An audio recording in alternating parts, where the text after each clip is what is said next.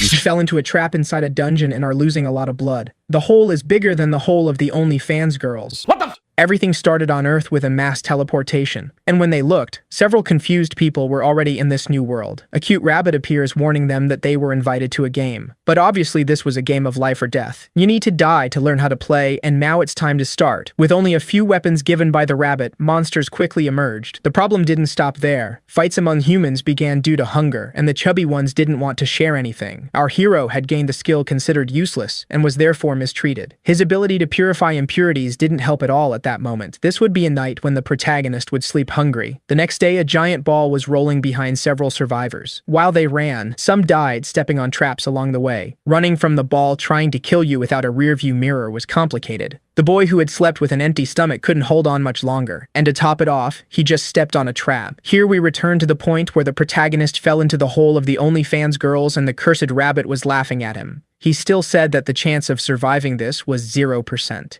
Even the other adventurers who wanted to help the boy had to leave him behind, alone in the big dark hole while ketchup gushed out. Sometime later, they had completed the first phase and thought they could go home, but obviously there were several phases ahead. As a reward for completing phase 1, everyone received a full recovery. And this was no different for our protagonist in the hole who was still alive by a miracle. But even though he was alive and 100% recovered, apparently he was forgotten and left behind. Suddenly the system warns that the dungeon is resetting. The hole closes again. Our hero named Dawoon throws a stone and triggers the trap. In seconds, the rabbit appears not understanding the situation. Why was this human still alive? Frustrated, he orders Dawoon to call for his status so he can check. And it is possible to see that the boy's name no longer appears, meaning the dungeon has determined him as dead. Realizing that the boy is no longer a survivor, but a bug in this dungeon, the rabbit says he must follow the natural order and die slowly in that hole. But of course, the protagonist is not going to give up like that and opens his inventory. He needs to survive, no matter how. Initially, he thought about digging and getting out the other side far from the monsters. However, that was a very hard job without the proper tools.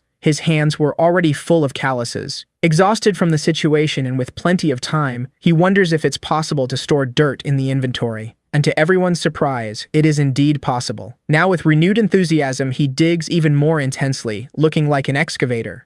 Thanks to the system, he can even see how much he has already dug, until a message appears saying that his first achievement was obtained and he gained a skill. His second skill was digging, and he could dig even faster if its level increased. The boy gets frustrated since he wanted a combat skill. How is he going to tell the others that he has a digging skill? Much later, the curious rabbit, wanting to know if the boy had already become worm food, decides to go down and look for him. Entering the boy's hole, he thinks the body must be nearby, but is surprised as the hole gets wider the further he goes in. And when he sees torches on the cave walls, he starts to panic. Suddenly, he finds the boy calmly whistling with a piece of meat in hand. The boy was not only alive and well-fed, he had also made an underground house complete with a bed and dining table. By taking dirt from the inventory and mixing it with a bit of water, he turned it into clay and could mold it into whatever he wanted. The rabbit, still not understanding, questions what the guy is doing. Dawoon says he will serve the guests, obviously, but the rabbit doesn't care about that, and says that soon the boy will die alone.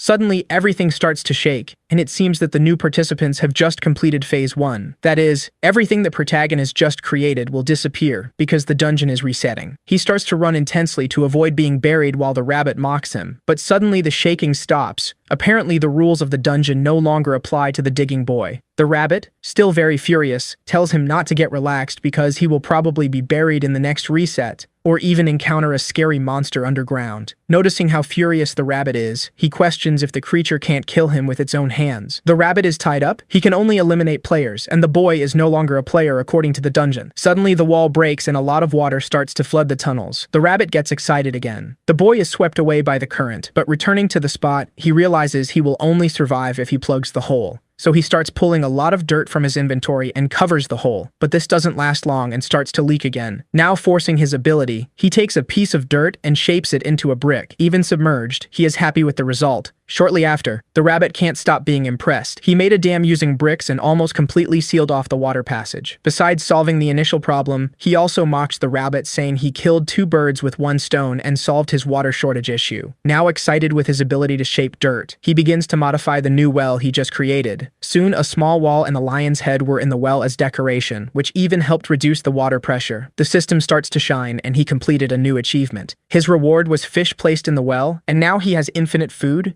Everything the boy does makes the rabbit more and more irritated. When night fell, he was even roasting the fish he caught in the well. The rabbit is already losing hope while thinking that his magnificent dungeon is being used to roast food. Dawoon, having a good heart, again offers food to the rabbit, and he even drools at the delicious smell of the food. But again, furious, he refuses and starts a new argument. Minutes later, the boy had already eaten and was sleeping peacefully in his room that he created himself. The problem was that the smell of the barbecue rose to the surface, and the monsters sensed it. Tremors were felt throughout the cave. Suddenly, a giant boar was in front of the boy who was dreaming of eating pork. In the middle of his dream, he suddenly wakes up and punches the boar in the face because he was still dreaming. But upon truly waking up and looking to the side, he realizes there is a very furious boar staring at him. With nowhere to run, he will have to face the beast. Quickly using his ability to shape dirt, he creates a barrier in front of him to defend against the boar's first strike. Then he takes the opportunity to gain distance and creates a new barrier. This time, it is more resistant. Even so, the creature breaks it with little effort. Furious that the boar just destroyed his room, he decides to use a new technique. A giant stone ball starts to come out of his inventory. The boy holds it with his hands, but obviously can't throw it very far, so he has to run away from the beast again. As he runs, he starts to salivate, thinking about the barbecue he could make with that boar. Then he raises another giant wall, and at the same time makes a hole for the boar to get trapped. At that moment, the poor little creature already knew it was going to become barbecue.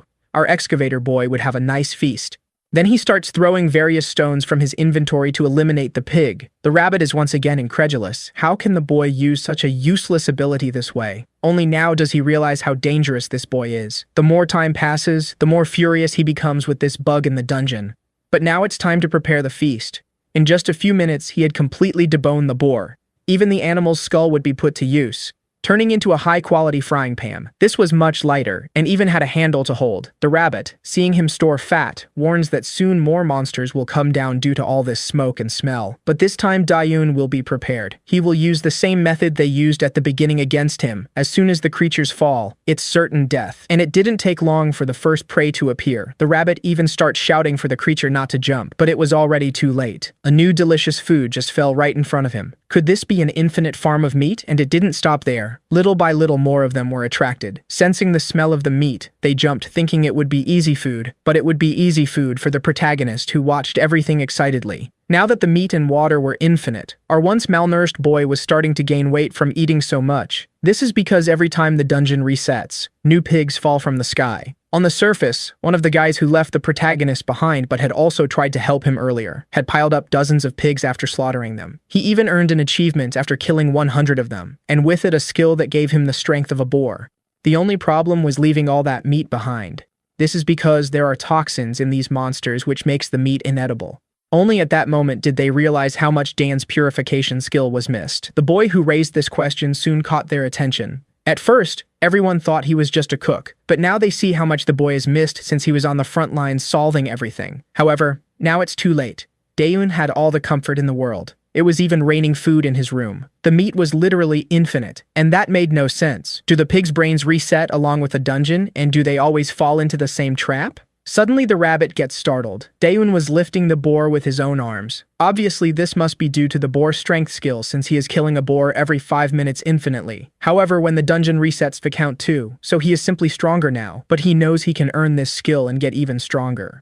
Dawoon climbs out of the hole and comments that he should build some kind of entrance. When he gets to the top, he is startled to see the rabbit looking downcast and asks what happened. The guy, completely dumbfounded, asks if the skill the protagonist mentioned was from the Horned Boar Slayer achievement. The Dawoon says yes, and a rabbit says it's impossible because you can only get it after killing 100 boars. The protagonist then explains that he caught the 100 boars with a trap. The rabbit says something is wrong because the dungeon has reset several times. Dawoon asks what that has to do with it, and the guide replies that when the dungeon resets, the count also resets, and that there are only about 40 boars up there. The protagonist with a silly face comments that it seems his numbers stay the same even with the resets and asks if that wasn't supposed to happen. The little rabbit gets irritated and calls him a bug human, while Dawoon wonders if all the monsters he kills will count. Thinking he might get another achievement when he kills 100 more, he reflects that it will be difficult to do without a group. The guy gets irritated and says the protagonist is starting to look like a pig now that he's eating them every day.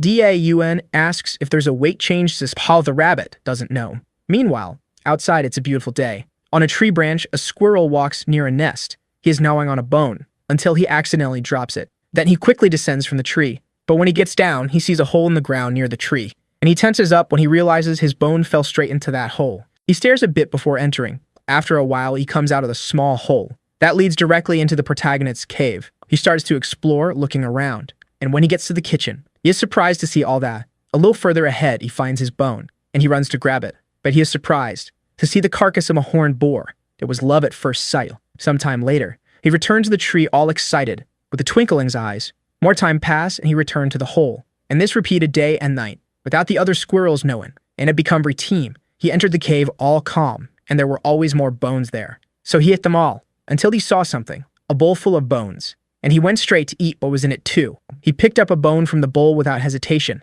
He was a little intrigued by it, but it only took one bite to feel a flavor explosion, and he was ecstatic. He soon started eating more and more amazed. He continued eating the bones from the bowl, until he notices something. The bowl was on top of the protagonist, and he is worried when he remembers the old squirrel teaching that humans are dangerous, and he starts to leave, afraid that the protagonist will get up and attack him. But the temptation of the bowl is too strong. He tries to resist. He makes a determined look, focused, but he goes back to eating the bones. Daun, who was pretending to sleep, sees this and is happy. Then he celebrates that he found another living being after spending once living alone in that cave, and says it's good that the squirrel feeds on bones because he is very careful and didn't know how to approach him. While Daun is being careful thinking about how to make friends, the squirrel realizes he is awake. The protagonist worries that he might run away, but the squirrel continues eating the bones. Daun is moved by so much cuteness, so he slowly tries to pet him. The little squirrel notices and lets him. Daun is all happy that it worked, and again a glow appears.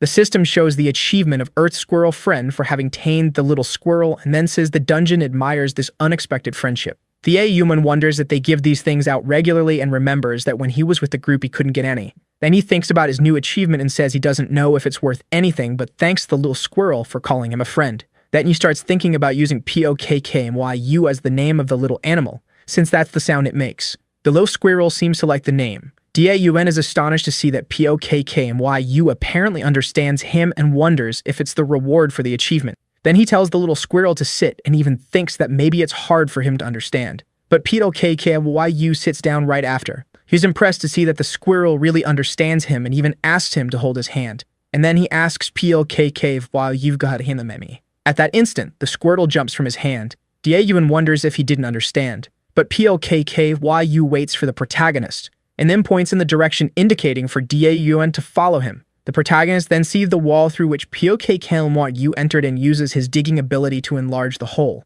As he climbs through the tunnel, he wonders if the squirrel noticed that entrance because it's smaller. That he remembers that every time he tried to dig an exit, he ended up facing stone walls. Daun dug several tunnels looking for an exit and was almost giving up. However, he is surprised when he notices something. It is already possible to see a tree root where POKKMYU entered. Then Daun gets emotional to see that you will finally be able to get out, and soon celebrates saying that you will finally be able to have some hope. He knows that if he climbs the roots, he'll be able to get outside. As he continues climbing, the protagonist is excited because he will finally be able to end this life under the earth. He can already see the sunlight, so he keeps climbing. After so much time, he finally into the outside world again, with birds singing in the sky and the soft grass on the ground. Daun can contain himself with that view, and starts to cry with emotion for finally being able to see the sky full of clouds and grass that seems endless. He says it's just a normal landscape with some sheep, but it seems so different. While he says it's welcoming and friendly, his speech is interrupted when he sees one of the little sheep suddenly attacked by a fierce wolf. Daun gets nervous and says that survival of the fittest is also part of nature, while there are several predatory looks in the forest, as the other wolves start to new. Because the feel of being alive didn't need to be so realistic. The protagonist starts to sweat coldly and turns pale because he knows that packs of wolves are known for having no mercy, and then thinks it's unfair to die right after escaping. The wolves start to growl and go on the attack. Daun already prepares for the worst. Then he crouches, but the wolves pass straight by. He doesn't understand, and he is relieved because the wolves were focused on the sheep and didn't see him. He asks if POKKYU knows another way because that place doesn't seem safe. But right behind him, another wolf appears. Daun tries to stay calm, thinking that this one's attention is also on the sheep, but the wolf has its eye on the protagonist. Daun runs back through the hole, yelling at the wolf and calling it an idiot. The protagonist says the entrance is too tight for the monster to enter, but it didn't take long for the wolf to break everything and manage to enter. At that moment, despair hits Daun, who keeps running and apologizing for calling the monster an idiot. He realizes the tunnels are too narrow and there's no escape. Then Daun opens the inventory and decides that since it's just one wolf, you'll finish it off. And he starts to build a wall, thinking that compared to the bore of the wolf is much weaker. But before he could finish his thought, the wolf leaps and attacks him, which draws blood from Dawoon. He can't believe it. The wolf is extremely fast. Dawoon realizes his situation is bad. The wolf missed that blow but will attack again. The protagonist wonders if he will be able to escape or if there's another way. And then he realizes he won't be able to run for long, and then he has to end this. Then an idea comes to his mind. He says he still has that, and there's nothing more he can do. The wolf leaps to attack him again. Dawoon says it's him or the monster while the blue aura begins to emanate. Then he lands a powerful punch on the wolf after activating the strength of the horned boar. The monster is thrown far away with Dawoon's punch. He's even impressed and wonders if he hit. He realizes the effect of this skill is incredible. The system shows that his physical attributes will be temporarily doubled. Then Dawoon confirms that now that he tried to fight, he knows his skill is indeed incredible. But the wolf gets up angry. The protagonist knows he managed to damage the monster. But he's sad it wasn't a one-hit kill. The system shows there are 7 seconds left of the skill, and Dawoon thinks to himself that the duration is his biggest weakness. And then with 6 seconds left, he has no time to waste and charges with everything. The wolf prepares for the attack, but Dawoon is faster and manages to jump and dodge to the side of the monster. Before the wolf could react, the protagonist lands another powerful punch on the wolf's ribs, and with a determined look, he hopes the monster dies. Dawoon continues to deliver a barrage of punches, so many punches that dust rises even from the outside. The protagonist is already tired, and the system shows there are still 3 seconds left, but the wolf is still standing. Again it charges, but Dawoon manages to dodge with on the.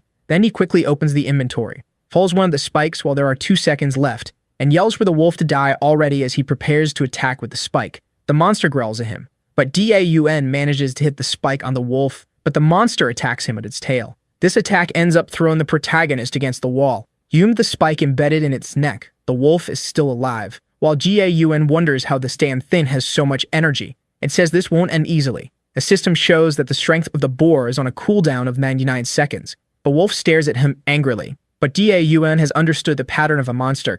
Its most dangerous attack is when it leaps to slash using its front claws. But after that, this attack is on cooldown. The protagonist asks if they can't have a truce for just 90 seconds, but the wolf launches another attack. As Dawoon prepares to launch his last attack, the monster is about to bite him.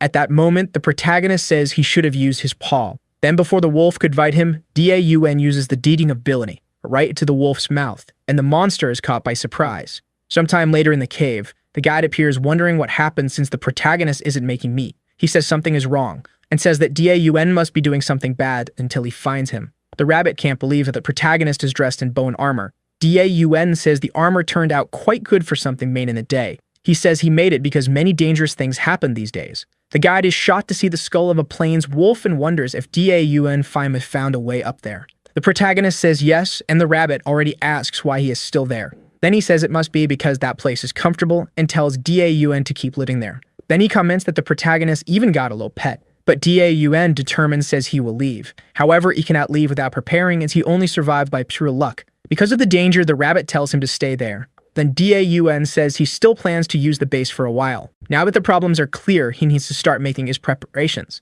The rabbit asks Dawoon to just give up and die, but ends up leaving the protagonist in a good mood, and the rabbit calls him a curse bug. Sometime later, Dawoon is training with the strength of the boar, lifting weights, and running while thinking to himself that the more he increases his physical stats, the stronger the skill's increase will be. Since he is using the skill a lot, the system shows that its level has increased and even the duration and cooldown have improved. Dawoon reflects that he was lucky last time. Wolves move in packs, and even if he tries to face them one by one, there are no guarantees that it will work. He uses a slaughtered boar as a punching bag, while thinking that he has to get stronger. The system shows that the strength of the boar has risen to level 3, making the physical stats stronger, the duration longer, and the cooldown shorter again. Then he activates the skill and delivers a series of punches to the boar. Dawoon lands a powerful punch. With a determined look, he says he will no longer run away. In the forests, some wolves are quite carefree until they notice something coming their way. Suddenly, Dawoon jumps out of the bushes. He is happy to find only 2 wolves.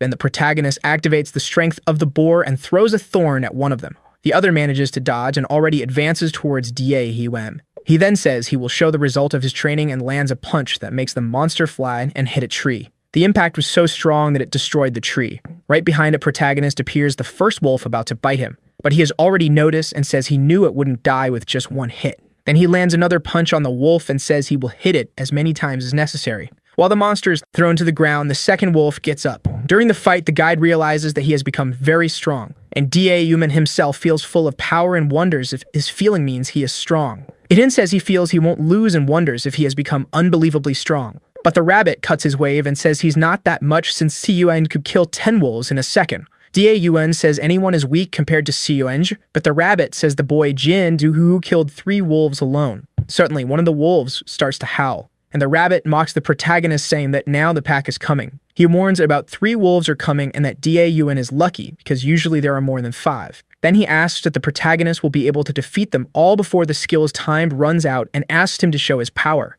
Dawoon then asks if the guide knows what the best part of his skill is. Then he says it's the increase in physical staff that is now 2.4x, which means he can run away 2.4x faster than normal. The guide is incredulous and asks if he's really going to run away. Then he asks if the protagonist doesn't have the honor to face them. But Dawoon says he only cares about something called life. Right after that, he jumps back into the cave hole. The rabbit says that usually players get obsessed and fight so much that they end up dying. Then he gets angry and tells the wolves to attack that hole. But Dawoon makes an earth wall and prevents them from entering. The monsters even try to dig, but it doesn't work, leaving the guide trembling with rage. He yells calling a protagonist a damned bug player and swears that one day he will kill him.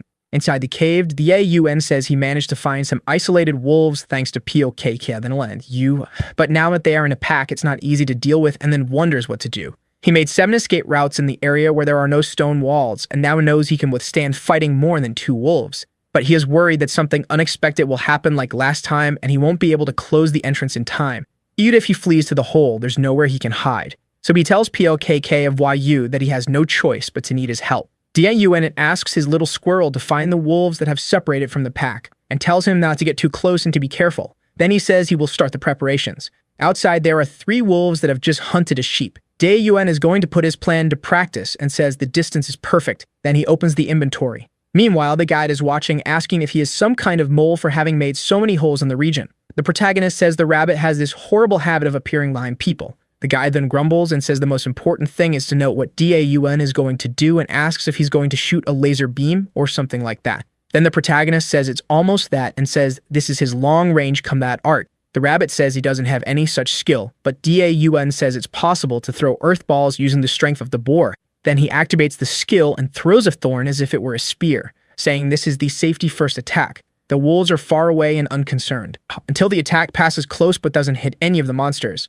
The rabbit starts laughing and asks if Dawoon didn't mean wolves, safety first. The protagonist throws another spear and misses again. And the guide says it looks like it's going to end in hand-to-hand combat, and that's what they call lack of experience. The plains wolves have the highest agility in Phase 1, and that distance is no problem for them. Dawoon says that despite this, they can't dodge in the air. So he throws the earth balls and says it's going as he planned. The guide asks if he really thinks this is going to work, and says there's no point in trying to buy time with earth balls because they'll destroy them in an instant. But a ball hits the wolf right in the face. The guide is astonished and can't believe it. Dawoon says the rabbit is underestimating the balls too much and that earth is heavier than he thinks. Then he says he used his digging ability to increase their density to the point of weighing 20 kilograms. And with the strength of the boar, he can throw them as if they were bowling balls. The guide is again shocked and can't believe those balls weigh 20 kilograms. In a few seconds, Dawoon managed to knock down 2 wolves. Only the last one remains. Then the rabbit comments that wolves hunt in groups and they have good teamwork,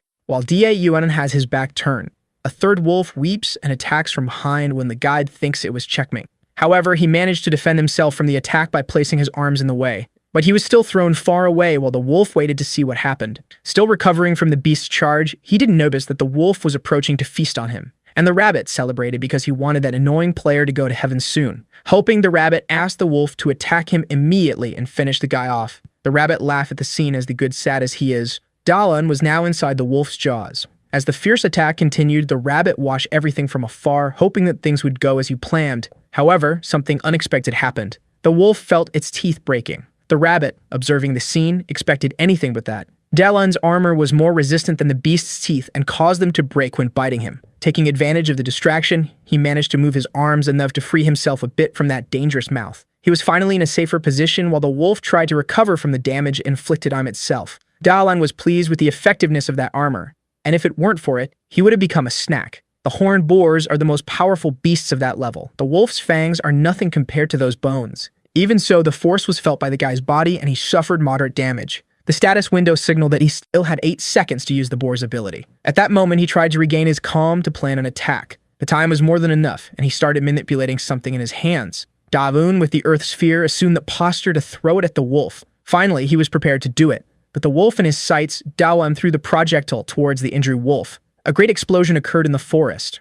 The rabbit, still watching, didn't like the way things had turned out. He then asked if the guy had finished off a wolf that lay in front of him. Definitely, this was not the result desired by the rabbit, who wanted the player in the wolf's place. Dawoon's strategy was to use a chain of tunnels, attack stray wolves, and then flee. That strategy is definitely efficient. But at a certain point, they began to be vigilant with the tunnels. They just didn't expect to be watched by the squirrel, who promptly relayed the information to his friend. Using it, he took the opportunity to train when an attack became too risky. The training caused his skill to level up more and more until the wolves were no longer able to resist. The forest apparently was at peace, but within it, Dawoon was controlling the wolf population. The rabbit couldn't believe that human was still alive. The anger he felt for him only grew, as did the desire to resolve the situation himself, and he said the guy was a coward for the way he attacked them. But his armor was already almost completely destroyed and it was necessary to keep him safe. He decided to discard it and might make another one in the future. Who knows? Dawoon noticed that the day was very calm, and they should have already arrived because of the howls,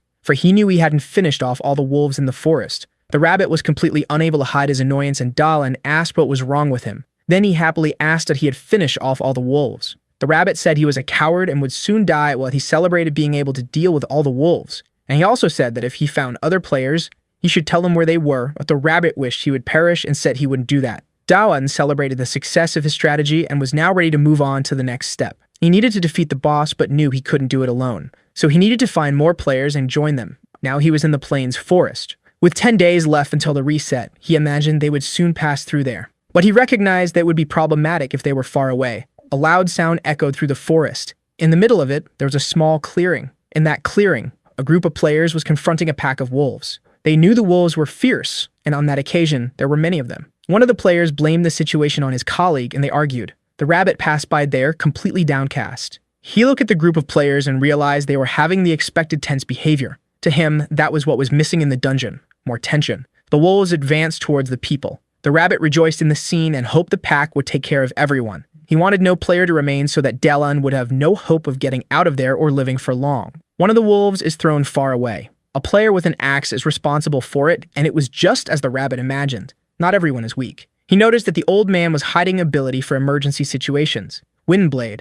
The stronger the weapon is swung, the more damage it inflicts. However, this is an ability that can also hit allies. The players ask him to restrain himself as he could hit them too, but the old man ignores them. Either he does that, or everyone becomes a snack. Only the strongest survive. The rabbit loved it. This was the spirit of the dungeon. The most cruel monsters are always the humans. The rabbit hopes that the reckless one ends up killing all his allies because if everyone dies, Dawoon will be left alone. But the guy is planning his life thinking he should go to a higher place. Dawoon is happy to have gotten out but doesn't know what to do now, and the rabbit won't take him to them. He asked Patio if he can imagine where the others might be. He wants to know where the humans are, and the squirrel becomes thoughtful. But he gave up insisting because he knows his friend doesn't know everything. He can't search because it might put him in danger, but he also can't face the boss alone. He thinks about building something to help him find them, like an observatory. It's a waste to think too much and not execute, and he is confident in his building skills. And for that, he'll need to get above the tree canopy. So if he started something earth bricks, the walls will be made of earth, and it will be easier to do since he has experience with the material. It might collapse since there's no cement, but he learned the technique that could reduce this risk. He brings his hand close to the bricks. He can change the shape of the object with his hand and intends to fuse the bricks with his digging technique. It's not a stack of bricks, but rather earth, and it won't collapse so easily. By the end of the day, he managed to accomplish a lot and was quite tired. In about 10 hours, he completed the task. He looks up the sky from where he stands, and he contemplates the beauty of the forming twilight. Far away, blood flies through the sky. The rabbit reads for the conflict and says they'll need that food if they want to fight tomorrow. He is pleased that the players have adapted well to the game, and he comes across a type of person he doesn't like who is looting a body. He thinks that this player must have many items in his inventory. The guy doesn't know, and the rabbit introduces himself as the guide of all this. He said he hadn't spoken to him, but that construction wasn't there yesterday. It's the first time the rabbit sees something like this. He is upset, and only one person there could be capable of that. At the top of the tower, Dawoon is building something else tired. His hands are quite shaky, and he finally completes that small object.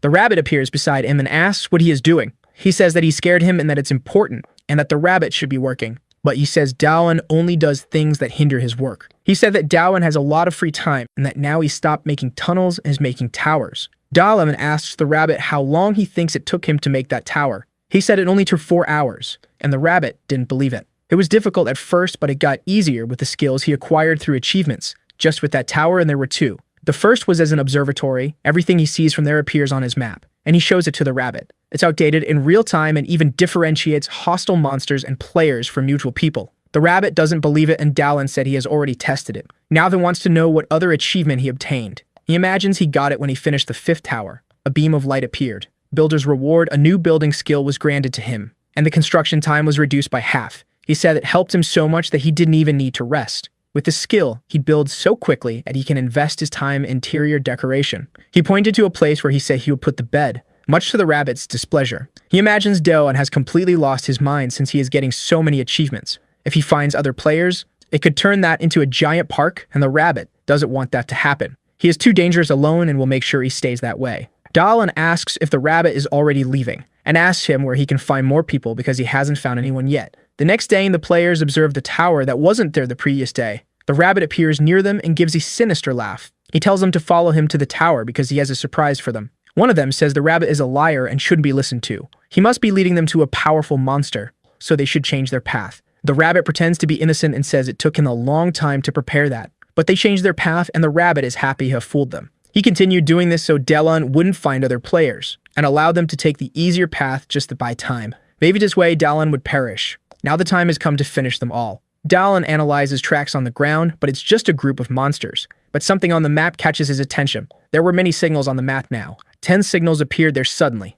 Then even more appeared, so many that he couldn't count them. Dawoon is scared because he can't imagine what it could be. A monstrous rat is running, and with it, there's a horde of other rats. They are advancing through the forest without stopping, leaving the trail of destruction in their wake. The trees tremble with their advance. If Dawoon had taken any longer, he would be in trouble and is glad to be near his tower. Every 4 weeks after the reset, the rats descend from the mountains, devouring everything in their path. Dawoon had been counting the days for this, but forgot for a brief moment another reset is on the way. And is at this moment that he has an epiphany. The players don't appear on the map, it's because they've died or moved on to the next stage. He thinks he can stop looking for them now and head to the beginning. The squirrel tries to say something to him, and makes a funny face. Dawoon says they don't need to worry about the rats. It just need to pay attention to the map. A large gate stands before them. The players, despite the adversities, have managed to reach it. But they don't know how to defeat that enormous golem. Swords are useless against it. The golem prepares to attack them. The bald guy says he's going to take down the golem because he's very tough. He gets ready to strike the golem with his mace.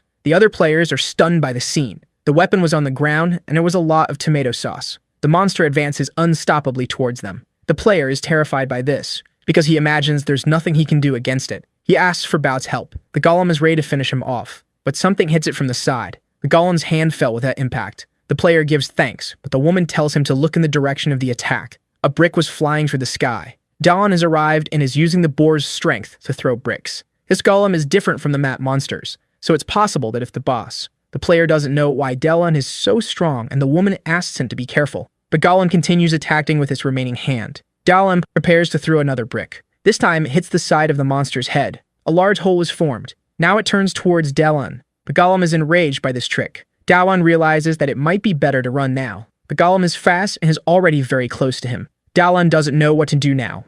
He remembered when they defeated the boar. They stretched a rope across his path, causing the beast to fall. And so they managed to strike its vulnerable belly. Dawoon said that it was very well planned. Sung said it was nothing and uttered a cliché phrase. The bigger they are, the harder they fall. Dawoon throws another brick at the golem. This one hits its leg at knee height. Dawoon waits for the impact's result. The other players watch a very surprise. The golem began to fall to the ground. Dawoon is pleased with the result and thanks Sung for the advice. The golem tries to get up after the fall. It doesn't move and must be trying to regenerate its missing leg. But that didn't matter because now Dawoon had plenty of time to finish off that immobile monster. And he throws another brick at it, but nothing happens. The brick falls to the ground and the golem remains intact. A window appears for Dawoon, startling him. The boar's strength is on cooldown and will take 70 seconds until it can be used again. The golem is now fully regenerated and ready to finish off the players. It attacks Dawoon, who manages to dodge. He fell nearby and prepares to react. Dawoon arms himself with an earth brick in his hand. He threw it at the golem, but nothing happened. The golem, enraged, brings his arms together. He doesn't understand what it's doing. The monster begins to concentrate its strength and prepares to strike the ground with all his might. He slams the ground, causing the earth to tremble. The other players are terrified and wonder what happened to the guy.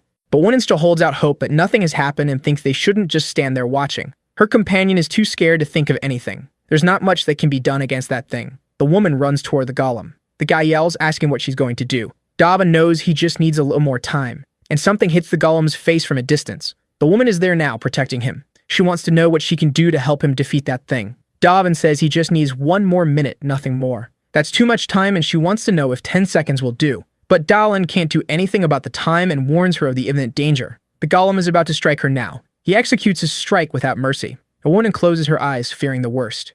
Feeling that she's still alive, she opens her eyes cautiously. The other players are there now, helping them. They are a team and wouldn't leave her alone, and they ask Dawoon what to do. He tells them to attack the golem's chest. It's difficult to attack there, but he saw the golem protecting that area. There must be something there. They cling to the monster, and the wound goes to help them too. She launches a fireball in its direction, and it hits the chest directly. The armor was damaged and a light shone from that spot. The golem places its arms over its chest to protect itself. That was what Dawoon needed to see. The guy asks if it was only him who saw that. Now everyone is motivated and knows they need to attack the monster's chest. Dawoon checks his screen to see if he can use his ability yet. Meanwhile, the other players continue fighting the golem. The golem defends itself as best it can, and it's stronger than they imagined. Dawoon notices that the monster seems to be made of earth. If it's made of earth, he has an advantage. And it finally dawns on him that it's made of clay. If that's the case, you should be able to control this monster. The golem opens its arms, throwing the players away. Dawoon runs towards it. The woman asks if a minute has already passed.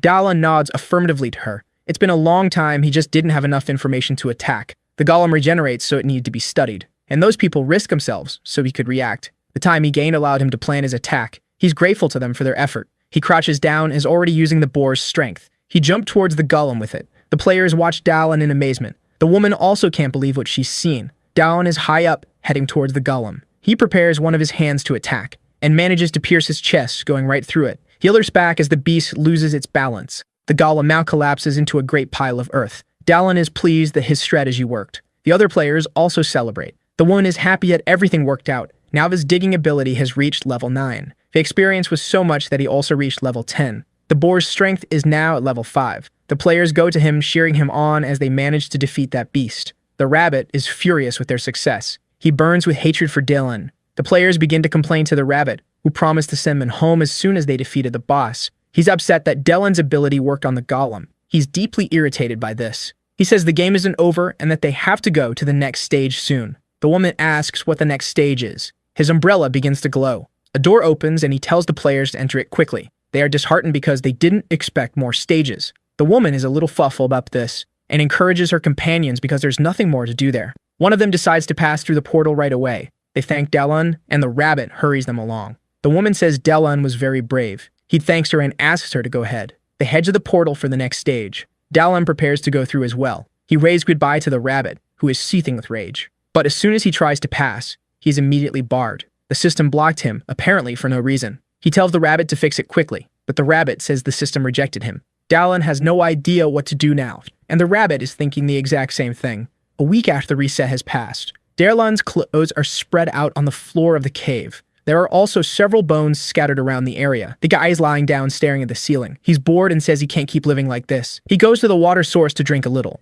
After washing his face, he starts thinking a bit more. The squirrel stayed with him and the base wasn't reset, but the towers he had built disappear and after the reset. The surface resets while the underground remains intact. He wonders if this part is considered part of the dungeon or not. Then he notices something. The system's creator only placed him in a place that already existed, so he can go anywhere as long as it's not through the system. South and west are deserts. To the north are the ruins, and to the east is the mountain of rats. He doesn't have enough food to cross the desert. All that's left is the mountain of rats, and maybe he can pass through it if he goes underground. He's pleased with his idea and decides to give it a try. He's now to the east in the forest. He hit a wolf on the head with a stick. Around him, some wolves are riding from the blows. Another one tries to attack him by surprise, but he manages to dodge just in time. Opening his screen, he attacks it. He summoned an earth block over it, crushing it. The wolves keep coming and the boar's strength is on cooldown. It was time to use his other abilities. He builds a small tower that places him above the wolves. Dawoon is quite happy with this distance now. He can't be attacked there but can attack the wolves. The rabbit is upset because Dawoon is getting stronger and stronger. He descends, boasting in the wolves are down now, and he tells the rabbit and he's heading for the mountain, and the rabbit can't believe it. He looks at the rabbit suspiciously. Judging by the rabbit's reaction, there must be something about that mountain. The rabbit tries to convince him not to go, but the guy ignores him. The rabbit says that was his home, but the guy says they never liked each other anyway. The rabbit says that without Dawoon, he will die of loneliness. Seeing footprints on the ground, he imagines he's already close to the mountain. Quickly, he builds a tower with underground access. Much to the rabbit's dismay, with a map that appears with the tower, he'll be able to plan his advance carefully. This way, he can get close to the mountain quickly, avoiding dangers. The rats that appeared along the way were properly dealt with, and if he encountered a group too large, he would just go underground. And since the map was essential for his safety, he built several watchtowers. He was almost done building his 4th tower. It's at this moment that a system notification appears. Players cannot leave the territory of the first phase. Dawoon didn't expect this to happen. The rabbit says that if he goes beyond that point, he'll find out if there's bread in heaven.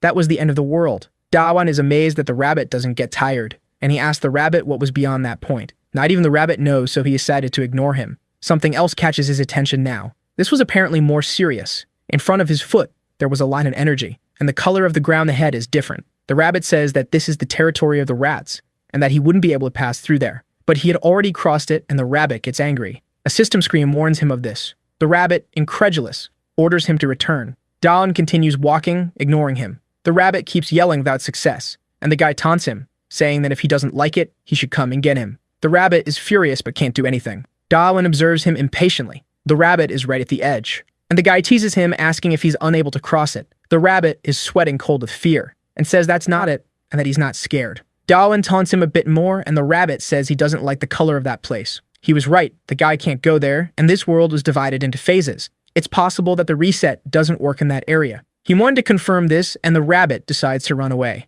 The guy would like to ask a few questions, but prefers the rabbit far away anyway. He has 2 weeks until the reset, and will build some towers until then. If nothing resets, his life will become much easier, and he'll be able to reach the other side quickly. If everything goes as he suspects, he'll be able to leave that dungeon forever. He built a tower and is working on the second one. He worked for 3 hours and is now hungry. He's checking what items he has in his inventory. Something on the list caught his attention. There it was, the golem core that he hadn't even noticed he had received. He imagines that with that core, he could make his own golem. He's at the base of the mountain now because he's worried it might attract puny monsters on the surface. The tunnel isn't very tall, so he thinks about making the golem differently. It doesn't need to have a human appearance, and if it's quadrupedal, it will move more easily. He's thinking of making an elephant now. He draws up a design on the ground and prepares to create it. He summons some blocks of earth, and with his hands, he begins to shape the golem. The squirrel gives his hard work and fret in the discreet pat, and Dawoon pats him back. With the final touch, the golem is finished. Dawoon is pleased with what he's made, but as soon as he's done, the sand elephant collapses.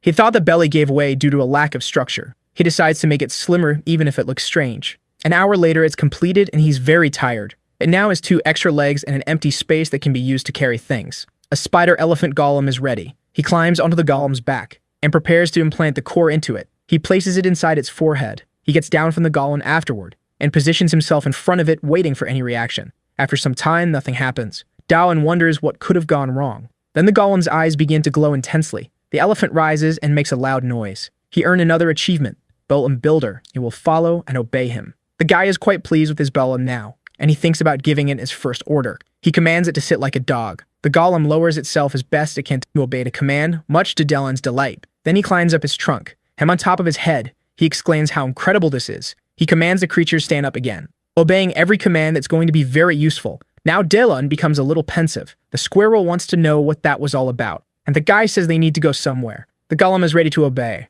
and Dawoon says his golem means your brother now. The rabbit is in front of the players, wishing them luck in the fight against the boss. They still have doubts about whether they'll be able to return home after this. The strong light blinds them momentarily. They open their eyes to see what's there, and there's nothing, just a mass of destroyed earth. The rabbit can't believe what he's seeing. Then he remembers Dawoon. He's furious, and the players ask if they can go home now. The guy flees with his golem. The tunnel he made with his ability leads him from the mountain to the ruins. It took a week of work, but it was worth every drop of sweat. He can't wait to get back to his base. He finally arrives at the Mountain of Death. It took him 2 hours to return, a very reasonable time. He opens his system screen to view the item. He's thinking about what kind of golem to make this time. He's considering making one for combat, a bite with sturdy arms. He already knows what he's going to do. Time passes and the day is breaking. He should have made the elephant this way. It wouldn't have collapsed after being completed. He extends the cords of his construction, and he names it the Fierce Gorilla. The gorilla's eyes begin to glow intensely. He shouts with excitement. It worked. He gives it a few commands, and tells it to be cautious with the ceiling.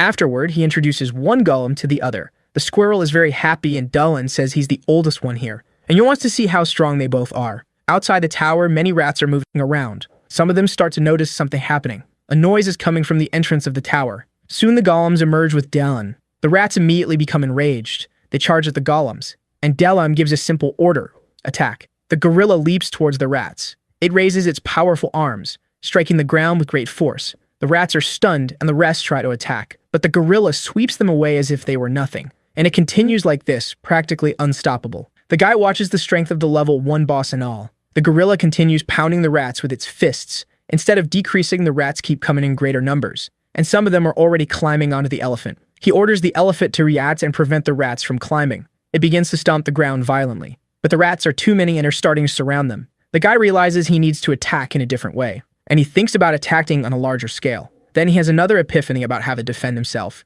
He tosses an item to the gorilla. The gorilla grabs a large block of sand in one of its hands. Dawoon orders it to throw it. The gorilla prepares to launch the object. It flies far and high into the sky. The block crashes violently on the rats. Dawoon is pleased with the result and asks the elephant to move closer to the gorilla. Then the guy climbs onto the other golem. Now he asks the gorilla to extend its hand. This way he can place the cues quickly, and orders the golem to continue attacking the rats. And so it does, using the cues. Each throw crushes several rats. Dawoon keeps applying cues to his golem, which hurls them at the rats. Though it's an interesting solution, he had an even better idea. With the elephant close to them, he took advantage of its empty space to fill it with blocks. Now the gorilla's attack was even faster. Quickly, most of the rats had been dealt with. A message appears on his screen, warning that the dungeon is about to reset. Dawoon wasn't expecting the dungeon to reset. The ground starts to tremble as soon as the message appears. The rats begin to screech as if something is happening to them. They flee as if they've gone mad, sparking the guy's curiosity because they seem afraid of something.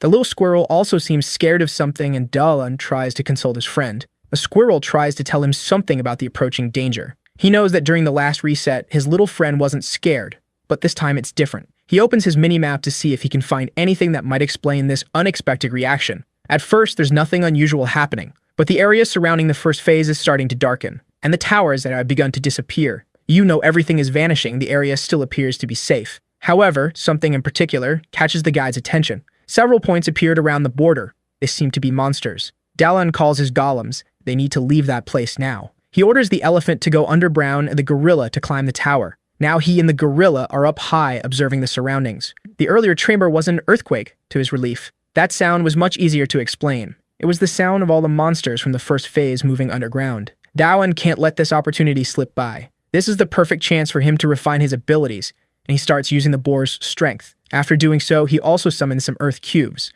and ordered the gorilla to throw the cubes at the monsters. It would be his bazooka. All he had to do was create a block that the gorilla could lift with its ability, and the two of them start hurling the blocks from the top of the tower. The low rat looks up suspiciously. A massive block of earth is descending from the sky toward the monsters. They fall like meters, and there's nothing the rodents can do to avoid them. The goal wasn't to eliminate the monsters, but to refine Dawoon's ability. Because of the ability's cooldown, it wasn't easy to level it up like the digging ability. This time it was different because he could use it for an extended period in a safe place, a golden opportunity. The rats writhe in agony as the boulders rain down on their heads.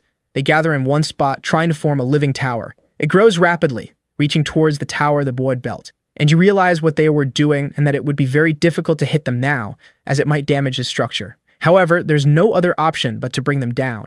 Turning to the little squirrel, he says he's going to nip that problem in the bud, striking a living tower at a critical point. The rats begin to lose their balance and their tower becomes unstable. The rats fall to the ground, defeated by Dawoon's stones. Focused on finishing what he started, he concentrates even more, preparing to use his digging ability. He uses it to create a large object in front of him. He'll continue repeating this pattern as long as he can. He prepares his hand to use more of his ability. In front of him now is a block decorated with numerous spikes. He says the gorilla can do its job with that. The beast lifts the spiked block with its immense strength, and using its power, it hurls it toward the monsters below. The spiked cube spins rapidly in the air. Its fall was intense, leaving a trail of destruction in its wake. A large trench was created by the impact, clearing the rats that were in the block's path. Dawoon is amazed that this idea was so effective. The light discreetly appears in front of him. The system informs him that he has finally mastered the digging ability. He never imagined there would be a level beyond 10, and the boar's strength is now a level 7. From the top of his tower, he concludes that all of this has been very productive. He wants to leave the tower and tells his little squirrel that they're heading back to the base.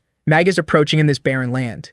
Now that everything is quiet, he wonders if all the monsters have really left that place. Looking at the map, he guesses they've hidden in the caves. There must be many nests given the number of rats, and the upper part of the map will become dangerous. He knows that it was difficult because they were stationary, and if a large group wanted to attack them, there would be little to be done. However, he is motivated by his results and wants to keep digging. This has become much easier now that he has a master level in this ability. With little effort, he can create enormous tunnels. Using his ability underground, he encountered something unusual. The tunnel made a rock formation different from the usual pattern. The stone was too dense, and no matter what he tried, he couldn't get through it using his digging ability. Without a solution in sight, he decided to return to the surface. The air is a bit chilly. He imagines this is due to the area being open and without trees. Walking in that area would be dangerous with the rats. He needs to think of a path that won't leave him so exposed to the monsters. Even if he can't dig, he could still erect towers, but with the underground block, there's little to be done. Especially if he ends up facing another giant horde of rats. Things could get dangerous.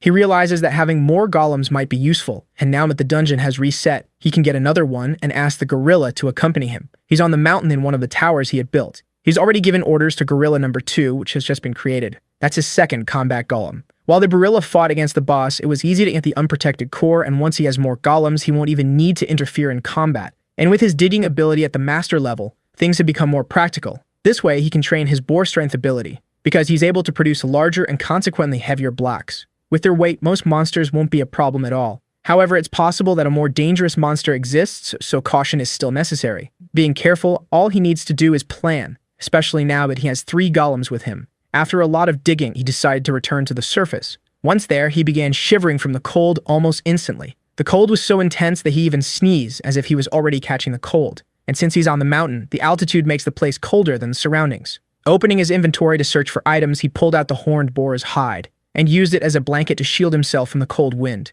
The low squirrel was there with him, bumbling up. The coziness was so much that it put his little friend to sleep. The scene was cute enough to bring him joy. After a while, he asked the golems to stop marching, and once they stopped moving, there wasn't as much wind to make him feel cold. Dawoon imagines that if he made a roof on the elephant, it could solve his problem with the excessive cold wind, and decided to put his idea into practice. Climbing down, he ordered the gorillas to secure the perimeter. He started handling the clay to shape what he wanted to create. Then he used his digging ability. But something unexpected began to happen in front of him. Making something thin like that was impossible before, but now that he's at a master level in this ability, he managed it. It was not only thin, but also extremely smooth, not even resembling ceramic. Pressing it with his fingertip, the piece broke because it had become too thin, compromising its hardness. Analyzing the piece, he realizes the edges need to be thicker to prevent it from breaking. Even so, he couldn't make a piece that was strong enough. After many attempts, he finally managed to create a result that wasn't excessively thin. Now with the piece thicker, he wonders if it would be a problem if it fell. He spends a few moments deep in thought, imagining what might happen.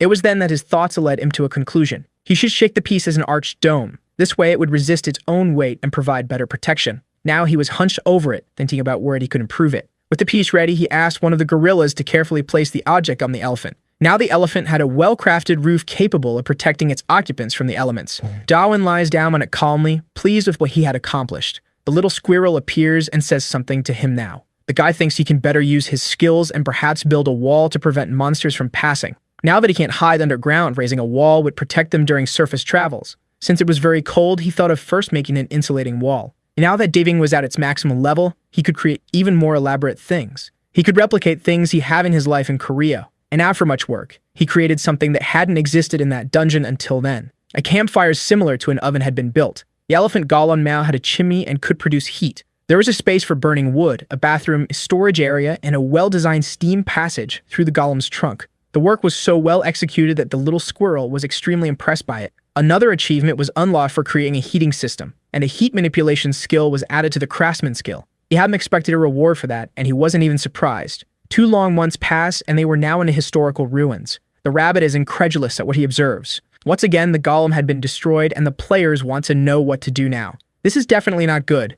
Dawoon continues to collect the item from the level 1 boss. If things keep going this way, his superiors will start to complain. At his base, the guy just limits a little that he can't show what he's made to anyone else. If the rabbit were there, he would show him his entire army of golems, which now numbers 5. The group of golems advances up the mountain. The guy is inside the mobile home and his elephant has become. Through the window, he doesn't see any rats and assumes it's because they're now high on the mountain. If they continue at this pace and without any unforeseen events, they'll soon reach the top. He finally dismounted from his elephant, and contemplating the horizon line, he was quite impressed with what he could see from there. The mountain range formed a beautiful landscape as seen from that spot. Perhaps that's why people enjoy hiking. The scenery is not only beautiful, but also takes you to places with refreshing air. He looks back for a moment, and something immediately catches his attention. In the distance, it's possible to see a fort, and he doesn't know why that structure is there. Now he's wondering what that could be. As he gets closer, his doubts only grow about why the historical ruins are in that place. He was far from the location of the first phase, and now he wants to know why it's called a historical ruin.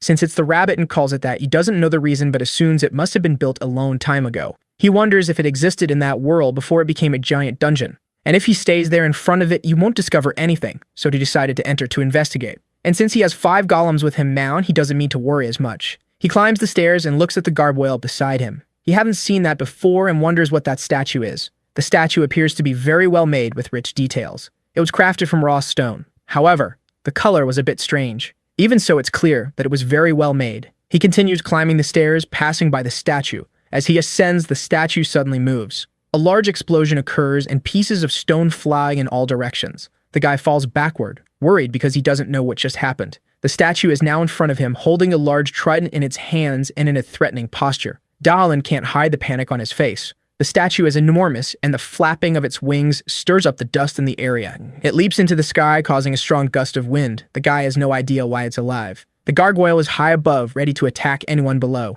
Dawoon thinks he's in big trouble because there's little he can do against such a huge beast. The gargoyle sweeps down fiercely towards the intruder of the ruin. Dawoon desperately calls for his golems to do something. Before the gargoyle can reach him, 2 of the gorillas were already prepared to attack the aggressor. The statue strikes the first one of the blow from its trident. The blow is powerful enough to cause one of the gorilla's arms to snap like rotten wood. The gargoyle then turns to the other golem that tried to attack it. Noticing more golems coming to attack it, leaps into the air again, avoiding being grabbed by them. Now it descends towards the one that had collided with each other, and with a swing of its powerful tail, another of the golems is damaged. The gargoyle lands on the ground while the gorilla succumbs to the damage it has taken. It stands tall with no damage to its body. Dawoon is genuinely worried because the statue is much stronger than he expected. However, the golems, despite suffering extensive damage to their bodies, are already beginning to regenerate. Dawoon realizes he needs to distract the creature to give the golems a chance to attack. He summons an earth cube, placing it on his elephant's trunk. He then orders the elephant to hurl the cube toward the statue.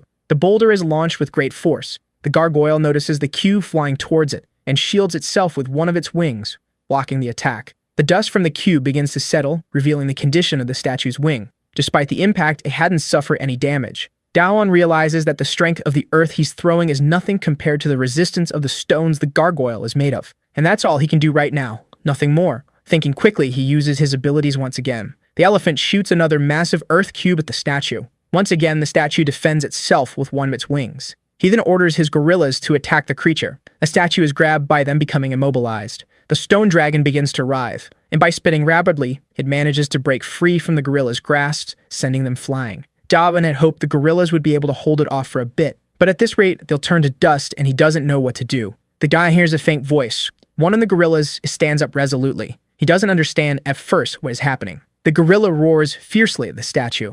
It manages to grab it from behind, successfully immobilizing it. Dawoon observes the cleverness of the 4th gorilla. Seeing what was happening in front of him, he orders the remaining golems to flee the area. They manage to escape while the last gorilla holds the gargoyle in place. This was far from ideal. The situation was merely catastrophic. They're now close to the summit of the northern mountain, and the gargoyle hasn't followed them there. It's a miracle. Had he got out of there losing only one of his golems, and now he can only wonder what might be in that ruin. According to the math, that wasn't a monster, and since it's not in the phase area, it's not a boss either, he hadn't expected this to be in his path. That must be why the rats don't go there. There's definitely something behind all of this. Now Dawoon needs to find out what it is, no matter what.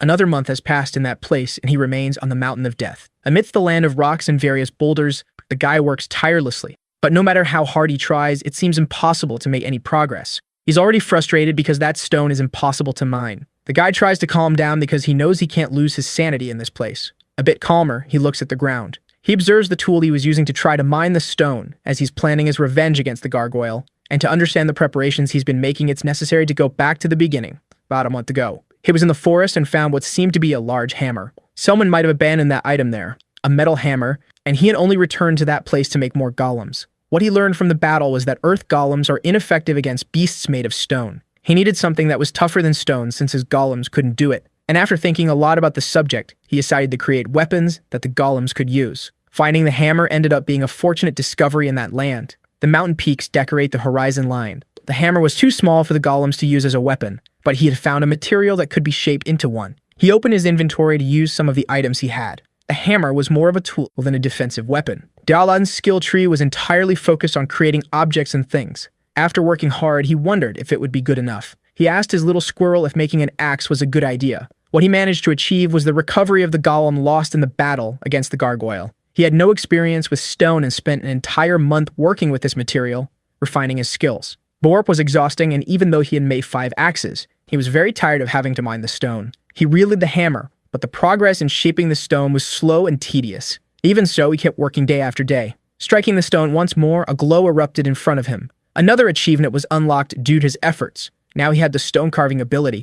It was yet another thing he didn't expect to happen. The dungeon provided all kinds of skills, and that's how he acquired the digging ability after digging extensively. Now he just needed to figure out how to use this newly acquired skill. He imagined he needed to punch the stone, but doing so didn't achieve anything. So he grabbed the hammer in his hands and thought of using it to see if something different would happen. He spoke the name of the skill as he prepared to strike the boulder. A bluish glow emanated from the spot where the impact occurred. He observed the stone he was trying to break intently. After some time, it cracked. He didn't need to hit very hard, and yet the cut was clean. Remembering the effort he had put in all those days trying to shape the stones, he recognized the value of this skill. He struck a few more stones to improve his affinity with the skill, continuing to understand how it worked. Looking at a larger stone, he wondered if he could break that one too. Now he was determined to try. The sound of the strike echoed through the place. The single blow wasn't enough, but he imagined that with more strikes, he could break it. Now he was thinking of making the axes with the help of this skill. It was much easier, and it took him only an hour to carve the axe. And now the time required to make them was much shorter. In total, he managed to make the 8 axes he wanted, and with the different shapes, he learned more about the characteristics of the material. He needed to strike the something harder than the stone. The heavier the tool, the easier the stone broke. He could also control the direction in which the stone would break. He wondered what would happen if he struck without the guide. Even though it would break, the impact would have no direction, and it would be slower and less efficient, just scattering unusable pieces on the ground. However, one of these pieces caught his attention. He decided to hit with a hammer, and saw that there were even smaller pieces. He wanted to see how far he could break them down. He repeatedly struck the small pieces of stone. The stone had turned to powder, resembling more sand than stone, and in this state he thought of testing his digging ability on it. Extending his hand towards the stone powder, he used his ability. A block began to form in front of him. He was impressed by what was happening before his eyes, and looking at his inventory, he realized that it had worked. The material of the brick was the same as the stone, so it was very hard, almost as if it had turned back into stone. He needed to break more stones to make more bricks like that. He couldn't stop thinking about how this skill would be once it reached the maximum level. With a stick, he began drawing on the ground. He was planning his strategy against the gargoyle, which had the advantage in open spaces due to its ability to fly. Using his stone carving skill on it could be dangerous, so the boy kept thinking he just needed a way to get close without putting himself at risk. He needed to dig a tunnel, and with the stone carving skill, he might be able to. But it was possible that, at his current skill level, the time required would be impractical. He continued trying to think of a solution, and looked at the drawing of his golems on the ground. And finally, it seemed he had an interesting idea. The first golem was the elephant, but he made a gorilla right after. And he needed mobility to fight. What could help him now was a more agile golem. He began sketching shapes on the ground that could fulfill this objective. The little squirrel was impressed by the drawing.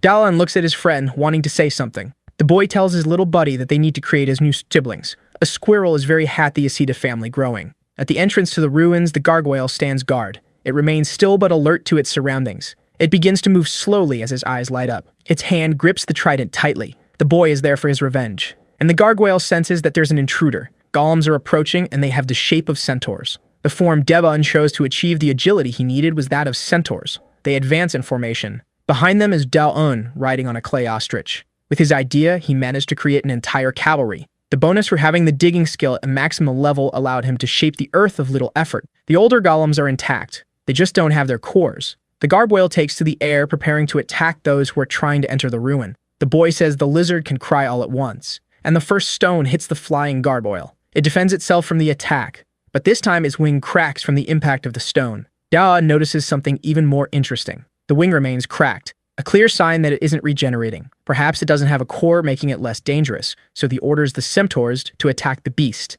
They advance, carrying the stones carved by the boy. The gargoyle descends to attack, heading toward the lid's centaur. With its trident, it cuts through the centaur effectively. A second centaur tries to strike with the stone it's carrying, and the edge of its axe hits the shaft of the trident, breaking it. Even so, the gargoyle uses the broken weapon to slice through the centaur in front of it. The boy ordered the two that had attacked to fall back so that two others could take the lead in the assault. In this way, attacking in pairs, he could give his golems time to regenerate, and with more precise commands, they could react better. This was only possible because he was issuing orders very quickly. No matter how strong the gargoyle was, it would withstand infinite attacks, and one of his weaknesses finally became apparent. It was now closer to the ground.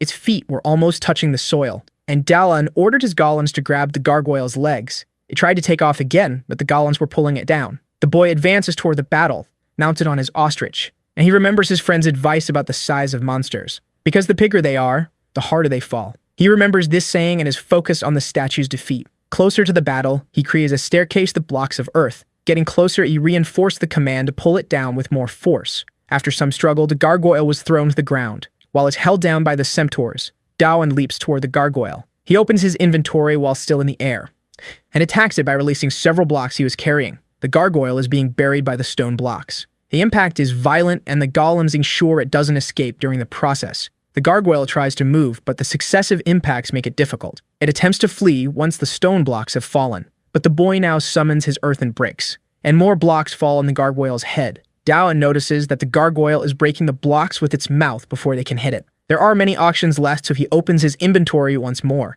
and hurls the bricks he had made toward it. The gargoyle tries to react, but it's futile. In its mouth is a stone block, and above it is Dawoon, wielding his ore-mining hammer. The gargoyle is finally subdued with almost nothing left to do. Even so, the centaurs continue to immobilize it. Below, Squirrel celebrates from atop the ostrich. The boy prepares to strike the statue using his rock-breaking skill, and he hits it in the jaw while activating the sculpting ability. The impact point of the hammer begins to produce numerous cracks. The gargoyle implodes on itself. As the dust settles a bit more, the little squirrel tries to see what happened. The gargoyle's hand tries to rise, agonizing, but it soon stops moving. The squirrel celebrates the victory even more. The stone sculpting ability leveled up several times. After that battle, it reached level 4. Looking at the shattered statue beneath his feet, Dawoon celebrates knowing his team had succeeded. Meanwhile, the rabbit is terrified by what's been happening. A monkey in a suit approaches him for a conversation. The mandrill asks how the rabbit has been spending his days. Is the guide for Phase 2, and the rabbit wants to know what he's doing there. The hierarchy of guides is based on the number of dungeons they control. The more dungeons one controls, the more respected they are. The mandrill is responsible for 2 dungeons, so he outranks the rabbit. And unlike the rabbit, the mandrill has a name. The rabbit asks what the mandrill is doing there, and the mandrill retorts, asking if the rabbit has been doing his job in the past 2 days. The rabbit says yes, but doesn't understand why the mandrill is upset. The mandrill asks again if the rabbit is sure about that, and once more, the rabbit confirms. The mandrill says the number of survivors reaching his phase has doubled and wants to know why the rabbit's performance has dropped so much. The rabbit promises to work harder, but blames it all on the Bolgato who keeps killing the level 1 boss. The mandrill seems to be running out of patience. He suggests the rabbit stop lying to him. Dawoon decides that he might need those bricks later, so he stores them away again. Noticing that his stone sculpting ability is now at level 4, he assumes it's because the gargoyle was so strong. It would make sense since that battle wasn't easy. It would have been great if the gargoyle had a core, but if it did, he might not have defeated it. Even so, he decides to carve the body to save bricks. Now he's even more convinced that the gargoyle didn't have a core, but thanks to it, he managed to level up. Looking at the Rubens, he remembers the rabbit saying that this was the end of the world. He wants to enter and see what secrets lie within and wonders if he'll encounter others like that along the way. Patiently staring at the entrance to the ruins, he makes up his mind. He finally decides to enter with his golems. He called out to golem number 3, who was lagging behind. After a short march, he was impressed by something he saw. The rabbit tries to evade, saying he's an honest rabbit and wouldn't lie. The mandrill keeps laughing but says he's already figured everything out. He's talking about the exile who defied fate, Dawoon. The rabbit is in trouble and the worst possible person has discovered it. Dawoon is trying to purify the place with his ability. He noticed that the place doesn't reset at all, and he can explain why there are so many bones in that corridor. There are many carcasses, and he's starting to get a bit worried. One of the centaurs steps on a plate in the floor that sinks. This triggers a barrage of arrows that hit it in the head. He didn't expect to find traps there, but he's glad he sent one of the golems ahead. The golem looks at him, riddled with arrows, which is a bit bizarre. Even so, the golems aren't hurt because they regenerate. Seeing this, Dawoon praises their work. Then he orders them to break the walls so he doesn't have to worry about hitting the arrows. The arrow falls to the ground, nearly broken. The boy praises his golems and suggests they take a break now. With them stopped, he begins to remove the arrows one by one. He finally removed the last arrow. The golems start celebrating while he examines the arrows he removed. They are so old that they're falling apart. In the other traps, instead of liquid oil, solid oil fell, and some magic circles couldn't activate due to excessive mold. The boy wonders how many years that place has been abandoned. The squirrel is pacing in circles, passing the time. It suddenly stops, and Dawoon asks his little friend if something happened. The squirrel runs off, and the boy follows. Seeing enter a small hole, he says that's a dead end. He then orders the golems to tear down the wall in front of him. They strike it together with devastating force. The power is so great that the boy thinks the heavens are on his side. And soon, his eyes widen. The squirrel points to something. There's an enormous gate, and he wonders if it's a hall where the boss is hiding. Running his hands over the gate, he senses that the boss there has already been defeated. Even so, he decides to use the boar's strength at that moment. He looks through a crack calmly, but soon his whole face is illuminated by what he sees. In front of him is a massive dragon skeleton. The little squirrel is in love with all those bones, but the boy holds it back, realizing the squirrel has a strong interest in bones. Not knowing what could happen, he orders his golems to enter as well and stay with him. Dawoon told the little squirrel to be quieter because, in the worst-case scenario, they might have to flee. As he approached the dragon bones, he remarked that they were much more interesting when seen up close. He continued to hold back the excited squirrel. There was an interesting box nearby, but it seemed like a complicated night. Something was written in Hebrew on its lid, which caught the boy's attention. He lived once more at the table, and a strong light overwhelmed his vision. The brightness caused him to fall to the ground, and he wondered if it was a trap. The light became increasingly complex, and the symbols began organizing themselves in the air. The boy watched it all unfold before him, unable to understand. The letters were now in a language he could comprehend, and they were calling him the Chosen One. Assuming it was addressing him, the screen confirmed it was indeed speaking to him. The boy stood up, startled, and asked who was speaking. The screen responded that it was the ruler of that place and that the hall he was in belonged to it. The boy asked if this being was the dragon whose bones were there. A screen confirmed, stating that the dragon was merely hibernating. The boy joked, saying it looked more like the dragon was in eternal sleep. A screen explained that this didn't apply to dragons and that after it battle, its life force was depleted. To the boy, that just sounded like a fancy way of saying the dragon was dead. The boy felt pity for the entity speaking to him. Soon it hadn't accepted the passing of its master. But the screen insisted that the dragon hadn't departed. Changing the subject, the boy asked why the screen was so serious, sensing that it had a short temper. The screen then explained that the resurrection of the dragon was the reason the temple existed, and the boy asked why this hadn't been done yet. The screen revealed that the dragon's life force was at its limit. The boy joked that it's always the same, and the screen mentioned he was lucky to be the chosen one. Shifting topics again, the boy asked why the screen said he had what was necessary. The screen explained that it was because he had passed all the tests set by the dragon. He was qualified to meet Lord Earthia. The boy tried to recall when he had passed those tests. The screen asked if he had already forgotten the challenges he faced to get there. Now he could associate the difficulties he had encountered. The screen congratulated him for accomplishing all this, and the boy thought he might receive something in return. His eyes sparkled with anticipation. The screen then said he would inherit the temple, which made him happy. But he quickly asked the screen to repeat what it just said. He wanted to know what benefits came with assuming the temple. The screen said he would receive eternal happiness, and the boy turned away, saying he didn't need that. The screen mentioned that it would soon perish, and the boy assumed it was trying to make him feel sorry. The screen explained that only its soul remained, and it was ignoring his own departure. The boy scratched his head, deep in thought. They said he was sorry about that, but didn't want to stay there, as he had other things to do, even if it didn't seem like it. The screen asked what was wrong with him, insisting that he was refusing an honored position. And he replied that he wanted to find his comrades in that place. He was surprised by his own words, not realizing that this was his true goal. Then he said he wanted to go home. The screen asked if that was really what he wanted. Despite everything he had been through, he had been ignoring in his heart that what he truly desired was to return to his world. The screen said that if he wished for that, he should assume the temple, as he would be able to use the dragon's authority. The boy, now interested, asked what that was. The screen explained that this ability granted the power to open portals. He lay on the ground, saying that all of this was very amusing. He looked at the screen and contemplated his title as Master of Historical Ruins. He was now organizing his thoughts, realizing the unexpected title he had gained. He wondered if he could open a portal to his world. The screen informed him that there were no limits to the portals.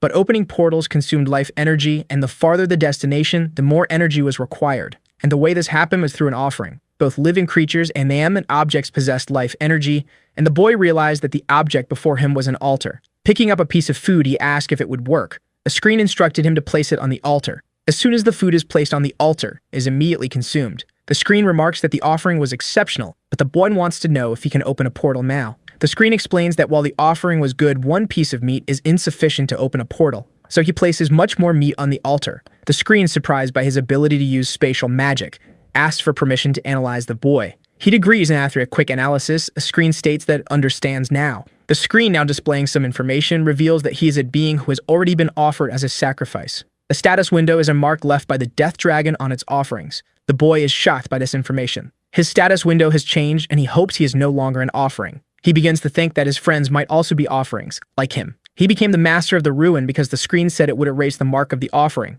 but he still wants to know if he can use the portals. Noticing his new abilities, he realizes they are quite powerful. He calls out to the screen now known as Alpha. He asks if he can enhance his new abilities using vital energy, to which Alpha replies that he can. He is determined to use everything at his disposal to achieve his goals. He plans to offer more sacrifices than the system can handle. Alpha asks if he can make a request, and the boy wants to know what it is. Alpha asks him to restrain the little squirrel that is gnawing on the dragon's bones, and the boy is surprised, not even realizing when the squirrel got there. Meanwhile, the mandrill is still intimidating the rabbit. The rabbit can't believe he's being demoted. The mandrill says the rabbit allowed an offering to the death dragon to escape, which made him fail as a guide. The mandrill came there specifically to strip the rabbit of his powers, but the rabbit knows that the mandrill wanted to get rid of him for a long time and finally found a pretext. The mandrill repeats that he is now in charge of that area. The rabbit asks where he should go now. The mandrill says that's not his problem and that the rabbit isn't square, so I'll manage. He orders the rabbit to hunt down the survivor and bring him to the mandrill. The rabbit wants to know what will be done with the boy. The mandrill says he needs to be taken down, and that this is the rabbit's final mission. Now the rabbit realizes the truth. The mandrill wants to eliminate him. The boy tells Alpha he has one last question before he leaves. He asks if Alpha knows that he wants to go home, and Alpha confirms this. The boy wants to know if he'll be able to leave peacefully once he's prepared everything, and Alpha says yes, as long as he finds a replacement. He asks if he can go out to find a successor since there's no one there. It's just an excuse. He wants to go back, but he doesn't want to abandon his friends. The next day, in the Mountains of Death, someone is wandering aimlessly. It's the rabbit, searching for a human. He's frustrated, unable to believe the boy has gone so far. Seeing several towers, he assumes this is the path the boy took. Meanwhile, more meat is placed on the altar. Alpha consumes the offering to produce vital energy. The boy asks if it's possible to use the vital energy from all the offerings, and Alpha confirms that it is. He wants to use the first ability he gained in the temple, opening portals. Placing his hands on the ground, he manages to create a portal in front of him. Now he observes it, curious to know where it will lead.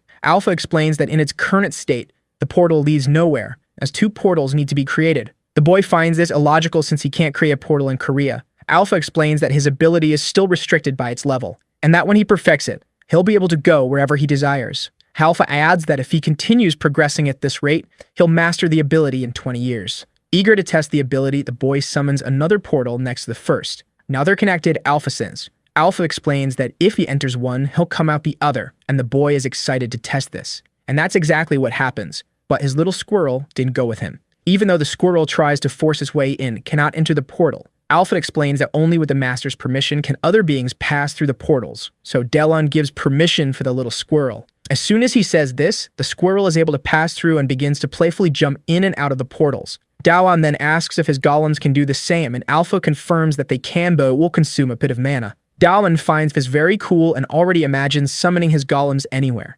Alpha agrees that it's a good idea, but suggests that if Dawoon is ever in danger, it would be better for him to use the portal himself. Dawoon stretches and says he's going outside because it's too stuffy inside. Outside the ruin, he celebrates. Looking at one of the peaks, he imagines there must be something behind it. He moves closer for a better look. Peering down, he is soon impressed by what he sees. It's a vast sea of clouds, and Alpha asks if he finds it beautiful. The boy replies that he does. He asks Alpha if it knows what's beneath the clouds, but Alpha says it doesn't care about anything outside the temple. The boy comments that normal people might have a problem with loneliness, but he's used to it. Curiosity is natural, and he decides to create an observatory there. Soon, his tower is built. With it, he can get a sense of the surroundings using his May map. The map reveals that they are surrounded by trees. He thought that this was the end of the world, but it seems they are surrounded by plains, and Alpha asks if he plans to descend the mountain. Alpha is concerned about losing the temple's ruler, but the boy says he's come this far and wants to explore. Alpha asks why he wants to descend the mountain, but the boy is distracted, deep in thought. He pulls out his hammer from his inventory. He asks if it's sufficient, and Alpha, curious,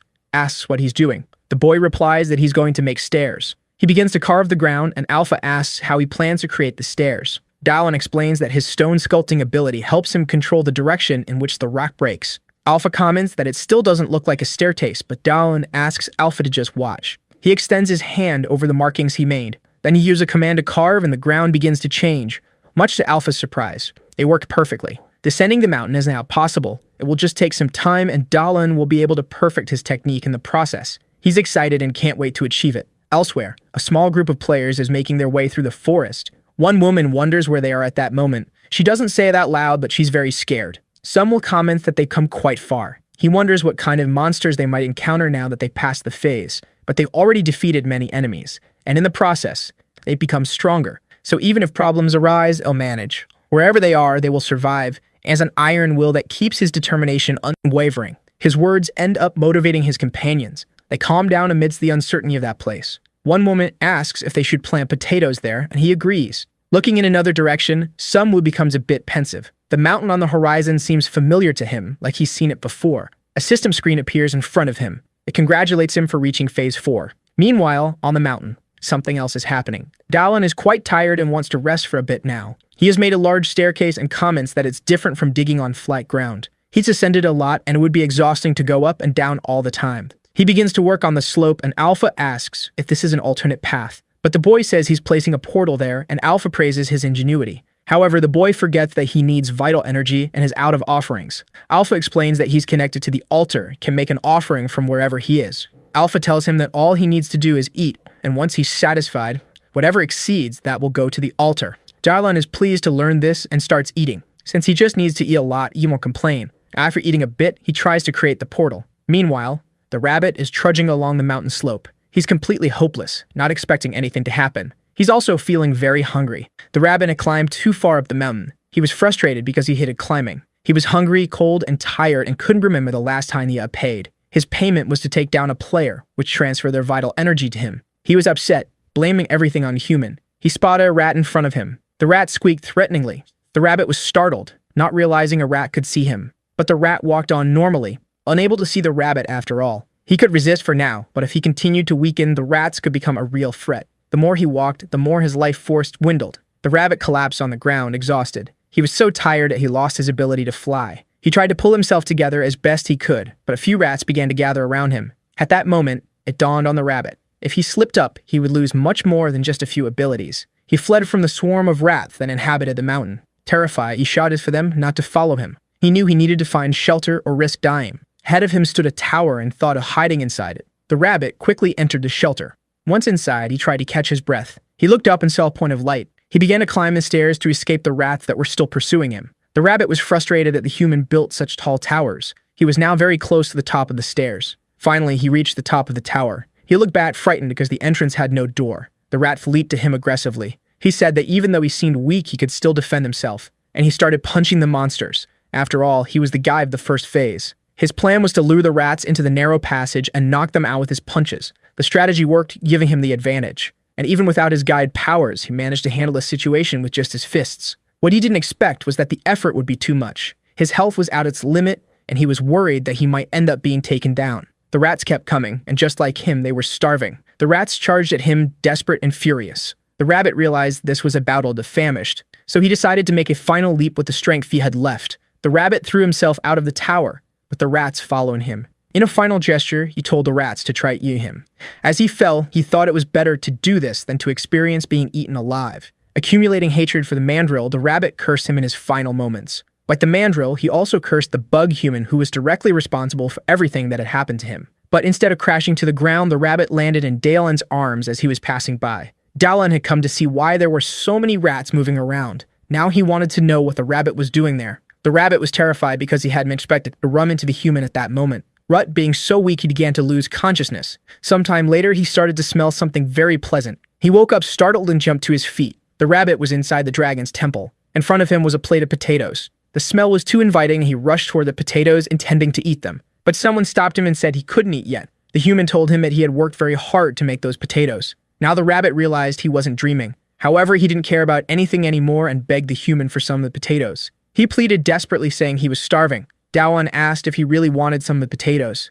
The rabbit nodded vigorously. Dawoon then made him an offer to become his successor in the temple. The rabbit was caught off guard by that proposal. He still hadn't understood what it meant to be a successor or exactly what it entailed. He said that he became the master of that place by chance, and that he would like the rabbit to succeed him since he has experience in administration. Offering the potatoes once again, he asked if the rabbit would like to eat and if rabbits eat potatoes. The rabbit took them from the boy's ham and said that they don't eat them because there aren't any. The rabbit is eating voraciously and even the boy is wondering if they are that good. He's satisfied and Dawoon asks if there's any problem of eating something cultivated in the dungeon, but the rabbit said that he was demoted and doesn't care anymore. Now the boy wants to know why he had been demoted. He didn't expect to hear that. And after some time and a bit of reluctance, The rabbit explained everything to him. The boy is now fully aware of everything and understood that the mandrill is planning to overthrow the rabbit. He wants to know if the rabbit went there to deliver him to the mandrill, and if he could have told what he said. But the rabbit, determined, said that he won't change his mind anymore. His situation was already bad, and there's not much to be done now. Now he wants to know more about this thing of becoming a successor. One door closed, but another is opening now. And resolutely, he says that his dedication is now entirely to Dawn. Alpha is listening to everything and asked if he could interfere now. The rabbit started sweating cold as soon as he heard the voice because he knew it was Urvi the dragon, and he had no idea that he was in his temple. Alpha asked them to go to the altar, and the rabbit was hesitant, fearing he might become a sacrifice, but the boy assured him that it wasn't about that. The rabbit asked if he had managed to open that door, and Dawoon said that he would be surprised much more. And opening the door, he said the rabbit would probably go crazy. The sight was really too much for the rabbit, who couldn't hide his emotions. On the ground, there was a small sprout developing, and Dawoon introduced him to his potato plantation that covered the entire floor of the hall. The rabbit couldn't believe that Dawoon had turned the secret room into a plantation where Urvia's skeleton was. And the boy said that to survive, food was necessary, so he couldn't waste such a useful space. And he said that the dragon must have liked the plantation, and both the rabbit and Alpha said in unison that no, he probably didn't like it. Alpha said he was almost crying for having someone else would come and sent there, and Dawoon couldn't see anything wrong with his conduct. The rabbit asked if he had survived all this time like that, and he said that first, he made some stairs. Then he started taking care of his small garden, and occasionally he used some rats as sacrifices. And after some time, he ended up finding the rabbit again, who couldn't believe this story. He wanted to know how he managed to deal with the rats. He then called his golems. They presented themselves, and the boy asked if they were cool, but the rabbit finally understood why there are no more bosses on level 1. A human is simply out of his mind. And the rabbit is fascinated by this madness while he's just trying to adapt to the new environment. Alpha said that if they were done, the rabbit should climb onto the altar, and the temple master should place his ham on him. He did as told, and a circle appeared on his hand. A new ability emerged, the ability to designate an administrator. Alpha said that the requirements were met, and Dawoon didn't even know if it still had new abilities. Alpha said that his devotion was too little of telling everything, and Dawoon asked if he was talking about offerings. He thinks he needs to try everything, and the rabbit asks what is going on. Dawoon doesn't know if it's luck or bad luck, but he didn't expect to get so involved with that sadistic rabbit. Extending his hand once more, the circle reverberated in his hand. He designated the rabbit as an administrator, and his clothes started to shine, as did the power that was renewed in him. After shining brightly, his clothes returned to their normal color. He had become an intermediate administrator, but didn't have a name yet. He couldn't believe he had gone from being a guide to becoming an intermediate administrator. Alpha said that the rabbit's previous experience helped him, and he celebrated by saying that the flat earth had turned over. Dawoon didn't expect the rabbit to be so happy about that. He called the master and said that all his loyalty was his, and that he wanted them to forget the past, and Dawoon just asked him not to be over the top. But he remembered that they had been through a lot at the beginning, and he ordered the rabbit to meal, who didn't understand. It finally hit him. The rabbit had gained a new master along with his new title. Dawoon ordered him to look down now. The rabbit received his first command. He is in the garden planting potatoes, a whole bunch of them. The rabbit is already exhausted from so much work. He asked if he really has to do that, and the boy says he needs to pay for his sins. The rabbit realized he had become a slave and needs to urgently think of something to change the situation. Screams echo through the forest at the beginning. A frightened boy tries to defend himself from an enraged boar. He tries to fight back, but even with a sword in his hands, his efforts were useless. Mandrill observes from above that the new participants perish very quickly. He feels something different happening. He lost his connection with the rabbit, and he starts thinking about what could have happened to him. In a pot, there are some cooked potatoes, and Dawoon calls his administrator to have a snack with him. He doesn't understand that the potatoes are those because in the pot, he only sees plant roots. The rabbit said is that the floor of the room is warm, and Dawoon responds that he did that so he could plant. The rabbit asks if the little squirrel disappeared, and Dawoon says it's in the room too. He has his mouth full, and the rabbit wants to know what he ate. Dawoon said that the squirrel likes to eat bones. The rabbit asks why the squirrel climbed onto the golem, and Dawoon told him not to do that. With his tiny hands, he made a hole in the golem. Once the hole was open, he was ready, and he opened his mouth, dropping the bones inside. As soon as he did that, he quickly closed the hole and hid his bones. Dawoon said it must be a habit of storing food, but he wished the little squirrel would stop doing that. With him in his hands, he started noticing something. In a task for the rabbit, who said he had just started resting, but he ordered him to give anyway. The rabbit is very annoyed because careful and hard-working bosses are the most annoying. The rabbit is now carrying the bones from that place. He wants to know why he's carrying those bones, and Dawoon already knows what to do, so he called everyone there. He ordered the golems to crush the bones, and the rabbit was afraid of their strength. Once that was done, Dawoon used his purification ability, and he told the rabbit to spread the bone dust over the field, and he asked why he should do that. He said that they are fertilizers, and the rabbit was thinking that he was crazy. But now he understood and even found that genius. Despite working hard in that place, the rabbit had his moments of joy, like the meals, and there was one dish he liked more than the others. Wild boar barbecue. It was simply fabulous. And with excitement, he takes each piece of meat through his mouth. He feels like he is being transported to paradise with every bite of meat he consumes. Outside the ancient ruins, something is happening. The mandrill is perplexed by what he has seen. The boss was no longer there, only his remains. The core was already in Dalen's hands, and farming golems is another thing the rabbit loved. He asked why the rabbit was smiling, and he said he's sure the mandrill must be going crazy right now, and he knows exactly how he must be feeling. He didn't expect there to be a tunnel there. That is why he couldn't find Dalen, who asked why he seemed offended, and the rabbit changed the subject. He suggested placing a portal there so they wouldn't always have to walk, and Dalen praised the idea. The portal was immediately created, and soon they were home. Alpha warned that he was wasting vital energy, but Dalen said that it was an investment, and now that he was there, he had something else to think about and do. The potatoes had grown too much, and the rabbit says they eat people now. Dalen thinks it was the fertilizer that did this. He is sad because the plants he took such good care of are now trying to devour him. Alpha suggests that he use the trapped insulation skill, and the rabbit says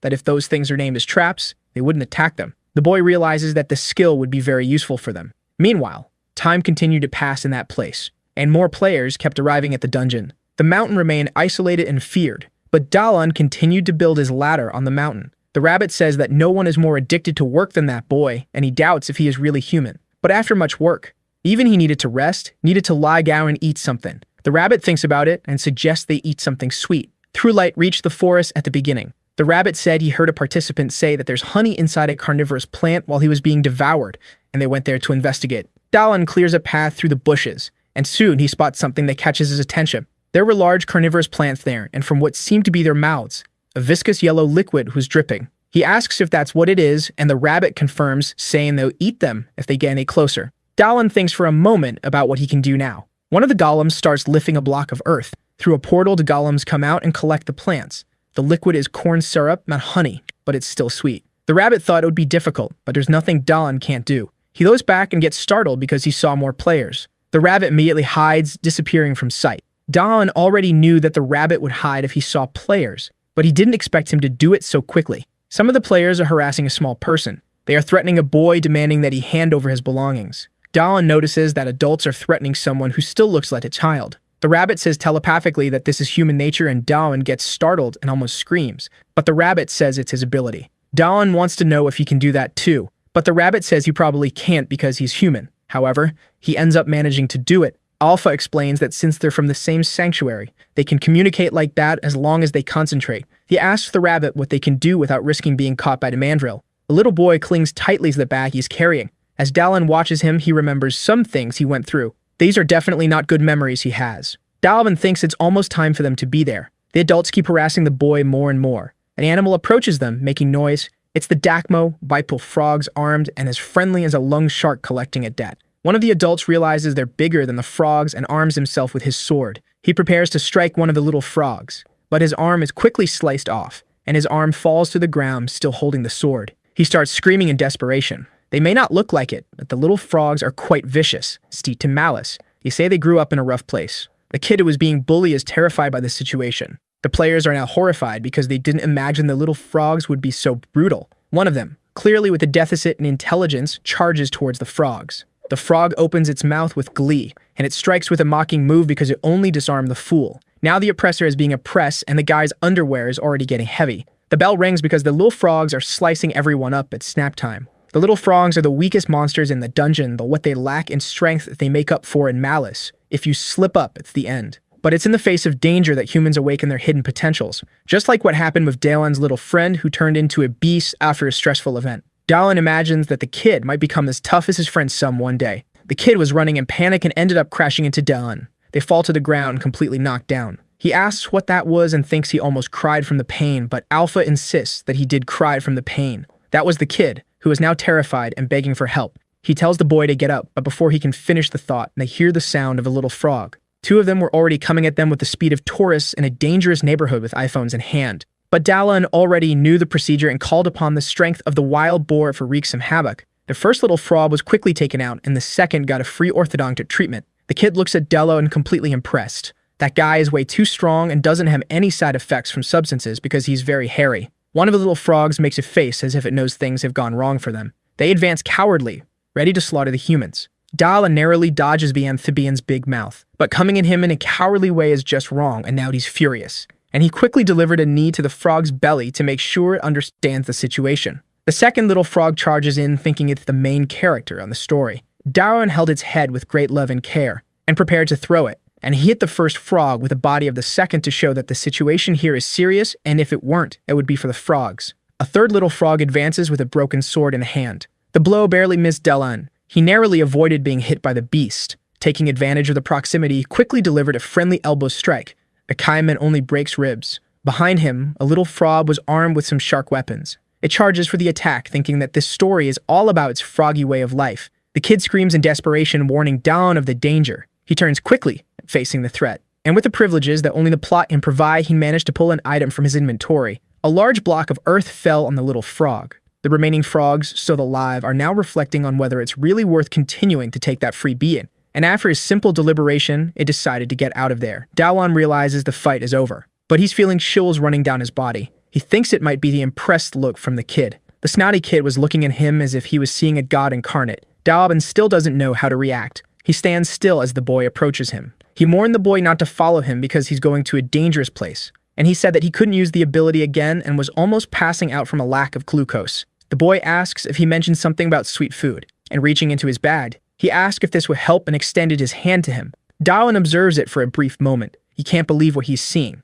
In that hostile environment, food is one of the few things that make life interesting, but he hadn't been able to fully enjoy the taste of things for a while. That's why he took a risk to get something sweet from Kernigher's plants. He was already missing eating something sweet because sweetness is happiness, and the snotty kid's offer is too good to refuse. The boy has a bottle of Dali with him, and it wasn't just any bottle. It was 1.5 liters of the purest sugar syrup, and he innocently says that he has 2 more bottles. Dawoon says that 1 bottle per day will last for 3 days. The kid didn't understand anything, and he says that's the cost of special training. Twilight falls over the dungeon. He's on top of one of its towers, looking at the map, and the kid asks who that really tough guy is. He said that he's human too, and that they should go underground now. He drinks his Dali around and thinking that the kid must be exhausted and that going underground is the safest thing to do. Once there, the snotty kid can't stop being amazed by what he sees. He asks the boy to choose a pillow, but can only think that all of this was done by Dawn. Night finally falls upon them. The boy said that he was summoned while he was leaving the market because he was shopping for his mother. He's an enthusiastic kid, 14 years old, and his name is Dom. Dawoon thinks he acts too nice on purpose out of fear of being judged for hated, and he's the first adult to help him in that place and tells the boy that you should see him as a savior. But the boy thinks he's talking to himself and is already thinking about being cautious around him. The kid asked for some kind of ability was used to build that tower. Dawoon said yes, and the boy wants to know what it is. He gave a small demonstration and said it's some earth control ability. And now he wants to know what ability the boy received when he was summoned, and he said it's the god of food's ability. He gains strength when he's full, and his physical abilities are doubled when he's hungry. Dawoon didn't know something like that existed and realizes it's similar to the boar's strength that he has in ass that he gets weak when he's hungry. The boy doesn't know because he gets hungry easily and hasn't been full since he arrived there. Dawoon thinks that's tragic and decides to take care of him from now on. He puts plenty of food on the table and asks the boy to satisfy his hunger. The moon lights up the night sky of the dungeon. The rabbit is in the forest because his boss sent him to get salt stones. He complains that Dawoon is too arrogant. He's moving stealthily so as not to be noticed and hopes not to encounter the mandrill around here. He doesn't even know what a salt stone looks like and is very upset with his boss because of that. Telepathically, the boss asks if the rabbit is doing his job, and he ended up getting a big scare. The rabbit says he doesn't know what it looks like, and neither does Dawoon, like he suspects it looks like a regular stone. However, he asks the rabbit to come back because it's already late, and he wants to know if the boy is still there and that he's very hungry. Dawoon tells the rabbit that he finished making the barbecue sauce. The rabbit was so happy about that he shouted in the middle of the night that his boss was the best there is. He returned to the cave, and his boss thanked him for his hard work. He laughed at the rabbit's camouflage, which looked funny, and the rabbit said it was his fault for making him go out at night. He removed the camouflage, and Dawoon asked him to keep quiet because the boy was already asleep, and the rabbit asked for soda, but there was only a little left. The rabbit complained about the taste of the drink, saying it tasted like meat, and Dawoon said he knew he would react that way. He told the rabbit that he should eat the leaves he was wearing, but the rabbit said it was awful to have to eat leaves. Dawoon told him he shouldn't say things like that. And with the rabbit squirming on the floor, he noticed something. He reached out his hand toward him, and the rabbit began to apologize, worried. He begged to be spared because he thought he was about to be punished. But Dawoon simply removed a leaf that was still on his face. He tasted the leaf, and the rabbit asked if he hadn't also said that he didn't like leafy greens. The boy took out a piece of meat, much to the rabbit's surprise. The rabbit wanted to know if he was going to eat the meat with that leaf, and Dawoon said he would show him the taste of paradise. And showing him, he said that he had finished wrapping the meat, and he made sure to put it in the rabbit's mouth. The rabbit fell in love with that combination of interesting texture and wonderful flavor. Dawoon explained that the leaf on his clothing was edible, and that it's even better with me. That leaf is perilla leaf, and he had the rabbit collect more of them. And after using the leaves, he also used the remaining seeds, and in a large pot, he fried them over the fire. And after pressing them, he managed to extract oil from them. He finally produced perilla oil. Now he only needed salt to complete the sauce. The rabbit didn't know what that was, but Dawoon said he would know as soon as he brought back a salt stone. The day dawns in the dungeon. The boy has a piece of meat in his mouth and a stick in his hands. Dawoon asks him to stay focused because the little frog is coming. The little frog is heading towards the boy. He told the boy not to be scared and to remember that when he's full, he gets stronger. But it seems the lesson didn't go too well. The boy apologizes, but Dawoon says that no one is that good right from the start. Even so, the boy was very surprised that the young man had managed to capture one of those little frogs. And he said that where they're going is dangerous if he should train the boy here because his ability is very good for fighting. He said he were given food to store in his inventory, but the boy didn't know what that was. It's his personal storage, and he asked if the guy didn't tell him anything about it, and the boy said no. It seems the man-girl didn't tell him out of pure sadism, which explains why the boy has been carrying items in his hands. The rabbit said that it must be the boss's fault because without the first little boss, many players are moving on to the next level. The boy is worried because to him, Dawoon seems to be talking to himself again. Then he says they should continue the training. Time passed, and a rabbit is now a leaf collector. Dawoon gives instructions to the boy as if he were his coach, and this time, he manages to hit the little frog. The boy's ability is leveled up to 2 now. He signals his thanks to Dawoon, who is watching him with gratitude for the progress made. The last day of training arrived, and the sun heated up the dungeon. The two of them are now in what is called the burning desert. 2 humans were there now, and with them, a rabbit. After hearing that he had seen a salt desert, he made him lead them to it. The heat was so intense that it irritated Dawoon, who said that if he didn't find anything, he would be upset with the boy. And the boy said it was someone from his group who said that near the desert, there was a place with white sand that appears when the tide goes out. Dawoon hopes to find it because they have a bottle full of oil. And he says that he has now made up his mind. That night, they left braised pork belly for dinner. 15 long minutes of walking through the desert passed. Dawoon is exhausted and starts to imagine that they won't find anything there. Even the boy is losing hope and says it's hard to walk in the sand because his feet keep sinking. He says that the salt desert might not exist,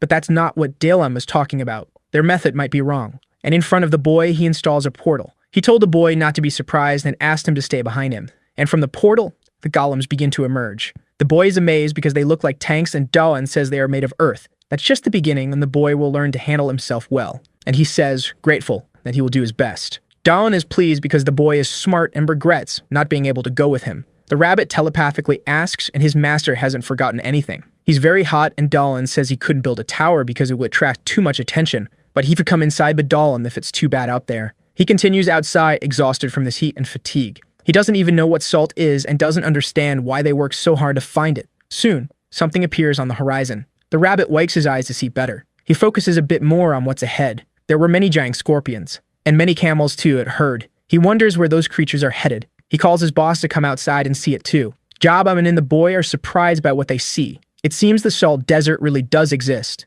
An achievement was unlocked for discovering the salt desert. The reward is to enhance the taste of the salt. Dawoon doesn't even understand the reason for that achievement, and the boy is very impressed because he had never seen anything like it. He boasts to the rabbit, who says he's not like a mandrill. The little boy takes a bit of salt on the tip of his finger, and tasting it, he confirms that it's really salt. A whole ground is made of salt. He suggests they compete to see who can collect more salt. He asks the boy what he said, and the boy realizes that Dawoon had already collected quite a lot of salt. The boss says that amount should be enough. They have the perfect combination to make that day's dinner, and the rabbit doesn't understand why they went through all that trouble just for that. Dawoon gives the boys some blocks of salt and says they should last him the lifetime, to which the boy thanks him and says he will remember him. And the young man returns the thanks because they only found it thanks to the boy.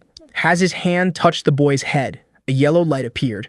Alpha says that the requirements of helping the master and having a sincere opinion from him had been met. Now the boy can become a dragon apostle. The rabbit suddenly appears, and the boy is startled because he can now see him. He tells the boy be quiet because it's not the time to be promoted. Dawoon pushes the rabbit aside and asks Alpha if the achievement was to be impressed, and he confirms that it was like a kind of test. Now he realizes that as an apostle, the mark of the death dragon can be erased. But Alpha says that the boy won't have as many privileges. Dawoon wants to know what the good part of that is then. He said that it was good for them, especially for Dawoon. The boy will be able to gather vital energy while he works. He can perform sacrifices since Dawoon is too lazy to do them. Dawoon says he goes out and always brings back a lot, and Alpha says it's not just that, and that the temple's goal is to bring the dragon back. He now wants to know what the benefit is for the boy, and Alpha says the benefit is serving Artia. The rabbit interrupts and says that the apostle doesn't need to eat to bring vital energy, and Alpha confirms the information, and he told him to think about the boy's ability. Dawoon remembered the god of food ability. The strength doubles if he gets full. That remains to be seen what would happen if he got completely full as an apostle. The duration of the ability will increase. The boy has no idea what they're talking about. Dawoon sums it up by saying that the boy will be able to keep eating even when he's full, and he loved that. He asks if the way to designate him is the same as the one used on the rabbit. If sending his hand, he designates him as an apostle, and the boy is enveloped in energy. He felt much stronger and asked if this was the power of the dragon. He felt incredibly powerful now that he was a dragon apostle. Dawoon doesn't notice any difference and thinks the boy is emphasizing the dragon part too much. The snotty boy shouts out loud that he's now a dragon apostle. Dawoon thinks he's thirsty for attention. The rabbit doesn't know what that's about, and the young man says it's something you gain with age. The kid is very happy, but he quickly looks scared in a certain direction. They were surrounded by giant scorpions. He asks his boss what they will do now that they are surrounded. Dawoon says they'll think of something. He's not even worried. He mentions that this is the boy's graduation test. The boy can't believe he has to do this, and Dawoon says he just needs to avoid the venom and thinks that even if the boy gets hurt, he'll heal him. The young man calls for the elephant ballon and probably climbs on it because it's fun to watch a fight from up high. The rabbit says they're weak monsters, and Dawoon encourages the boy, reminding him that he's now a dragon apostle. He throws it back to the boy. He tells him that even though he's scared, he should remember what he trained for, and the boy remembers why he needs to become stronger. The boy was almost ready to give up on his training. He doesn't even know why Dawoon trains so hard, and the young man says it's tough to be young and have to work so hard already. However, the boy should continue because he's capable of doing it, and the reason for this is just one thing. The boy needs to fight to survive, and to make it back to his world. Dawoon praises the snotty boy's determination. The kid runs towards the scorpions. The first one tries to strike him with its stinger, but the boy managed to dodge the attack. He continues advancing much to Dawoon's surprise. He jumps, ready to hit the monster, and he brings the baton down with a precise blow to what would be its head. The boy realizes that his attack was super effective. Dawoon reminds the boy to always check his fullness level, and then another scorpion is approaching from behind. He eats a bit more and lands another blow on the scorpion. The rabbit notices that the boy isn't having any trouble but wonders what Dawoon is up to now. The young man is holding a large pot in his hands. He looks at the boy, who's fighting well, and finds it hard to just stand there watching. The rabbit is wondering what he's going to do. Dawoon says he's going to eat those scorpions. The rabbit now thinks this human must have come from China. One of the scorpions tries to grab the boy with its pincer, but he uses the baton to defend himself. He puts in some effort to avoid being overpowered, and lifting the baton, he manages to free himself from the scorpion's grip. With another strike, he manages to tear off one of the pincers. It falls to the ground, lifeless. Dawoon calls for his successor, who responds timidly, and he orders him to collect the scorpions. Even the possibility of venom, he purifies them with his ability. One of the pincers is now in the basin. Everything is properly prepared. Meanwhile, the boy is surrounded by scorpions that join the wrong team. Soon, he smells something in the air. He quickly asks what it is because the smell is really good, and the rabbit is fanning the fire as best he can. He asks the boss if putting salt in the oil is a good idea. He says he can taste it if he wants to. The boy is upset, imagining that they're eating something delicious without him. He's distracted, and one of the scorpions sneaks up on him. The boy asks to eat too, and while he does so, he strikes the scorpion that was behind him. The appearance was very appealing. The pincer looked like that of a giant lobster. Dawoon says that if the boy doesn't hurry, he'll eat everything without him. The boy is now determined. He heads towards the remaining scorpions with a clear bowl. There was nothing the scorpions could do against the boy. Soon, they were all eating peacefully. That same night, they were in the forest at the beginning. Dawoon gifts the boy with a hide and says he might encounter other players there. He's very grateful for the gaze that only cost a few sodas. He told the boy not to cry because he'd soon realize that soda has a different value there. The boy smiles at that remark. He says goodbye and continues on his way alone. But Dawoon hopes they'll meet again in the future. Not just the boy, but all his friends. Dawoon is at the dragon's temple and asks if the little squirrel was okay in his absence. He's sad about parting ways with the boy, but happy to have made it back home. Now he sees that the little squirrel probably didn't stop eating because he's quite chubby. Alpha asks if he could take care of the temple like it's his home, but the young man thinks he's being annoying. But after thinking a bit more, he decides he'll work more on the temple. Alpha has been observing him and thinks that human is impressive, and only time will tell if he found that temple by luck. Investigating the temple, Dawoon was thoughtful about some things. He wants to know if resetting a trap will bring the oil back to it, and Alpha says yes, and he asks the rabbit to bring it, much to Alpha's surprise. Appreciating the rabbit's work, he said he'd let him eat some meat. Alpha wants to know what he's going to do, and Dawoon tells him to watch. He cleaned the pot and filled it with the oil he had made. Now he used his trap insulation ability. Then he removed the oil and used the trap reset ability. The idea worked. He had made more oil now. Alpha asks what kind of trap that was, and Dawoon says it's an infinite oil source.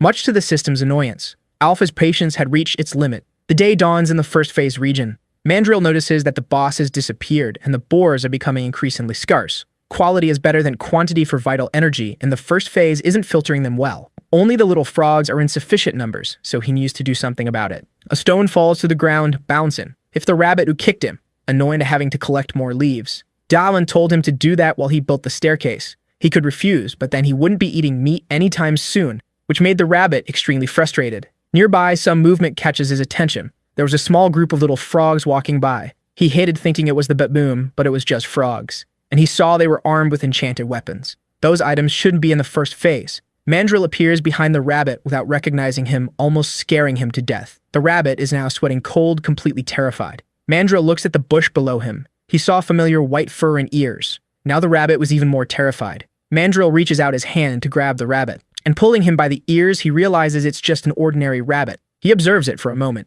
The rabbit is munching on some leaves, and he confirms that this isn't the rabbit he was looking for because he's using an ability that deceived him. Mandrill tosses it aside, uninterested. The rabbit stays on the ground for a few moments. He starts trying to get up. In front of him are some little frogs looking for a snack. One of them prepares to strike him, but the rabbit, enraged, shakes off the frogs, saying that Mandrill will pay for this one day. On the opposite side of the mountains, Dylan works with great dedication. Being on the mountainside makes him adrenaline-fueled, and he asks the ostrich to watch over him. He brought the golem as a precaution because he was always crossing the cliff. His stone-breaking ability was already at level 7. Sacrifices are hard work, but repetitive tasks are his specialty, like breaking the cliff. And suddenly, a message appears saying he had entered stage 4. Even he wasn't expecting that. In his mind, it didn't make sense for the stages to be so close, and Alpha says he doesn't know what was done with the land. Dawoon asked what Alpha had said. The color of the mist in that place was different, and it also had a different smell. Dawoon begins to lose consciousness. After a while, he wakes up with the ostrich in front of him. Alpha asks if the temple master has woken up. He asks what happened, and Alpha thanks him for bringing the ostrich. The mist is poisonous, and the ostrich brought him back before something worse happened. That was a close call. Dawoon needs something to help him with this, and it seems he had an idea. Alpha says he should return to the temple, but the young man says he'll continue descending. With a handkerchief in hand, he says he'll deal with this fine dust, but Alpha insists again that it's poison. Alpha can't believe he wants to go through the poison using just a piece of cloth. He says no, what if he uses the purification ability on the handkerchief, it might work. At first, that ability wasn't very good. He used it to purify mushrooms, but after a while, the ability didn't develop any further. No matter how hard he tried, it didn't progress until the poison cloud appeared. The gas mask is just a small protection. His plan was to use the ability on the entire poison cloud, and he began to use his ability little by little. And noticed that the clouds didn't regenerate, which would make his job of clearing the path easier. He purified the cloud and made the staircase repeatedly. This would be very tedious for some people, but Dawoon isn't a normal person, and after much effort, he managed to pass through the thick mist, contemplating a beautiful scene. In a single day, he reached level 10. Perhaps by increasing the ability, you might be able to purify even bigger things. Birds fly across the dungeon sky, but one of them has a silhouette that's far too different. Dawoon tries to see better because it was too big, and the griffin was already too close to him on the mountainside. It attacks him with its claws. The attack kicked up a lot of dust in the area. Dawoon had protected himself with a block of earth. Letting it go, he made his way back with his ostrich. He ordered the golem to climb as fast as it could. The griffin watched them fleeing up the stairs. It took flight in their direction. The beast sensed something was wrong. It halted its advance upon reaching the poisonous cloud, as if it were a barrier separating the phases. Dawoon saw that it couldn't pass through the cloud, acting as a boundary between stages. Soon, the griffin gave up and returned to where it came from. Stage 4 might be full of such creatures, and now he doesn't know what to do. The griffin is flying high above. It clings to the mountainside with its powerful claws. It sees that above it are the stairs and the poisonous cloud. It climbs the slope carefully, and finally reaches the stairs. It begins to follow the path now that it's clear. Unaware of what was approaching, Dawoon continues to excavate the mountain. His carving ability is now level 8. He was pleased with this because if he continues like this, he'll be able to descend much faster. The rabbit is returning to the temple, tired and thinking about talking to his boss. Finding leaves is becoming increasingly difficult, and his boss never seems to get tired. Yoon wonders what the human is doing now. High in the sky, a griffin is flying. The rabbit can hardly believe what he's seen. Dawoon is exhausted and thinks about stopping to rest for a while. Telepathically, the rabbit says they're in big trouble. He's panicking, saying that things have gone crazy. Dawoon wants to know what it is, and the rabbit says there's an eagle there, and Alpha corrects him, saying it's a griffin. Alpha says it must be stopped because if the temple is destroyed, their contract will have problems. Dawoon has no idea what contract he's talking about, and Alpha says you could lose the temple's abilities to Dawoon's despair. The griffin soars into the sky with its wings. It dives down, destroying part of the ruins. The debris begins to fall to the ground. The rabbit is thrown aside. He wonders if he should flee now. He only receives useless orders and wishes he could find a safe shelter, but he pauses to think about it. He shouldn't think about it because that place is now his home. The rabbit becomes resolute and determined. Dawoon arrives and puts his hand on the rabbit, saying that's the spirit, but he made one mistake. That temple in front of them. It was their home, and it would be protected. He calls his golems to assist him. They appear ready to obey. The griffin hovers above them in the air. Dawoon looks at the griffin and asks if it had already forgotten about him. The griffin screeches angrily. As it approaches, Dawoon summons some cubes and orders the golems to hurl them at the griffin. The first block hits it squarely. The dust obscures the view of what happened, and the griffin emerges unscathed from the attack. Dawoon is impressed by its physical resilience. The rabbit says it must have caused some damage, but they need to attack with something sharp. Dawoon opens his inventory to see what he has. He grabs his spear and uses the strength of the boar, and hurls it forcefully at the griffin. It strikes, seemingly embedding itself in a creature. Dawoon realizes he hit it. The griffin writhes in pain and strikes the spear with one of its paws, and it falls among its feathers. The young man concludes that his throw wasn't strong enough,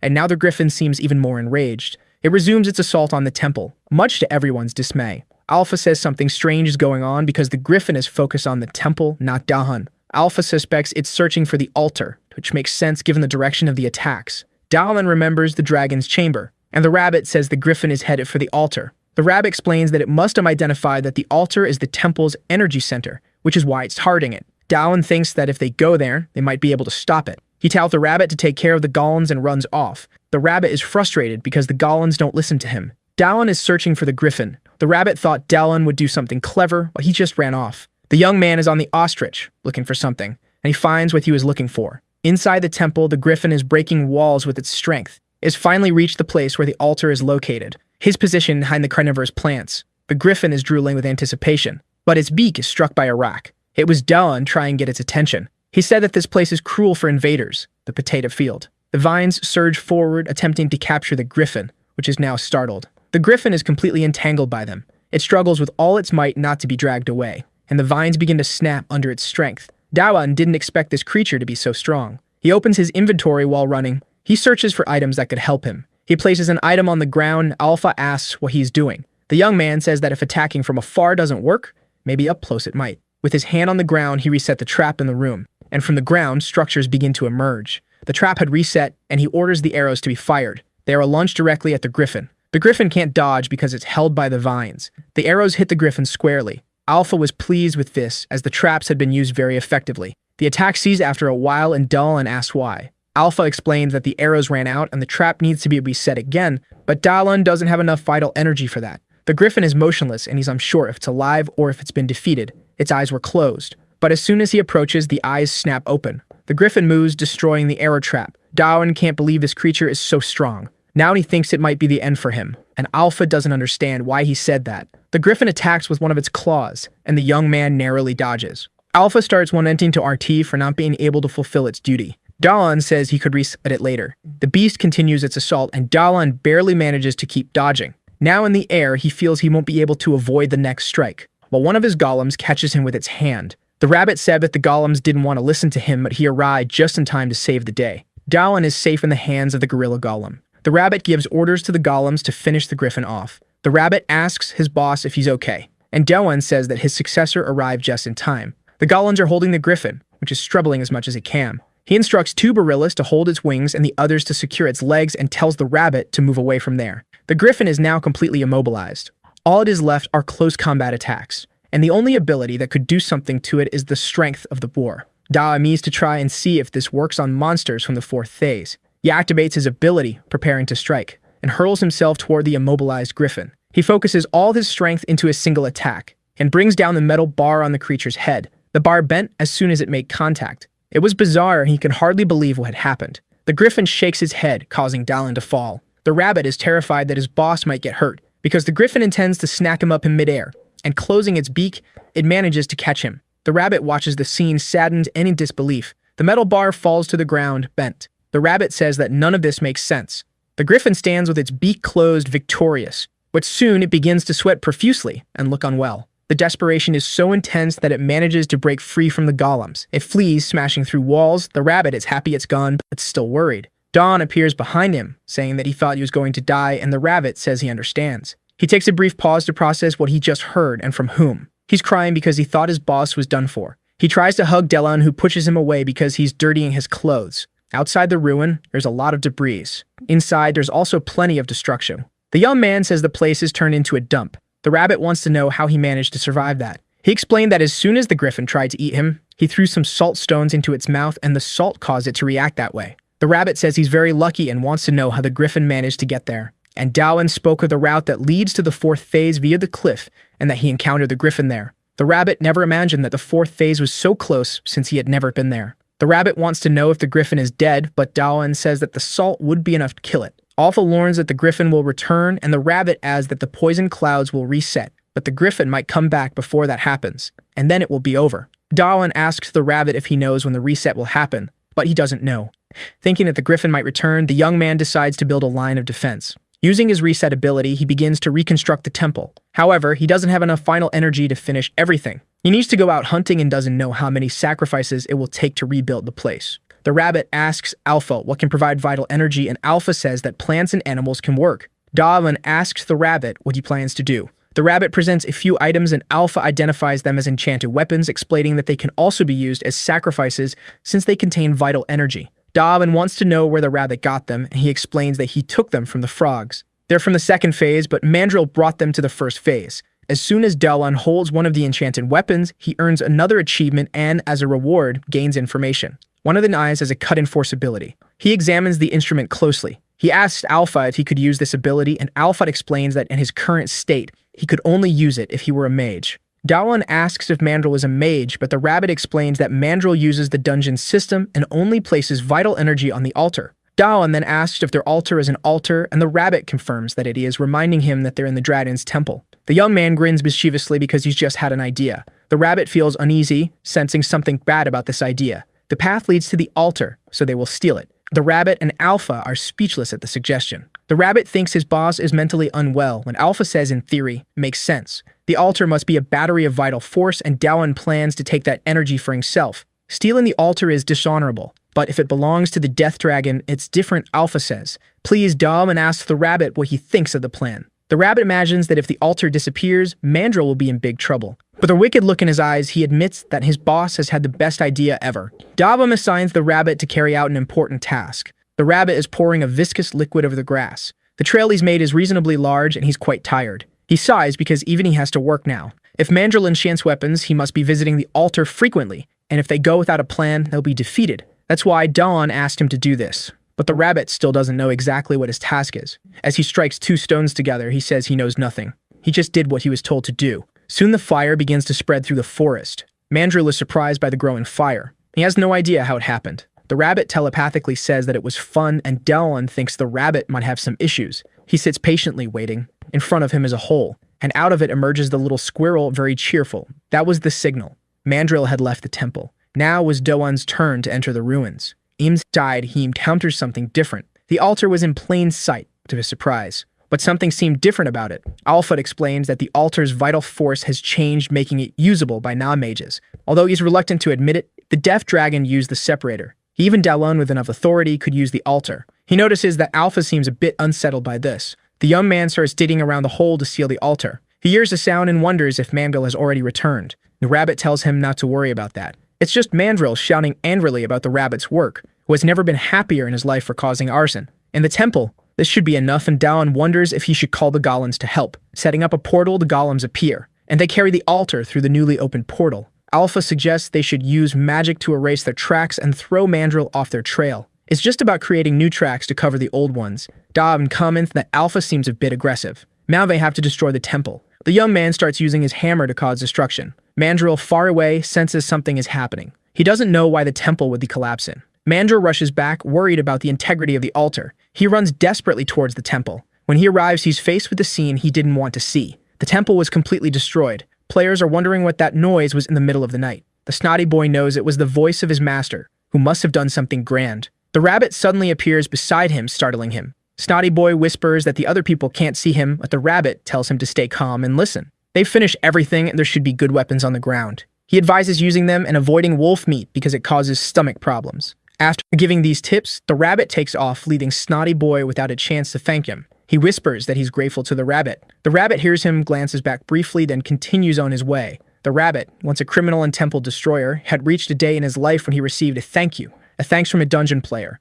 That now at the dragon's temple. The stone carving ability is at level 10, and Dawoon received the achievement of Temple Destroyer with an unknown reward. Dawoon obtained a new job by stealing an entire altar. Now he has 2 altars, and even Alpha is impressed by this feat. He asks where to start, and Alpha suggests sacrificing the marble. Dawoon asks if he can use the enchantment system, and Alpha says he'll only get a portion. It was very heavy, and Dawoon asks if it's enough to revive Artia. Alpha says no, and the rabbit mentions that not all the vital force is there, just a small amount. But Alpha notes that it's enough to restore the temple, which is already a big deal. He positioned the sphere on top of the altar. He was ready to perform the sacrifice. A strong light illuminated the room. The sphere, once blue, turned golden yellow. The altar began to glow intensely, startling Dawoon. The achievement popped up again, but there was no reward, and the rabbit was surprised to see that his status window was glitching. The rabbit grumbled after taking a few hits and walked away complaining. Strange letters began to appear on the screen. He earned the achievement of Temple Restorer, and as a reward, he now owns an altar.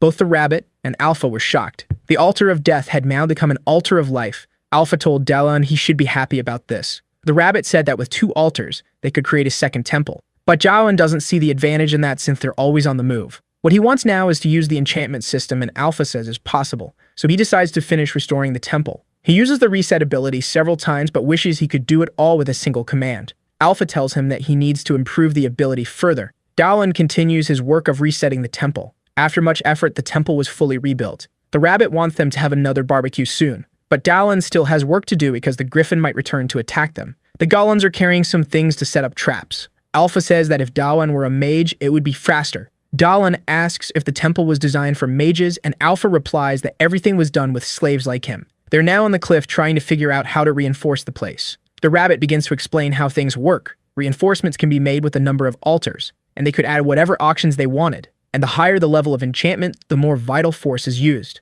Dawoon decides to enchant the arrow trap with penetration level 1 and paralysis level 1. He wants to test the effect of the enchantment. The arrows are fired toward a boar carcass. Apparently, they didn't hit the target. The rabbit says they did hit. Dawoon goes to check what went wrong. The arrows were so strong that they weren't visible. That was incredibly powerful. This gave them a deep sense of relief, because in that place there's a monster yearning for revenge. A minor detail delayed its hump with a bitter taste in its mouth. The griffin is climbing the cliff full of hatred, and it's furious with Dawoon. It climbs with the determination of someone bent on causing chaos. It continues climbing until it reaches the top of the cliff. At the top, the rabbit was already waiting for it, and he fires the enchanted arrows of the griffin. A powerful barrage hits it squarely. The force of the arrows was enough to make it lose altitude. They pierced its hide this time, but it's still alive. The rabbit is pleased because the enchanted trap was effective. The griffin continues to fall toward the ground. The griffin, using the last of its strength, clings to the cliff wall once again. It continues its ascent. This was the first time it had been wounded, and the poison from the arrows was slowly taking effect. Yet even all that wasn't enough to make it give up on its revenge. The beast had taken the situation personally and was already considering drastic measures to settle the score. The rabbit, observing the griffin's determination, realized that he once felt the same way and apologized for what he was about to do, but a sadistic and discreet smile formed on his face. He poured boiling oil over the beast. Now there was a large, circular staircase.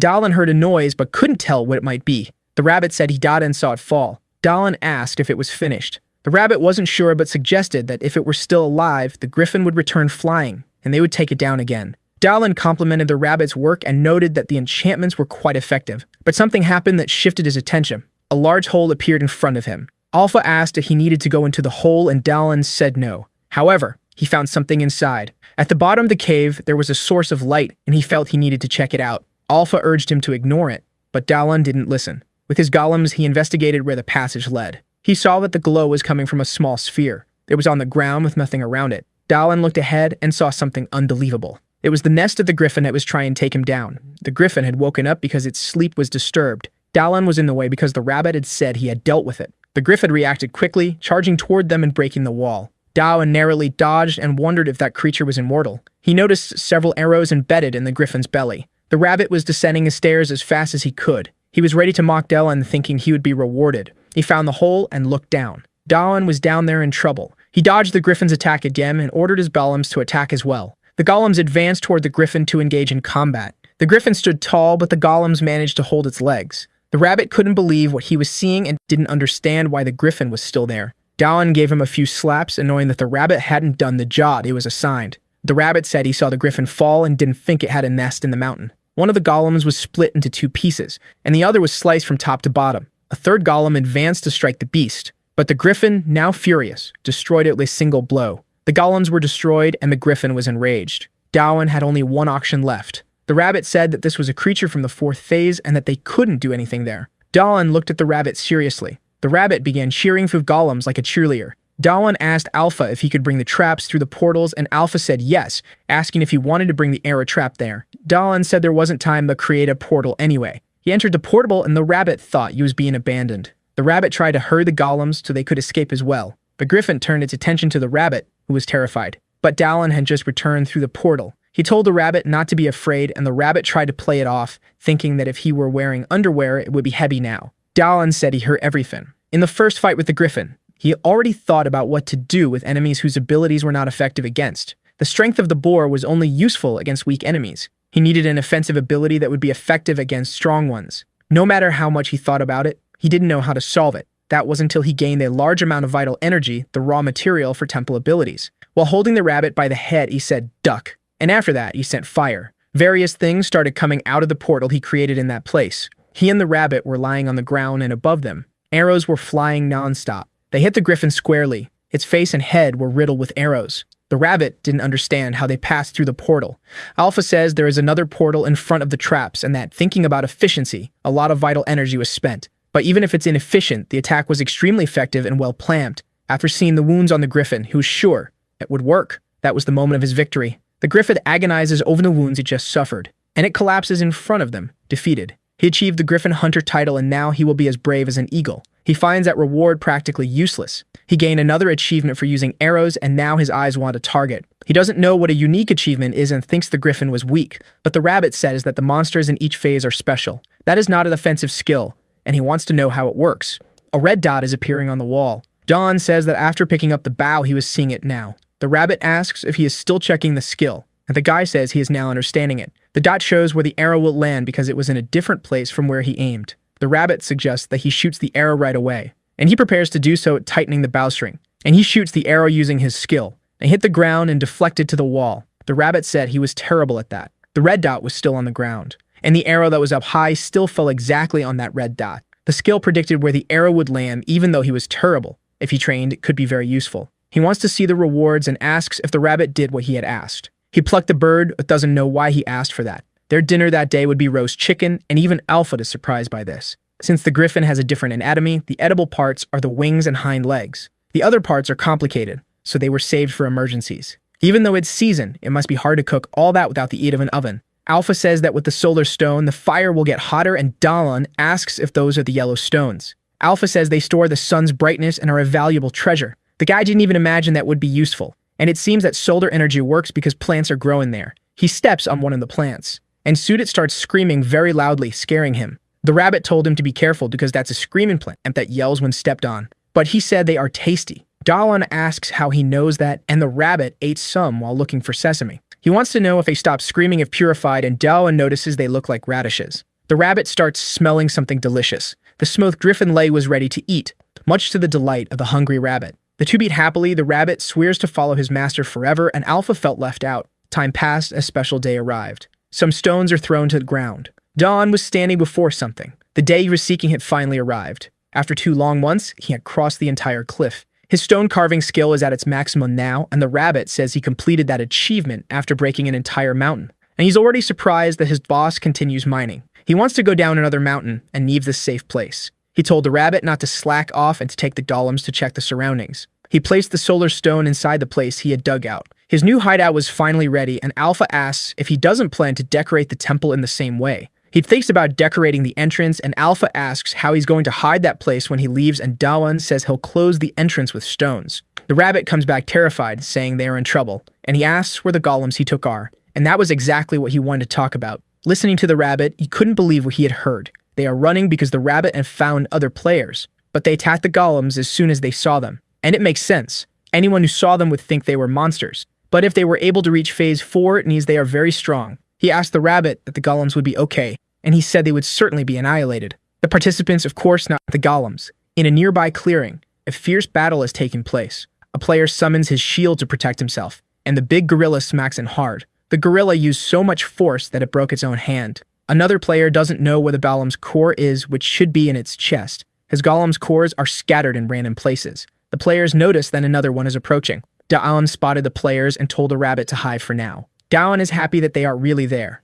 He approaches them, offering his greetings. The players don't understand this at first, because to them, it looks like he was fleeing in terror. One of them says there was another person being attacked by the golems. Dawoon didn't understand why he thought that, and he finally realizes that they got everything wrong. He imagines they'll be upset if he says the golems are his, and the rabbit says he'll be lucky if they don't think he's a guide. But he will try to approach them anyway. The players are terrified and tell them that there are already 2 mean golems there, and Dawoon can't do much other than run away. He raises his finger in the air. The golems that were there pay attention to the gesture. They start moving immediately. The golems begin to run, following Dawoon and abandoning the players. One of them noticed what was happening, and seeing that, you couldn't believe it. He imagined that Dawoon did that on purpose to save them. There's a camp of huts in the forest.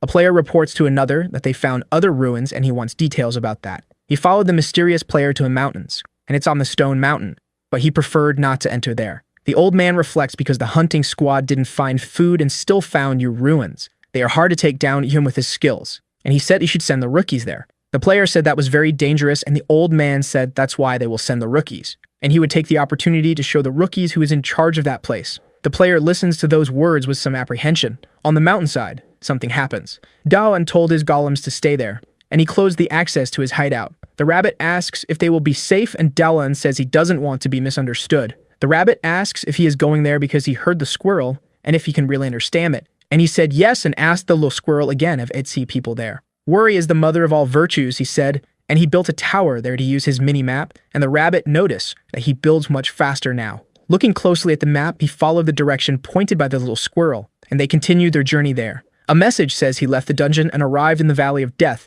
and that he had entered the rift. Dawoon doesn't know what that means. He didn't understand the concept of a rift in that place. The rabbit teases him, saying he doesn't know what that is. After giving the rabbit a few slaps, he asked the know-it-all to explain it to him. The more you advance through the stages, the more dungeons there are. In stage 4, there are 4 dungeons. Since they are not together, there are neutral zones between each one, and these spaces are called rifts. In other words, the space between dungeons is a rift. It's where players set up camps so they can do the dungeons more than once. Dawoon has difficulty understanding because he never left the first stage. The rabbit says that thanks to this, there is a place they're called a village. Maybe this is the place Squirrel mentioned, and by the explanation, it seems to be a safe zone. The rabbit was immediately surprised by something, and he jumped on Dawoon to save him from something. The boss doesn't know what happened, and the rabbit says that humans are too stupid. The villages or safe zones. In the dungeon they are in, there is no such place. A strong stench rises. A bunny hand appeared in front of him. Then undead begins to rise from the ground, and the name Valley of Death starts to make more sense. The little squirrel charges forward, starving, and Dawoon warns that it will have a terrible stomachache if it eats that.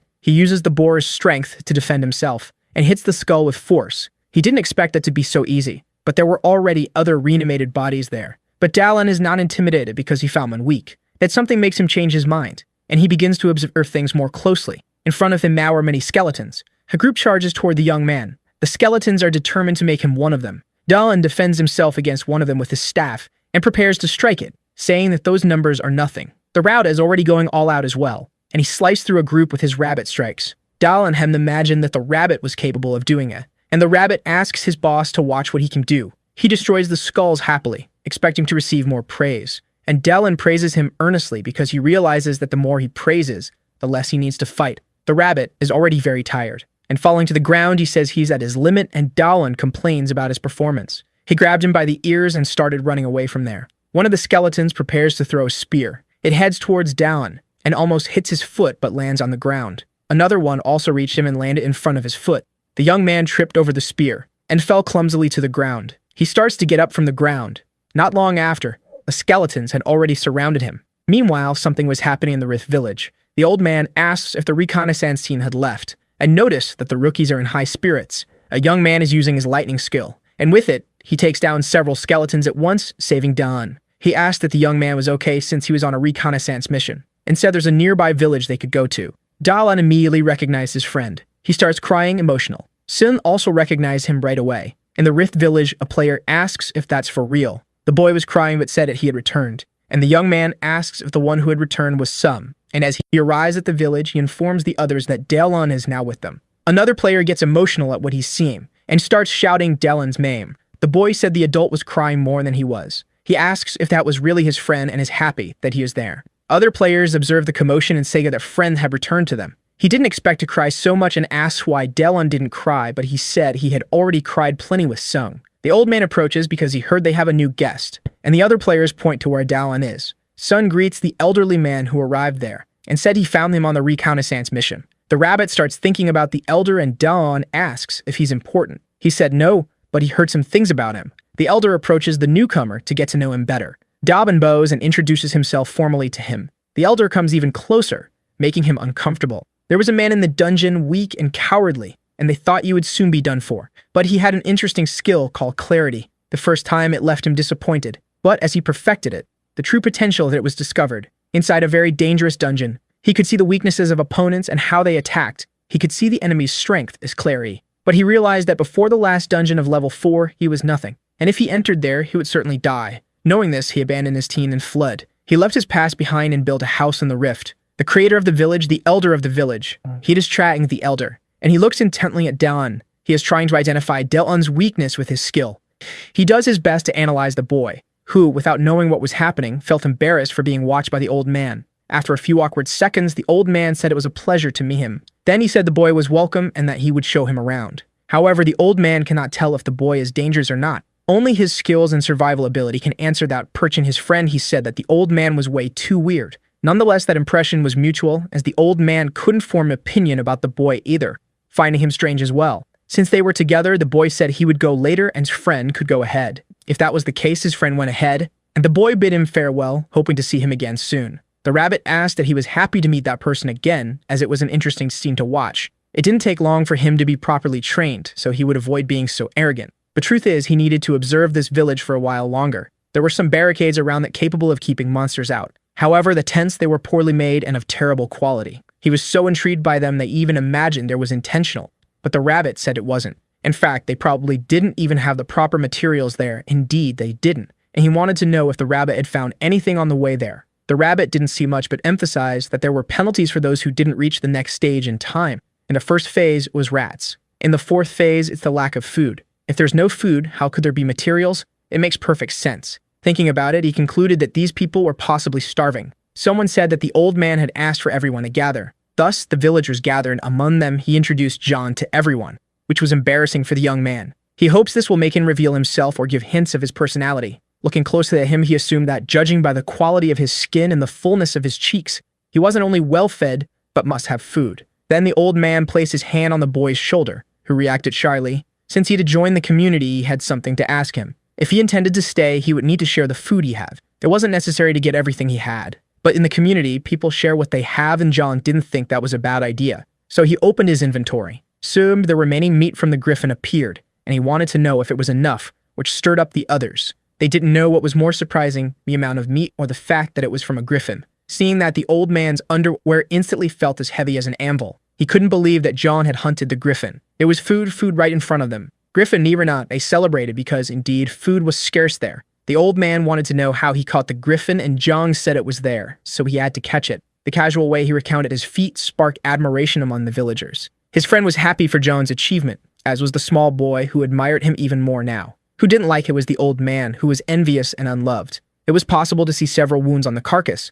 There was no way he could have done it all alone. He then asked if John had used a trap, and John confirmed it. After all, they saw the griffin fall from the sky. He'd assumed that John must have been lucky to find the carcass, and now felt more at ease thinking that way. Soon, other people were thinking the same, and the envious old man felt happier because they stopped praising John. It would be terrible if someone capable of hunting a griffin were among them, as it could threaten his leadership. John's friend called for the old man. He said they were going to finish their reconnaissance shift now. That was what he wanted to hear, but he pretended to be surprised. The task was indeed important, but now, he can't do things alone, and his companion had only come to find him. He didn't want to appear as a bad person, and today he had only one task for him. To take a break with his friend, he did this just to boost his reputation as a good-natured old man. He accepted the villagers' cheer, and John found it strange, that's all. That old man's behavior was already bothering him. He realized he only did it to get attention, but his friend asked him not to get irritated.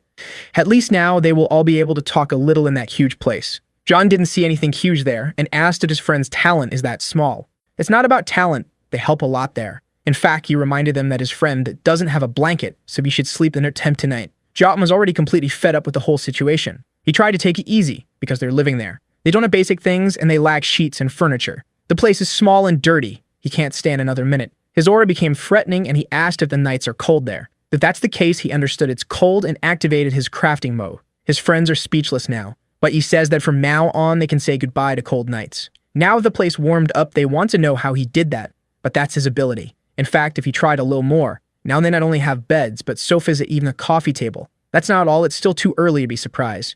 John can do much more. It's proof for your health to drink mandrake tea before eating. The man cried, moved as he never imagined he'd drink such a tea. Meanwhile, the boy looked at his cup, intrigued. Then he told Jin Su that if the tea was too bitter, he should just add 2 more spoonfuls of that and it would taste better. Now the drink was sweetened, and the others wanted to taste it too. The sound of their joy filled the inside of the tent, and John watched them closely, happily. Memories are triggered by sensory experiences, and tasting something sweet after so much time in that hell. For his friends who were there, revisiting those memories is something good. They helped them forget the hardships of the dungeon. He remembered when he received a little gift from his student, because she was grateful to her teacher, who taught so well. He finally saw what he had received. The little girl had given him a lollipop. They were all completely moved. John knew what was happening because he felt it too. That's why he watched without saying a word. The one who couldn't take it anymore was the rabbit. He had no more patience for that nonsense because one of Mandrake's effects is to make the body excrete toxins in the form of tears. Now John was scared as the rabbit had revealed himself. It didn't take long for a sword to be drawn, as well as a great battle axe, and a small and deadly dagger. They told the guy not to try anything worried. They asked John to move away from him. The rabbit says it's a misunderstanding and desperately asks John to do something, but he blames the rabbit for undoing his invisibility. Now there's no way to fix the situation. The rabbit is on the ground in an extremely uncomfortable position, learning a lesson for being such a fool. They finally hear that the rabbit is now Jung's servant. Besides making objects using earth, the rabbit is his servant. They want to know how it all happened. So he started telling from the beginning, from the golems, the fight against the temple's protective statue, and the other things that let in there. After hearing everything, they were extremely surprised, and moved by the sad parts in the story too. At the end, he put his hand on Jung's shoulder in brotherly way. He praised his friend's efforts and said he had done very well. Those words caught him off guard. He didn't want to get emotional, but he did. The man cried again and complained that the tea's effects take too long to wear off. Now out of strength, the rabbit said he was very sorry for bothering them, and also regretted everything, but that his neck was about to snap any minute now. After some time, they took pity on him. Lying on the floor, he was thankful that at least it was warm and pleasant there. The boy was happy that John was fine and that the rabbit was his servant was a day to celebrate. But John said they hadn't seen everything yet. What was in front of them was John's special pork chops, and since the occasion called for it, he was even going to open his treasures. They definitely weren't expecting a soda there. That simple bottle made them completely ecstatic. The boy ate the pork like it was a delicacy, while the man ate with the voracity of the fentanyl addict, and John's friends savored the drink. Even the rabbit was immersed in the flavor of the chops. It had been a long time since they had celebrated this much. The night passed happily for them. Stuffed, they thanked for the delicious food they had eaten. Praising John's food, the boy wants to know if this is also a skill granted by the temple. But he says that cooking is practice, and if the food was good, it's because he's good at it. Seeing that his friend had gotten nut, he asked if he was going to the bathroom. But he was thinking about something and asked if they could also have that. Jung thought he was talking about skills, but that's not it. What he wants to know is if they can have the title of Dragon Disciples.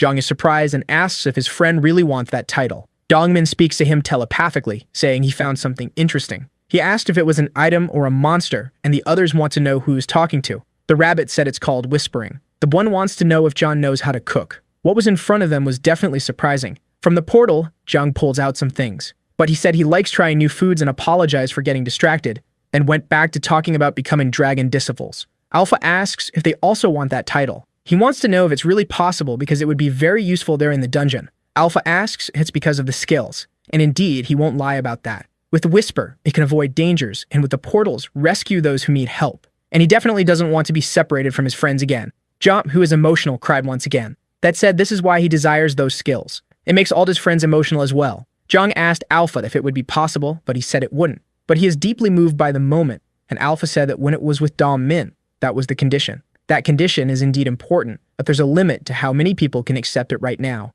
At the current juncture, he can't increase the number of his disciples too much. This left him extremely disappointed. However, Alpha said there's still a possibility. The next morning, the day begins in the village. The villagers gather and are much happier. The old man looks at them, imagining that everyone must be there. In front of the meat, he prepares himself. In his hand is a knife, ready to be used. He performs some radical maneuvers with it to show off. Then he wields it firmly, as if it were a weapon. He made the first cut into the griffin's carcass, and several more as if he were already used to it. Indeed, he had skill for this kind of thing.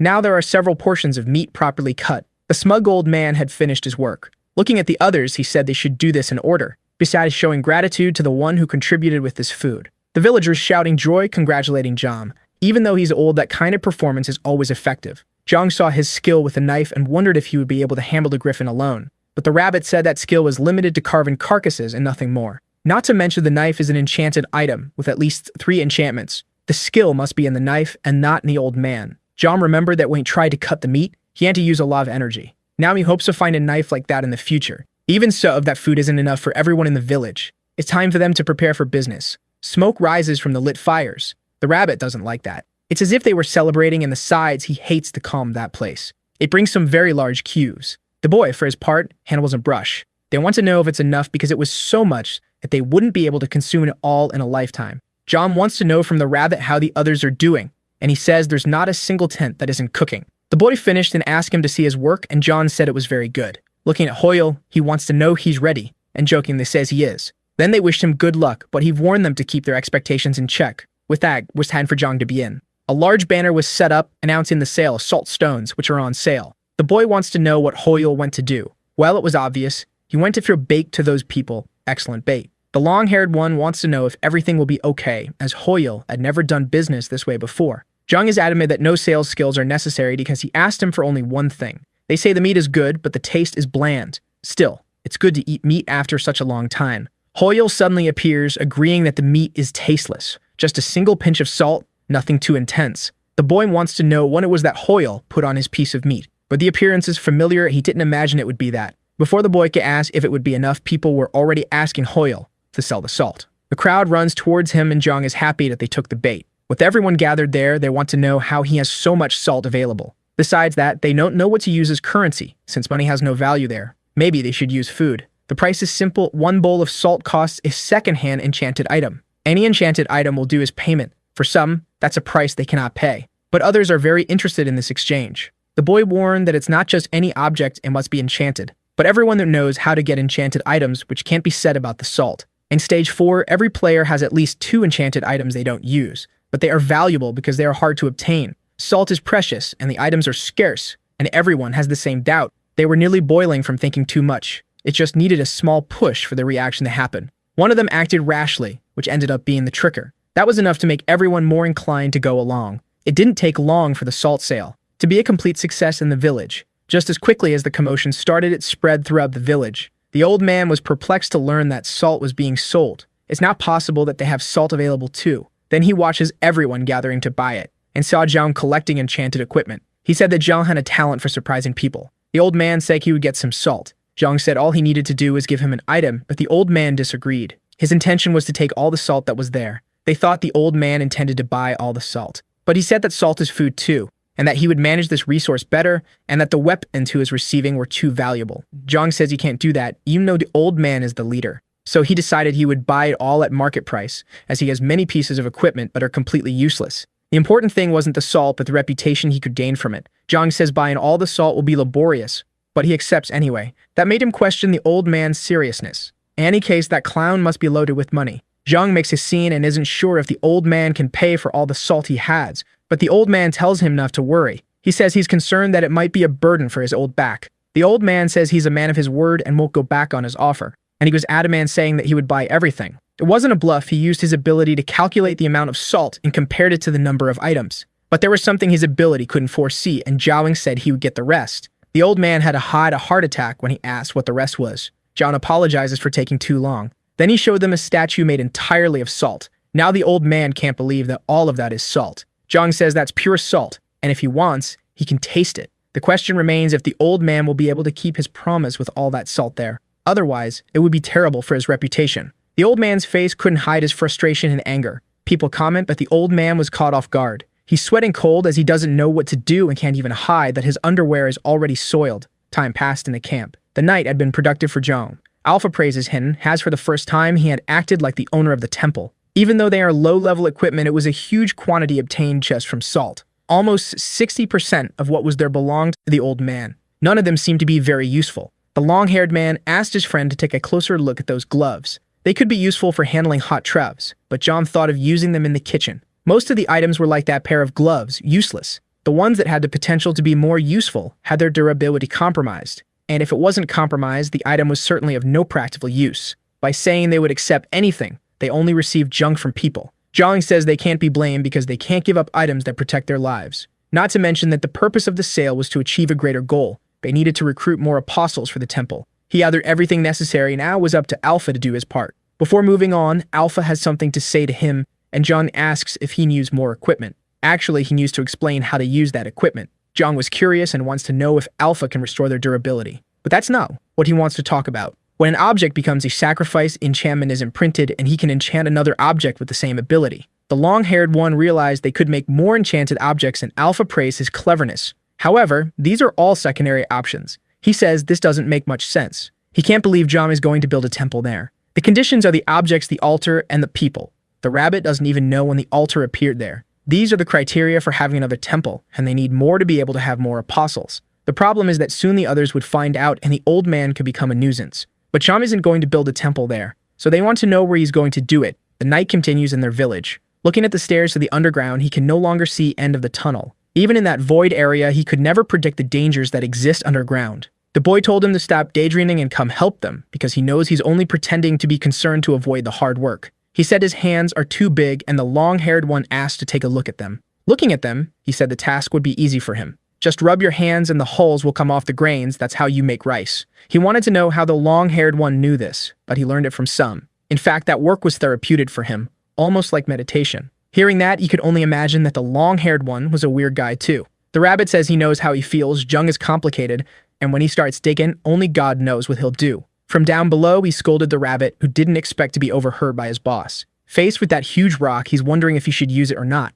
The equipment he got with the salt, and he's going to enchant it with even more things. His strikes on the rock are now powerful. His stone-breaking ability had two important steps. He needed to place the spike in a spot and hit with a hammer. Two necessary steps when using the two tools. By using the pickaxe, he became even more efficient. After a lot of work, he sighed in relief. There was a lot of space now, and he thinks he overdid it because he got excited. His friends say they're done with the rice. Even though he's far away, he can hear them well, maybe because it's this artificial cave. So he asked them to come down and for one of them to cook the food. The man stayed to cook and asked his friends to be cautious. The long-haired one was already surprised when John made the furniture, and now he's even more impressed with everything. Arriving at the temple hall, he came across something even more incredible. He couldn't believe what he was seeing. There was a large plantation there, and he thought the wheat John had given them was all he had. The truth is, he has a lot in his inventory, and he couldn't leave the ground uncovered, as it would be a waste of space. Since they're there, they want to know how they can help. He and the long-haired one will harvest the right grains, and the boy will protect them, as there might be skeletons around. The long-haired one didn't expect his friend to be afraid of skeletons. It's not fear he feels, he just doesn't want them near his precious wheat. So he started harvesting the grains. The long-haired one was also helping with the harvest. As for the boy, he was alert and focused on protecting the perimeter. Jod looked to the side for a moment. His other friend was there, along with the rabbit. In his hands was a large pot, filled with food. There was a lot of cooked rice inside, and it smelled good. That made those working very happy. John blew on the rice to cool it down. The other two were also very enthusiastic. Now they had everything, happy people. A large amount of sacrifice material, as well as the area for the temple. All the preparations had been completed. The boy is very happy with everything they did there. The man, on the other hand, said dust got in his eyes, but the truth is that he cries easily. The long-haired one, besides being happy, is proud of John's abilities. Being the only sensible one there, the rabbit wonders why he's feeling a colossal sense of secondhand embarrassment. John established that as the second temple of Artia. Immediately, a great and intense light emanated from the altar. Alpha suggested activating the temple's defenses to prevent unwanted intrusions, but John doesn't know who could invade them. Still, he installed one as a precaution, and the rabbit was surprised to hear that. John pointed to where the trap was, but all the rabbit saw was rice. In the middle of the field, there's a pit. The plants hide it well, and it will be quite effective against the unsuspecting and distracted. The rabbit found it inefficient and useless, but John tries to reinforce that his trap is good. To the rabbit, his boss wants to repoint the rice as soon as the trap resets. John doesn't know whether to leave it as is or make more improvements. Alpha says he could appoint a manager for the second temple. The rabbit thought this would be his moment to shine once again. John looked at him and asked why he was acting so smug. He wants to appoint Sung, the long-haired guy, as the manager of that temple. The young man ended up surprised and the rabbit furious. But Alpha said that wouldn't be possible. The rabbit said a manager has had experience, and Jones said that if a rabbit can do it, anyone is qualified. But he's better than the other rabbits, and the long-haired guy is just normal. Alpha says it's almost like that. A manager needs to transcend their peers. That's why most managers are animals, and more unique they are, the easier it is to meet the criteria. He takes up a fuss, saying he's the only capable one among them and wants to be a manager. Chung's are comfortable giving him more power, but he needs more apostles. Since it's his only option, the rabbit was named the manager of the second temple as well. He feels a power in his body. Now he's a transcendental rabbit, but to them, he's just a talking rabbit. He said now he could have a name too, to his boss's surprise. After that, he was finally ready to have a name of his own. So he asked his boss to name him with a noble and powerful name. Seeing his name, he asked his boss if it wasn't a mistake. The name he expected to be something noble is just rabbit. Jung says it's better than not having a name, and he is a rabbit, after all. This made him furious, as in the end, nothing had changed in his life. Thus, both Sung and Jin were accepted as disciples of the Dragon Temple. This granted them more skills. They can use the whisper to talk among themselves, as if it were a virtual conversation. However, the number of apostles has a limit. Hoyle preferred the other two as apostles because they have more combat experience.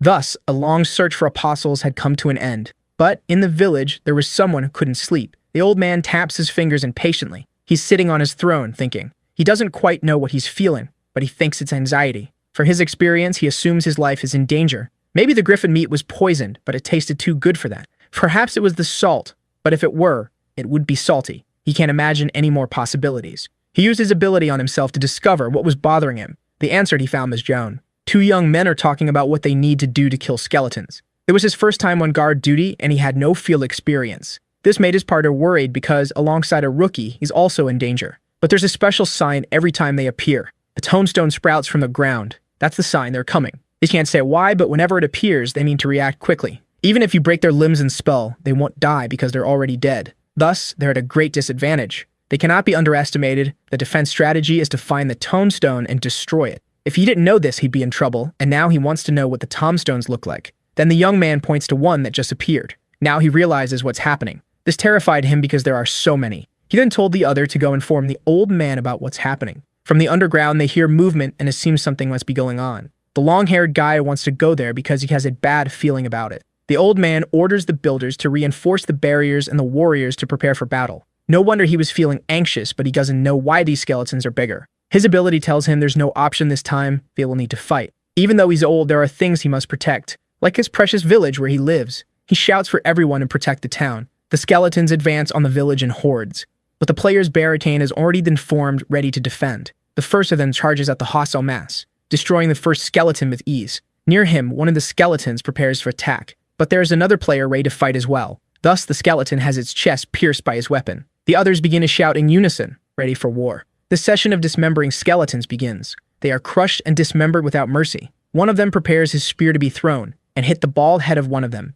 Even though they are only bones, the battle is dangerous. From above, the old man watches the battlefield. This is never a pleasant sight to witness. For the battle's end, the gravestones need to be destroyed. But given the formation of the battle, it's impossible to reach the gravestones. It doesn't take long for exhaustion to show up among them. Now that player is completely unarmed. With limited physical strength and stamina, the humans are at a disadvantage, because the dead never get tired. The chance of victor is becoming more and more scarce. The thought of that possibility makes the old man smile. It doesn't matter if they have a chance or not. That particular situation is important. With one strike, he destroys a skeleton that was nearby. Resisting is their only chance to survive one more day. He looks to the side, watching the warriors. One of them is already exhausted as there are many skeletons. Looking to the other side, he notices the same thing. The girl is also very tired from fighting so much. A prolonged battle, they have no chance of victory in this context. The more time passes, they can only feel one thing. And that thing is their brutal and intense fear. When someone is scared, the body trembles and moving becomes much harder, making it difficult for them to show their potential. The old man soon noticed the agitation of the village residents. To overcome that difficulty, he needs to raise everyone's morale. He took a deep breath to shout. He called all the village residents from the void. Some heard the old man's voice in the middle of the battle. The battle was fierce, and some were already thinking that victory is impossible. But they should think carefully about this. What all the hardships they faced, the courage and perseverance that brought them here, as well as all the big times they had together. That's the reason they have to keep living. Even those who were scared stopped being afraid. and the tired ones became more motivated. They need to survive so they can return one day to the world they belong to and escape this hell. Surviving the dungeon, that was the routine of many there. Routine can make dreams seem distant, but remembering the goal can give strength to the weary. They need to return home. The old man's speech encouraged them by reminding them they can get out of there. He thought they wouldn't win, but he remembered that losing is not an option. Determined not to die there, the fight intensified. They were clearly more motivated, and the old man believes that a miracle could happen now. Jung said it was a heartfelt speech. The old man looked back, surprised by the boy, because the true miracle had just arrived. That is definitely a cliché, one of the most mediocre ones. For the rabbit, it would be embarrassing, but there's no better word to describe them now. They are heroes. The tired fighters looked on in admiration. Those lightning bolts descending with the blades. Definitely a powerful and fierce strike. Not even the old man imagined the long-haired one was that strong. That sword that controls lightning seems to be a formidable weapon. But the boy says it's not just the weapon that matters, and asked him to watch more closely what he would do next. He closed his eyes while holding his bow. When he opened them, a yellow energy enveloped his arrow. What really makes the difference is the skill. On one end said the child was incredible, which made the child annoyed. He quickly snapped back to reality, noticing Koyol was missing. One of fighters had been injured by one of the skeletons. The strike made him drop his weapon to the ground. Koyol says it's not cool that a dead man wants to take the life of the living, and walked towards the skeleton full of anger. The monster hesitated for a moment. However, it drove its dagger into his stomach. That wasn't what he was expecting. A skeleton had caught him off guard. The monster smiled at its feet, thinking it was tough. The Hoyol was just playing around. With a single blow, he turned the skeleton into a big jigsaw puzzle. The boy doesn't know how Hoyol is still alive as he was stabbed. Hoyol's skill is replay, excellent for a tank like him. Seeing all of this, the old man swore that he was just a useless novice. Not to mention Son, who by himself is an enormous destructive force.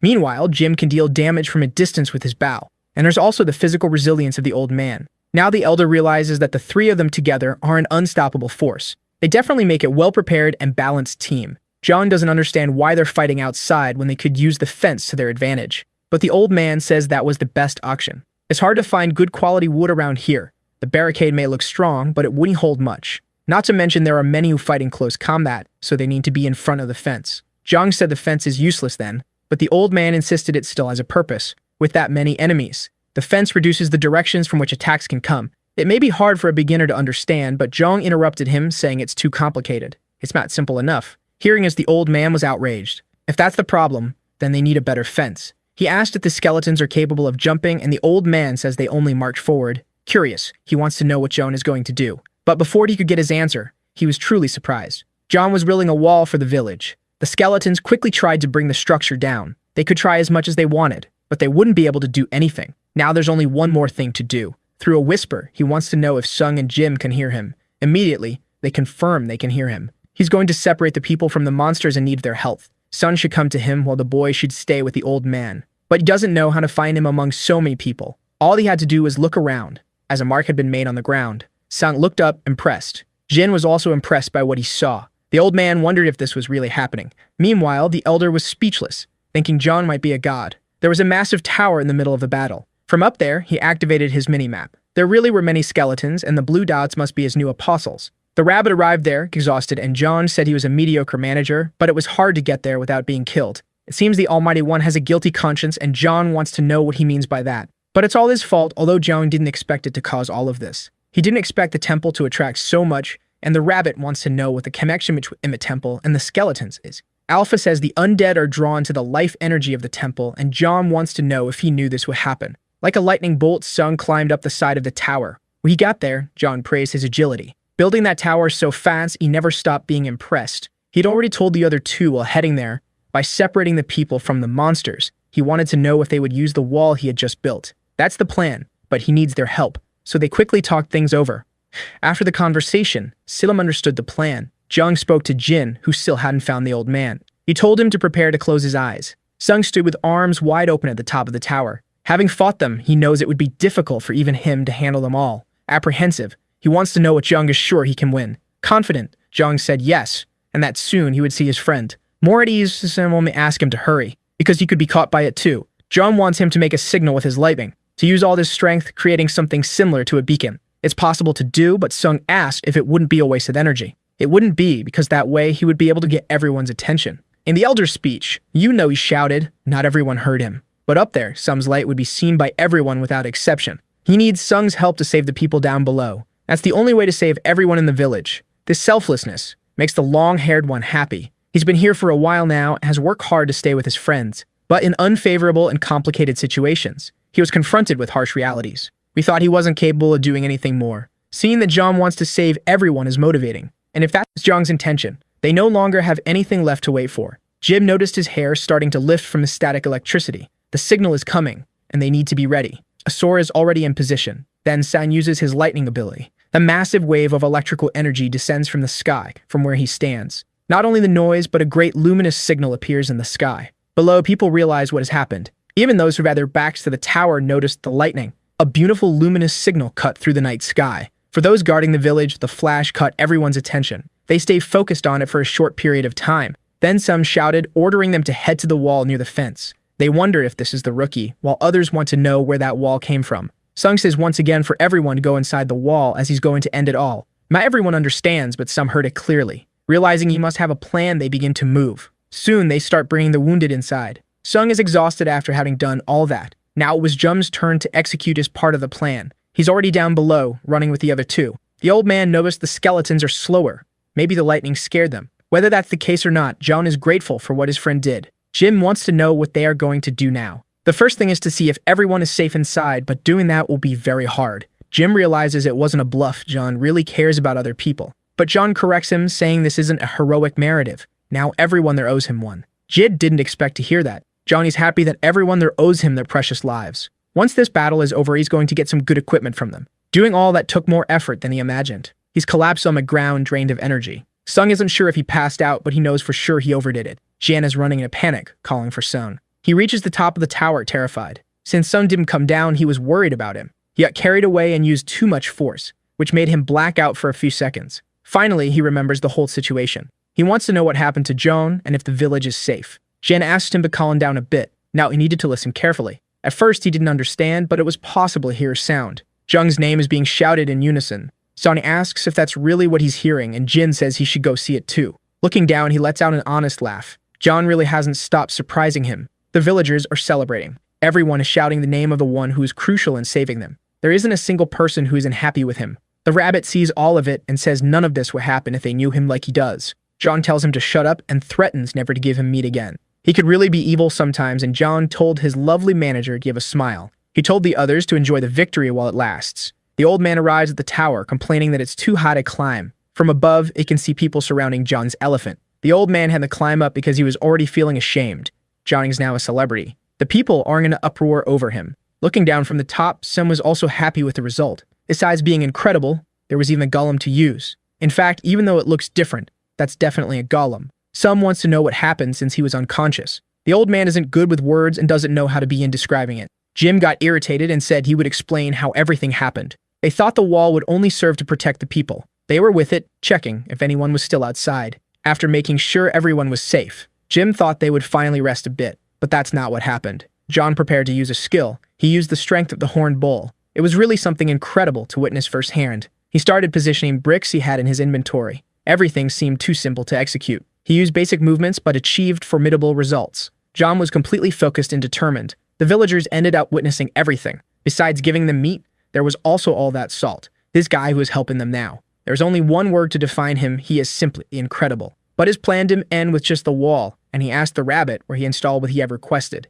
He told him to look at the map because he placed it in the planned spot, and it was very hard to do it without being seen. Thus, he praised his manager's work. He couldn't join the battle earlier because he might hurt someone. With the field cleared, he called his golems to the battle. Soon, they began emerging from the portal. The sight of them left people speechless. There was no resistance the skeletons could offer now. Some now understands that John was indeed the one responsible for saving the village. From afar, the old man observes him. The situation for him is not looking good. The villagers were already on John's side, and if the old man won to survive in the dungeon, he couldn't oppose him. John from above spotted the old man. The will to live is truly a peculiar motivation. In a loud voice and smiling, he said that John had done an excellent job. In the village, the day finally breaks. Through the streets, he hears some murmurs. As he passes by, people ask if he slept well or inform others that John is passing by, perhaps through the hardships of the previous day, but everyone seems much friendlier now. The battle is the topic of the moment among them. Despite Sun's feats, they can't stop talking about John. The rabbit says it's all his fault, but at least everyone is safe and alive. He just hopes Sung doesn't blame himself too much.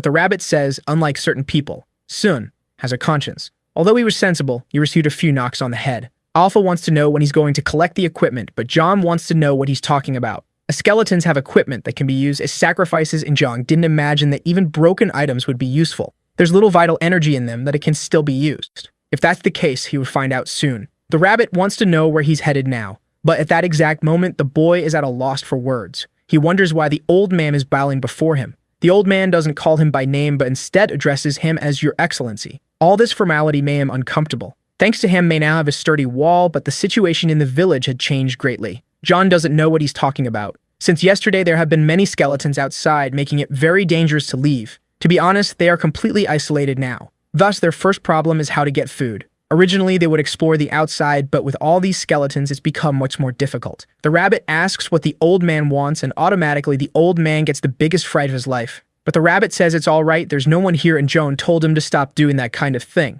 The old man can't understand what Jung is doing. There isn't a single person here who doesn't know who the rabbit is, as he plays a key role in the first memories of this hateful place. It seems they are companions and that Jung is the leader. Looking at the old man, John realized he had something to ask, and he was ready to listen. After looking at the wall, the old man had an idea. He asked if it would be possible to build a bridge. If there were a bridge as high as the wall, the skeletons wouldn't be able to reach anyone. With a safe route, it could leave to search for food again. The rabbit said that the old man still knows how to think because his idea isn't bad. John wants to know the distance from the village to the nearest dungeon, and it's approximately 3 times the village's perimeter. Thinking about it, he concluded there should be no problem building a bridge, but he has no intention of doing it for free. He suggested they go outside to make an estimate, which surprised the old man. Outside, some were startled by the rabbit, but the old man said he was Joan's companion. After the last night, not even walking with the rabbit negatively impacted Joan's reputation. The villagers seemed to have blind faith in him from now on. That wall was indeed very solid, and while observing, some wondered if the rabbit was really his companion.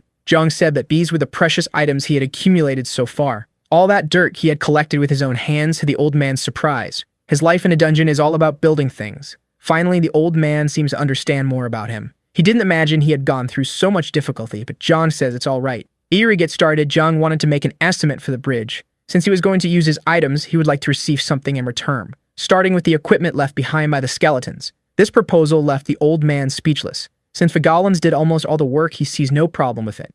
With that decided, there's no time to lose and it's time to start collecting. As help was needed, the old man explained the situation to the volunteers. Rumors about the bridge construction soon spread. A direct route would indeed be very good for them. If they perish in that purple land, it will become skeletons too. The rabbit said that the body would immediately rot and even a blade stuck in the ground would rust quickly. That land is capable of corroding and eroding everything. The old man asks if this is a problem. But Jung is interested in that land. Since the wall is made of earth, it's normal. He wants to know if it's a good idea to build another wall on top of that one. To the old man, they should check the soil before making the bridge. And that's exactly it. Jung is ready. They need to confirm if this is possible or not. He summoned a cue onto the purple soil. He wants to see if something would happen. Its color started changing to purple as well. If it remains this way, there's one more test to be done. He started purifying the cue to see if it would return to its original state. Even after being purified, the cue began changing color again. That land had become very toxic. The rabbit already suspected this. It's a real curse. All that land is completely infertile, and it turned what once was a great army in the skeletons, the cursed land.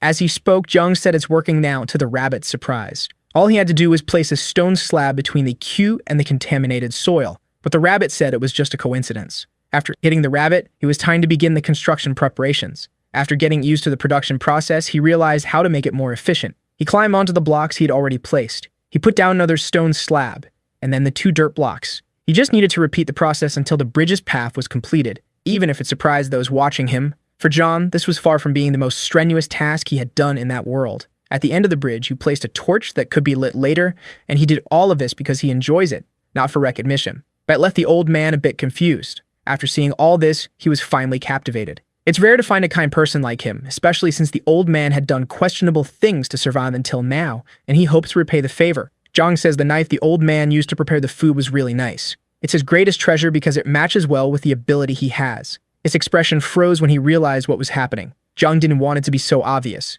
The old man yelled at him to pay attention. Jung didn't understand, but the old man told him to look behind him because 2 balls were flying his way. He started turning around to see what was coming. He finally spotted the objects in the air. As they hit the ground, he was almost struck. The rabbit didn't know what that was or how Jung managed to dodge it. He asked if the rabbit had forgotten that his boss can see the trajectory of any projectile. Without thinking twice, he grabbed his manager by the ears, because he needed to lift him off the ground so he wouldn't get in either. Now he should always remember that his lifesaver is Jung. That yellow ball, it seemed familiar. The old man shouted once again, saying more balls were coming. Prepared, Jung opened his inventory to defend himself. He placed some blocks in front of him to stop the bullets. They performed their protective function flawlessly. He told the old man to stand behind him, but the poor guy was already crouched there. Now that he was sheltered, he explained more about those balls. Even the rabbit wanted to know what they resembled. Although they were larger in size, they resembled a grain. The old man said Jung had sharp eyes because that was from a trap the dungeon's entrance. If one of them hit you, it's at least a fracture.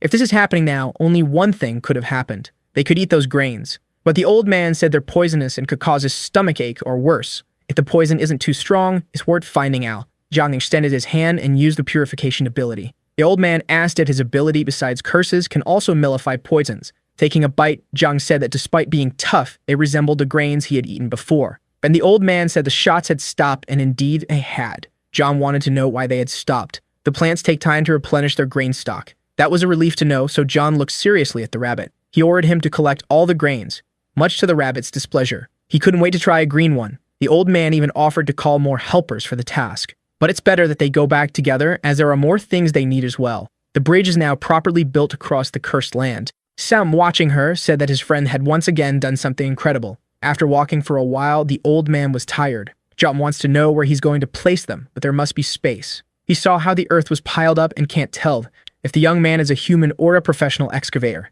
Not to mention, he doesn't want to get any closer than this. However, he doesn't want to have any enmity with Jung in any way. Jung asked if the old man was ready to head back as it was already getting dark. The sun had begun to set on the horizon. All that had been done in a single day, and the bridge was very well built. Up ahead, he notices something happening. A lightning bolt was approaching their position. Son had just found them. It was great to have found him returning to the village where everyone inside is safe and sound. Now it was time for them to return there too. Jung asks if something happened. Regarding the equipment left by the skeletons, Son had already collected everything. They are now in the underground temple. The smell of that equipment was far from pleasant. It stank so much they weren't sure if it could be used as a sacrifice. Alpha is happy because it will provide a lot of vital energy, and with that, Jung says they can head back up. Sona asks if there is still more to be done, and Jung says there always is. It was time to collect the payment. In the center of the village, everyone gathers because Jung has something to say to them all. First, he thanked everyone for being there. They must have seen the new bridge which allows them to pass by the skeletons safely. It was designed to last and will be of great value to everyone there.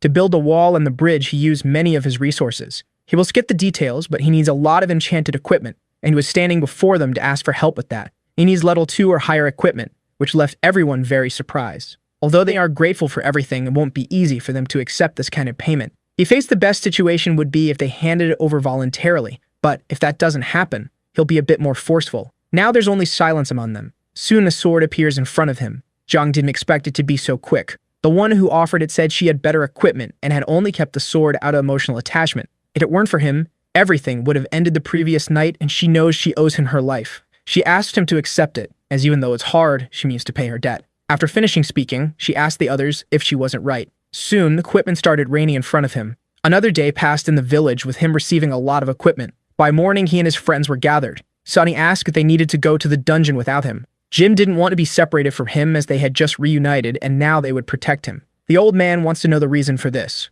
Jung says that if he makes a mistake, it will be embarrassing and he'll show them once they return from the dungeon. Judging by his smile, it must not be anything serious, but still. He wants to know what Jung is planning, and the rabbit asks him to grip harder. But Jung assured them he would join them in the last ruin. It just need to tell him when they are close to it. If he intends to meet them alone, that could be dangerous. But he won't do that, he's going to send the rabbit. In his defense, the rabbit says he can find another guide and being affiliated with the Dragon of Life he can't kill. But all Jung needs is for the rabbit to open a portal near the ruins, nothing more. Sug isn't too happy with that suggestion. Even though it seems like a safe method, it still worries him. Dungeons make players stronger, and he's concerned about Jung's progress. But Jung asked them to trust him once again, as he has his methods to make things work. Sung listened carefully, and decided to trust him, not trying to persuade his friend otherwise. Thus, they left the village with 10 more people, heading towards the dungeon. The rabbit wants to know if his boss is okay, as he spent only a few days with his friends and is already alone again. But Joan knows he'll see them soon. He wants to know why he decided to stay behind, and Joan says that rice alone has no value. It had been a while since he had a meal, but he realized something was missing. He opened his inventory once again. It was the cursed soil, and Alpha didn't like that inside the temple. But John had already said something important was missing, and the rabbit says it's the curse of decay. But for Koreans, juga soup is something wonderful. Neither Alpha nor the rabbit have any idea what this is. All the grains collected are inside the pot. John is quite entertained with his recipe. The rabbit asked what it was and if the grains would be the side dish of the day, after they were boiled. He might be able to ferment them using that soil. Once again, both Alpha and the rabbit are not understanding. When he saw those grains, the first thing that came to his mind was the soybean fermentation process. The rabbit had a hard time understanding why someone would eat something spoiled, but Jung said it was fermentation. Even Alpha had never heard of him, asked if it was something primitive, and Jung said it was a recipe passed down for generations. If it worked, he would be able to make even tastier dishes. That simple sentence convinced the rabbit that it must be good. He just asked Jung to keep his eyes open and pay attention. After the grains were cooked, it was necessary to grind them in a mortar. Then he shaped the dough into something similar to a square. With the sunstones, he made them dry quickly. He also tied some grains that had dried with the sunstones. Looking at the rope more closely, the rabbit wanted to know if they were really made of grass. Looking at him, John said a thumb down that rope would help in the fermentation process. The rabbit just wanted to know how John knew how to do all these things. With everything organized, John was quite pleased with what he had done so far, but the rabbit said it looked like garbage. While being scolded, the rabbit said he couldn't be the only one who thought so, and Alpha agreed with him. John could only lament that they didn't know anything about the flavor he was remembering. The block with the cursed sand was still there. He just needed to figure out how to make use of it because it could significantly reduce the fermentation time. To the rabbit, he didn't need to rush anything, but John didn't want to wait several days. Using an iron bar, he saw that the curse in the block was still very strong. Looking at the result, the rabbit asked if he couldn't combine that sand with the stones. At first, he questioned it, but then he ended up having an excellent idea. Feeling happy, he hugged the rabbit tightly. Even the rabbit couldn't believe the advice he had given and said he just spoke off the top of his head. But John already had a block made with stone powder. By reducing the concentration of the cursed sand, the rabbit's suggestion worked. Placing the blocks with a lower concentration of sand, the fermentation process began. Thus, a few days passed. Inside the village, someone said there were skeletons outside and they should prepare. On a rainy day with few people around, the corruption of the sand became even stronger, and this could be dangerous. The old man wanted to know if the wall was showing signs of weakening due to the rain. It was still holding up, but it had become much softer because of the rain. He ordered them to find Jun, as in the worst-case scenario, they would have to defend without him. It had been a while since the last rain. Jia appeared among them, saying that the old man seemed quite busy. His presence brought a bit more hope. So they began to talk about the situation. He learned that on rainy days, the skeletons become more oppressive. That was really dangerous because the water weakens their structures. Besides the skeletons becoming more energetic, the wall could give way. In light of this, the old man wanted to know if they had any solution. Jiang thought about the problem at hand. Looking at the people, he asked for everyone's attention. He asked Alpha if it was possible to set a trap there, and he was told it was possible, but would have to be done manually. Seeing this, the old man didn't understand, and Jiang said he would give him a little help. The only thing they needed to do was soften the soil after he planted. Those plants on the wall were the ones from before. With all the plants in place, he started the trap. Alpha said this was the best trap John had ever made, as she and there were so few plants. The most interesting thing was that with the rain, something else would grow quickly. Happy, the rabbit said they were potatoes, and the answer was right, though the old man didn't understand what they were talking about. Outside, the skeletons were watching. Immediately, some were caught by the vines. That wall defense is really quite efficient. The potatoes attack those nearby, and the grain throwers attack those in a distance. It's really impressive, but the old man wanted to know what the young man was doing. He just wanted to take the opportunity to make a stew. There are some situations in life where ambient sounds can serve as a way to find calm. The sound coming from outside now was starting to have that effect on him. That definitely made him feel good, and the rabbit said the tet was already ready. The old man asked if he could sit as well, and Jung said there was no problem.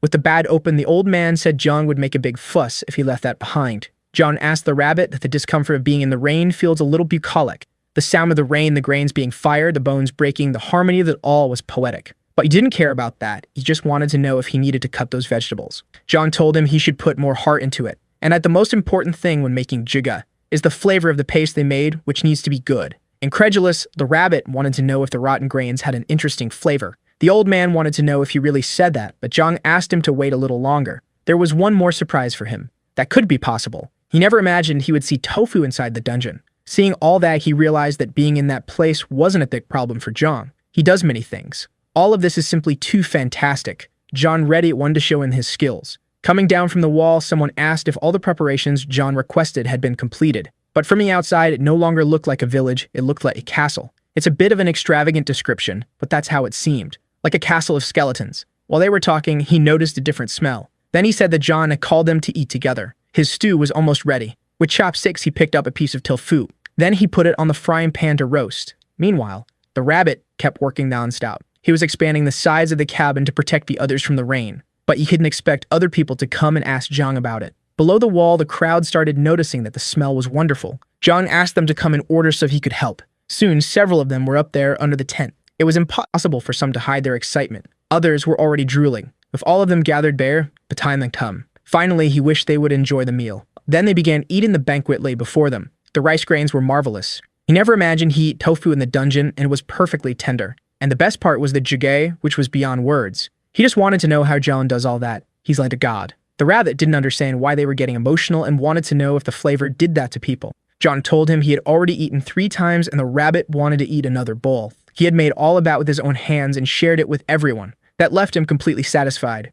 A special glow caught his attention. He earned an achievement by making everyone happy. His recipe tasted better and helped protect against the cold. Seeing the reward, he noticed it added 10% more flavor and gave 20% cold resistance. They started commenting that it tasted better and that they felt less cold now. Koreans need to eat rice, and he wanted to know if the cold resistance increases cumulatively. But the rabbit said the effect would wear off with digestion. He wanted to know if it was okay to eat without worrying about the enemies on the other side, but Jung said it was safe up there. Alpha said they couldn't climb the wall, and that was what Jung had expected. Looking down, he saw the skeletons being slaughtered. He laughed joyfully at that, but the rabbit thought he was getting too confident. Once again, a bright flash appeared. Jung was happy to see it. It seemed like this was the day for achievements. He was just eating without doing anything else. He didn't expect this. For destroying 1,000 skeletons, he's now twice as good at breaking bones. The fracture in the skeleton's skull started to grow. Jung placed his hand over it, then crushed the skull without any difficulty. He didn't even have to touch it properly. The power he had received was truly strong. The old man said he also received the title of Skeleton Destroyer.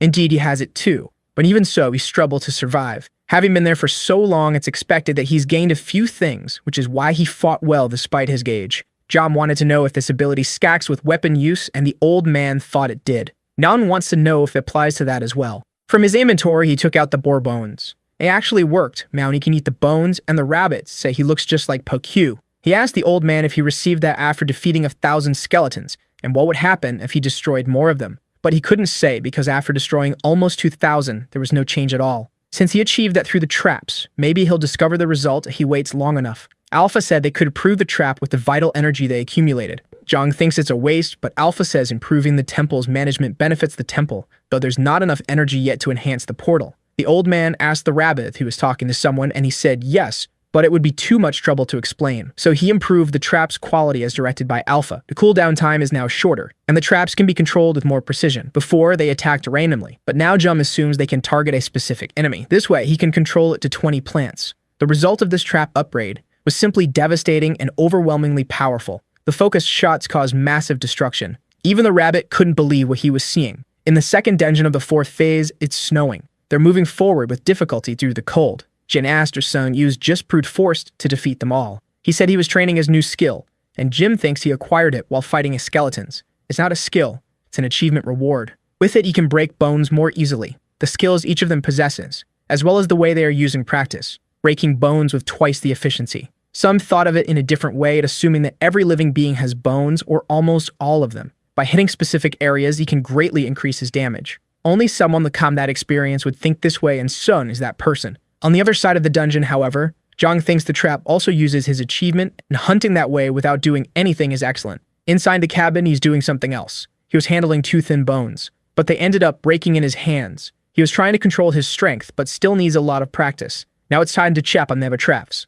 Looking at him, the squirrel wants to say something. It seems like it wants to dig a tunnel with him. And now Jung eats bones just like the squirrel. So the squirrel is only possible that Jung is some kind of god. He didn't understand why the squirrel was looking at him with such radiant eyes. Opening the system, he looks at all the traps he currently has. The arrow shooter is very good, but it's a shame he only has one. Since it's a magic item, he can't produce another, but he can restore it if it's damaged. The container can also be used to boil water, not just oil. The first thing that comes to his mind is that if he puts stew in it, he'll have infinite food. But Alpha says that effect only applies to pure liquids. If that's the case, he has an idea. Then he asks if it would work. A few days passed in the village. John wakes up. Someone's talking to him through the whisper. Getting up, he asked if they were already at the ruins. They're not there yet, but his friend needs his help. Inside the cabin, he gets ready. The old man is running hurriedly through the village. Fighting John, he said he heard that he was looking for him. There was something he wanted to ask the old man. Then he realized it was about the location of the second ruins dungeon. Unfortunately, he might not be able to help with that. They'd exist, but they can't be found in the traditional way. Jung didn't understand those words. The entrance to it changes with each reset. The place is underground, its access point always changes location. Since the old man is experienced, it would be good if he went with Jung. He could help, but since he's already been there, he wouldn't see the details again. Now there's nothing Jung can do. Then the old man says he can still help him. Since he can go there, he can still teach him how to beat the dungeon. This piqued Jung's curiosity. From the forest, the rabbit is communicating through the whisper as well. He's heading towards the others and wants to know which path to take. He's upset because he thinks out of all of them, he's the one who suffers the most. He didn't want to go alone by any means, but John asked him to go ahead and open a portal as soon as he found them. But if he wasn't going to do that, then John gestured with one of his hands. The plant that was idle on the wall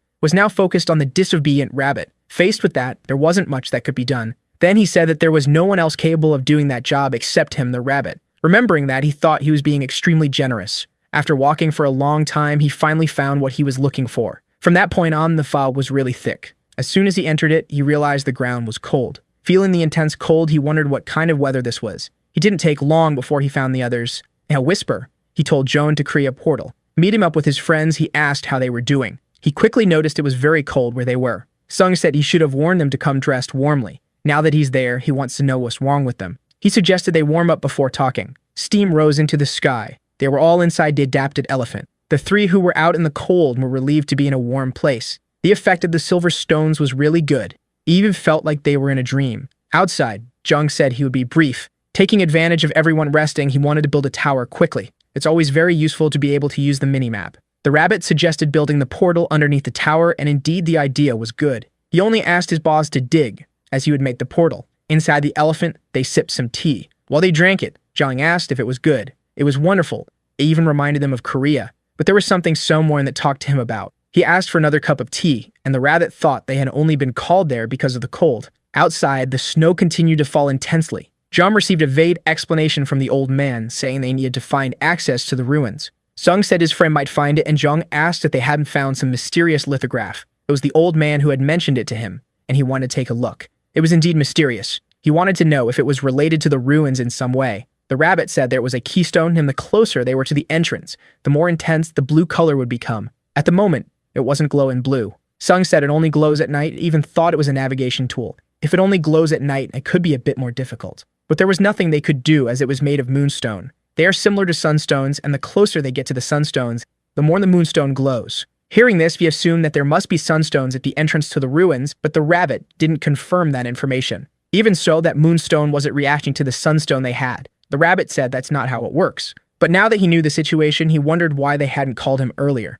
Some had imagined it would get so cold so quickly, which didn't surprise the rabbit. The climate there is extreme. No matter how well prepared someone is, it's tough. Besides having to adapt to the environment, they need to fight monsters in the dungeons. Meanwhile, they are enjoying a meal inside the elephant, warm and happy. The cold resistance effect is very effective now. Even a little squirrel is knocked out for eating too much. They're going to wait inside until nightfall to use the keystone. Sub hopes everything goes well. Outside, there are small footsteps moving. Several little monsters are gathered there. The little monsters gathered are ready to cause some dangerous mischief. One of them starts to shout menacingly. Inside the elephant, Jung asks what that sound is. Sung stands up, asking everyone to prepare for battle. So they exit the elephant, bundled up and ready. Jung asked his friends to take what he's about to give them. He threw something similar to a fur coat to them. Sung wraps himself in it and thanks him. The little monsters stare at them without doing anything. Meanwhile, the four of them are prepared for whatever might happen. Looking at them more closely, Jung doesn't think they seem dangerous. In fact, they're actually kind of cute. But the rabbit says those are snow gremlins, mischievous and fond of snowball fights. Sung says their tough appearance is actually a deception. But the horde of crazed fentanyl addicts, they charge forward. Sung prepares to defend themselves from the attack. These little pests really aren't playing around. Gathering snow from the ground, the first one starts its attack. The snowball flies through the air. Johnny's still in disbelief that this is actually a snowball fight. Sung yells for them to get ready immediately, and he throws himself towards Jung so he won't get hit by the snowball. It landed on the ground, seemingly harmless. However, from the ground emerged a large ice stalagmite that could have been fatal. They observe the frozen formation behind them. Sung wants to know this friend is okay, but all you can ask is what just happened. The gremlins use magic to do that, and Alpha confirms, as those creatures are artificial creations of witches. Since they were created with magic, they can use it instinctively, and John asks why Alpha hadn't mentioned this before. As he stands up, he notices the sky is filled with snowballs coming their way. They fall down with devastating force. An ice stake destroys the upper part of the elephant. Jung struggles to understand the gravity of the situation. That snow is no joke, it's even denser than the material at his golems. However, he became completely furious because those Miyakra monsters had made a huge hole in his golem. Some asked him to stay calm as these aren't easy enemies to deal with. John wants to know what they should do. A gremlin prepares to throw another snowball at them. Before the snowball hits the ground, this is their chance to strike and prevent the magic from being completed. He ordered them to stay close to him while Jim provided cover for them. The old man is ready to act as well, while the boy is prepared to handle his bow. Enraged, the old man charges towards the gremlins with his axe. His blade starts to move. He swings it furiously over his head, delivering a devastating blow to the ground. The shockwave moves towards the small creatures, but soon he realizes something. There wasn't a single creature within the range of his attack. As he's looking around, the pair of ears pops up from the snow behind him. Jim warns him that the danger is behind him. Reacting quickly, he managed to avoid being hit by the ice stake. The little monster smiles, finding the situation funny. But a boot hits its head, breaking the bones that form it. Stung says they are hiding under the snow and should be cautious now. Besides using magic, they can hide in the snow. And in it, they have no movement restrictions. With dangerous attacks and hiding, they are indeed challenging enemies. However, they were lucky that none of them had been hurt so far. What helped them this time was the cold resistance provided by the food. Sum looks around and wonders where John is gone. He apologizes, saying he took too long. A powerful golem had joined the battle, as well as seed-shooting plants. John got a bit busy because he needed to make some adjustments to the golems. In the worst-case scenario, it would have been dark, but he apologized anyway. The gremlins observe these new enemies as if trying to understand them. Now is the moment when the battle ends. The rabbit can't believe he has heated 4 in the golem.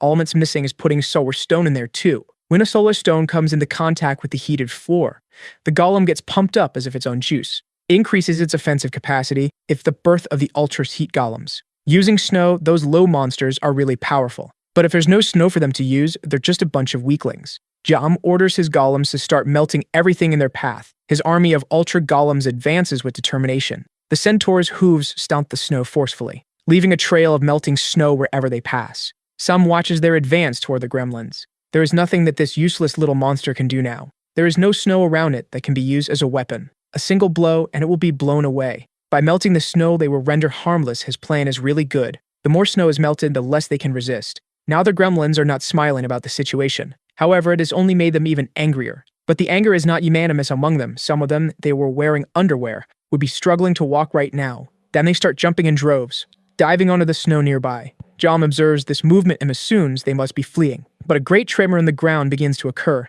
That unexpected result made him apprehensive. Sam also doesn't know what it is and is nervous. A large leg steps on the snow. In front of them is a creature similar to an ice golem. That is a giant melting gremlin, much more deadly and dangerous. Seeing that he called his gorillas to him, it can't be possible that they made an ice golem. One of the gorillas is close to the enemy and tries to counter its attack using its strength. But it seems the giant gremlin is not even trying. Meanwhile, the gorilla, even with its upgrade, is struggling. From a contact between them, water vapor rises non-stop. John realized that even though it's huge, it's still weak against heat, so he encouraged his gorilla to keep fighting the enemy. However, it had already lost the battle. An ice golem is also capable of using magic. This time, the spikes came out of its own arm. Its body is made of snow, and there are gremlins spread all over it.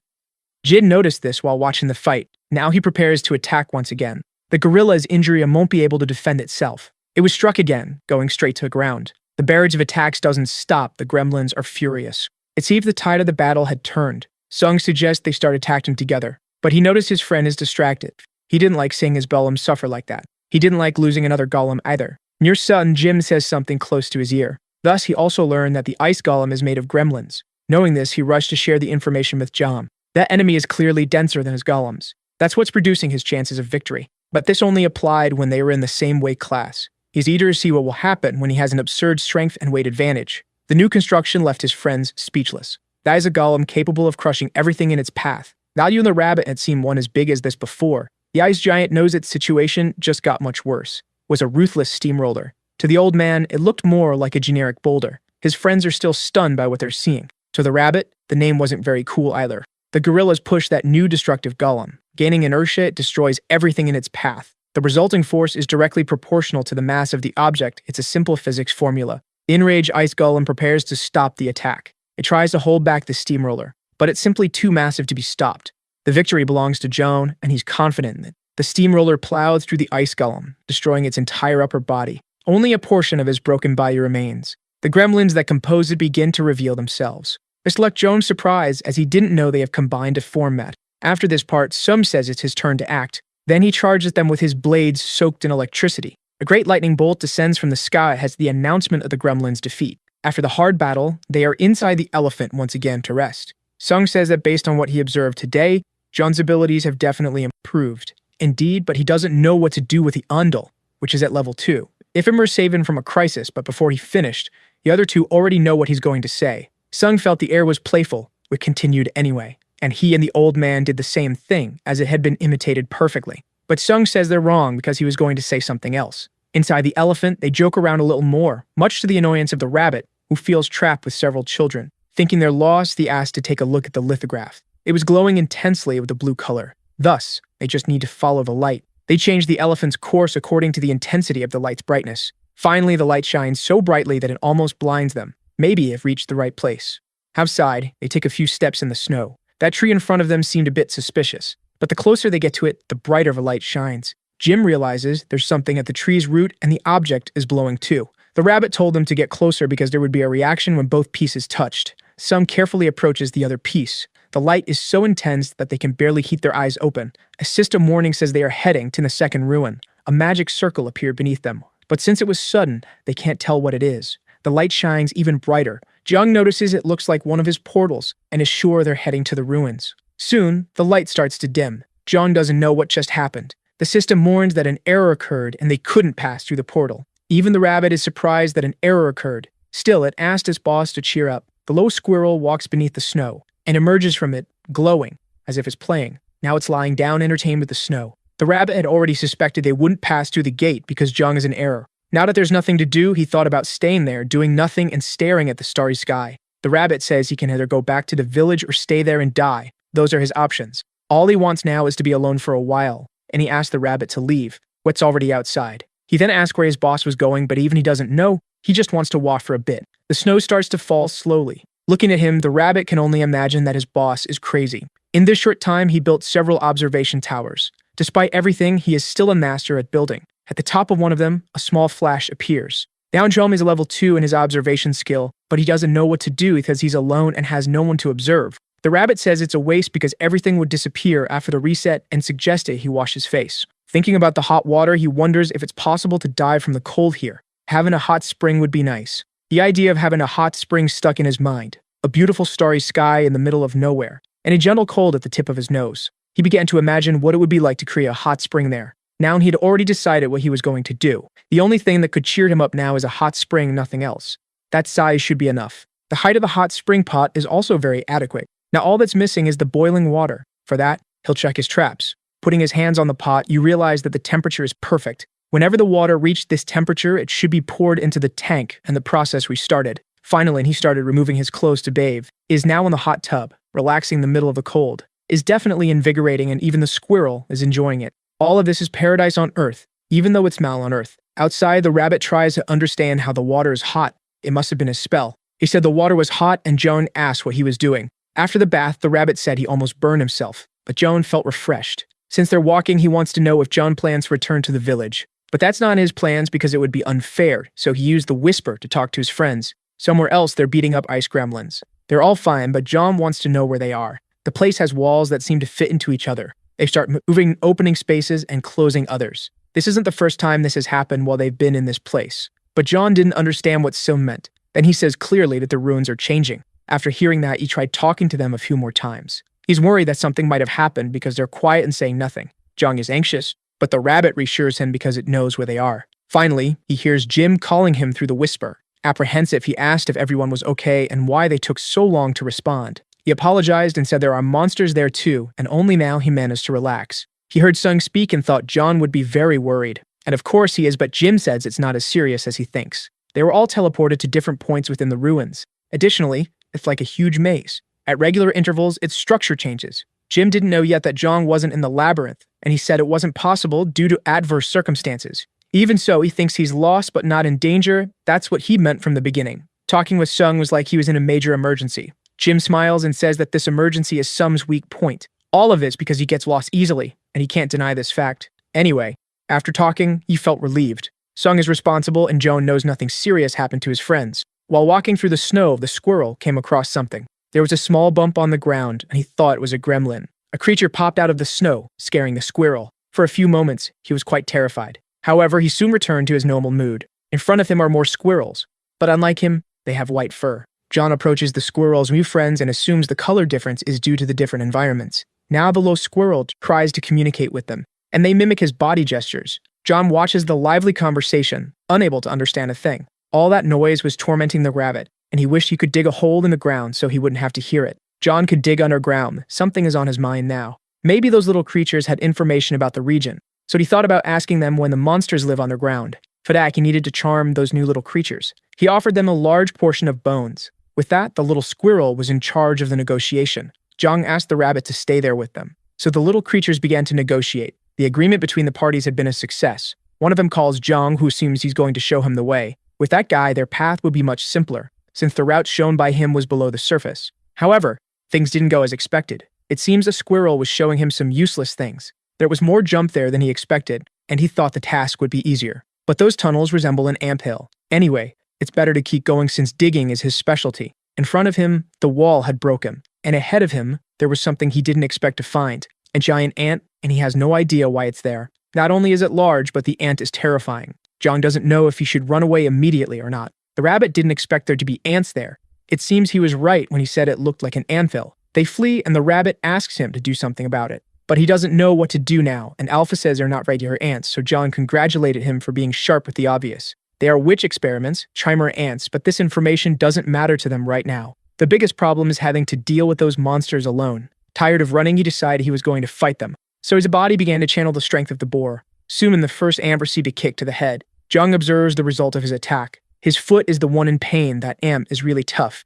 The rabbit said more of them were coming, and they would need to close the hole. Several ants were heading toward them. The distance doesn't help, but he needs to make them stop moving. He threw the staff at one of their heads when it ended up bouncing off and hitting the wall. Not even that was effective against them. Unable to throw it with more force than that, he doesn't know what to do now. Still, he took more staffs from his inventory, and he stuffed it around the tunnel, making a circle. While he continues planning, the rabbit is completely terrified. One bee ant charges forward fiercely, but it stopped in front of the staff. His plan had worked, and the rabbit was left clueless. The staffs prevent them from advancing because they can only walk forward. Although it was a simple idea, it worked, and that's exactly what he wanted. Using more of his abilities, the rabbit asked him what the purpose of this hole was now. If he closes all the exits, they might end up making one, but by making that hole, it will direct them exactly where he wants. Even though he understood, the rabbit has no idea where he wants to take them. Inside the tunnel, he sets up a few more traps with plants. They're all pointed at the hole he made, just waiting for the ants. The first one came out through the hole, and was brutally hit by the seas. The rabbit is impressed by his boss's quick thinking, was pleased in singing his victory. On the ground, the snow squirrel tries to talk to him. He continued on his way, hoping that John would follow as well, and so he did, much to the rabbit's despair. They walk a little further through the tunnels. Finally, they arrive at a place that leaves him surprised. There's a chest there and some equipment scattered on the ground. He's wondering if they live there. But the rabbit doesn't think so. It still looks a lot like the ant nest, and they must have messed with the things. It's hard to believe the ants brought the equipment there, but the rabbit says the ants only obey orders. Perhaps it was the witch who made it happen, and the hypothesis makes Alpha understand why the witches turn ants into chimeras. It's going to be hard to find out where the witch is, but now they're a bit safer, and the witch must be isolated from the outside world. The ants might not only serve for defense, but also to gather materials. Since they are being hunted, they're always doing experiments, the riddle is solved. But John doesn't know why Alpha thought so far ahead. The rabbit says that this reflection isn't empty of meaning. The witch's house was the ruin, and the ants were her workers. And if they crossed an entire tunnel, they would reach the end of it. Upon hearing this, he seemed to have an idea of what to do. Now, who wants to reach that end? Next to his portal, there is a small house. The plants are prepared to defend the place. They're all aimed at the small hole in the tunnel. The rabbit has no idea what his boss is doing now. He is wearing enchanted equipment that enhances his attributes. The staff gives him piercing ability, and the rabbit said it's a valuable item. Safety comes first, and Alpha agreed because they have accumulated a lot of vital energy. From now on, he plans to grow more and more. Hearing this, he wanted to know what he meant by grow. But John keeps walking through the tunnel. He's ready to pass through the passage. He needs to be cautious because there could be ants on the other side. And indeed, the sound they make can be heard. This makes him react quickly. And using his weapon, he managed to pierce one of them in the head. Advancing cautiously, he needs to listen very carefully. As soon as he feels the ant approaching, he delivers a single fatal blow. This way, he can move forward safely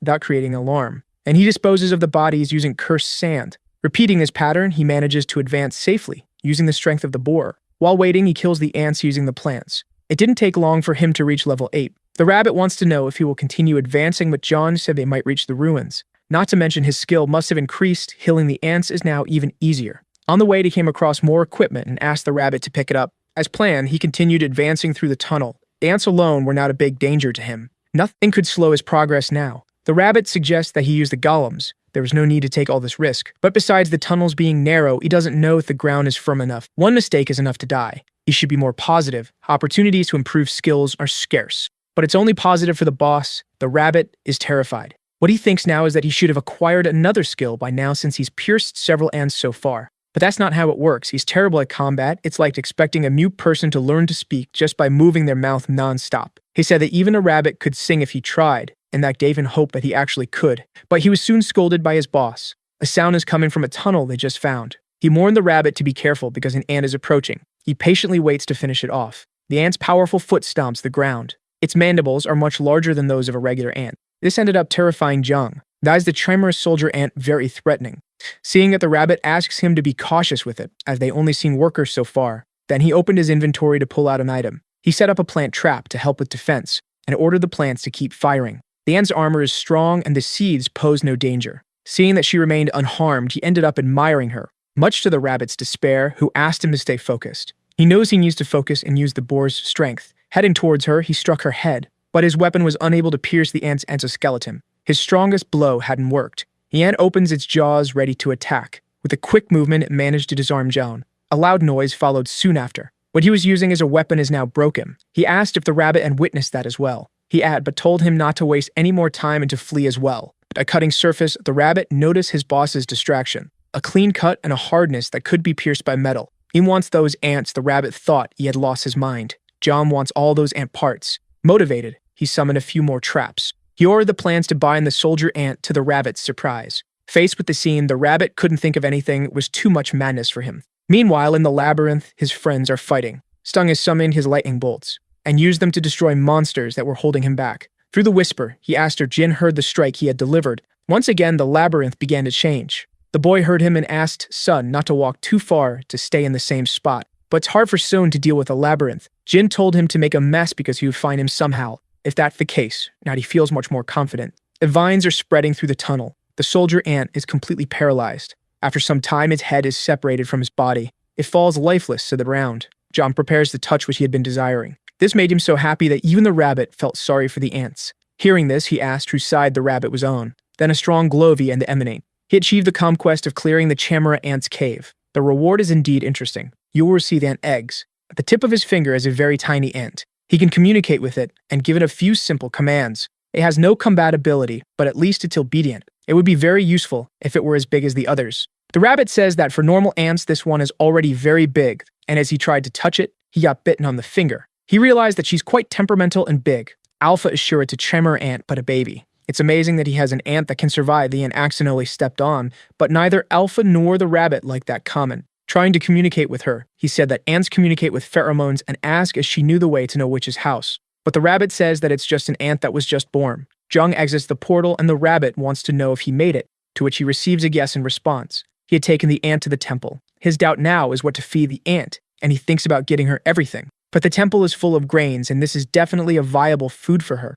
The little ant is amazed by the amount of food. Another group of players is also exploring the second dungeon, and they're complaining about the extreme cold. There's not much to do except keep walking. The girl says that this is the witch's house, but the guy still hasn't spied it. Then he comes across what's in front of him. What they saw are Jung's towers, and they mistook them for the witch's house. Maybe it's not, since there's no reaction from the keystone. In his opinion, that place looks much better than the witch's house. The girl wants to know how he can say that, but the old man had seen it before. A sign informs them that there are bathrooms there, and they can use the place to rest. This is an unexpected notice to see in the middle of a dungeon. John's reputation was becoming increasingly admirable without him knowing it. Some wants to know where the others are because he's already on the second floor. Jim said you shouldn't have gone as he was going to find him first. Even in the labyrinth, he's worried about Jung and wants to know what he's doing and thinks he should return to the village, but he has a little problem. He's probably in front of the boss's room now. Inside the room is a hooded figure waiting for him. In one of his hands is a huge scythe. In the other, dark energy that seems to have come from hell itself.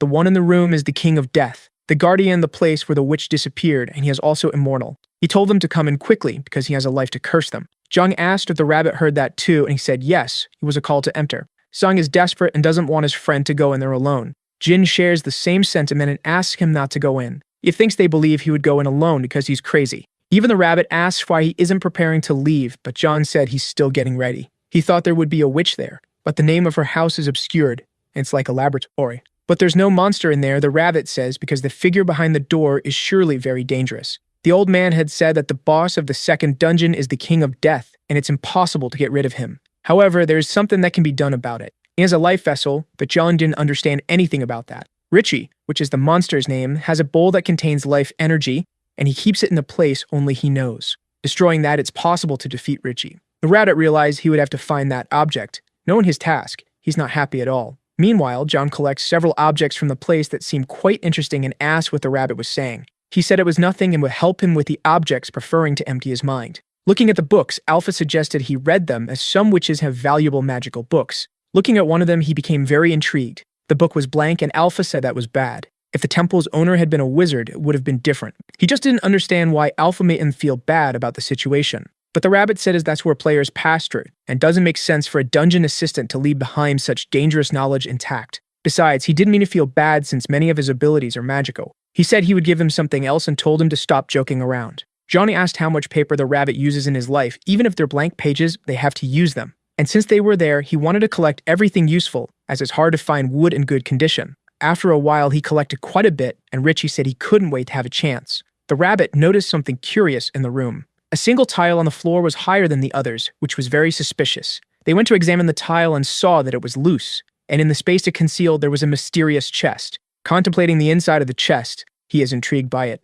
It's full of daggers and knives, and the rabbit thought Richie's life energy would be there. One of them ended up catching John's attention. One of the knives there is different from the others. The butcher's knife with level 3 slaughter and level 1 vampire. It's identical to the one the old man used to cut the griffin's carcass. That's why he wouldn't give it away easily, and the rabbit asks if he would have given it to him. From inside the room, Richie asks who is violating his treasure. Some realize that the walls weren't moving anymore, but everything started to tremble. Jin also noticed this and assumes that the labyrinth must be coming to an end. Additionally, it's getting colder and colder. Sun has an idea of what that could mean. The battle with the boss may have already begun. Around him, there is a cold mist. John wants to know if he was there the whole time, and if that kitchen knife is really up precious. A dreadful aura is released from him. The rabbit screams in desperation, telling him to be careful. An attack had already been launched in their direction. John needs to dodge, or he will be hit. He quickly opens his inventory. Thus, he managed to place a cube of earth between him and the attack. Although he protected himself, the cube was pierced by the blow. It was as if it were magic.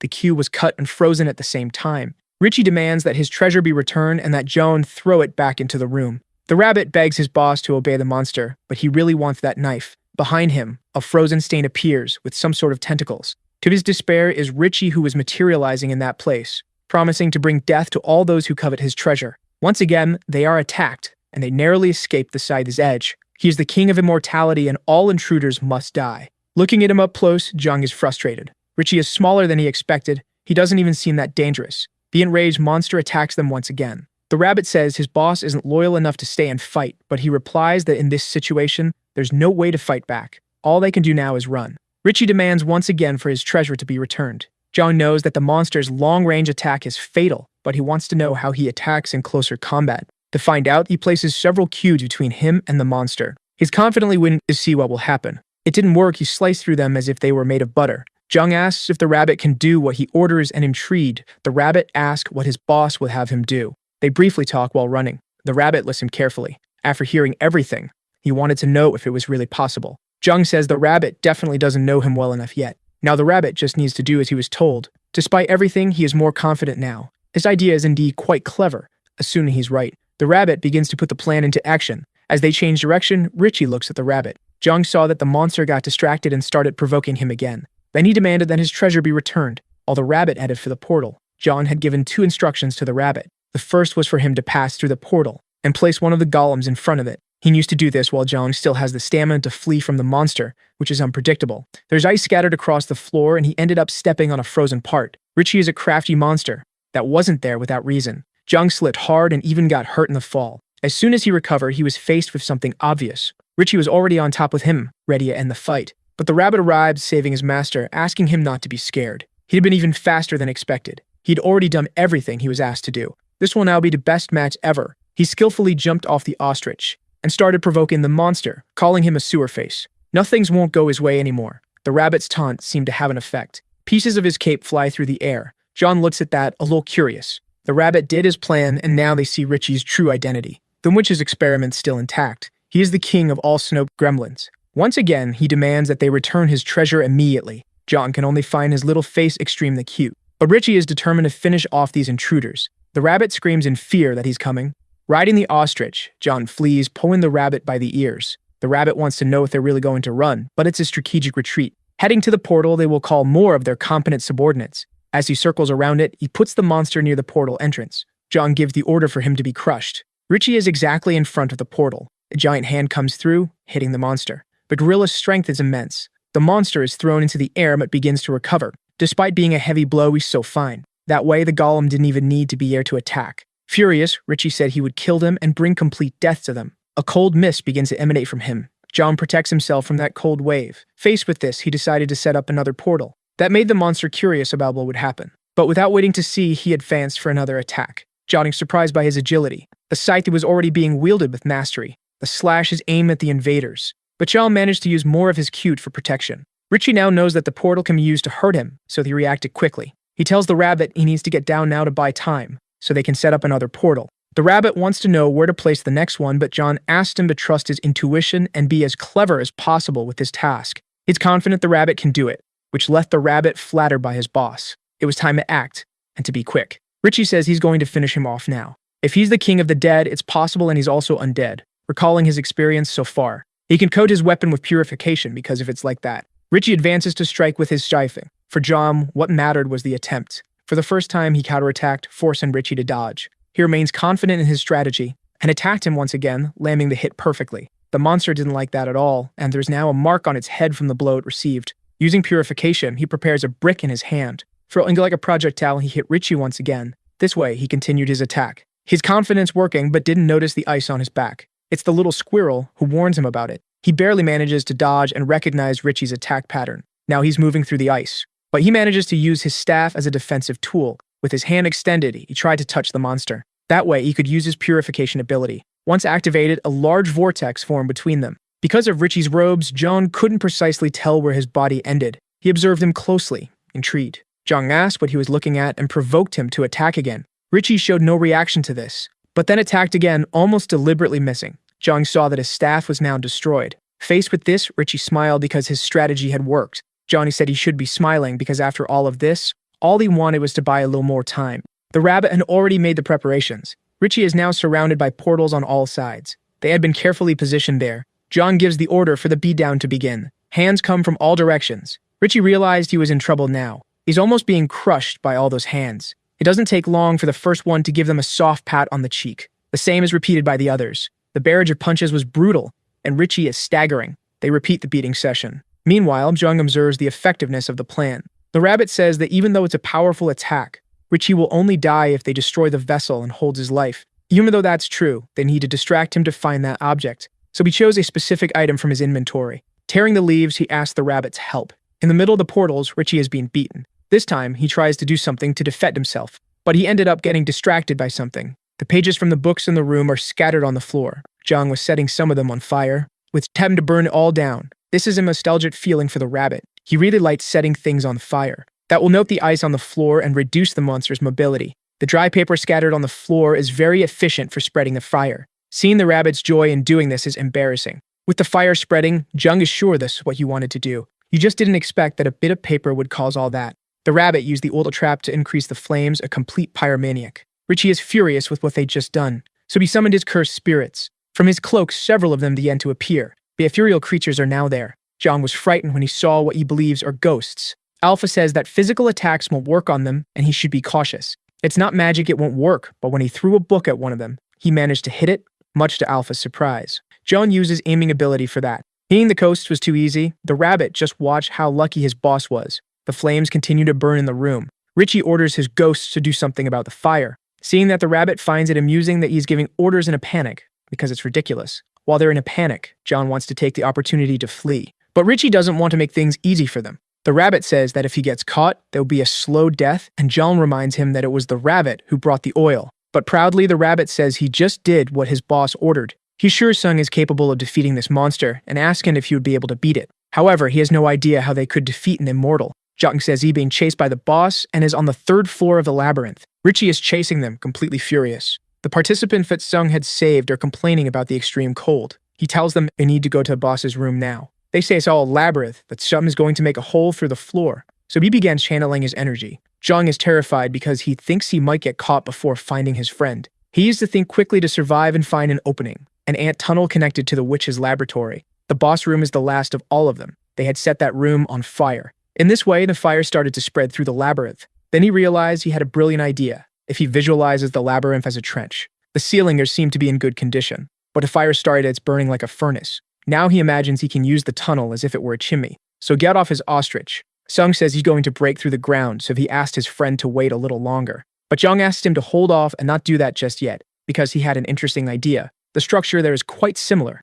Now he's sure of it. Richie rushes fiercely to find him. It's time to put his plan into action. He installed the ondol there, which is a floor heating system. Now the entire floor has heating capabilities. That was exactly what he was aiming for. This way, the temperature will stay above freezing and the water won't freeze. On the 2nd floor, the players feel it's getting warmer. Sun asks what happened because it's getting hotter where he is now. Shin asked if he had installed the ondol. With that, the gremlins can't do anything at all. His plan was a success, and he wants to go up to the 2nd floor. Seeing that there was already smoke there, he thought this heat had increased a lot. He used purification on his face, creating a mask to protect himself from the combustion gas. The rabbit and the little squirrel also want masks. Creating a bubble for all of them, they continue on their way. Richie is definitely furious with them. The ruins don't have a climate that helps him now. It was time to defeat the boss. He threw a solar stone in his direction. The orb is almost hitting his head. This caused a strong explosion. Richie got a little singed because of it. John wants to know what his immortality can handle the heat. Even so, walking through the labyrinth is not easy. He needs to climb and figure out a way. The rabbit doesn't know what's happening now. John is trying to break the tunnel ceiling, so he started using his ability to break through the stone. It didn't take long for him to make a hole in the ceiling. Through it, everyone managed to pass safely. Richie doesn't want to let them keep running, so he follows them to fulfill his threats. Above, John was already waiting for the monster. He was going to give them some dirt cues. A pile of them fell, burying Richie. There's no way he could have avoided that. Upstairs, the old man has just met John. They don't know why they're there, but they ended up meeting on this floor. However, things are still not resolved, and there's something peculiar there. The old man is holding hands with a woman. Jung asked who she was and called him a traitor. While he's fighting for his life, the old man is flirting, but he ended up saving her, and that's how it happened. The rabbit says it's a trap, much to the old man's surprise. She's not human, and if he doesn't want to die, he'd better get away from her quickly. Jung doesn't know how to break the news name. That woman doesn't even have feet. She must be Ghost. Realizing this, they are left speechless. A woman reveals her true appearance as she tries to attack. The old man became enraged by this. Devastated, he prepares to strike the deceiver. His strike is completely devastating. The monster says she could have killed him, and succumbs to her wounds, disappearing. Meanwhile, he lemons what just happened. The rabbit says that thanks to the old man's first love, he found a good clue, and the old man tries to say it wasn't his first love. There's a trap that drains energy like she was doing to him, so there's a good chance the life vessel could be nearby. Jung realizes he needs to gather everyone that the old man believes the labyrinth will move again. But for that, John has a plan. Through a whisper, he said he's on the 2nd floor and had found the old man. Sam wants to know exactly where he is. Jin is happy he found a missing person, but also wants to know how they'll meet up. Taking a mandrake, he asks them to follow the sound. The old man doesn't know what that plant is, and the rabbit says it's a mandrake. It's used as an ingredient by witches, but if it's stepped on, it starts screaming nonstop. Placing it on the ground, he asks the old man to do the honors. He closed his eyes, disappointed, feeling sorry for the cute little plant. He covered his ears, prepared to stomp on it. An ear-piercing scream was let out. Some heard the sound signal. Meanwhile, amidst the rubble, Richie was free and promised to kill that guy. But soon, he also noticed the sound. Once again, he summoned his ghosts. He can't wait to see how the invader will deal with this, because he's definitely going to kill him. He's going to destroy anyone who stands in his way. So you began producing a blizzard. One of the players heard that sound. Talking among themselves, they wonder what it could have been, saying they've never heard anything like it. It might be the boss screaming, and if that's the case, they decide to head toward the source of the noise. When the strong take the lead, there are always those who follow. Because of the noise, all the players headed toward it. The mandrake is screaming nonstop. The old man wants to know how long he has to keep stepping on it. John jokes that he should keep doing it until he gets over the trauma of his first love. However, it's been too calm there since they arrived. While thinking, he felt the ground begin to tremble. In front of him, a large callus appeared. It was Richie, who had just arrived. Just by standing in front of him, the old man began to feel the cold that emanated from Richie. So John used his ability to preserve the ambient temperature. Thus, the heat started to return to the corridor. It's like a battle between a heater and air conditioner. Richie and his ghost prepared for the attack. Defending himself against the plants, he said John was quite talented, but they were no match for what he could do. The old man stood before him, asking if Richie couldn't see him. Then he hit Richie with a devastating blow. This caused Richie's head to split, but immediately returned to its correct place. The old man was terrified at what he had just seen. John warned his friend that this monster was immortal. Number 2 was ready to return the blow he had absorbed with his face. Avoiding the worst, the old man defended himself from the scythe, but the handle of his axe couldn't withstand the impact and broke. That was definitely a threatening, destructive power. He didn't expect John to be dealing with such a powerful monster. Since the axe was no longer useful, he dropped it on the ground. Wielding 2 knuckle dusters, he asked John to stay behind him, because he was going to handle this, activating his regeneration and physical strength boost ability. Stronger now, he was ready to hit the monster, and so he did with one of his punches. Unsatisfied, he kept moving forward, getting closer, delivering more and more blows. Richie is now slightly injured and dazed. Even so, the old man remained alert, knowing it wasn't enough. Reacting quickly, he avoided being cut. Even so, he received a cut that wasn't fatal. Regenerate, and he took the offensive again. Once again, the one-sided beatdown session had begun. Richie took the blows without defending himself.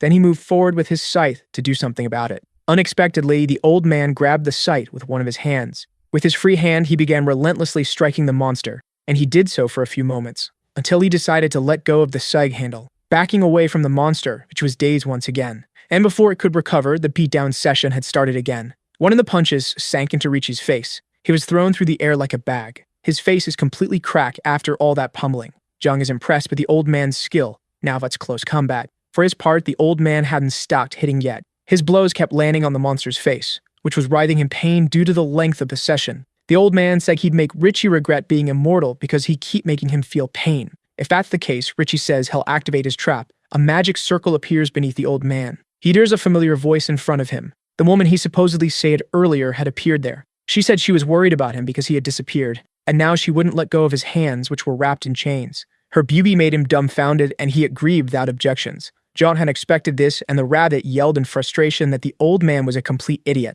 Now it's up to John to fix the situation. Accidentally, the old man stepped on the mandrake again, making it scream wildly once more. This made him realize that the woman was actually a monster, so he did his best to get rid of the ghost, to the surprise of the onlookers. But the rabbit noticed a clue. Every time Richie recovers his stamina, he can see the energy flow. Now they need to figure out where it originates from. He definitely takes Richie's weakness and the altar where his life energy is stored. For having broken the old man's heart, he takes out his frustration on Richie's face. Meanwhile, the other two follow the flow of energy seen by the rabbit. But Richie knows what's happening, so he uses what strength he has left to get rid of the old man. John looks back, curious about what he felt. Richie was chasing them, determined not to let them escape. He said it wouldn't ruin anything else there. Before he could finish speaking, sound caught him. This time, he's definitely in serious trouble. John was thrilled with his friend's heroic appearance. He had suffered a lot from running into dead ends. Because of all this, he's determined to make someone suffer, and that someone is Richie. The monster screams in terror because he knows he will suffer. Then his head is slammed into the ground forcefully. Sun delivers a powerful electric shock to him. This caused him to writhe in intense agony. While they're distracted, it's time for John to continue his path. So he followed the rabbit, who was seeing the flow of energy, until he started pointing to a specific wall. John prepared to break it. Throwing one of the stakes, he hit the wall hard. On either side, there was a black sphere. This is definitely what Richie was hiding from them. Alpha says this is the vessel that holds his life energy. Further back in the hallway, Sum continues electrocuting the monster. But even while being attacked, Richie starts to react. Sum feels that his movements are changing. Richie is furious about what these humans have done so far. Emanating more of his power, he managed to repel Sum. Looking at the monster, Sung is incredulous and he's really immortal. The other players arrived at the scene, concerned for Sum, but he asked them to stay behind him. There are many drawn swords now, and Richie is about to reveal his true name before claiming their lives. He is the immortal Lich and king of the Ice Gremlins, who has already transcended death itself. He is Bahamut. The players are a bit frightened to learn that this is a named boss. Before them, the Lich smiles menacingly. He said he would make them all live there as his ghostly minions. There will be nothing but death for them for having damaged his body. Jung arrives behind him, asking if he's still alive. The Lich turns, saying yes, but soon notices something peculiar. This made him immediately terrified, that he began thrashing and writhing in agony. The ghosts that were trapped in his body were released. The old man looked at that, very impressed. The ghosts kept leaving his body, until all that was left of him fell to the ground. Now all that remains is an empty and broken shell. Then he began turning to dust as it had no more life or power. The players, who didn't know what was happening, couldn't understand why he had died so suddenly. Sung says that his friend Jung did it again, and the players realized it was the same person who had made the hot springs. Introducing himself, Jung said he was the one who did it. With what little strength he had left, Richie said he was upset and also sad. To fulfill his master's wish, he accepted the curse, but all of it was in vain with the destruction of the soul vessel. Jotun said he hadn't broken it. He simply sacrificed the whole thing. He thinks John wants to make him suffer until he disappears. The dungeon had been cleared, and all survivors were fully healed. They celebrate while no one heard what the Lich had said. With the challenge completed, everyone is happy. The old man feels the healing and recovery fled his body. Sung is content too, since everything ended well. John get an excellent job, and they ask where he had found the vessel containing Richie's life. The rabbit enters the scene and says it was him. A bluish light begins to emerge. They don't know what it is and wonder if it could be another boss. The light blinds Joan's eyes. Finally, he realizes what had happened. With magic had entered there, and with magic had left. The rabbit said that at least they had their own way out of that place. If not for the fire, they would have had to climb through the small and winding paths of the ant tunnels. Alpha says the apocalypse dragon will be wicked and cheap, which doesn't cheer John up. Before the dungeon resets, they need to get out, so the rabbit asks what he's doing. Looking at the Lich, Jung says he's still alive. The Lich responded that he would die soon. He had a low mana before, but now he has none left. If that's the case, Jung is going to take that weapon. The scythe has level 1 fencing skill, and the edge of its blade is sharpened to level 3. It will be an excellent tool for harvesting rice. The rabbit says it can even cut the soul of the rice. It's just a shame that it's small. When the Lich holds it, it looks big, but in Jung's hands, it's tiny. Even so, its blade is very good and sharp, and you will find a purpose for it. The Lich says he's bold to steal all his treasures. He said he would curse him, so Jung uses his purification skill. He apologized to him for that. Many asked the rabbit if it was possible to control him like he does with the golems. But he just said Jung is too greedy, though Alpha knows what he wants. Creating an immortal Lich is forbidden even for witches. Jung asked if the Lich would die from being far away from the source of his life. The Lich said that if that happens, he dies. Jung asked if he would die if it were emptied. He asked if he intended to make his soul suffer until it perished. That orb looks like the ones on his altar, but Alpha says they are used for a similar purpose. Since there are no altars in this dungeon, all the life energy was condensed into a single place.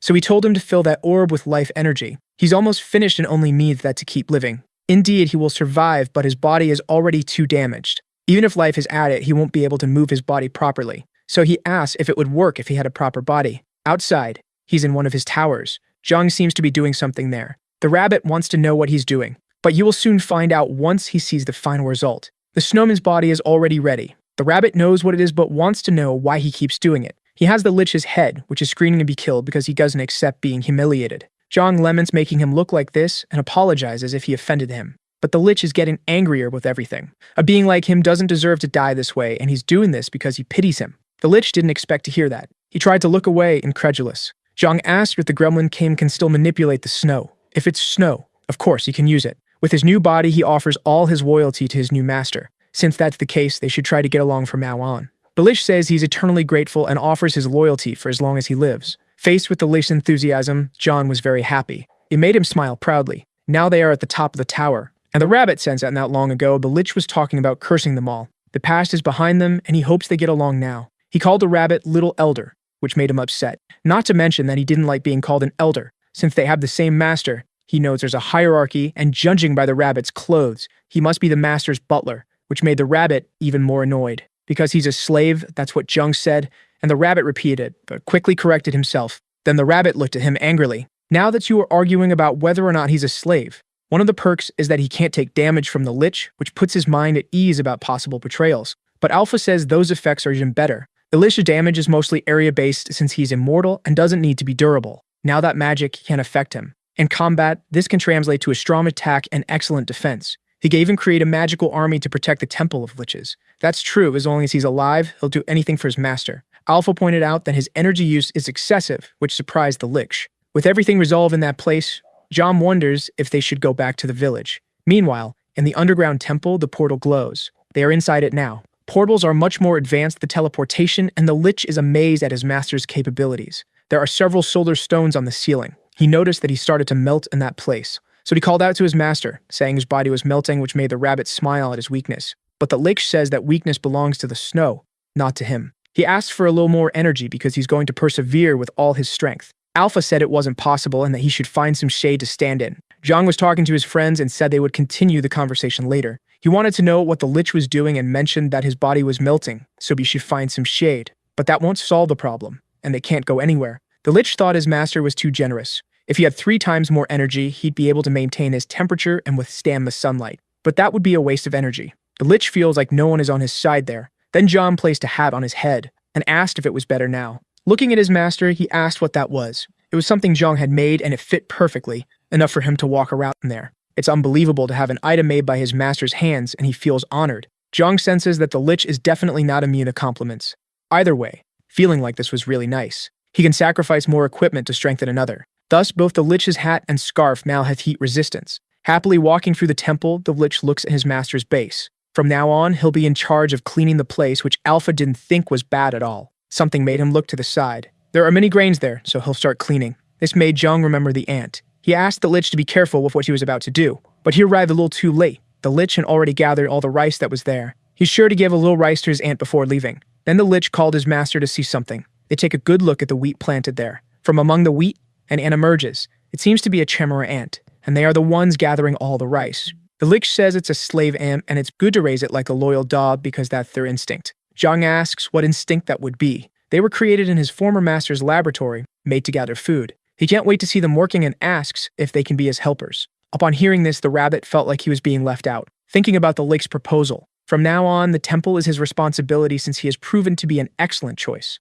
This made the Lich extremely happy. Now, all he needs is a weapon. John handed in his new companions. He received a broom and a wheelbarrow, and once again said he would always follow him. Alpha says he adjusted faster than he imagined. Jung knows he will work hard there. Since it's his first day, Jung asked him not to overdo it. Faced with this, the rabbit's jealousy only grows. While working, the Lich looks at the rabbit. The rabbit says there's water on the floor and that you shouldn't drop snow while walking. In response to his complaints, the Lich said he would dry the water. Even so, he shouldn't complain because he could just fly. The rabbit says he doesn't like his tone or his excessive formality. If that's the case, the Lich will try to fix it. But he said it's hard to change the way he speaks all of a sudden, to which the rabbit complains because it's even ruder now. Leaving a conversation, the Lich said he'd get better and not to worry about it. He didn't expect him to have this personality, and for a servant, he's getting too annoying. Not to mention there's something even more irritating now. Jung asked Bahamut to come to him. Bahamut arrived in the blink of an eye, asking what his master wished. Jung extended a cup to him. Then the Lich made some ice for him.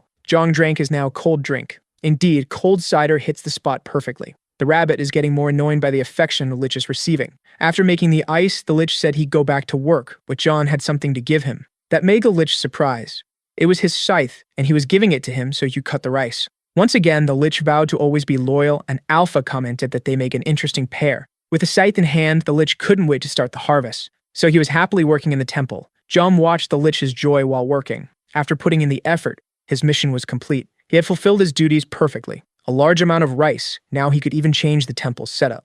He needed to do something to store the food and create paths for the ants to walk on. Since there's only one ant, the harvest speed won't be very high. He asked if she wanted me to queen ant and can't wait for that to happen. The rabbit asks if he wants the ant to lay eggs, but Jung thinks she's female. Even though he doesn't know much about ants, with one of his hands he creates a block, and does the same with his other hand. Finally, what he wanted was done. He had made a mill that the golem could use. The rabbit didn't expect there would be a grain mill at the temple. This way, they will have rice to cook and make cakes. But soon he notices something unexpected. He suddenly feels a craving for a traditional Korean rice cake, but he can't make any because he doesn't have chili peppers there. He needs to find out if there's something similar in the dungeon, and the Lich wants to know what the master is doing, and the rabbit says he'll get used to it soon. 2 days have passed since the Sug and his team managed to return to the village. Upon leaving the labyrinth, they found the entrance to the 3rd dungeon. Debating whether they should attack or go back, they decided to return to the village. John welcomes them and notices they must have faced some difficulties. Jin immediately runs to hug him. They all seem to be quite dirty. He asks them to take a bath and then follow him afterward. At the temple, the rice is growing again. They want to know where they're going, and Jong says they'll soon find out. In front of a door, he said they had arrived. He asked if everyone was ready to enjoy themselves. There was running water in that place. Sam wonders what all of this is. Jong said he was a bit bored, so he made all of this. He literally made a sauna because he was bored. The Lich notices that there are visitors in the place. Sailing immediately recognizes the boss of the witch's dungeon. Seeing that it's his master's brute, the Lich apologized for what had happened, and they didn't understand why he called him master. Since they were hungry, he said he'd prepare rice for them, and it would have shaved ice. While they were so confused that the Lich hurried off to say he was on his way. With his hands, he makes some shaved ice. A sweet syrup is poured over it. Sung still watches in disbelief at everything the snowman is doing. This is the treat the master has been enjoying lately. He recommends they eat it in the sauna. That made Jin's mouth water. Soon, they all entered the heated water. It was really hot but relaxing. Jung's happy that everyone is well and said he needed a favor from them.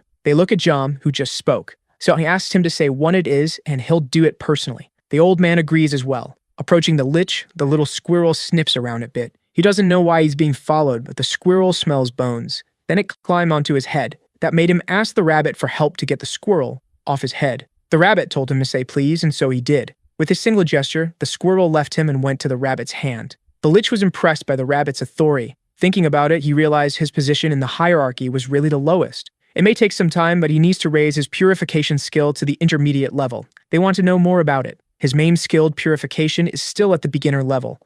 Unlike the others, it can be improved, but it hasn't leveled up much yet. The rabbit says it's very useful against the undead, and that if it's improved, it will be even more useful. He saw that when fighting the lich and the skeletons, but the range is limited and it only applies to the weapons he wields. Maybe if he increases its level, the range will change too. The rabbit says that if that's the case, he needs to face enemies using only that skill. But John says he doesn't need to hunt enemies. Hearing this, the rabbit was confused. Then John pointed to his 3 friends. Now they're all in the field, where the sand is cursed. He needed them to deal with the skeletons while he purifies the land. That will be easy. They just want to know for how long, and they'll do it until the skill levels up. It looks like it's going to be quite a task. A few days after they started, with everyone's hard work, John had an incredible result. His purification skill was now at the intermediate level. The ground begins to shake and a figure levitates above it. The creature in the air resembles a lion. He looks down curious. He doesn't know what those structures are since he wasn't the one who built them, and he wonders if it's a skill that can do that. Now he observes the labyrinth. Inside the boss room, he notices a few more things.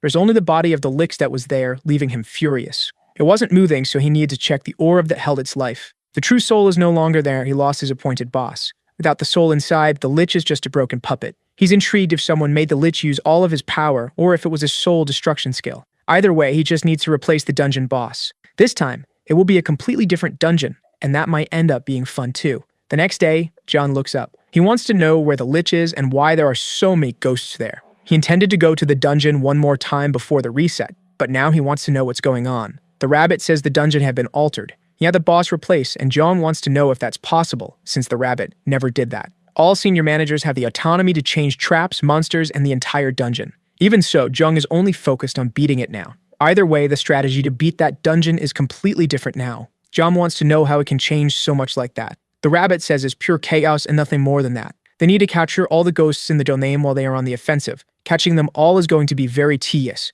And it will be even more tedious because the labyrinth changes its layout and the ghosts can pass through walls, so they are at a huge disadvantage. Even so, John thinks it will be easier than dealing with the lich. In fact, things might be even better this way. The rabbit wants to know what could be better in this situation. Bayoudi should use this opportunity to try something. His new purification skill, which is at an intermediate level. Now he can use his purification ability from a distance, without needing contact. Surprised, the rabbit asks if he's going to hit the ghosts. Confident, Jung says that's exactly how he'll do it. Together with his aiming skill, there's no way to miss. The purification projectile is ready. He channels his fear at the tip of his fingers. He's prepared to shoot like it's a pistol. This way, he can hit several of them quickly. Faced with this, the rabbit is incredulous, not just by the speed, but also by his master's precision. John continues without any difficulty. The rabbit tries to talk to him, but Jung says he's busy right now. Surprisingly, the rabbit is cheering for him, motivating him, which is so unexpected that Jung even finds it strange. Moving on, he wants to see how many ghosts his boss can take down like that. Ghosts are a peculiar type of monster, difficult to deal with. Their attack is simple, but each contact they drain 1% of the target's strength and temperature. If several of them attack at the same time is practically fatal. Being able to pass through objects, fly, and being immune to physical attacks makes them formidable. Even so, for John, dealing with them wasn't challenging at all. Looking at the rabbit, he asked if he was counting how many he had destroyed. Despite everything, he was 57 so far and everything's going smoothly. Placing a mandrake on the ground, he asked the rabbit to step on it in case the ghosts got too close. He was finishing off the ghosts there. But as soon as the mandrake started to scream, they backed away. Now it's just a matter of waiting for them to come back so he can finish them off at a safe distance. The rabbit wasn't supposed to be incredulous. The strategy is good. He asked again how many it was, and the rabbit said it was 83. Since he was getting hungry, he'd stop at 100 and head home. But he wants to know if the rabbit knows of any achievement for defeating ghosts. Meanwhile, his purification ability leveled up to intermediate level 2. The ghosts were the perfect victims to evolve his ability. After hitting the 100 mark, there was no achievement. Maybe Silin got earlier. Nama wants to eat right there and continue. Who knows, his achievement might come soon. So he asked the rabbit to step on the mandrake once again. and it let out its deafening scream again. As things are going well, he wants to progress patiently. Then he noticed something on the ground. At first, he didn't know what that white powder on the ground was. The rabbit says it's the remains of the ghosts. John realized those were their ashes. Interesting that they leave them behind, and even more interesting is the fact he hasn't missed a single shot. Faced with this new item, John thinks for a moment. He doesn't know what it's for, and the rabbit says it might be used in some kind of ceremony. For sure, if it's left by a monster, there must be some use for it. After hearing this, the rabbit inspects the ashes more closely. After sniffing them, he ends up sneezing, and Jung thinks maybe it's dangerous to inhale. The rabbit says it's just dust, which made Jung ask Alpha if ghost powder has any use. It can be used as a magical ingredient, but it's useless to him because he's not a mage. After hearing that, he started analyzing the ghost powder himself. With a handful in his hands, he tried to use his ability to shake the earth. The ashes took the shape of a cube, and he thought it was a new item, but the rabbit said it's just dust. Ignoring the rabbit, he continued collecting more ghost powder. Maybe someday it will be useful to him. After eating, he went back to destroying more ghosts. With that, he ended up using all the mandrakes he had. The rabbit apologizes for having used them all, and Jung says he almost stepped on all of them too. He knows he did that because he was enjoying it. He had collected them from the griffin's nest, and now he thinks about going back there to get more and plant some at the temple. In fact, it's possible the griffin has reset by now. The rabbit asks if he's thinking about capturing the griffin and becoming a tamer. The traps might help with that, and he hopes it's easier to deal with the griffin than the ghosts, but the rabbit says he's thinking wrong. So they head to the Mountains of Death. Jung defeated the griffin once again and still didn't get any achievement. The rabbit says achievements don't repeat, otherwise they lose their meaning as a reward. Jung says the dungeon is stingy, but the rabbit insists he's being greedy. That's why he's getting fat now. After hitting the rabbit, he asked Alpha if he could offer his excess fat as his sacrifice, and Alpha said he could. The rabbit said that if he wanted to lose it, he could let the ghosts attack him. So John decided to go back there to do it, but the rabbit told him to reflect because that's not how it works, and if he wants to lose weight, he asked to move his body. After hitting the rabbit again, he said he almost got tricked. Then he began to think about life energy. So he opened his inventory to check some items. He wants to know what happens to ghost powder if infused with life energy.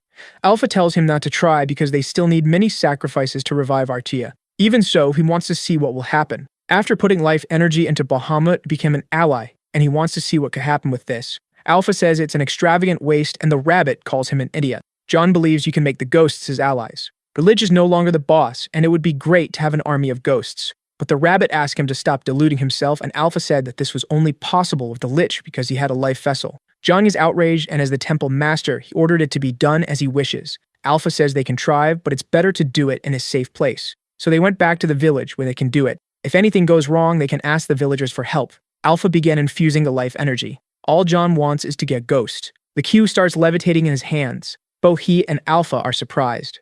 Not even the rabbit expected this. Jung thinks the cube is alive, and that's amazing, but it just keeps floating higher and higher. The rabbit wants to know why it keeps rising without stopping. They both watch the cube continue drifting away. The roasts never return, ascending into oblivion. With this disastrous result, the rabbit struggled to hold back his laughter. But he couldn't, and Jung asked what was so funny about that. He said Jung not only purified a ghost, but also sent it to paradise, meaning he killed the ghost twice. Alpha says all that's left in the ashes is the ability to float, and he's thankful he didn't put more life energy into it. This made Jung think a little more. He keeps looking at the sky. A small ghost powder cube can no longer be seen. The truth is, he thought it was really cool. Even though he can't control it, you like that it floated. That's incredible, and he asked if that was what was in the temple's lizard statue. Alpha wants to know if he's referring to the gargoyle. The living stone was sculpted by an artist in honor of Artia, who liked it and left it as the temple's guardian. John wants to know if, by using that, he could make a statue fly. He wanted to combine that with the golems he has, but the rabbit said they would float forever. Alpha says he's not sure if there's a way to bring them back down, and he'd barely move anyway. After hearing Alpha's explanation, John wanted to think of a solution. He tried one more time, and Alpha hoped it would be the last. The cube began to float with life energy, but John held it, and the rabbit got worried, thinking his master might fly too. But all he did was hand a cube to him. Knowing what might happen, he asked why it had to be him. Since he's able to fly, it could only be him. That was definitely not what the rabbit wanted to hear. He began to levitate, and John asked if he really knew how to fly. The rabbit said no, and John noticed that this time he was rising more slowly. The rabbit only rose to a certain height and stopped. Maybe it's because of the extra weight. With him stuck up there, John asked that he wanted to drop the cube. So if he dropped it from his hand, immediately, the cube started floating in the air again. It's definite in the weight, and Alpha started to find it interesting too. Then he asked him to come down and grab those extra weights. The rabbit said it was too heavy, but that's exactly why he asked. Carrying the weight, he struggled to get back to the cube. His little paw is almost reaching it. When he grabbed it, the extra weight made him descend even more. The first idea he had was to make a balloon, so you could control a height by using weight. Alpha says the sky is a dangerous place, and the rabbit agreed, saying that encountering a griffin could be fatal. Everything Jung thinks out he can't do, even though he thought his idea was brilliant. Now all that's left is to go back to the theoretical part again. With a larger cube, he imagines that if he puts the ghost in that, he would be able to move it easily. The rabbit wants to know if he intends to make more bellums, but doesn't have to be for the invention, rather for the fun. To the rabbit, he was just pretending to be wise while talking nonsense. So he placed the smaller cube inside the larger one, and the rest was up to Alpha. That way, he started to rise from the ground. He floated, but just a little. John asked Alpha to put in a bit more energy. This made the cube float even higher. A milestone was reached, the floating stone, as he caught a glimpse of one of the world's secrets. The secret of the world is something really interesting.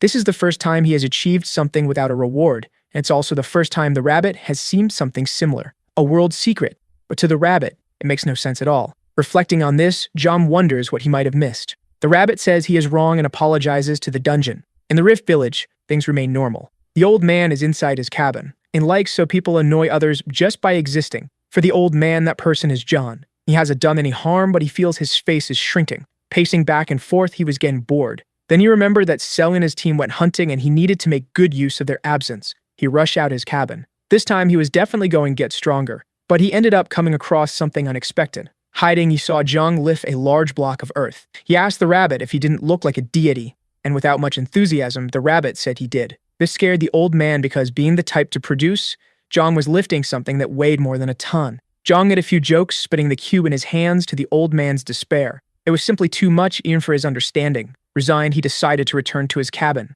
Jung thinks he's reaching some kind of conclusion. He was understanding more and more of its characteristics. There are two main characteristics. The more energy deposited, the more the object floats. For the same amount of energy, the floating varies according to the object's weight. By adjusting the size and energy, it's possible to limit its floating capacity. It's interesting, but with a caveat. The rabbit can't think of any practical use for it. Jung told him to use his head and not just think in terms of combat. For example, if they need a fixed position. So they went inside the temple, and Jung began breaking some stones there. The snowman wants to know why his master suddenly started destroying the stairs. Once again, the rabbit complains about the way he talks. Finally, he had destroyed the stairs. Now he just had to try one thing. The snowman realized it was spiritual energy. So he started watching what his master was doing, and concluded that the boss was working like an alchemist. But the rabbit said he wasn't an alchemist, just a professional at wasting time. It was harder than expected. He needed to adjust the weight and energy very carefully. To the snowman, it was alchemist work, and his former master liked to do similar things.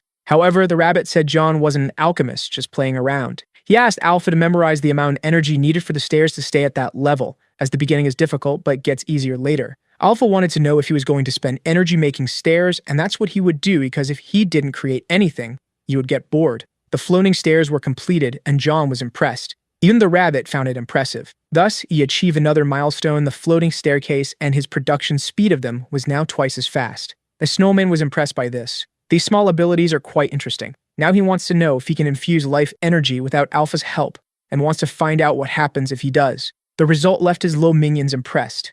Now they are simply enthusiastic. He had made a mezzanine in the temple with the floating stones. He had always dreamed of living in a house with several floors, and now it was a reality, and the rabbit asked if one of his dreams was to live underground. This earns him a punishment once again. He's using up the ghost powder too quickly, so he needs to collect some more besides contributing to his purification ability. And he called Bahamut to come along, as this time they had emptied the place. This made him thoughtful for a moment. It was the place he protected with his life and where his former master lived. He ended up becoming a bit reflective about it. The rabbit says that even on his side mound, they still have past memories.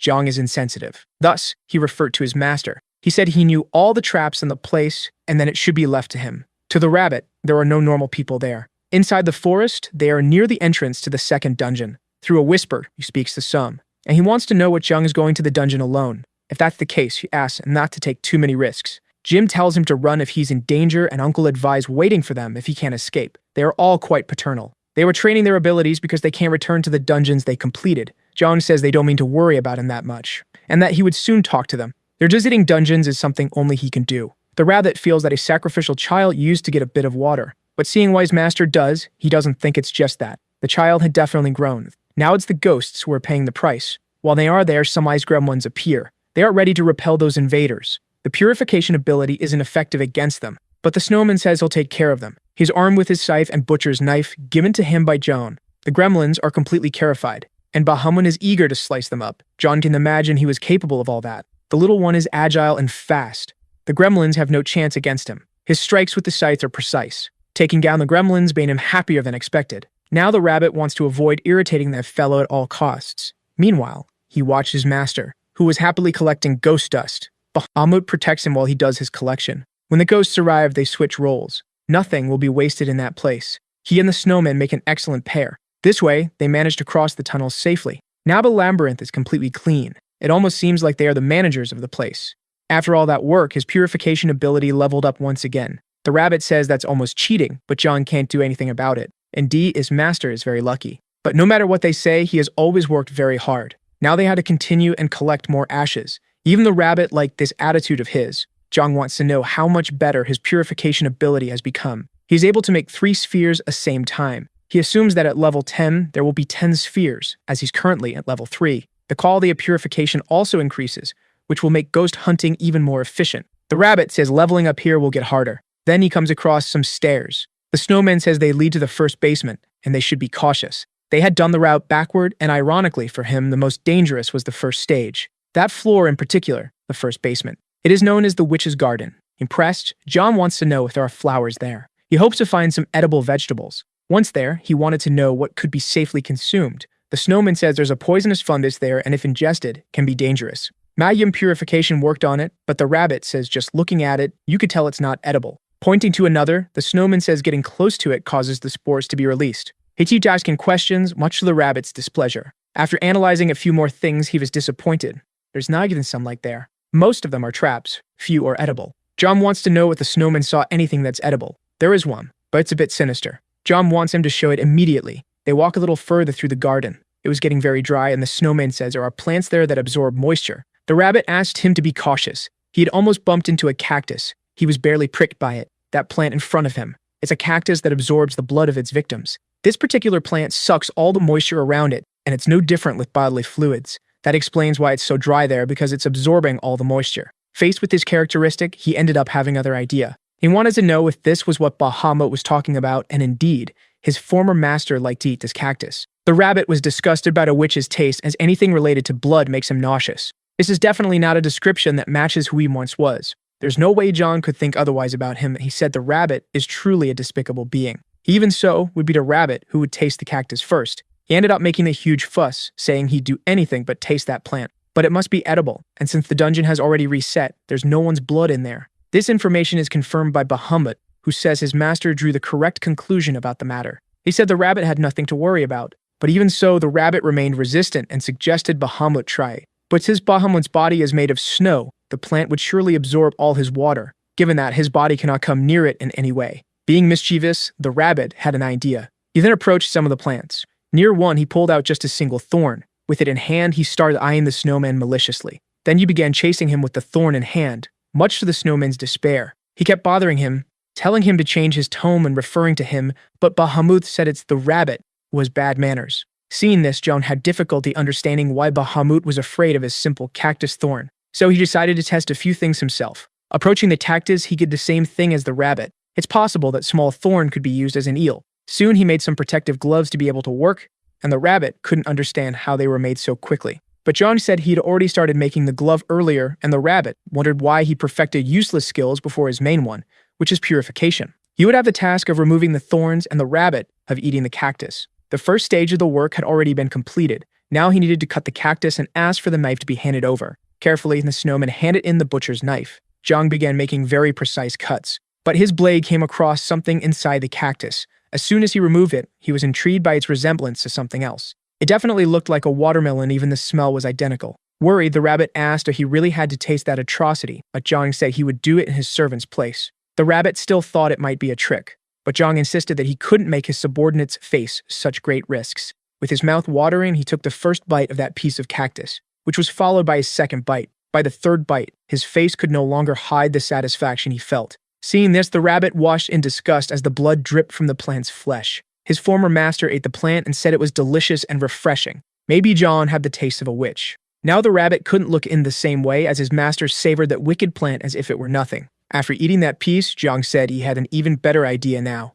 He made a precise cut with a knife. As a result of his action, he had cut off the top of the cactus. With a sort of bowl in hand, he poured some cider into it. His servants watched that action, unsure of what it was, wondering what that liquid could be. Watermelon is the best fruit for making punch, and from now on, this is the watermelon cactus. In the middle of the flesh, there were even seeds. He then took one in his hand and examined it closely. It was definitely much larger than a watermelon seed. The snowman asked him to be cautious with the seed as it can absorb a lot of water quickly. It would be easy to plant them at the temple, and Alpha couldn't believe he intended to take that sinister plant there. But the more traps, the better. Not to mention that the sauna already has a lot of moss growing, and Alpha agrees that's a problem. Planting them near the sauna would be a way to reduce the humidity, and Alpha liked the suggestion. With the idea in mind, Jung opened a portal to return to the temple. He ordered his gorillas to pick the cacti and take them to the temple. He asked Bahamut to cool his punch, but Bahamut said he didn't have the energy to freeze everything, though Jung only wanted it colder. So Bahamut did as his master commanded,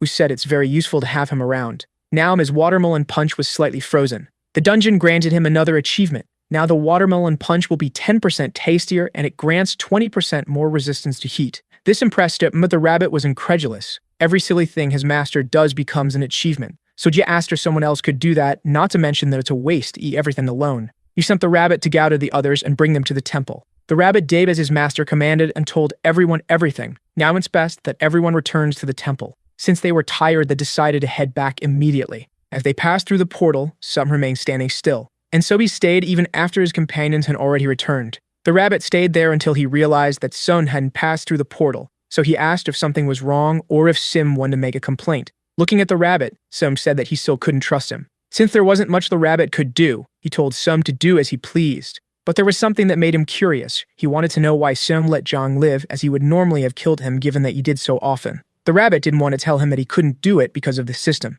He had his pride to maintain as a guide. Sun grew even more suspicious of the rabbit's silence, who seemed friendly but was never completely transparent. Suddenly, there was on their side now. It's hard to trust him in these circumstances. Sun asked the rabbit what his true motivation was. The rabbit said it was simple: to eat and live well, nothing more than that. Sun wanted to know what he meant by that, and the rabbit said that Sun was a complicated guy. His goal was the same as always: to live a life of splendor and luxury, living well and eating well. And with the way things were now, he had achieved much of that, as Jung's food was very good. In any case, he said he knew Sun was a serious and boring person, but they were wasting time there and she returned soon. Threateningly, Sung said that if the rabbit ever did anything against his friend, it would be his last act. But this didn't affect the rabbit, who urged them to return. At the temple, Jung had already planted the cacti.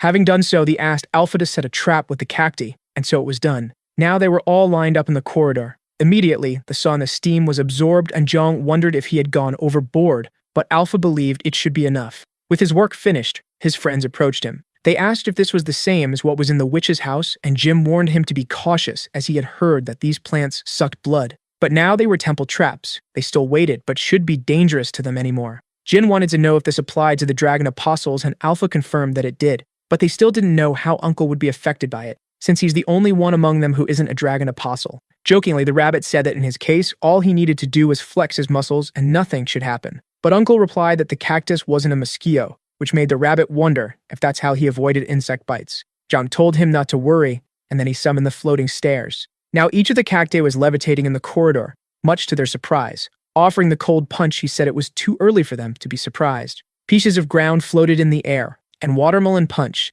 The day passed without them being able to say what was more surprising. Jung's daily life is quite interesting. Early in the morning, he wakes up in his bed. Then he goes to the sauna for some time to himself. At lunch, he has stew, rice, pork, and watermelon for dessert. The rabbit wants to know if the pork is salted now. With so much comfort, he wonders if he should start working now. Back at the dungeon, he destroys more ghosts, and his purification ability is already at level 4. Once again, he collects the ghost dust from the ground. The rabbit, who watches him constantly, is puzzled. There's something wrong with his master. He's too calm for the dangers. If he stays this way, he might end up in danger, as they are still in stage 4. John says they have Bahamut, so he's relaxed, and the snowman is happy to be in charge of his master's safety. But if that's the case, he's heading home now. That's the summary of his days. The villagers gather in the Rift village. Arriving there, Jung wonders if something has happened. It seems they just saw something very frightening. Approaching Sun, he asked what happened. But as soon as he saw him, he was surprised by something. There was a number on his head, and he didn't know what it meant. That day, a guide visited the Rift village. The guide wanted to know why the village was thriving. Humans have difficulty cooperating. They weren't supposed to be surviving in such a high quality of life. Perhaps it was time for him to descend after so long without doing so. Thus, purple flames descended from the sky into the middle of the village. That apparition left the old man terrified. He asked the elder if they were comfortable because it seemed their luck had changed, but the elder denied it. Serpa is the name of the guide, and he noticed that the elder had gained weight. Surprised that he had made the village prosper so much, however, he asked the elder if he had forgotten the one reason that still kept him alive there. Immediately, the number 0 appeared on his forehead. Serpa told him not to forget his number because he could sentence him to death at any moment. He's aware of that and knows that his calling is to be Serpa's replacement. His job should have been to explain to humans how the dungeon works in place of Serpa. Instead, he started living here normally. The other players were terrified to realize that he was a guide. Serpa is lazy but clever, which is why he placed a human to do his work with other humans. But after Joan appeared, the number of people trying to clear the dungeon decreased.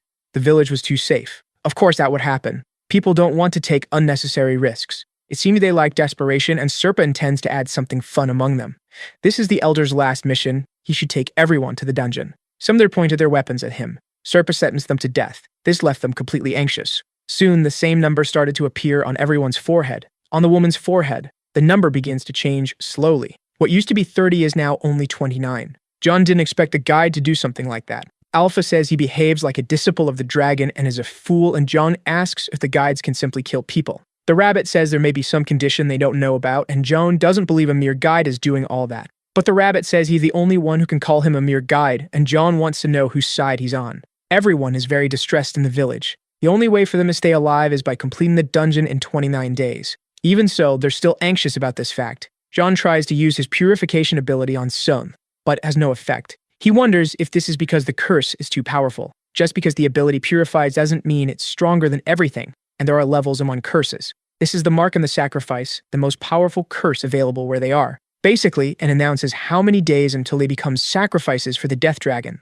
Even those who weren't in the village were cursed, a sign that it was imposed on the entire group. John wants to know if by leveling up his purification ability he could do something about it. It's possible as long as the purification is stronger than the curse. It's unlikely he'll be able to level up the ability and find out it can do anything. And now hunting ghosts isn't like before, it's too easy for him to continue progressing. Some want to confirm what the number means, and the rabbit says it's like an expiration date. It means that in 29 days that time will be up. And when a countdown ends, they become useless. That's the situation of sacrifices who don't intend to clear the dungeons. Those who lose the motivation to play are annihilated. The guy can kill these people at any time, and the elder confirms is truth. The only way to avoid this is for all of them to complete the dungeon and move on to the next level. For the rabbit, it's simple. They just need to keep clearing the dungeons because that's what they were doing before the village. Indeed, that's what they need to do, but the elder wants to know how long they'll remain in suffering. And the rabbit confirms that those who win can be teleported wherever they wish. Those who die in the process become sacrifices, and those who win remain alive and leave. With a situation like this, they decided it would be better to go to the third dungeon. Jung stayed behind to take care of the village, but what he really intended was to level up his purification ability. He told Sung that the rabbit would go with them, and if anything happened, they could just create a portal. Sung didn't want to leave his friend alone because he was worried, and the rabbit wanted to know who was worried about whom. Either way, Jung hopes they return safely. But the rabbit annoys, says that he should speak for himself. Thus begins his plan to increase his purification ability. He decided that he would finish off all the ghosts with Bahamut's company. This is how he ends up completing the dungeon once again. Everyone is facing difficulties, as they need exactly that. The third and fourth dungeons are connected, which forces them to move from one to the other immediately. Serpa is truly intelligent, and John was surprised when he saw that the boss of this dungeon had turned into a crowd of ghosts. Even so, he hopes not to encounter Serpa, so no bounty will be placed on his head. But Alpha says that's impossible, as he's no longer a sacrifice for the death dragon. Around the village of the void, there's a lot of fog, and within it, many skeletons are wandering. Jung is there, and he asks them to advance on him. But it's all part of his plan to use his purification ability. There are plenty of skeletons to do so. Since he can use it from afar, it's much less risky, and Bahamut is impressed by his master's skill. Even after all his efforts, he's still at level 4. He would keep at it until he got results, but the situation changed, and now this time is short. Alpha suggested that he purify the poison clouds that hang below the sanctuary, so he headed to the mountains of death. Upon arrival, he decided to purify the clouds that were in his path to the top. His range now was much larger than before, and the result he obtained was quite interesting. Finally, his ability reaches level 5. He's very pleased with the result and wants to keep going, but Alpha says there are no more clouds there, even though he can do this from a distance. The purification spheres soon vanished. It's as if there's a limit, and he had cleared everything in his reach. That's an obstacle. If he could fly, he wouldn't need to do this. But thinking about it gave him a great idea. Elsewhere, the guide wonders what's happening there. The witch's lair has been cleaned again, and he wonders why the players cleared the dungeon again. Besides leaving no traces, the floor is spotless, as if it had been swept. This made him question their strength and whether they're humans or monsters.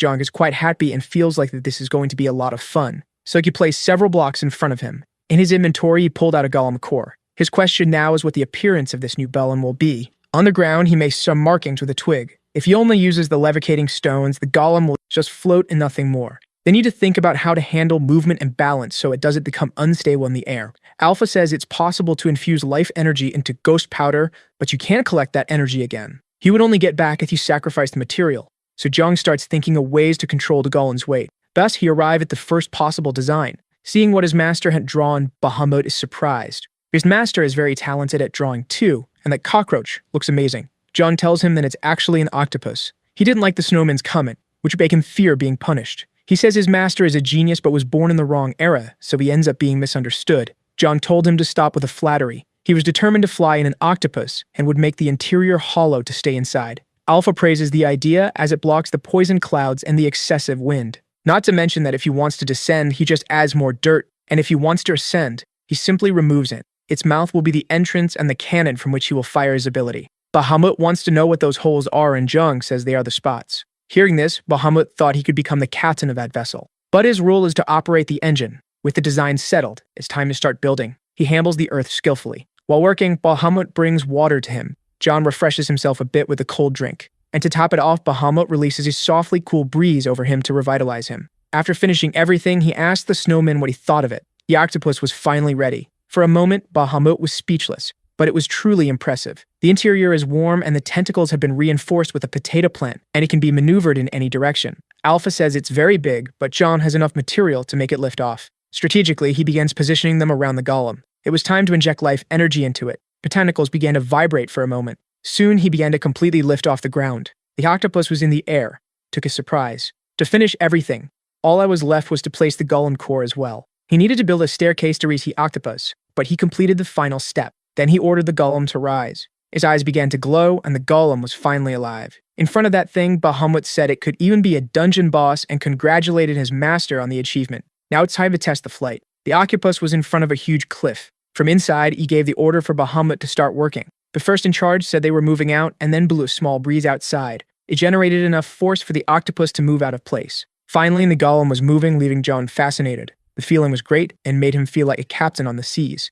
Since they were so high up, he placed some blocks inside to reach a height of the clouds. Soon, the octopus was already very close to them. This way, John could use his purification ability with greater reach. He kept doing this from inside, but traces of the clouds entered his nostrils. Feeling lethargic, he made a mask for himself using his purification ability. This made him realize he needed to be cautious. The octopus flew through the air, eliminating the poisonous clouds. Alpha said that John could carve stones, earth, and now even clouds. After working, he thought about taking the break and sealing the airways with some earth. After a few moments, he started feeling unwell. The feeling he had now was definitely uncomfortable. He asked Alpha if they could open a portal there, which was possible if the coordinates were fixed, so he ordered Bahamut to stop. Soon, he was back inside the octopus. He went to strengthen the leather, which now better absorbed impacts. Now traveling with the octopus was much more comfortable as he felt fewer vibrations. Lying on the ground, he ended up falling asleep. A crack opened in the hull and the poison began to enter. Bahamut closed that crack with some of his ice so he wouldn't have to wake his master. Since he had worked a lot that day, he thought about anchoring the vessel himself,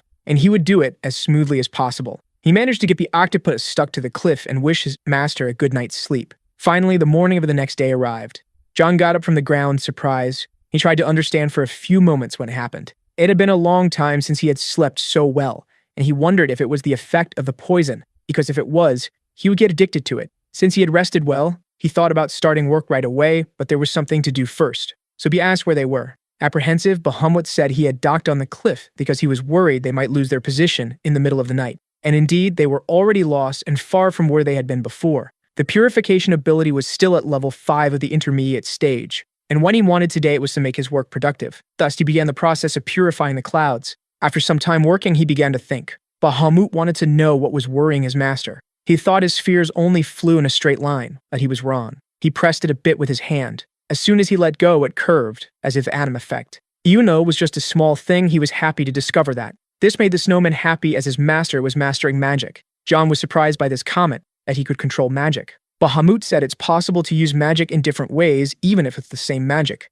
Since that's the case, he wanted to see how much he could make his spheres curve. Practicing, he managed to make the next one curve even more. He used some baseball terms, but the snowman didn't understand a single thing, so he tried again with a 90-degree launch angle. Practicing a bit more, he was already able to make semicircles with ease. After a while, he felt his head throbbing. Alpha said he had overexerted himself, and that he wasn't a mage like Bahamut. Control in magic demands a lot of mental strength from the individual. Bahamut bowed, saying it was all his fault, and now his master's body was sick. But Jung said it wasn't that bad. It was like the fatigue of cramming for an exam. He tried to explain better with different words. All he wanted now was to do nothing and sleep. 2 hours later, he woke up feeling refreshed, to the snowman's delight. The octopuses continued flying through the sky, and Jung kept trying to control magic. Making half of a circle turned out to be difficult for him. This is frustrating him and can't keep trying, and it might end up giving him a headache. Bahamut says that for mental recovery, there's nothing better than the screaming plants. Jung asks if it's the one he made tea with, and Bahamut says yes, that's the one, and he had already mentioned that witches used it to make medicine. Alpha doesn't recommend doing that, but he's already done plenty of unadvised things, and John remembers that the taste wasn't bad at all. Bahamut says that the efficiency of magic increases when body and soul are aligned, and the drained mental strength will soon be restored. Now he can't wait to have a cup of tea. The fire is already heating the water in the kettle. John cuts the mandrake to make the tea. Soon, the drink is finally ready. He pours some into the cup. Before drinking, he inhales a bit of the aroma coming from the beverage. Just the smell makes him feel like he's getting healthier. Alpha says it smells like bad luck, but John tells him to be quiet. Finally, John drinks the tea he had made. He never imagined he would be drinking tea above the clouds. It's really relaxing. One of the side effects of the tea is that it makes the body expel impurities in the form of tears. Before, he only drank it for the taste, but now noticing the effects, he's happy because he no longer has a headache. Now he's ready to use magic with his body and mind rested. The purification ball flies perfectly. He made a perfect half circle, which even made Bahamut celebrate. Now there wants to keep drinking the tea and practicing, which made Alpha curious about why the angle interests him so much. Jung simply tells him it's fun. The goal now is to make a full circle, and Alpha misses the rabbit, who always has a comment ready in these situations. Meanwhile, the rabbit is with the others. He's feeling extremely hungry. The players are fighting the dungeon monsters, but for him, it's just too boring. Meanwhile, a man screamed for help. Everyone needed to be very cautious there. They couldn't afford to lose their torches under any circumstances. The third dungeon, the Abyssal Ocean. That place is filled with the densest darkness. It wasn't an ocean as the name suggests, but full of mud and covered in a thick black mist that shrouded everything, with ferocious monsters dwelling there. The darkness of that place hated the light and at the same time feared it, so the torches protected them from the monsters. A small ember fell on one of their hands. Since he was a complete coward, he let the torch fall from his hands. It went out as soon as it hit the ground. Without the light, the rabbit imagined what would happen. It's certainly the end for that guy. Without the torch, he could no longer see anything around him. He asked if anyone had any spare torches, when a huge monster appeared behind him. What followed was an audible sound of chewing. A bluish glow made the rabbit squint from the brightness. The lightning man's working hard today. Sound had covered his body with lightning and started annihilating his enemies. He is skilled and dedicated, doing everything he can to overcome that dungeon. In light of his efforts, he earned the title of Knight of the Shining Light. For the rabbit, if he keeps using lightning like that, he'll soon exhaust his mental strength. But definitely, he's a tough guy. At first, he could only produce a little static energy, but the more he uses his ability, the more powerful it becomes, unlocking achievements and more abilities. A genius who doesn't shy away from hard work, the rabbit wants to remember his name now. It's almost like he's having déjà vu. This made him realize he was thinking absurd things. That guy is just an unemployed, idle person. He went over his son to warn him about the risks of using the ability that way, as it would drain his mental strength. Then he asked if the rabbit was worried about him. But he can fully recover with a bit of rest, thanks to his ability. Even so, the rabbit says he wouldn't recover completely, as he's not half of what the other guy is. In the middle of the explanation, he decided to give up on continuing. However, he agrees with the rabbit that Jung is always way too relaxed.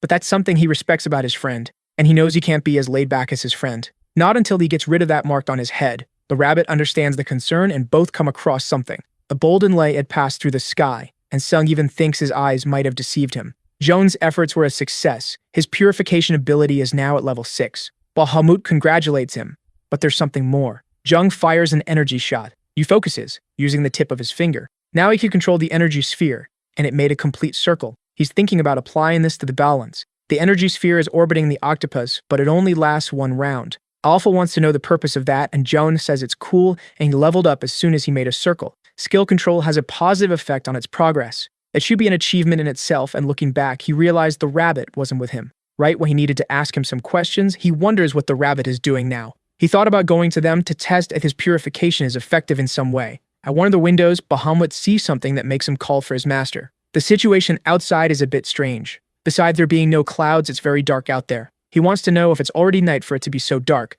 but Bahamut says he just had lunch recently. Maybe it was a new type of poison, so he fires his purification spheres. They fly forward for some time, until they disappear, as if they were swallowed. Looking at that, it's as if the darkness had devoured them. Bahamut says that's a trace of the abyss. He didn't expect them to encounter the abyss that devours light. Alpha asks if he really said abyss. This is a forbidden area that the witches were researching, a dangerous and sinister place filled with chaos. Jung says Alpha's description is bad because he had said mandrakes were dangerous too. Bahamut says, as he had seen before, the abyss devours light. To be more specific, light that has power, like the magic Jung used. The black fog of the abyss that devours the power of abilities. That's the identity of that darkness. If that's the case, Jung thinks the fog can nullify abilities. Alpha says if that's true, they need to leave because they're in trouble. The portals would be destroyed if they touched the fog.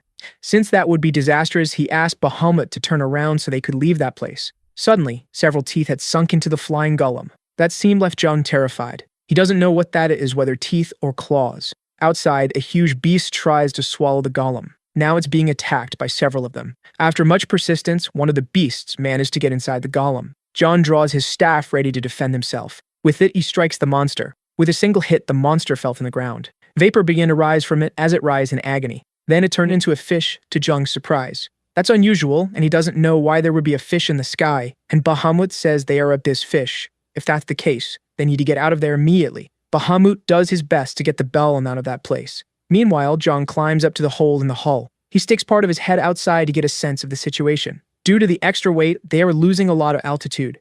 If this continues, a crash could be fatal, and he thought about abandoning the golem. He returns inside the vessel. He ordered Alpha to place a portal there. But since the coordinates aren't fixed, that's impossible. The only way out is to make the octopus golem fulfill its purpose. Once again, he sticks his head outside. Now these armed with staffs, ready to scare off the beasts. There he uses his floating stairs. Stepping on one of them, he moves toward the monsters. He struck the first of them with both staffs. While there, he opened his inventory. He was grabbing more of the levitating stones. The monster opened its mouth in fury. To his surprise, he threw the stone into the monster's mouth. It started to float uncontrollably. It had been very effective. He's at a height and speed that would make a normal person lose consciousness. But John kept his composure and managed to react to the immediacy of the situation. A feat he achieved after defeating the griffin, his courage. The courage of the Prince of the Skies was passed on to him, and he didn't lose his dignity. Jung isn't going to let the monsters stay there. He drove off another one of the blow from his staff. Most of them had already been chased away. Now, there was only one left. Soon, all of them had been eradicated. After the worst had passed, the octopus flew alone in the sky. Jung is relieved and hopes they can keep flying now. Bahamut praises his master's work, who, with a bit of earth, repaired the golem. Staying there is very dangerous, and Jung wants to open a portal as soon as he can. Bahamut says he will get them back on course as soon as he can see the sky, and Jung praises his work. The snowman was trying to understand. He imagines it's using ordinary fire, not magic. Through observation, he saw that the mist moved away from the torchlight. After positioning the torches, he saw that more abyssal monsters were approaching. The bees got close enough to be illuminated by the light. Jung observed as it had stopped moving. For no apparent reason, it backed away, completely ignoring the golem. The darkness must be like water to these creatures, and they needed to move. With something in mind, he told Bahamut to go inside the vessel. Showing him a sunstone, he said the place would soon become uncomfortable for him. The stone's brightness was so intense that it blinded the snowman. John placed the sunstone in a cube of earth. Now he had a floating cube capable of lighting up thanks to several sunstones. With four of these floating stones, similar to lighthouses, the octopus had become the perfect tool for exploring the abyss. Even though now it looks more like a glowing jellyfish than an actual octopus, Alpha says that despite the appearance, the functionality is exceptional, as the sunstone's light is not tied to magic. Not even the abyss can absorb this light, and John wishes he had been informed of this earlier. But Alpha says he is ignorant about the abyss, and it's no sin to know the limits of one's knowledge. Bahamut thanks his master because now he can see through the windows and asks what his master will do about the slacker.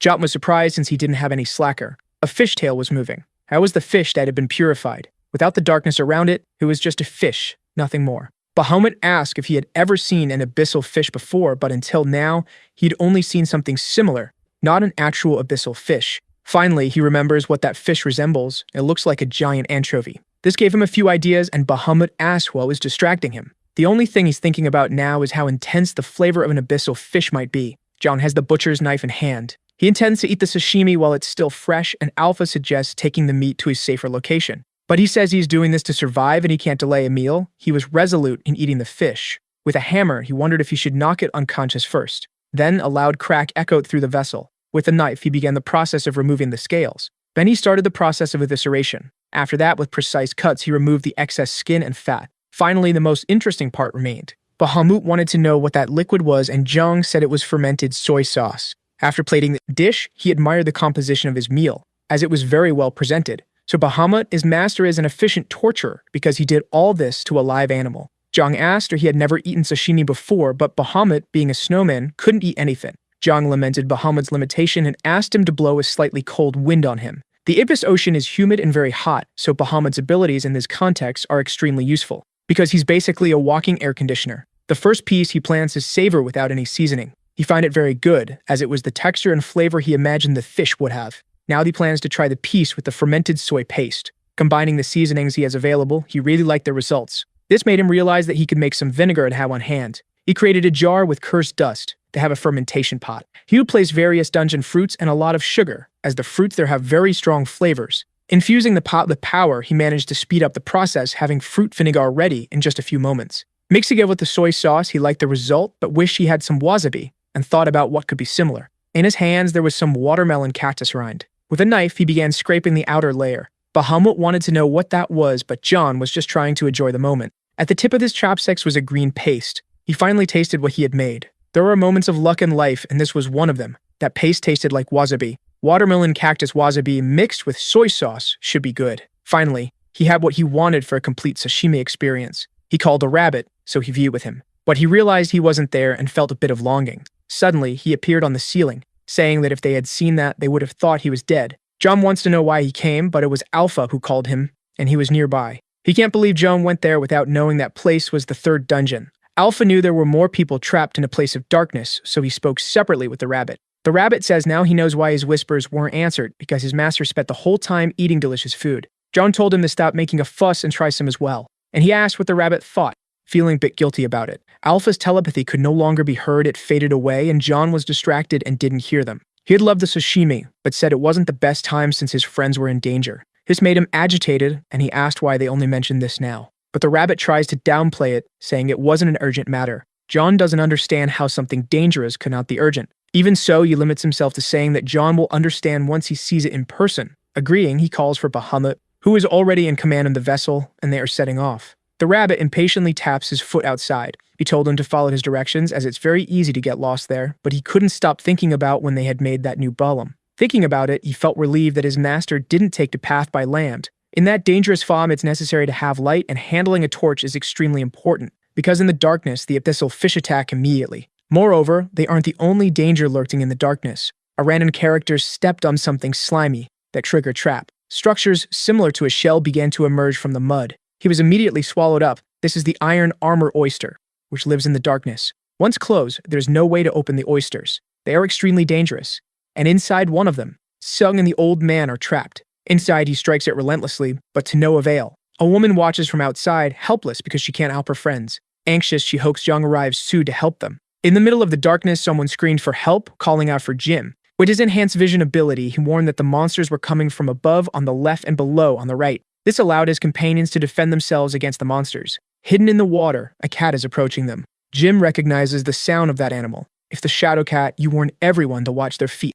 With a precise jump, it managed to extinguish the woman's torch. Of all the things it could have done, this was definitely one of the worst. Jim realized that the cat was only attacking the torches. Inside the oyster, the old man is already exhausted from hitting it so much. Of everything that tried, the only thing left is for Soon to use his lightning to try to break out of the shell. But he can't do that inside. Concentrating his power, he believes he can destroy it, but it could be risky for his friend. He knows the risks, but if they do nothing, they will die, and with every passing minute, there's less oxygen for them to breathe. Confident in his healing ability, he asks Sun to try to break the shell. But Sun doesn't want to take that risk and prefers to wait for Joan to arrive and help them. Even so, the old man says they can't rely on that, and opening the shell with Sam golems might be impossible. Hearing those words, Sun became a bit thoughtful. The old man sighed as well, as no solution for them is easy or safe. They are trapped in a dead oyster because they killed it from the inside. If it were alive, they could have made it spit them out voluntarily. Faced with this difficulty, Sun believes that if it's Joan, he'll definitely come up with a solution. Since they know he's coming their way, they decide to wait for his arrival.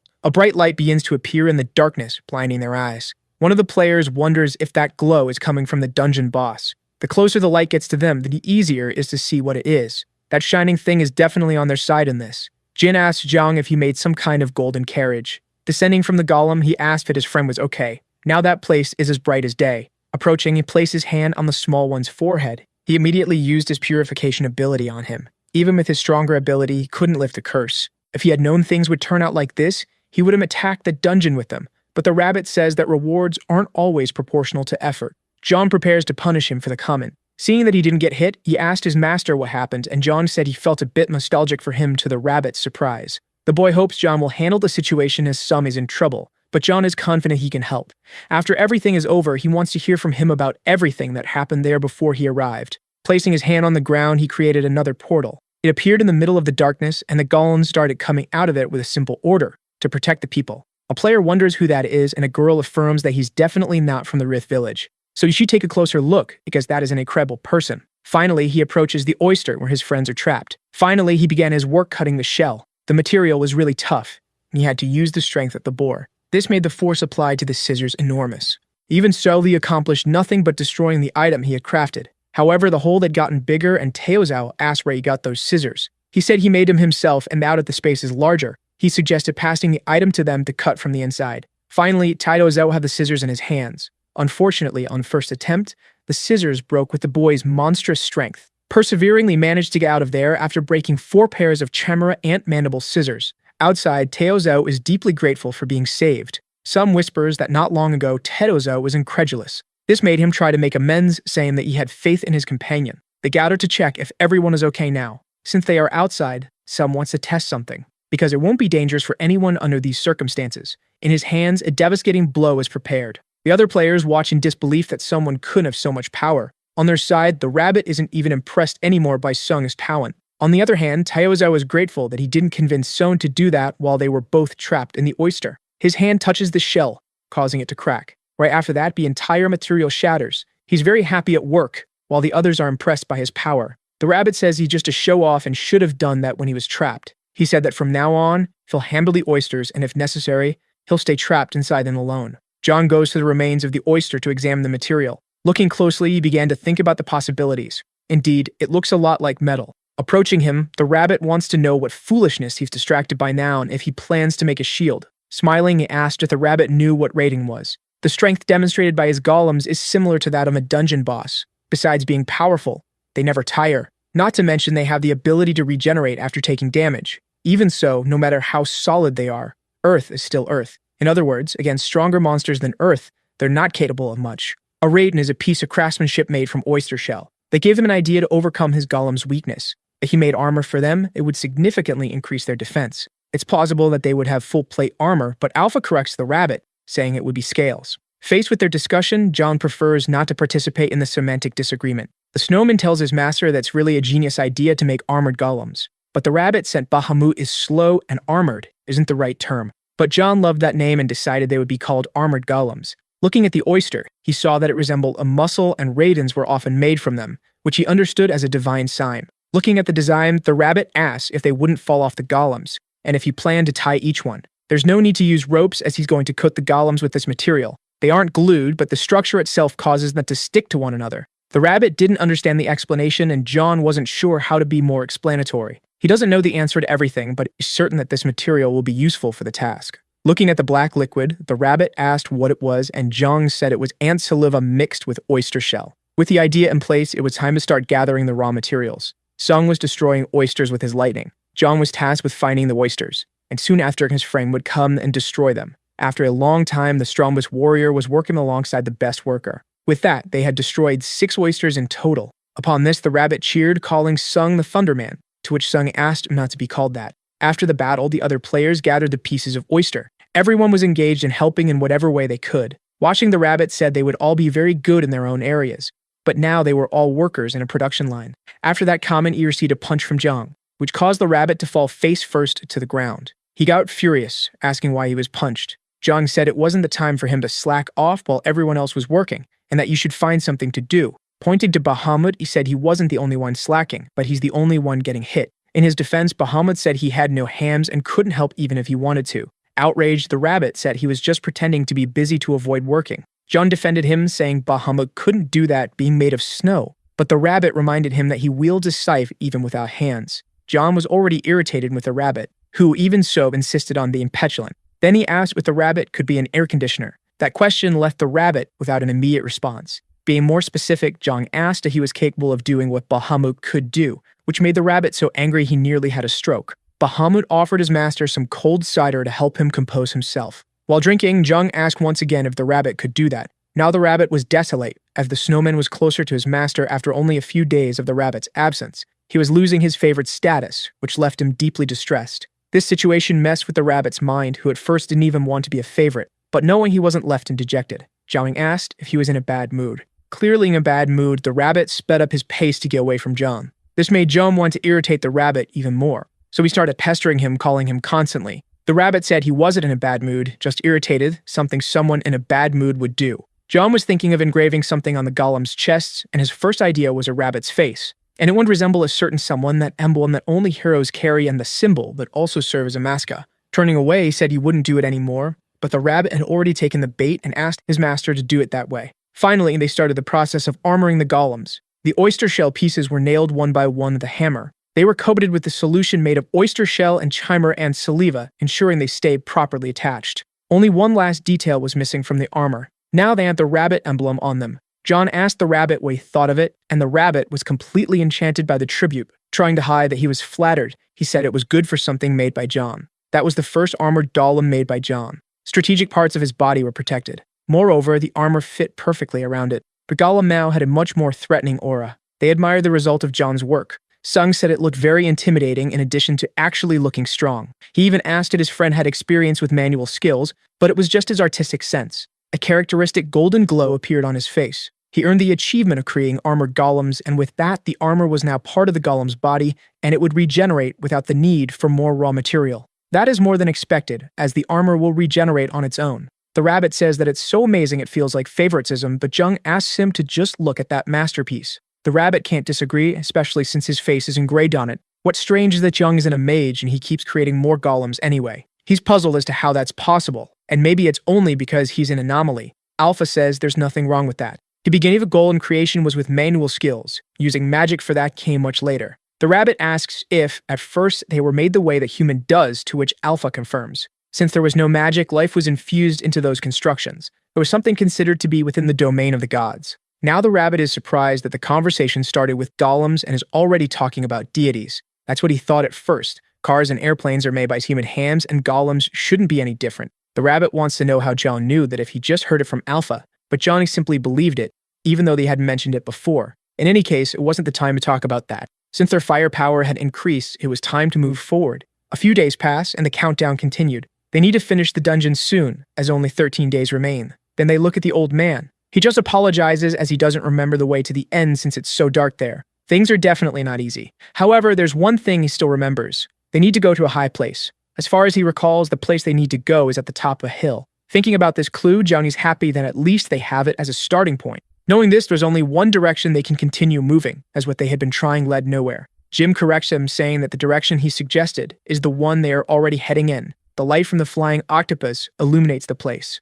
They continue moving forward, protected by the light from the vessel. Sun destroyed all the oysters and appeared along the way. What remained of them was gathered by the players and handed over to John. He was now making a second armored golem, and the work was much faster since he already had experience. The abyssal fish are still a deadly threat, but now there's something much more dangerous than them. It's Joan's armored golems. Their hardness was such that the fish's teeth broke when they tried to bite them. Those fish are no longer a threat to them. From atop the octopus, he observes the power of his creation. The rabbit says they are protected even in the dark, but Joan says it would be useless if there were a fish bigger than the armored gorilla there. The rabbit wishes Jung would praise him more. Someone shouts that there's a shadow cat there, but they couldn't catch it. They heads toward the flying octopus. Its paws end up touching the sunstone. That contact triggered a reaction. The cat managed to extinguish the sunstone. One of the girls manages to grab the feline, but he finds a way to escape from the girl. John comments that it was quite interesting and that he would never have imagined the animal could extinguish the solar stones. The ghost, upon seeing the shadow cat, warns everyone to be careful when sleeping, and the boy asks why. He then explains that it was one of the remnants of the abyss, a shadowy creature that swallows all light, generates nightmares with horrible endings. The rabbit mocks, saying that now they couldn't even sleep in peace. Next, the young man asks if there's a way to get rid of that shadow animal, and his companion replies that it probably can't even be killed and always escapes when found. After that, the rabbit mourns that another one was approaching and moves forward to scare it away from the tentacles. Upon seeing that, the protagonist says he finally found his colleague's talent and tells him to go catch some cats for him. After a while, the boy begins to wonder why the felines only appear near the tentacles and starts to remember that no shadow creatures appear while they were flying. The young man then starts to understand the situation and realizes the cats only approach using the shadow that the tentacles cast when they're on the ground. Soon after, the octopus begins to fly again to resolve the problem. The rabbit lies down exhausted from spending so much time chasing those cats away. However, they discover there is still one feline aboard the octopus, and they realize it can't move well there because it's too well lit. Jung wonders if he can tame it. A group of people become frightened by what they were seeing because some undead were approaching them. But Boy recognizes one of the zombies as his mother, and suddenly the woman bites his neck. An old man tells everyone not to make eye contact. After that, he starts to notice that some of those monsters were his allies that he had lost a long time ago. The man then explains that all those undead were just memories from the past that persist in that land, making him realize that seeing those hallucinations meant they had reached the Hill of Nightmares. That place was considered a historical ruin of the third phase. A young man questions how they could touch those things if they were illusions. The old man then tells him to be careful because they could also be touched. He then says that moving forward would be a difficult task due to the hallucinations residing there. The rabbit appears saying they needed to stay alert from then on because apparently shadow cats also live in the area. A boy comments that the number of felines had increased a lot. The hare explains that those animals swallow light and generate nightmares, and that besides that, the black mist makes their presence easier, and asks what they thought would happen if both attacked at the same time. The old man answers that the nightmares accumulating in the abyss would torment them more and more, just like the illusions. After that, he tries to focus so he won't be swayed by those hallucinations. The man then explains that they had to cleanse that place as quickly as possible once they entered, because the longer they stayed there, the more emotionally devastated they would become. And the young man asks where they would enter from. However, the undead begin to become active. One of them tries to stab the old man with a spear, but he manages to dodge it. The old man then comments that at the moment they should worry about getting rid of those ghosts. Soon after,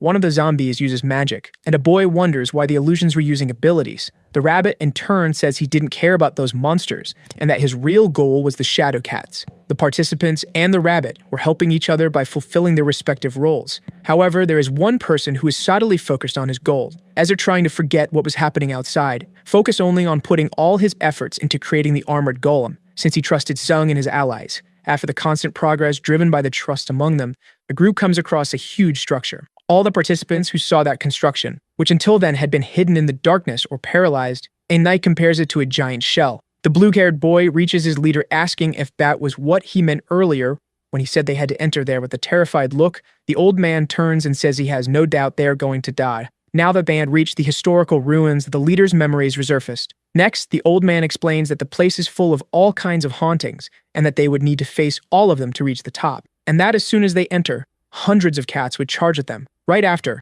the man says they won't leave a single trace of light behind. Someone comments that there's no reason to be afraid since they had Jung on their side, but soon realizes that the golem is too big to enter that shell along with them. The protagonist appears impressed by the size of that shell. However, he notices that the entrance is quite small. After that, he asks the leader if the structure is big on the inside, because then he can bring the golem through a portal. The leader, in turn, says it's almost the same as the witch's home. Upon hearing that, the young man says it's going to be complicated. He even orders them to try breaking the walls of the shell. A group of monsters appears to carry out his order. Someone from the group wonders when the boy created those things. The creatures then begin their attacks on the structure's wall. Surprised by it, the group comments that if they accidentally destroy everything, they won't be able to complete the dungeon. Jung smiles and says there must be a way to complete it, even with it broken. Soon after, the young man realizes that even after ordering the monsters to attack, they still could make a single scratch on the structure. The protagonist begins comparing to shells made of iron, then wonders if that thing can be melted. The rabbit tells them to stop stalling and go in already.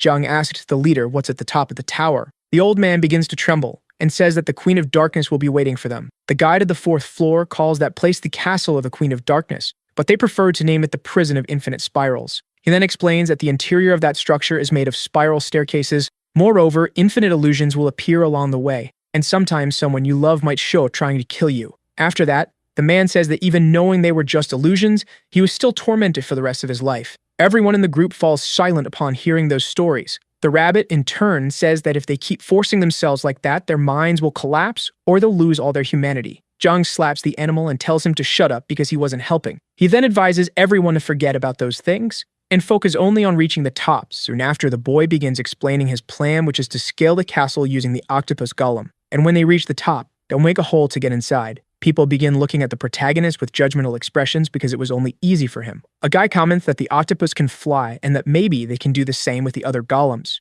Jung says he had thought of that option but decided to discard it because the place is full of abyssal fish and it would be safer to climb, and even if they get stuck on the wall, it's still a relief to have a place to hold onto. After that, the rabbit asks what they're going to do about the other golems that were summoned earlier. The boy replies that he's going to embed them with floating stones and they'll probably be able to climb on their own if their weight is reduced. Then he asks Alpha to inject a bit of life energy since they're going to make them lighter instead of making them fly off. The boy then starts placing floating stones on each arm of the golems. However, the centaur will have to stay behind because his body wasn't made for climbing. After that, Jung tells the others they'll have to fight while using the golems for support, and he smiles because it will be easy for them since they're fighters. You know they're desperate, the others say they'll do their best. Then the protagonist asks if Sung can create an entrance with his ability, and he replies that he believes so. Right after, the boy draws his sword and strikes the wall of the structure using his powers. John becomes happy to see it. He managed to pierce it. He then summons the Armored Gorilla version 3 and the Standard version 1.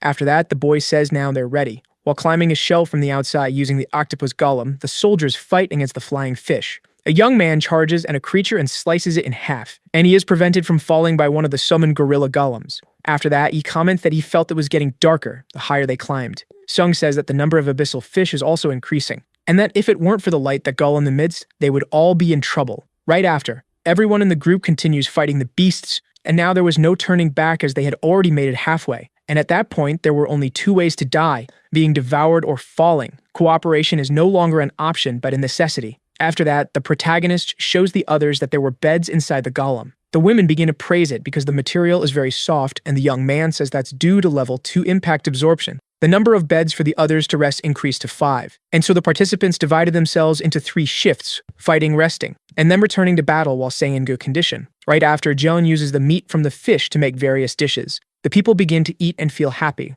Along with their food, the boy serves some scream plant tea to calm in mind and heart. His teammates in turn wonder if they were in paradise. After that, Bahamut approaches his master, asking how long he's going to keep that cat in his shadow. The boy becomes curious if the snow doll was having nightmares because of the feline, and he comments that he never sleeps so he can't have nightmares. The solar stones around Bahamut prevent the cat from moving to other shadows. Jung asks his companion to hold on a little longer and says he'll refill him with snow when he can next. The protagonist asks if the shadow creature is being fed, and the little doll says yes. And then he throws some crumbs of solar stone on the ground, which are used as food for the shadow cat. The feline comes out of Bahamut's shadow and starts eating. Seeing how cute the animal is, the young man thinks about how he's going to tame it. Alpha appears, commenting that shadow cats are sinister creatures, and the boy says that things always seem better when Alpha says something is scary. After that, Jung asks his companion to keep trying to control the animal, because if he can tame it, his weakness will be compensated. And the protagonist smiles and tells Bahamut to cheer up upon seeing that the small creature is impressed,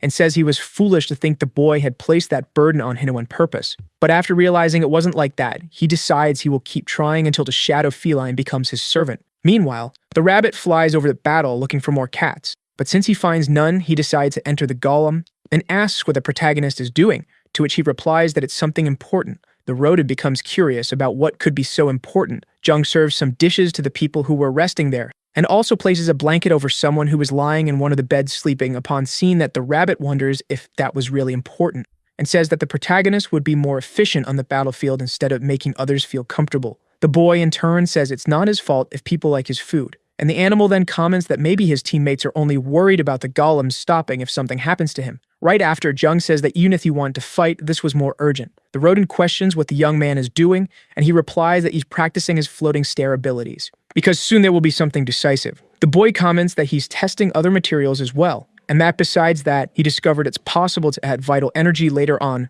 The rabbit, in turn, says he doesn't know why his friend is explaining all of that, but if he's happy, then there's no problem. But before the animal leaves, the boy says it's time for him to help. After flying outside his shell, the rodent says they're almost at the top. The protagonist stands up and asks if his companion did what he asked, and he replies yes, but advises him to go out and take a look from the outside. The wall that the octopus golem is climbing is tilting, becoming almost completely vertical. Awful comments that they should retreat because the place looks dangerous, and the rabbit agrees it's the abyssal fish were moving in a strange way. Right after, a creature approaches from behind the protagonist. However, he is saved by Hoyle, who cuts off the monster's head. The man says he was using an abyssal fish bone as a weapon, and that it was more useful than he thought. After that, Jung summons some floating stairs to help his companions move, and says that the top was getting closer. From afar, a mysterious creature wonders who possesses an ability like that. Then it becomes surprised to see that some patches of land were appearing in the air. After that, the group finally reaches the top. Jung says he'll open an entrance immediately, and the protagonist advises everyone to step back if they don't want to be hit. The boy then uses his electric shot ability, successfully opening a hole in the tower. The young man then wonders if that was the final boss. Inside the structure, they find a statue of a woman. The old man explains that they needed to destroy it to complete the dungeon, as that statue of the goddess was the final boss. And that to be more exact, her shadow is the Queen of Darkness. Bahamut sees something that catches his attention, and the protagonist asks if something happened. A snow doll starts crying and says that the statue is the image of his former master. Everyone is surprised and wonders if he's referring to the witch. The little creature says that if that really is a representation of the witch, then he already knows the identity of the Queen of Darkness. But before he can reveal the identity, an explosion happens. The boy asks Sum what happened, and he says he came across a wallow trying to make a hole in the structure. The group is warned that they cannot enter the dungeon by cheating, and the rabbit, in turn, says that this barrier was expected, because a guide would never let participants follow an alternate route so easily. Looking upward, the people see the creature that was watching them from afar. The old man calls that thing Serpent. Next, the monster comments that this time the participants were damn intriguing, getting irritated because he never imagined someone would try to enter the dungeon from the opposite side. That was the guide of Phase 4 named Serpa, who closely resembles a lion. After that, the rabbit says that apparently the monster had just installed the barrier, and they would have managed to enter if it weren't for him. John becomes curious if that meant they couldn't enter through the top, and his companion says that only he could since he's in error. However, the protagonist decides not to go alone because he doesn't want the guide to know who he is. After that, Alpha tells the boy not to be afraid because Serpa cannot harm him, and explains that even though he looks strong on the outside, he's still a mage. The Rhoda remembers that the lion has a limitation that prevents him from killing everyone, and that his is likely something like a numerical mark. And the fact that the curse didn't work on the boy shows that he won't be defeated so easily. The boy asks his friend what he thinks about them continuing with their plan, and the animal, in turn, says that if the boy fails, it'll just be wasting vital energy. However, he reveals that even so, he kind of supports the idea and wonders what the guy's reaction will be when it actually succeeds. Serpa becomes furious and says they must receive a penalty for cheating. Right after, a purple light appears on the forehead of each person, giving each one a number. Everyone falls into a state of despair in the face of that unexpected situation, and their eyes immediately turn to one person, the one who brought them comfort with powerful reinforcements, and also serenity in the merciless dungeon. That is Jung, who begins to doubt if he'll be able to meet everyone's expectations. The protagonist then closes his eyes while taking a deep breath and asks his companions to gather because they're going to initiate Plan B. The participants are shocked to learn that there's another way. Sub in turn says it's better to do something than to just stand there watching. The boy then says that his companion will have an extremely important role in that plan. Serpa observes the situation and wonders who that human is, and is surprised to find a participant who managed to reverse his curse. After hearing the plan, Sum remains silent and asks what his companion is planning to do. With a smile, the young man says the secret, because if he fails, it'll be embarrassing. Right after, the boy draws both of his weapons, and he asks the protagonist if he believes they can buy time against that creature. The boy replies that if they do what the guide hates most, it's possible. Sutton says the monster blocked their access by creating a barrier at the last second, and then decides he's going to destroy it. A huge amount of electricity begins to surge from his swords, and the boy tells the others to step back so they don't get hurt. But warning appears again, informing that participants cannot enter the dungeon through cheating, and then Sutton is thrown back. However, he charges forward again, saying that it won't be enough to make him give up. Serpa says that attacking the barrier like that is suicide. Next, the boy uses his ability called Thunder Ray. The creature becomes irritated and orders him to stop attacking the barrier, and asks if he really intends to die. The young man notices that the lion is focused on him and tells him to try stopping him if he wants to. Fujong takes the opportunity and decides to descend the tower. The participants question why they're running away and abandoning Sung, and the protagonist in turn asks them not to worry because they are leading the fight. Meanwhile, the boy keeps striking the barrier with his electric abilities. Serpa advances, ordering him to stop that. But the young man easily dodges the attacks. With a calm look, the boy says his opponent doesn't know the basics of a fight, and that's why he's only using curses. Upon hearing that, the creature becomes enraged. However, before he can do anything, the tower starts to shake. The people inside the octopus golem can't believe what they're seeing, because the entire structure is tilting and Joan starts summoning floating stairs Moments earlier, the boy had asked the rabbit to help place floating stones on the first floor. After fulfilling the order, the animal wonders if that was real, since the whole tower was floating. However, the protagonist still asks his companion to place more stones on the first floor. The old man questions what the boy is trying to do. Jung in turn explains that Serpa's magic is that structure itself, so he'll take down both with a single move. Right after, the boy uses his ultra-vital energy consumption to summon floating stairs. Some laughs and says there's no guide who would just sit back and watch such madness happen. The monster becomes furious again, and the young man in turn tells the creature to give up because they already won. The condition to complete the dungeon is to destroy the statue of the goddess, which ended up being destroyed due to the impacts from the falling ruins. The structure that grew by feeding on the pain and despair of the participants collapsed into the sea, and all thanks to the protagonist. People begin to cheer up after the towers fall, and celebrate even more when they realize the numbers on their foreheads have disappeared. The boy is informed that all the curses have been removed. Jung is happy and says now they can relax more. After that, the boy's floating stair ability evolves to level 5, increasing production speed and energy efficiency. And the protagonist gets excited because his boar strength ability also evolved to level 9. After all the chaos, the rabbit comments that he didn't expect the plan to work, but apparently he was wrong. While watching the boy from afar, the old man wonders who would complete a dungeon in such a way, and then starts to understand the unease he felt when he first saw the young man. Serpa keeps staring at the structure now collapsed on the ground, something he had never seen before. The rage turns into confusion, then into uncontrollable laughter, and that same laughter is turned into maddening provocation. After that, the guide approaches the group saying he never thought you end up in such a crazy situation. The boy says they already completed the dungeon and asks why the creature doesn't just leave.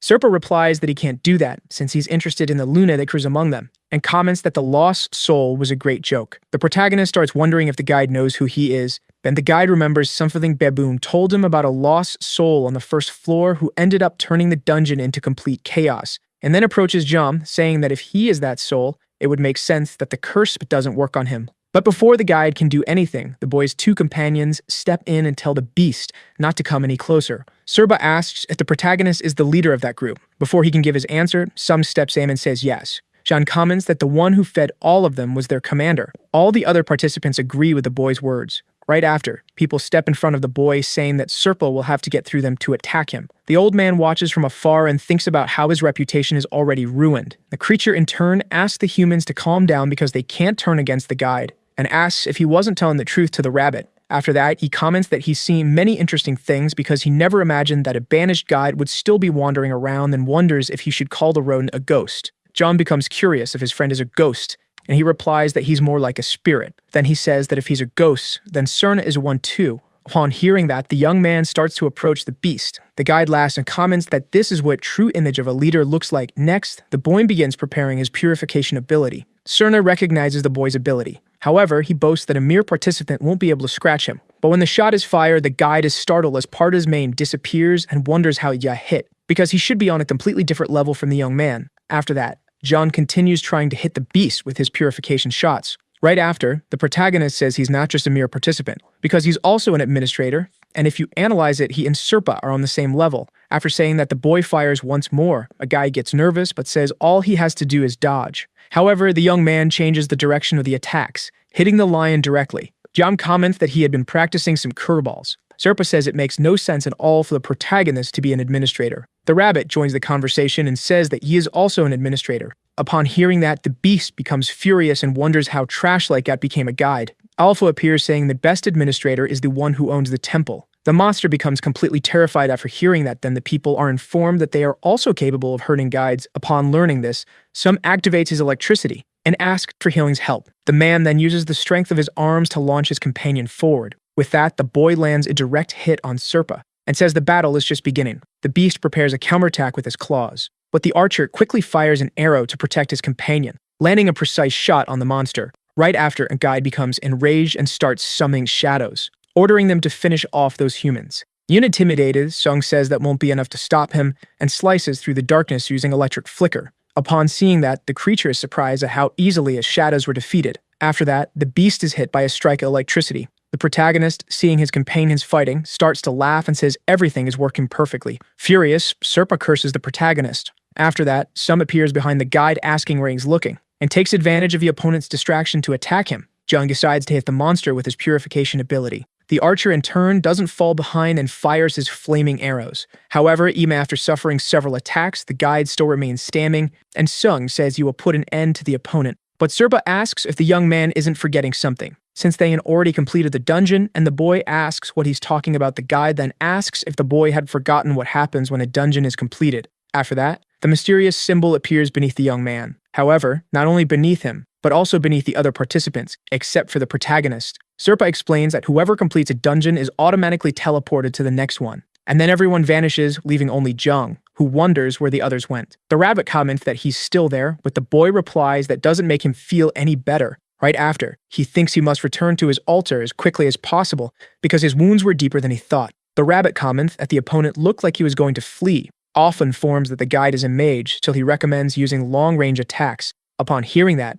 Jung decides to use his purification shots, landing all the attacks on the lion's back. After taking the hits, the beast summons his shadows, causing several shadow cats to appear. However, the young man uses his floating stairs. In the air, the boy mocks the cat's faces. Serpa wonders what that human even is, then decides to open the dungeon's portal, and a huge opening appears behind the guide. The rabbit says he knew the opponent was trying to find a way to escape. Before entering the portal, Serpa lets out a laugh, and then says that one day he will destroy them all. But the boy orders his people to pull the creature out of there. And then several gorilla golems appear from inside the portal, pushing the lion back out. The monster, in turn, wonders how those mere golems are able to touch him. Jung comments that maybe it's because they have vital energy in their bodies. However, in truth, the young man was expecting his subordinates to remove the portal from there, but it ended up working better than he thought. After that, the protagonist commands his soldiers to defeat Circle once and for all. One of the gorillas lands a sequence of punches on the enemy. The guy doesn't let it slide and slashes the golem's face with his claws. But the summoned golem doesn't suffer much damage and strikes the beast in the belly.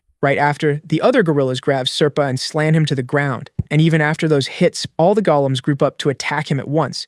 After defeating the guide, Jung asks where Sing was sent. Even while wounded, the creature laughs and curses the protagonist, who decides to purify the lion once and for all. The boy comments that the opponent had a rather kind ending compared to the aura he gave off, and the rabbit says he never imagined he'd get the chance to see a human annihilate a guide. With the completion of that mission, the boy earns the administrator's relic and wonders what it was right after. The protagonist receives a message for Hyun. Jung says he finished off Serpa and asks if his companion also received any achievement, but he replies that he didn't earn anything. The rabbit says he believes that's because his friend isn't an administrator, and says that the reason the protagonist received one is because one administrator eliminating another is something that eventually happens. The boy then asks why they would try to kill each other, and the animal says it's purely due to ambition, because as long as a person has magic, they'll lack nothing, essentially becoming immortal. After that, the rabbit says they should get out of there immediately, because John needs to take over as administrator on the third dungeon, and the boy grabs a bell. But the item makes no sound, and he wonders what its purpose is. His companion mocks him for being a temple owner who doesn't know what that bell is for,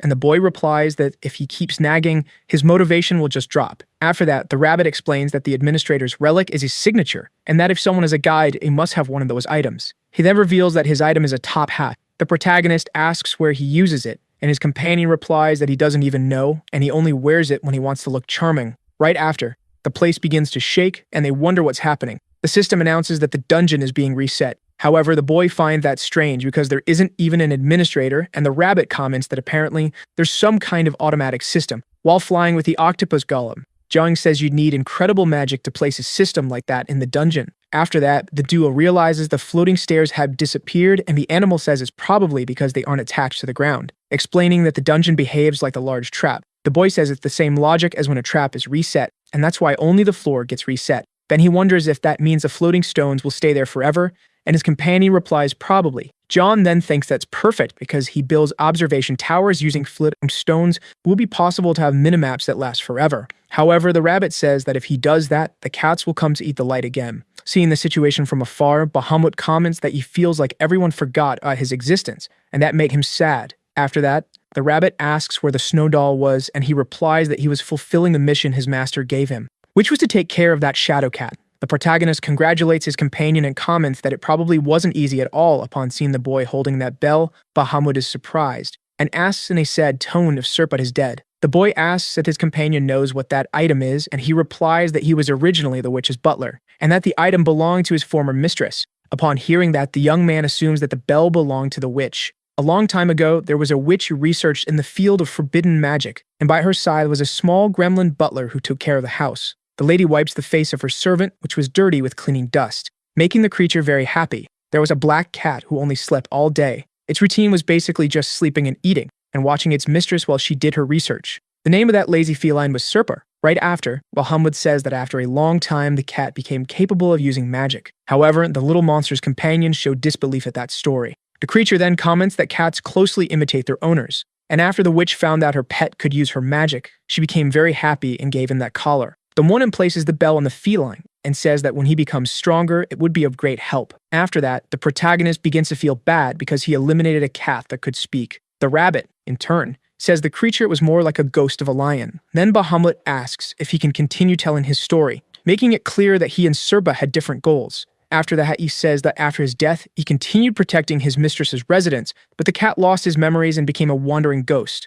But even so, he did not lose his feelings for the witch. And for that reason, the death dragon left that area in Serpa's hands. Jung asks if it was because the statue of the woman was there, and his companion replies that's exactly it. Upon realizing the cat was used, he says that damn dragon spares no one. Right after, Bahamut explains that from then on, Serpa became a guide acquiring much more magical power, and that's when the collar's usefulness became evident and reveals that the collar allows for control over shadows. Upon learning that, the boy is impressed. Alpha says that among the forbidden magics studied by the witches, he heard rumors that there are secret arts related to shadows. The boy, in turn, asks what that means, and Bahamut explains that it's an art that can imbue memories into a shadow and make it physical. With 1 or 2 shadow cats, it's possible to make someone recall bad memories or have nightmares. But if that number increases, those memories become physical and attack people. However, Bahamut says that wasn't his mistress's true intention in her research, but rather to make someone recall a happy or important memory from the past. John comments that the research had such a beautiful purpose.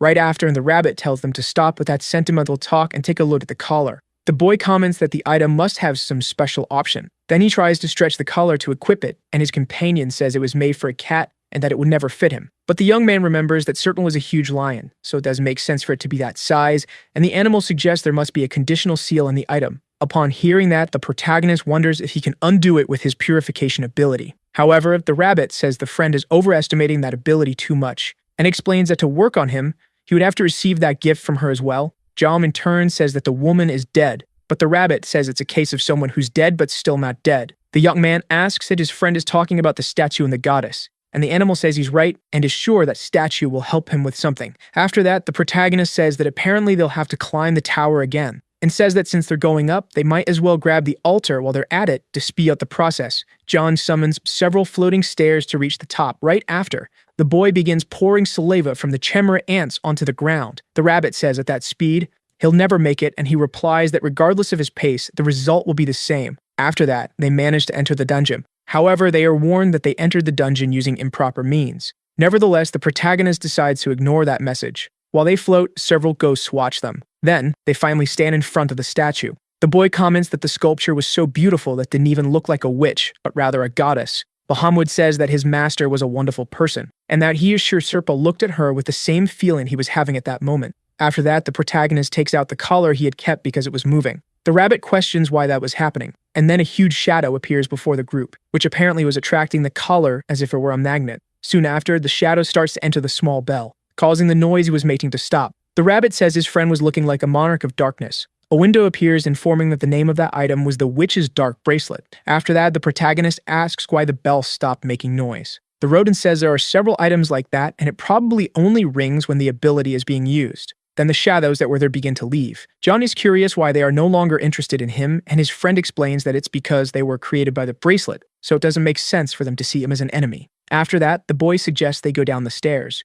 And just as the rabbit had said, the shadows no longer care about the protagonist, so even return to their cat forms. The boy wonders if he can control that feline, and his friend asks him to try. And the young man then grabs his bracelet, ordering the cat to come to him. However, all he manages to do is scare the animals away. The boy wonders if they ran away because of his level. But the cat Bahamut was taking care of still stays close to the protagonist. Jung starts petting the animal and asks if he's able to touch her because of the bracelet's effect. Right after that, the cat jumps into the boy's shadow, seeing that the young man is startled, and Bahamut asks his friend to look behind him, making him realize that his shadow had a life of its own. The ghost explains that it was a shadow servant that had been created. After that, the protagonist begins to interact with his shadow, and comments that it was very shy. After that, the shadow starts meowing, and the boy realizes that the only thing that changed was its form, as it was still a cat. Bahamut says that dark creatures were the result of the witch's research. The artist shadows the high-level magic that few are capable of using. However, the witch replaced the enchanted magic shadow and the memory, which are the main ingredients of the spell, with dark creatures.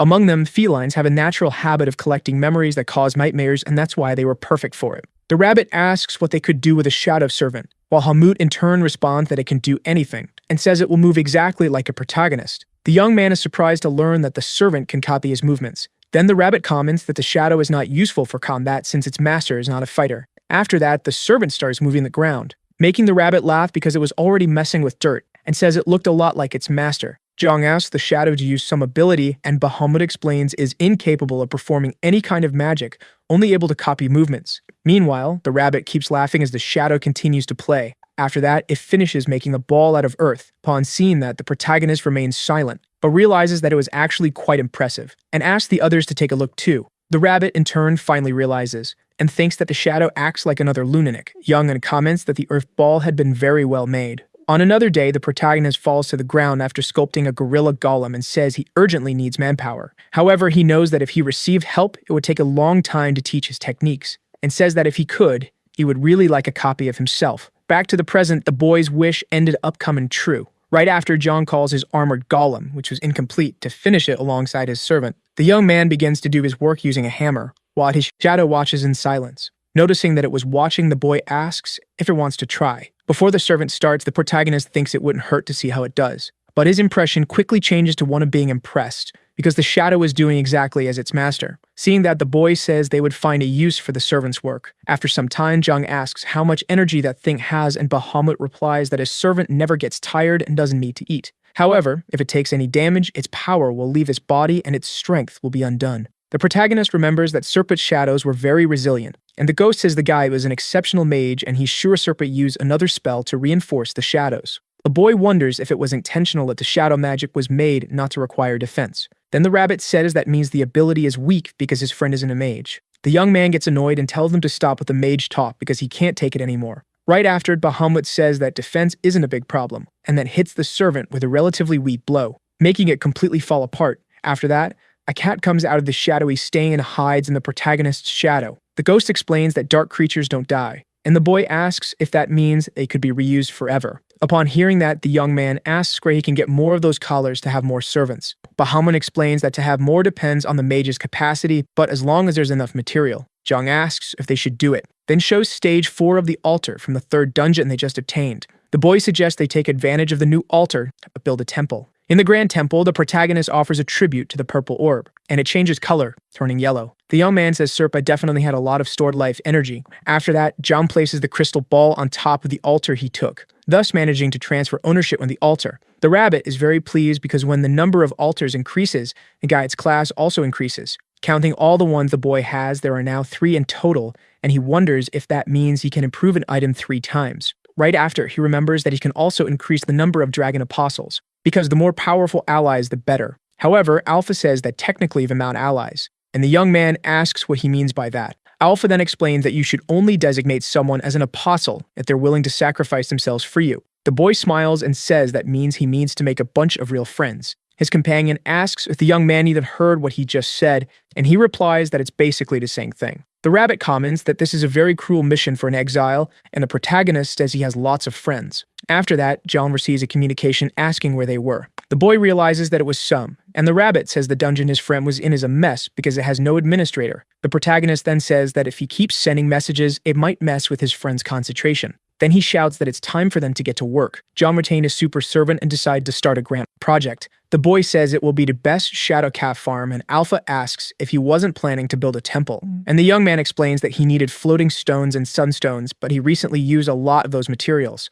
After that, a griffin appears behind the group, but it is easily taken down. The boy wonders if he should skin it before leaving. After that, he asks his servant to come closer, and hands his knife to it. But the object starts turning completely dark. Impressed, the boy takes the knife back and asks if it was consumed by the shadows. However, the blade begins to return to normal, and the rabbit comments that maybe it's because the servant recognizes it as a weapon. Right after, the protagonist asks his assistant to watch how he's going to do it so it can do the same. Without needing to learn anything, the servant immediately copied its master's movements, and thanks to the knight's effect, its skinning speed increased. The young man says he needs to be sure he'll build the shadow cat farm, and his friend says he's sounding like he just wants more slaves. After that, the boy asks if the griffin's mess is the first dungeon, and his companion replies that technically the forest below the cliff is. The second dungeon of the fourth stage was the witch's home, and the third was the abyssal ocean. Jung says they don't know what the fourth one is yet, and that this one was the first dungeon, making him realize that there's an altar got an owner nearby. Then the boy says that the more altars, the better.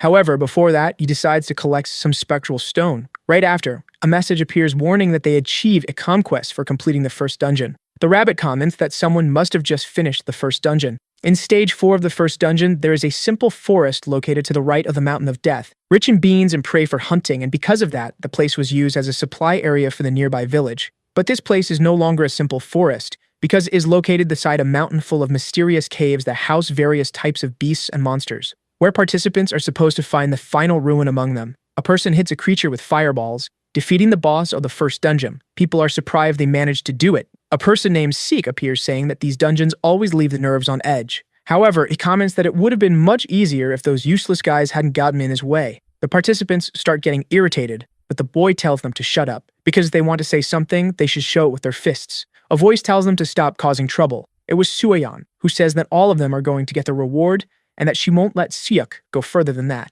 Conflicts like this are normal among participants, and when Emi has great value, the disagreement gets worse. Right after, the boy tells his subordinates to skin the monster, then walks toward the girl, and says that if she doesn't want him to take everything again, then they better be faster next time. Sueyeon in turn makes an offensive gesture at the boy. After that, some markings appear under the participants and Seok tells them to put as much meat in their inventories as they can because apparently they were being teleported to the next dungeon. And then that dungeon is reset, facing a tunnel, and the protagonist asks if that was the right place. The rabbit says he's sure it was because he felt the flow of mana from a magic portal coming from inside. Job in turn asks if his companion can sense those things, and he says he's a high-class being. As they walk through the corridors, the young man wonders if those torches were installed because it's a ruin. Right after, the pair comes across a collapse in the path. The rabbit analyzes the area and comments that apparently half the people who were there just watched while the others fought, and the boy is surprised by his companion's investigative skills. The animal brags and says things like this become quite obvious after watching so many battles.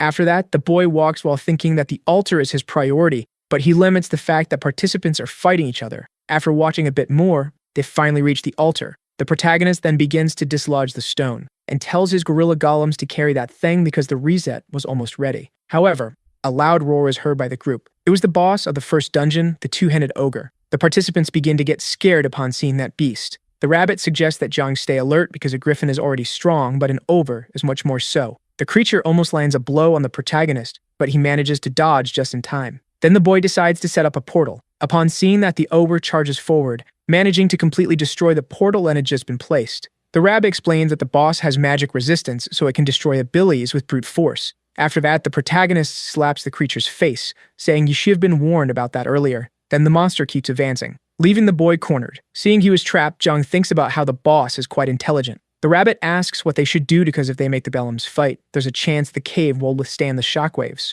And the young man, in turn, takes a look around the entire room. Seeing the torches on the wall, he asks the rabbit if the fact that the boss has two heads means it has double a field of vision. His friend then says that probably all its senses are enhanced. The boy says that if they leave the place dark, the creature will get scared twice as much. Then he orders all the torches to be extinguished. The shadow cat then begins to put them out one by one. Jung tells the golems to hold the ogre carefully so that it won't interfere with anything. However, the gorilla isn't able to hold the creature. The boy wonders if his golem is weaker, and his companion replies that it's obvious since one is a stage 1 boss and the other is from stage 4. But the gorillas team up to attack the ogre, finally managing to immobilize the monster. Seeing that, the group becomes extremely excited. The boss tries relentlessly to break free, and the rabbit says that in that position it's unable to show its true strength, but they would definitely be screwed if not for the golem's armor. After that, he comments that if it keeps going like that, the cave would eventually collapse from the intensity. The boy says he knows that, but he managed to finish the preparations in time. Then a shadow cat finally extinguishes the last torch in the place,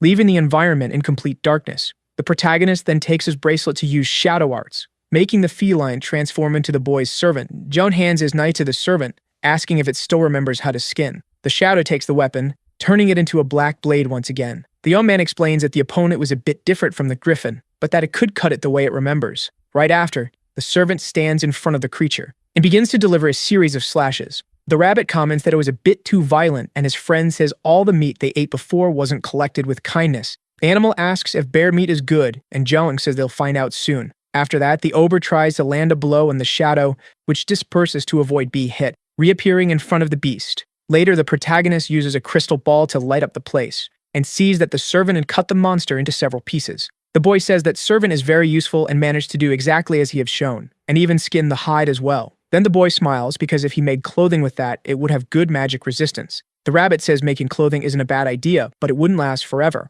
After that, he says the servant's weakness is its vulnerability to physical attacks, and that a single hit destroys his body. John in turn comments that he's sure efficiency will come when the numbers grow. After that, the rabbit says the shadow is a great butcher despite all its flaws. The boy then starts imagining himself commanding hundreds of servants, thus becoming an emperor of the night. But his companion mentions that he doesn't have enough spats for that. The young man comments that it would be cool if the item came with some ability instead of just having an extra option. His companion says that's why master craftsmen exist, since those things are added during the creation process. Then the boy says the witch made an amazing item by placing it in a cat she was taken care of, and he doesn't know if that was part of a plan or if she just loved the cat very much. And then he says he really needs to make his cat farm as soon as possible. Right after, he wonders why the dungeon still hasn't ended since they already eliminated the boss. The rabbit assumes maybe there are more of those creatures because they saw several caves on the way there. Jong in turn suggests they return since they already secured the altar. After that, the animal asks if he was going to the witch's home, and the boy replies that no, he's heading to stage 1 to get another golem.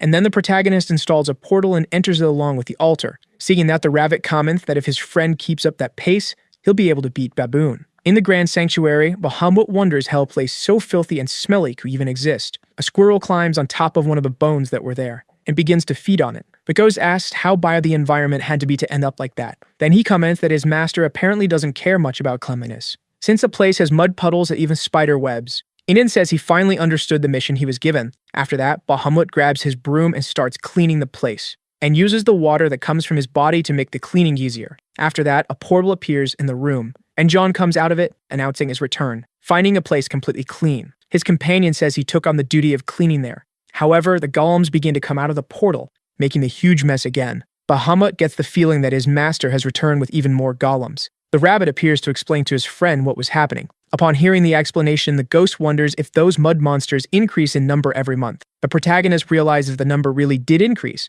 but thinks it's because Baboon isn't around, so the demand for golems isn't as complicated. Currently, the group has 4 gorillas and 4 armored centaurs, an ostrich along with the octopus golem, and also an elephant from which the boy removed the core. The rabbit asks that his friend is trying to build a zoo. Right after, the young man says he's out of ideas, so he decides to help with the cleaning. And his companion, in turn, tries to escape the task, but the protagonist grabs him by the ears and says he's going to help too. The animal says he'll take care of the boy's pets because they're important too. Seeing that terrible excuse, John comments that he's not even good at lying. The rabbit lies down on a shelf hoping not to be found. After that, he starts thinking about how they haven't seen Baboon, and then he can sense his presence in stage 1. However, his thoughts are interrupted by sleep. The protagonist finds his friend taking a nap, hidden on the shelf, and uses the boar's strength to force him to work. Outside, the group finds naturally dried anchovies, and the boy asks the golem to keep fanning them gently. The rabbit asks why he's messing with those fish, and he says he wants to dry them well to turn into powder, because there's a soup made with that, which is really tasty. After that, the squirrel that was on the young man's shoulders starts climbing down his body, but ends up getting startled by the cat in the shadows. Then John comments that maybe he should make a place to fish while he builds the sky temple, and says he'd better write it down because there's a lot to do. After that, he starts writing on a piece of paper the things he needs to do, and says maybe it's better to assign certain people to specific tasks. He then asks Bahamut if the servants can fight against ghosts, and he replies yes. The protagonist says that might be a great opportunity to teach his shadow how to fight. The rabbit, in turn, starts laughing and says he can't picture his friend teaching anyone, and the boy hits him to make him stop those comments. After that, he asks the animal to complete a task, but he says he's busy at the moment, and the young man asks what it is, since his friend is always just loafing around. The rabbit, in turn, replies that he needs to find out what Baboon is doing, because he has a feeling Baboon is planning something. The animal suffered the hands of Baboon for a long time, which made him understand his temperament, and that's why he decided to go take a look at stage 1. However, he says the protagonist doesn't need to worry because he'll be back soon. Jam in turn asks if the rabbit isn't just lying to get out of working. The animal gets irritated and asks if the boy knows that Baboon will be his greatest rival in the future, and the young man becomes curious about what he did to be rivals with someone. Realizing he said more than he should, the animal gets nervous. Alpha asks if his friend was implying that that moon might interfere with Artia's resurrection, and the rabbit confirms that was it. The boy then allows his friend to go to stage 1 and asks him to keep him informed. With the rabbit's task approved, the protagonist asked Bahamut if he can take on the task of going to the abyssal ocean with the golems, which he agrees to, only asking for a bit more life energy. Alpha allows what the ghost asked since he helped with cleaning the Great Temple. Then John checks his notes to see what's left to do, realizing that only cleaning the Great Temple remains. Bahamut comments that the place was almost clean already, but he couldn't remove the skeletons because they were too bait for him. The protagonist then decides to leave that task to the golems. However, he wonders if they can work with those huge hands. The boy equips the gorillas with fingers made for cleaning. Steam at the rabbit feels disgusted, and his friend explains that it's just temporary. The golems then begin to remove the bones from the place. After that, the young man asks his companions to do what they were assigned and always keep him informed. But Bahamut points out that there's no way to contact his master. The protagonist then decides to appoint the ghost as manager, and the rabbit explains that rising to that position is the same as transcending one's destiny. Upon hearing that, Bahamut finally understands what Serpa felt, and it was clear that he had become something different from what he was before. Right after, he says he's no longer an undead or a gremlin, feeling as if he were an ice spirit. Bahamut tells his master that he has properly become one with snow. Jung asks if his companion is feeling somewhat like Alpha, and Alpha in turn explains that the snowman now holds a position similar to his, becoming fully devoted to the life dragon Earthia. The boy wonders if it's because the ghost offered his soul. After that, Alpha says that his friend is no longer bound by the restrictions of the undead, and that his existence is now completely different. Upon seeing Bahamut's new status, the rabbit is relieved because it's still better. A snowman says that his past self will relied only on power is gone, and now this soul and all this strength will be dedicated to Earthia. Jung gets tired of all that and tells his friends to get to work already. In the abyssal ocean, the new participants are fighting against the fish, and they wonder why there are floating stone cubes around. After that, a portal appears at the location, and Bahamut comes out of it riding a golem. At first, people think the new manager is an enemy. However, the snowman is more concerned with digging up shells. Bahamut didn't become obsessed with power, but was introduced to authority. The participants wonder if that was the boss. Seeing that those participants are of the same race as his master, the snowman decides the best thing to do is help them. It then starts shooting snow in the direction of the people, and unsure whether it was dangerous, it decided to stay on the defensive. After that, all the snow transforms into mini Bahamuts. The snowman asked the participants to follow him, and that way, they would reach the ruins. But the people don't believe him, and Bahamut asks if they'd rather accept his help or keep wandering through that deep darkness. A guy says they're really not in the position to argue and thanks their savior. The snowman says that if they want to show gratitude, they should reveal where they found the shells along the way. Not understanding the situation, the participants ask if that's all he wanted. After getting the information he needed, Bahamut leaves. At the temple, the protagonist says that stage 1 is finally complete. This time, he managed to hold a golem the size of Hoyal, since many times he was not able to use the golems because of their size. However, there's still one last finishing touch he wants to make it perfect. While he stirs the ogre skin he obtained, Alpha asks what the boy is doing. He then says that he's going to place the interior golem inside the witch's home, but realizes that would be dangerous for the golems because ghosts pass through walls and could damage their cores. And to prevent that, he decided to cover the golem with that skin, so the specters won't be able to penetrate them. After that, he wonders how they'll hide the seams, and then starts working the skin to hide them. Jung subconsciously used blind spots he used to sew teddy bears. Then he covers the entire golem with the skin, making it look a lot like a bear. The young man comments that it looks really cute. Alpha, in turn, mocks him by saying that a guardian needs to have a scary appearance to defend the sanctuary. After that, the protagonist decides to take the opportunity to make some clothes for himself too. What would it feel like to enter a dungeon that's already been cleared? The only one who can answer that question is Jung. With a smile, the boy says it was fun because it kept getting easier.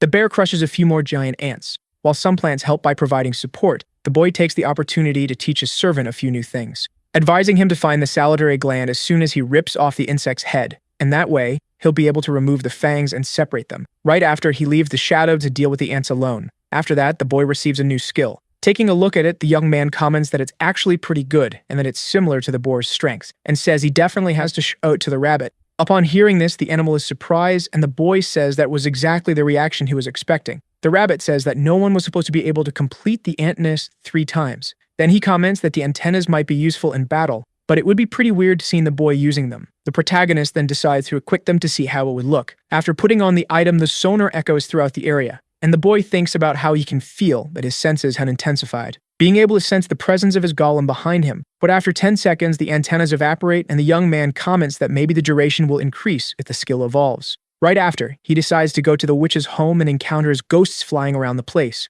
and they charge at the boy. However, they end up being repelled by his body. With a smile, Jung says that doesn't work anymore, and praises his ober skin, saying it's quite useful. The ghosts then decide to leave. After that, the protagonist says that people usually have to risk their lives to complete that place. But for him, it's just a farm. After conquering the witch's home, Alpha informs that the materials for the sanctuary's construction are almost complete. In stage 1, the rabbit flies with a sad look. It comes across a group of frogs surrounding a boar. One of them charges forward and lands an attack on the pig. Seeing that, the rabbit says that's why the ecosystem is deteriorating, because they gave enchanted gear to those monsters. Right after, one of the amphibians turns against one of its companions and eliminates him to obtain his magical weapon. The animal found that interesting because those weaklings had somehow powered up in such a crazy way. Nearby, a participant appears threatening another person who begs for mercy. The man says he used to be just a regular businessman, but now he's swinging his sword in an unknown place, and asks if the boy really thought he'd show mercy. The rabbit takes a deep breath and says that apparently it wasn't just the monsters who went insane. Then the businessman charges at the other participant. However, the animal appears before he can do anything, and asks the man to calm down because he doesn't want to see situations like that. The boy, in turn, asks why the robin is talking like a person, and the rabbit then says that's not important and that they should focus on completing the dungeon, and asks if they don't want to go back home. Crying, the man asks if they can really return to their lives. The animal is surprised by that reaction because they seem like they had never heard that before, and the businessman explains it's because they really never had. Right after, the rabbit asks if they had no idea they could go home if they completed the dungeon, and they don't say that no one told them that. Upon learning this, the animal realizes that moon was neglecting the participants and not even telling them the basics. After that, he asks where the other people are. In Rift Village, a protagonist receives information that apparently Baboon is no longer interested in stage 1 since the altar appeared. The boy, in turn, is confused because Baboon would also be losing if all the participants died in the first stage. And the rabbit comments that he was wondering the same thing, so he decided to wait for the dungeon to reset and a new game to begin. Then he discovers that Baboon has been giving enchanted items to people. Jug asks if that was a way to increase the participants' chances of survival. The animal, in turn, says that most of the production class people had their weapons stolen, so apparently the survival rate of that class is dropping. And the young man says that the combatants are going to have problems with food since they don't have production skills. After that, the rabbit says he'll have to manage stage 1 for a while. The boy, in turn, asks what he would do if he encountered Baboon, and his friend says there's been no sign of him even though a new game has begun. Then the animal comments that his former master was nothing more than an ambitious fool. In a cursed land full of skeleton soldiers, Jung is building a new terrain. The young man comments that he was starting to get tired. When he looks down, he sees his servant working, and he feels happy with his dedication. Soon after, he sees something different along with the shadow, and he asked Bahamut what that shiny thing was. But Ghost says it must be a plant from the abyss, and the boy realizes its appearance resembles seaweed. After that, he brags about being an excellent seaweed soup cook. Then he thinks about how interesting it is that seaweed grows in that ocean, and so he decides to order Bahamut to go there and collect lots of seaweed. After that, the ghost returns with the shells that contain the plants. However, the protagonist sees another type of seaweed and says he knew there were other species. And then he lays out all the plants stretched out to dry them in the sun. After that, he roasts them over the fire and adds a bit of perilla oil. And finally, he mixes them with rice and adds a bit of soy sauce. Upon seeing that, the rabbit asks if they had a new menu. Surprised, the boy asks if his companion hadn't said he would take a while to return, and he replies that hunger wouldn't let him. Then he says he did what he needed to and decided to come back. Junk says it's good his friend came back because he really needed a little help. After that, he asks if the rabbit wants to eat because since ancient times, those who didn't work didn't eat. And then he orders the animal to prepare the seaweed. When he picks up the plant, the rabbit comments that the texture is disgusting. The boy says they would eat it on his birthday. Jung takes advantage of the topic and asks when the rabbit was born, and his companion says that for them, it's the same as being reborn. The young man then says that today is the rabbit's birthday and congratulates him. And the animal, in turn, asks why he should be happy about that. Soon after, he asks his companion to cut the seaweed into medium-sized pieces and to prepare a bit of detox plant. Since there was no steak, Kaboin decides to use ogre meat. Jung says he loves the smell of the food and that they should add a little salt and sauce. And finally, the food is ready, allowing the protagonist to achieve a new accomplishment. Upon seeing that, the rabbit asks what his companion had done. Bahamut comments that, as he expected, his master also has alchemy skills and that abyss materials were frequently used by witches in their experiments. And the young man explains that he has no idea what that was and only knows that seaweed soup usually relaxes his body. Soon after, the rabbit says that the main cause of death among participants was excessive bleeding. But if he drank that soup, their blood recovery would be doubled. However, the boy doesn't seem interested in the subject and decides to try his soup. After tasting it, he is completely amazed by the flavor, leaving the rabbit curious to see if it's really that good. The animal's reaction isn't much different from his companion's, and he comments that just from that taste, he felt his heart completely healed. The place where John was building the third sanctuary was near the border between the Rift Village and the Ocean of the Abyss. However, if you wanted to collect shadow cats, building it in the Dark Witch's Tower would be more effective. But the darkness is quite deep and dangerous, and for that reason, the young man chose to build in a lit place, so that once it was ready, he could move the sanctuary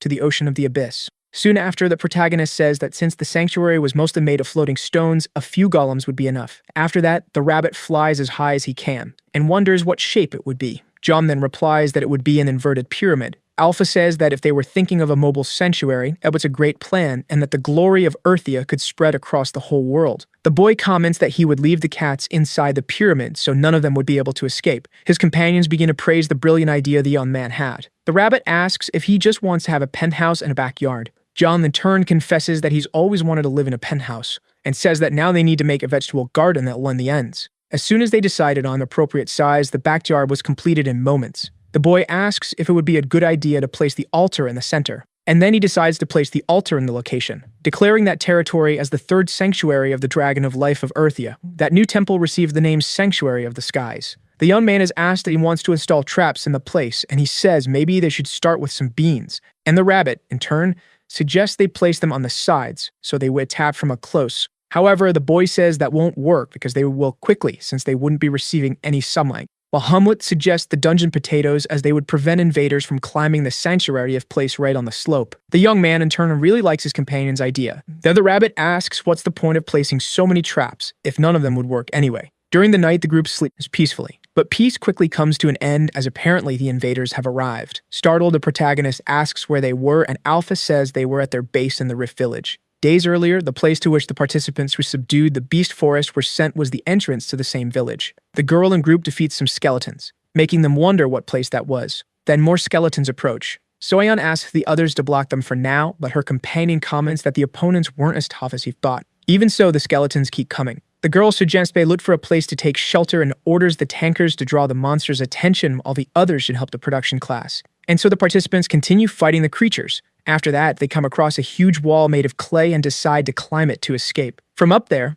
the people watch the skeletons. A boy comments that the wall is magnificent and that it even looks like its height was made with that purpose. Sueyeon takes a breath and says they will regroup there and asks if anyone didn't manage to keep up. Luckily, everyone managed to stay safe and without any injuries. Soon after, the girl asks if anyone had seen any sign of Suckscrew, and her companion comments that it seems they were teleported to a different location. The girl in turn thinks that's perfect information because they managed to avoid a useless war. After that, the group becomes curious about where the bridge leads. Sueyeon says the sun was already setting, and that they would stay there that night and keep watch. But suddenly, the lights on the bridge turn on, looking very much like a highway, and the girl asks if they should follow them. So early the next morning, the group begins to follow the bridge, and a village surrounded by a massive wall awaited them. A boy asks if that was some historical ruin, and the girl comments that it looks more like a skeleton castle. At the top of the wall, CF appears mocking that the girl's group was late, and says he already imagined she would show up there. After all, this is the only place in the region that has supplies. Upon seeing those plants on the structure, the girl wonders if they were dungeon potatoes. Then she thinks that the best thing to do at that moment is to take that ruin as well. So she asks her companions to look for an entrance, but Siak says that won't do any good, because if that place had an entrance, it would be filled with skeletons. Sueyeon begins to wonder if they will have to climb the wall, and that it shouldn't be a problem for the fighters, but for the production class, it would be impossible without help. Besides, that would only be possible if there wasn't any interference. The boy starts trying to hit the group with fire blasts, and the girl decides to use her Imperial Spear art. However, the wall doesn't suffer a scratch. The boy, in turn, comments that it wasn't bad, but she was forgetting something. After that, Sinat tries to hit her, but she manages to defend herself. Seeing that, the girl thinks that if she had moved 1 second later, she would be in trouble. Then the boy asks if his opponent wasn't going to play with her fingers this time, and the girl replies that they don't intend to retreat. With a smile on his face, the boy comments that that's perfect, and continues trying to hit his opponent with his attacks. After dodging the blows, the girl says that ability is quite annoying. Select's ability is called Paramania. Basically, it's a long-range power that also has the characteristic of tracking its target. His fire may not be very powerful, but in an environment like the dungeon where there are no medicines, it poses a threat to all participants. Right after, the boy says he can't stay there because he has more important things to do inside the walls. Upon seeing that, Sueyeon asks where he thinks he's going. Her companion gets curious about what's inside that castle. However, the girl isn't interested in that and says her focus is getting inside. But unlike what the girl and her guild thought, Siak wasn't so relaxed after all. The truth is that he and his group had arrived there an hour earlier, And the boy was impatient for a reason, because on the outside that village was all flashy, but inside it was completely empty. The boy thinks about how, no matter how far ahead he is, Suan's power is not to be ignored. Then he starts to think there might be something inside that tent. All the tents were dismantled before the dungeon was invaded, except Jung's. Upon entering the tent, Siak finds a staircase leading to the underground. In the corridors, the boy pushes his production class people to move faster. The boy starts to think that maybe this place has monsters that nullified abilities. After that, one of his subordinates arrives with 20 torches and says he'll distribute 2 to each person there. Siak, in turn, kicks his colleague in the shin and says they'll be only 1 torch each, and the rest will stay with him. A man approaches the masked boy, asking him to calm down and says this isn't the first time, then says it would be better if they quit something else. After that, the boy announces the going down and orders the tanks to go ahead. While descending the stairs, the boy decides that if anything happens, he will incinerate. The participant at the front of the line warns that there's a light coming from the door ahead. Siak in turn says this is a dungeon, so he orders him to keep moving and not let his guard down. When it comes to dungeon invasions, there's no reason not to follow the boy's orders. After all, his natural dark coldness is a great help for survival in that place. Upon reaching the door, the man is shocked and says his boss needs to take a look at it. What appeared before the boy's eyes was a scene he had never seen before. Even so, Siak decides not to let his guard down, as it might be a trap. Right after, the boy activates his fire magic, but his subordinates suggest he not do that. The boy, in turn, asks what they think they're doing, and the participants explain that this is a pure rice field that could serve as food. After that, they say they need to harvest those rice grains immediately. Siak, in turn, asks if anyone in the guild has a skill for doing that. The people get nervous because their leader has no idea what harvesting is. After that, the boy tells the production class to take care of it while he inspects the area, and tells the exploration group not to let their guard down and to signal if they find anything. Looking at the production people, he thinks they're a nuisance because they just sit around all the time. Siak was foolish to think that way because rice harvesting is hard work that requires a lot of skill, but currently without any tools it becomes something much harder. Right after, Siak orders his people to speed up that process. One person gets frustrated that their boss doesn't know how difficult that job is. After that, a guy comes up to the boy saying he seems to have found the rice storage, and another one says he also found a sauna, making him curious why there's something like that in a place like this. While walking toward the room, his companion comes across some cacti and wonders what kind of ruin this is. Upon arriving at the place, he really finds a sauna. Right after, someone says there's a snowman there, and Siak comments that's impossible. But when he turns around, he comes face to face with Bahamut, who then kicks the pair out of the room using his abilities, and says he will have no mercy on those who dare to invade his master's temple. After that, he notices the boys had dirty boots, and gets irritated, asking how they dare step into the temple with those filthy shoes, and says he'll throw them out immediately, then decides to summon the gorillas. Siak comments that he already expected that to happen because there's no such thing as a dungeon without monsters. His subordinates arrive at the scene, and the boy, in turn, orders the tanks to take the front while the others stay behind him. Right after, he fires a flame attack at the golem, hitting it directly, and he takes the opportunity to keep attacking. After that, he orders the tanks to stop the opponent from getting close to them, while Bahamut smiles and asks if they were playing with fireworks. However, he thinks that facing that ability head-on would put him at a disadvantage, but that won't work against the golem's armor. Then the gorilla charges toward the group but fails to hit anyone. Siak asks if they really thought they would have the freedom to do as they pleased, and then he fires a fireball at the opponent. However, because of the armor, the creature doesn't suffer a single scratch. The boy is surprised because that golem really did have armor, but he remains convinced of his victory for having completed stage 1. After that, he summons another fireball, and says he knows everything about golems,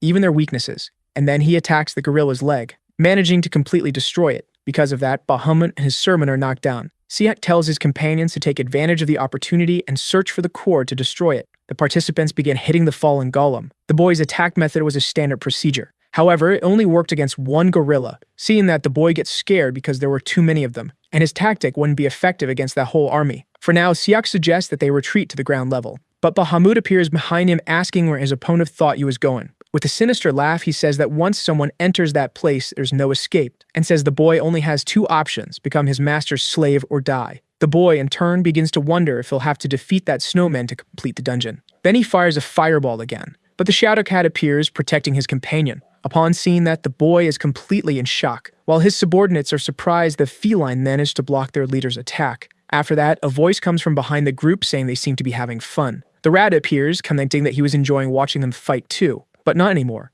Bahamut walks up to his friend saying there's no need for him to be there, but the rabbit says it's awful for servants of the dragon to watch blood being spilled. The snowman says something must be done, but the animal comments that his friend just likes cutting others. Siak wonders why the guide is even there. Right after, the rabbit recognizes the leader of the group. Stage 1 was quite traumatizing for all the participants, especially for the boy. Jung appears at the scene asking if the two knew each other. Siak asks who that boy was. The rabbit says that once again the young man is being unnecessarily aggressive toward people who aren't part of the group. After that, the protagonist comments that the opponent seems like a bad guy. The animal says that when the boy arrived there, he was nothing more than an idiot, and that if it weren't for the others, he would have already been eliminated. Jung, in turn, asks why they would want to kill him, and the rabbit explains that it was because he was an unbearable person, and he hated people like that. After that, Siak starts wondering how that boy was talking so casually with the guide, and then decides to find a way to get out of there. Right after, he asks if the rabbit can let them go and says they'll leave without causing any trouble. And the animal comments that he has nothing to do with that and that he should ask the owner of the place.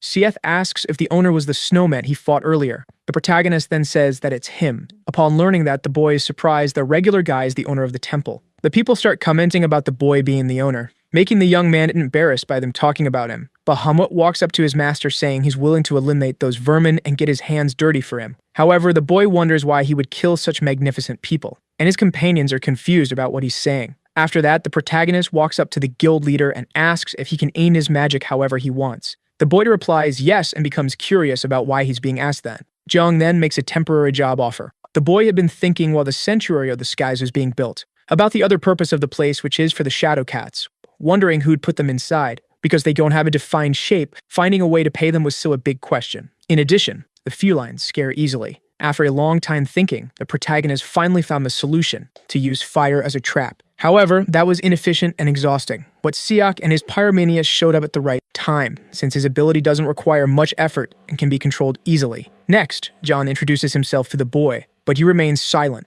Siak was sweating from that sudden situation, and wonders who that guy was, and why he was looking at him as if he were a gift. After that, the protagonist says he won't bother them for invading his temple and proposes a deal. Bahamut, in turn, suggests practicing slavery, but his master doesn't agree with that idea since they were people and he was only interested in a few days in help with production. Siak finally realizes why he was startled by the boy's expressions, and wonders if he was being asked to work in production. Then he asked himself if he should take advantage of the boy's lowered guard to kill him, because if he eliminated him, the Dalones and the snowmen would no longer be a problem. And so he decides to attack him. The rabbit and his companion are shocked by what they just saw, but the boy wasn't hurt because he was wearing armor, and he comments that the item made from a two-hands ogre works really well. The production class members are impressed and say that the person who made that armor must have perfect hands because it was very well crafted. Jung smiles and says he never expected there to be people who appreciated that. The route approaches, asking if they were just going to keep chatting, and the boy remembers it wasn't time for small talk. After that, he says the guild leader tried to attack him,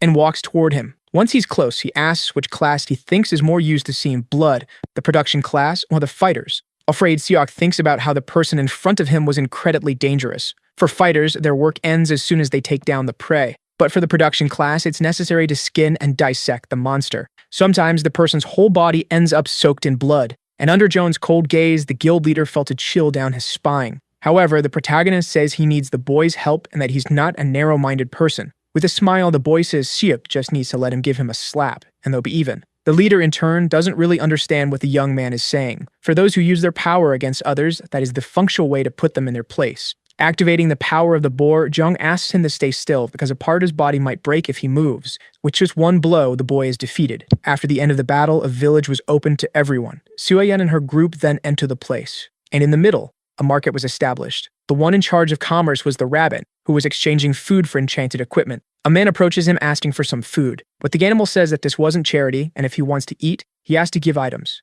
The deal was so good that the participants decided to give it a chance. A companion asks Soyeon if she wants to go trade with the guide, and the girl responds that she'll just take a look. But when he sees the girl, the rabbit gets excited and gives her some meat on the house.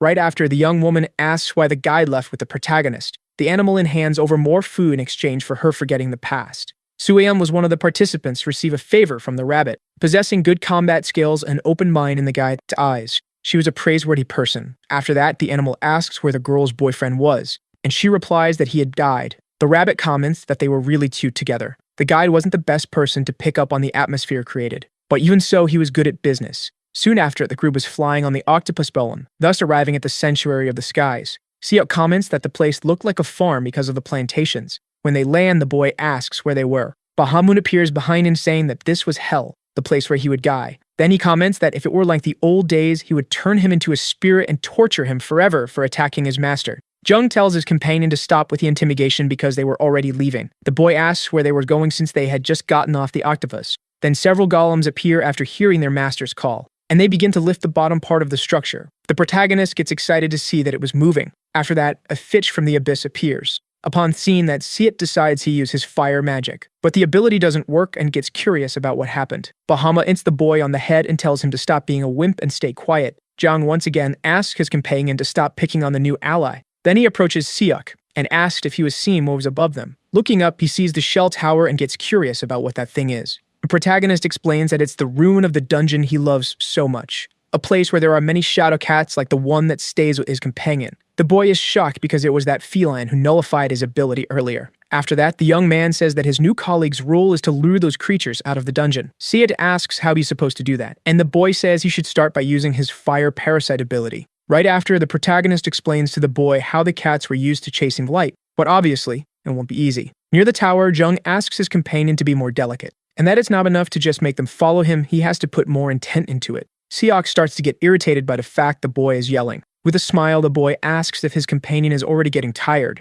and irritated, the boy lies, saying he's actually having a lot of fun. Sometime later, Siak applies some ointment to his wounds. Jung walks up to him asking what that was, and the man explains it's a healing item made by the production class using their medicinal skills. The boy, in turn, is impressed by the fact that there are people capable of making something like that. He then tells Bahamut he's going to jump over to the village. In the Rift Village, a man is asked how he managed to make the hemostatic cream. The young man comments that he found the item pretty amazing, and the creator is grateful for the words and says he made the ointment using an herb he found in the forest. Then he explains that he has a herd-collecting ability, so he can immediately tell if there's one nearby. Jung asks if that means anyone can make those ointments. The man replies that with the ingredients anyone can make it, and he decides to show the herb he used to make that item. Upon seeing what it is, the protagonist is startled and asks if that was a chili pepper. The man says yes and says every member of the production class should carry one. But don't you peppers improve blood clotting? The bad part is that it hurts a lot when used. The young man is surprised after discovering the usefulness of those peppers. But the man says that if you eat it, you'll get a terrible stomachache because it's identical to a poisonous herb. Jung, in turn, asks if it tastes like a regular pepper. The man explains that the bigger it is, the spicier it'll be, and the toxins also increase. But the boy says toxins aren't a problem for him, and then uses his purification ability. After that, he decides to eat the pepper, being amazed by the flavor. Right after, he asks where they found those peppers. The man, in turn, says that in Stage 2, they were everywhere. Upon hearing that, the young man understands why he never found any, because he jumped from Stage 1 to 4. The man says he still has some left and asks if the protagonist wants them. And the boy thanks him for the seeds and says he'll be able to start a plantation with them. After that, the protagonist summons some food and says it's a way to show gratitude. And not just that, but also a whetstone and a torch. The boy also gives the man a better armor, and the man in turn says he can't accept it because he only gave him a pepper. But Jung says that with that, he'll be able to prepare some fried pork. A few days later at the Shell Tower, thanks to Sak's efforts, shadow cats were gradually captured. However, just because the cats were captured doesn't mean they can already be used as servants of darkness. The animals consume light and produce nightmares, so they can only be used as workers once they are properly fed. Alpha says the magic isn't so bad if they're drained, and the boy says the process is just a bit of a hassle. Right after, a second shadow servant appears. The rabbit wonders how long it's going to take to put the rest in the basement, since it took so long just to make one, and his companion asks him not to be so impatient. After that, Siak says he's already captured 60 cats and that at this pace he'll reach 100. The guy gets curious about why the boy is so cheerful like that, and Siak gets nervous because you realize how fun manual labor actually is. Then the protagonist watches his servants working, saying he was fascinated by just one, but the speed at which the two of them can work is incredible, and he wonders what other ways he could use them. After that, he becomes curious whether he can copy other people's memories. The rabbit reminds his companion that he's level 1 in the shadow arts. Jung, in turn, comments that Serpa could also use it, and the animal says he was a mage. Soon after, the young man says he has other plans for doing things even if they don't work. In a Rift Village, a man is asked to give lessons on how to use a bow, and the boy says he won't pay cheaply for the teachings. People start asking each other if any of them knows how to handle a bow. John wonders if no one can use that equipment. Suddenly, someone speaks up. It's Sueyan, explaining that it's not her main weapon, but she's the best archer there. Romance in the dungeon is a common thing. The heartbeats, stirred by danger, often become feelings. Sueyan is a beautiful girl with lovely hair, and John is the friendly type with a defined body. Two young people in a prime training alone. People comment, but they make a lovely pair. The rabbit thinks about how, since the beginning of time, life always seems beautiful from afar, but has always been in disaster up close. With an irritated expression, the girl asks if there's something wrong with the protagonist's body and orders him to put more strength in those arms. The boy says he's trying his hardest. After that, the girl fires an arrow and says it was something simple. The people there enjoy themselves while watching the archery lessons. After a while, the protagonist keeps trying to hit his target. The rabbit asks if using a bow is really that hard, and the girl says they only showed her how to do it once and she learned. Then she comments that she heard rumors that the boy has skills to see targets. The animal asks that his companion can tell whether the arrow will hit or not, and he replies yes. Sueyham then proposes that he try aiming at something completely different. The rabbit laughs because his friend was giving up when training him, and she says she's just being realistic, and the animal says the only realistic thing there was how bad he was at using his body. After that, the boy hits his companion with a shot and says he'll practice a bit more. Sometime later, the rabbit asks if the boy had improved at all, but Sueon says his posture is still wrong. The guide approaches the protagonist, suggesting he make a bow trap instead of just trying, and Alpha says he can't because traps can only be used for sanctuary protection. Jogman says he'll keep training with his bow, and that he only needs to hit the target once to learn from the sensation. However, his attempts are still in vain. The rabbit laughs at the situation and says there are things that don't work when you try alone, and he wasn't entirely wrong. But the image of someone giving their all is already enough to move another person's heart. Sueon says the way he positions the arrow before launching is already a starting point, because if something changes, the result should also change. After that, she asks him to find the position that gives him a solid base. The girl comments that currently, every time he shoots, his posture is different from before, and insisting like that will only keep him from creating a foundation. If he gets perfectly when pulling to his chin, next time you'll also have to pull the same way. A simple movement and the arrow takes a different path. The girl says he always needs to be in position, and training aim comes afterward. The boy finally understands that once he adjusts to that, the rest will be easy. Then the rabbit asks if the boy has potential, and Sueon replies that he'll have to repeat that process many times. The Amelin smiles and says that repetition is the boy's specialty. After that, an arrow finally hits the target dead center. With his perseverance and effort, the boy finally accomplishes his goal. Sueon asks what those shadows with the boy were, and the animal explains that they were the reason he was so fixated on the bow. After that, the protagonist gives the girl some food as payment for the lessons, and says that he taught his servants how to shoot. After that, the rabbit suggests they tame another cat. But before they leave, the girl says she has something to tell them. In a shell tower, Jung fights a shadow that looks a lot like Soyeon, and barely dodges the attacks. Seeing that, the rabbit comments that his companion is going to end up dying if he continues like that. Before taking the hit, the young man orders his servants to protect him. After being struck by the arrows, a shadow returns to its cat form. A few days earlier, the boy receives information from an Imperial Lancer. The girl explained that he will help him and is also compatible with the Shadow Worker's abilities.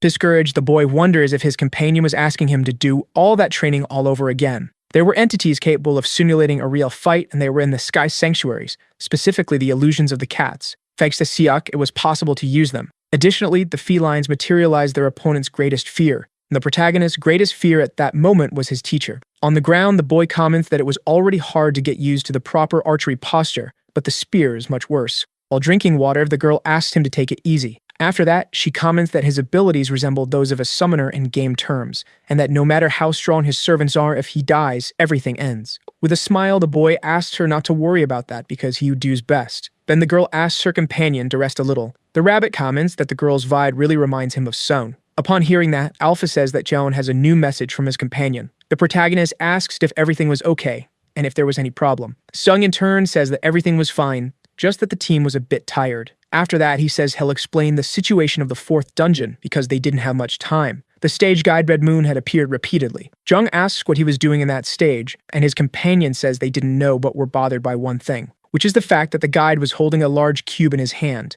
that allows him to control the fourth dungeon as if all the monsters were under his command. Right after, the rabbit says he believes it's an altar. The boy asks how he could have an altar that fits in his hand, and the animal says he must have used some magic to make it smaller, and that was the only way to control the dungeon. Because Bamoon had always been jealous of the other dungeons, and he probably realized Serpa was dead, deciding then to take action. After that, the rabbit starts thinking about how he never noticed that before. The young man comments that he possesses the first two altars, and that the witch's home doesn't even have one. However, his companion says that from the looks of it, they had lost the fourth dungeon because it wouldn't be easy to take the item from someone's hand. Alpha says they had no other option but to eliminate Dawoon. The rabbit says that analyzing the current situation, they had suffered a major loss, and that the fact the guide had the altar meant he had no intention of managing the dungeon. He could change monster spawns and activate traps whenever he wanted. Baboon was planning to take revenge on everyone before taking the dungeon for himself, and he also wanted vital energy, which meant he was going to kill all the participants. Sung, in turn, asked his friends not to worry so much because the guide had already flowed. and he says he and his team managed to land a few hits on him. The protagonist isn't too surprised by that information because his friend was basically the one who defeated Serpa. Sung says the battle wasn't easy, and because of that, the fourth dungeon was collapsing. Then his companion suggests they leave. Before they go, the boy says his companion should be careful with that cube because Bamoon still has it. After that, Sui-an appears, rushing her student to train. In the Beast Forest, the guide is badly injured and wonders how a mere human managed to level up, deciding to retreat for the moment but promising to burn each of them. Upon realizing he was in the Beast Forest, he remembers that it was there where everything went wrong. A few days earlier, a baboon visited the first dungeon to take control of the stage because it no longer had a guide. However, he didn't expect it to be without its altar, so he immediately changed his plans, deciding to take control of the altars in reverse order. However, he doesn't find the item from the first one, so he assumes the second one has also disappeared, deciding to go straight to the fourth. With this thought, Bamoon managed to attain the altar of a fourth dungeon, but he had the misfortune of encountering Sung and his group. The bear appears staring at the monkey and charges toward him. However, with a single blow, the guide knocks down the beast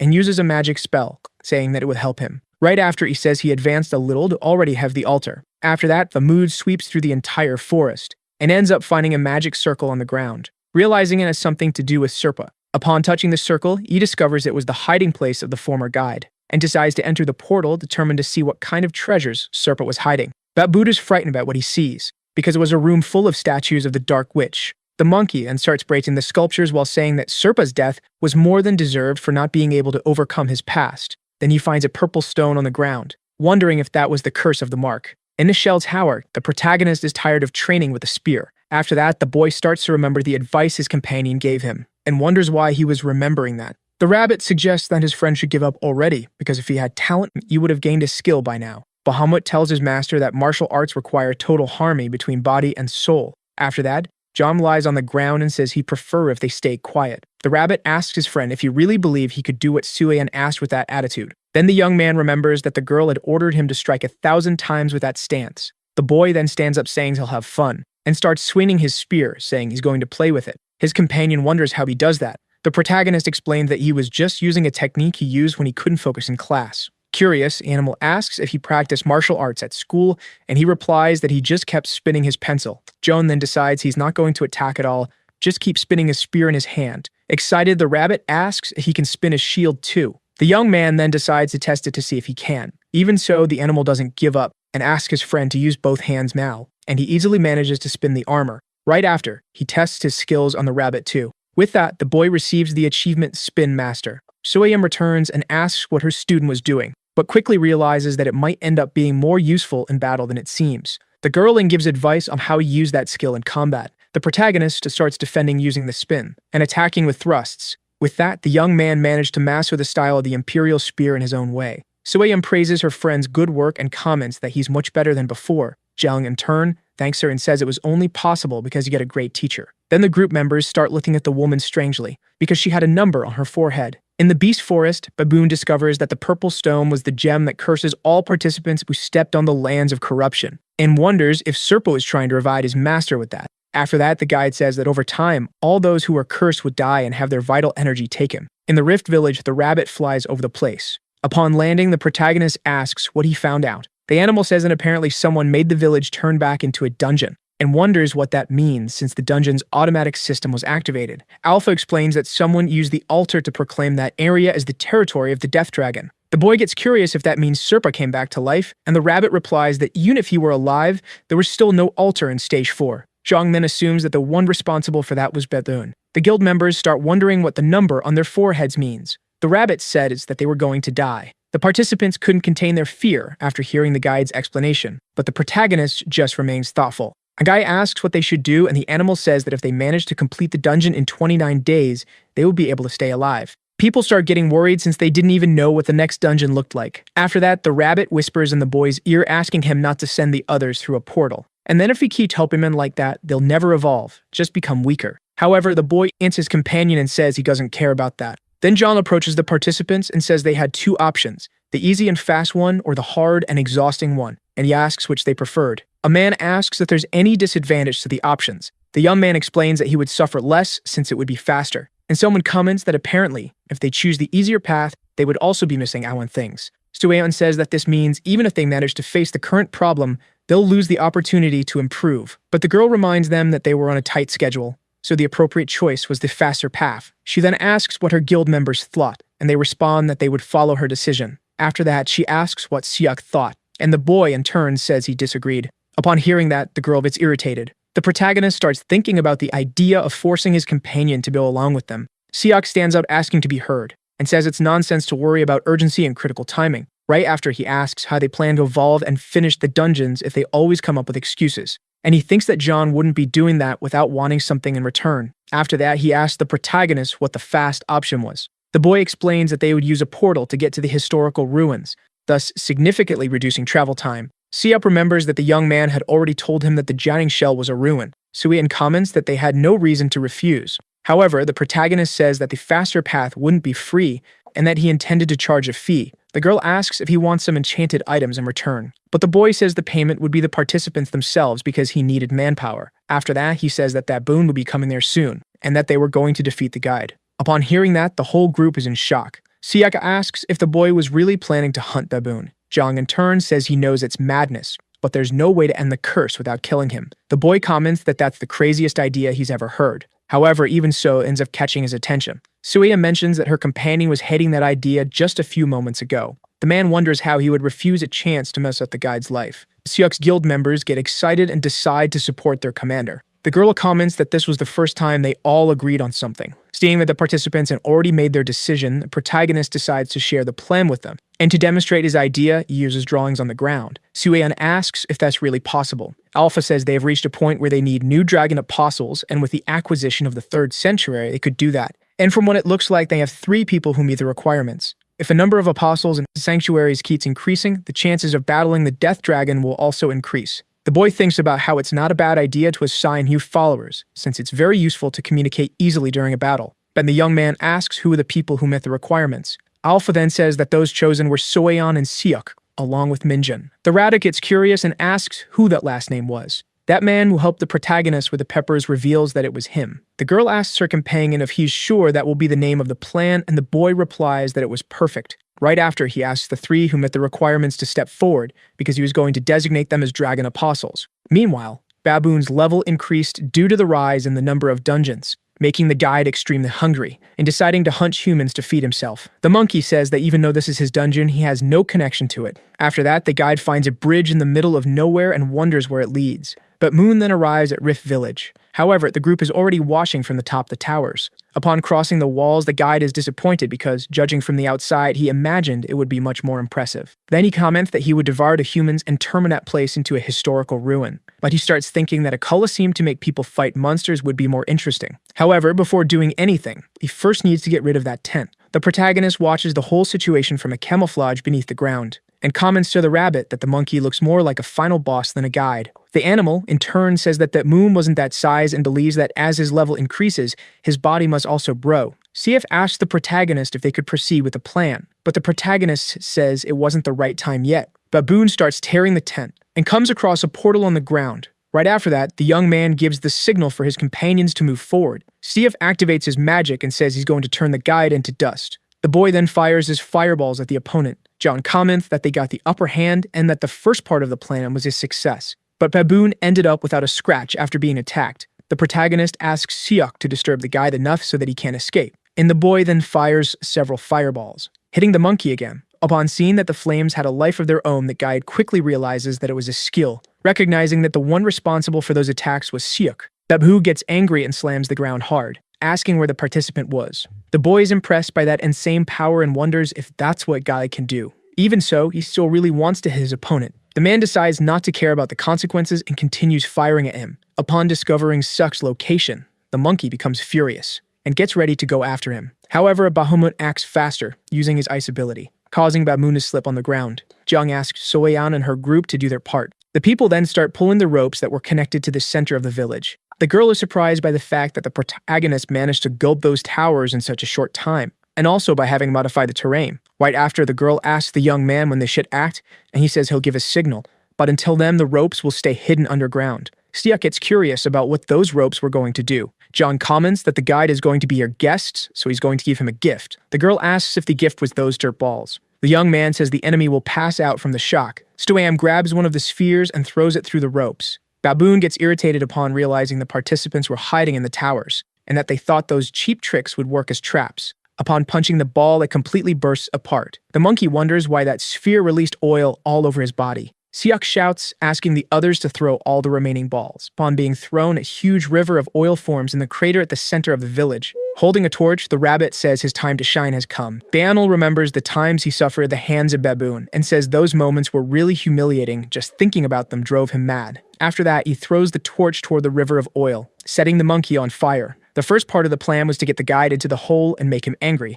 and the second was to cover him in a lot of oil. All that preparation was to carry out the final part of the plan. Then the protagonist orders his plants to fire. The boy, who had been storing his energy until that moment, focused on controlling the P-traps he had planted earlier. A skeleton destroyer achievement that the boy applied to the traps was affecting Baboon deeply. The guy gets irritated because he won't be able to fly out of there. After that, the monkey suffers another attack from behind. Jung says he may not be the best with weapons, but he masters the art of track control. The people watch from the top of the towers. Suyeon says what she's seen can't be real. The guide thinks of a way to get rid of those flames, and then decides to grab his cue, to use his rain bath ability. After that, the sky begins to darken, and raindrops begin to fall. The rabbit says that's bad because the water will end up putting out the fire. Jiang in turn asks if his companion knows what happens when water touches hot oil, and says that Boom made a huge mistake. Right after that, as the raindrops touched the oil, several explosions occurred. After the rain stopped, the group found the guide collapse. However, even so, the beast stood up, saying that going through that situation felt like he was being cooked alive. The boy comments that he named that plant roasted doubloon with peas, and says that cooking is what people from the production class do best. The monkey laughs and asks how a near-production class member was thinking of cooking him. John wonders how he still had the energy to laugh. The guide finally realizes that it was the young man who eliminated Serpa, and says the boy isn't someone from the production class, but rather a lost soul. After that, he tells the rabbit that he shouldn't have joined that boy. The animal, in turn, says the guide is talking too much for someone with one foot in the grave. Baboon gets angry because he's going to meet his end, even though he's immortal. Then he curses his own fate, and also the rabbit's future. The animal asks why he's being cursed if he wasn't even the one who set everything up. And the guide responds that it's because he doesn't know why, and that's his sin. After that, the monkey asks if the rabbit is happy to be the only one who forgot everything. The animal, in turn, says Baboon is talking a bunch of nonsense. Then the guy completely turns into stone, breaking apart right afterward. The rabbit, not understanding anything, wonders why the guide said all that just to vanish. A notification appears saying that the protagonist killed a dungeon guy with his power and overwhelming knowledge. The animal gets angry that the monkey died, because he doesn't remember when he forgot. John comments that it probably wasn't anything important, and that Serpa also said nonsense before leaving. The rabbit says maybe it has something to do with his birth, and his companion remembers he had said he was always just an animal. Right after that, the boy's nose starts bleeding, and he says maybe it's because he overexerted himself. However, the boy suddenly faints. Suyeon says that apparently controlling so many peas came at a cost, and that Siak also isn't doing well because he overused his ability. At the top of the tower, the guild members are worried because their leader collapsed out of nowhere. The girl smiles and says they all did a good job. And days later, the Curse the Moon cast there remain active even after his death. The rabbit finds it strange that the rain still hasn't stopped, and says it makes more sense for the dungeon's automatic system to have been activated than a curse. The participants who stayed in Rift Village due to the bad weather are staying in the protagonist's underground sanctuary. Then John wakes up asking how long he was out. The rabbit enters the room saying he's been sleeping for 2 days. After that, Suyeon enters the room either to see her companion, and says it's good to see that he's okay because the others were starting to get worried. The boy asks what they would have done if he had slept any longer.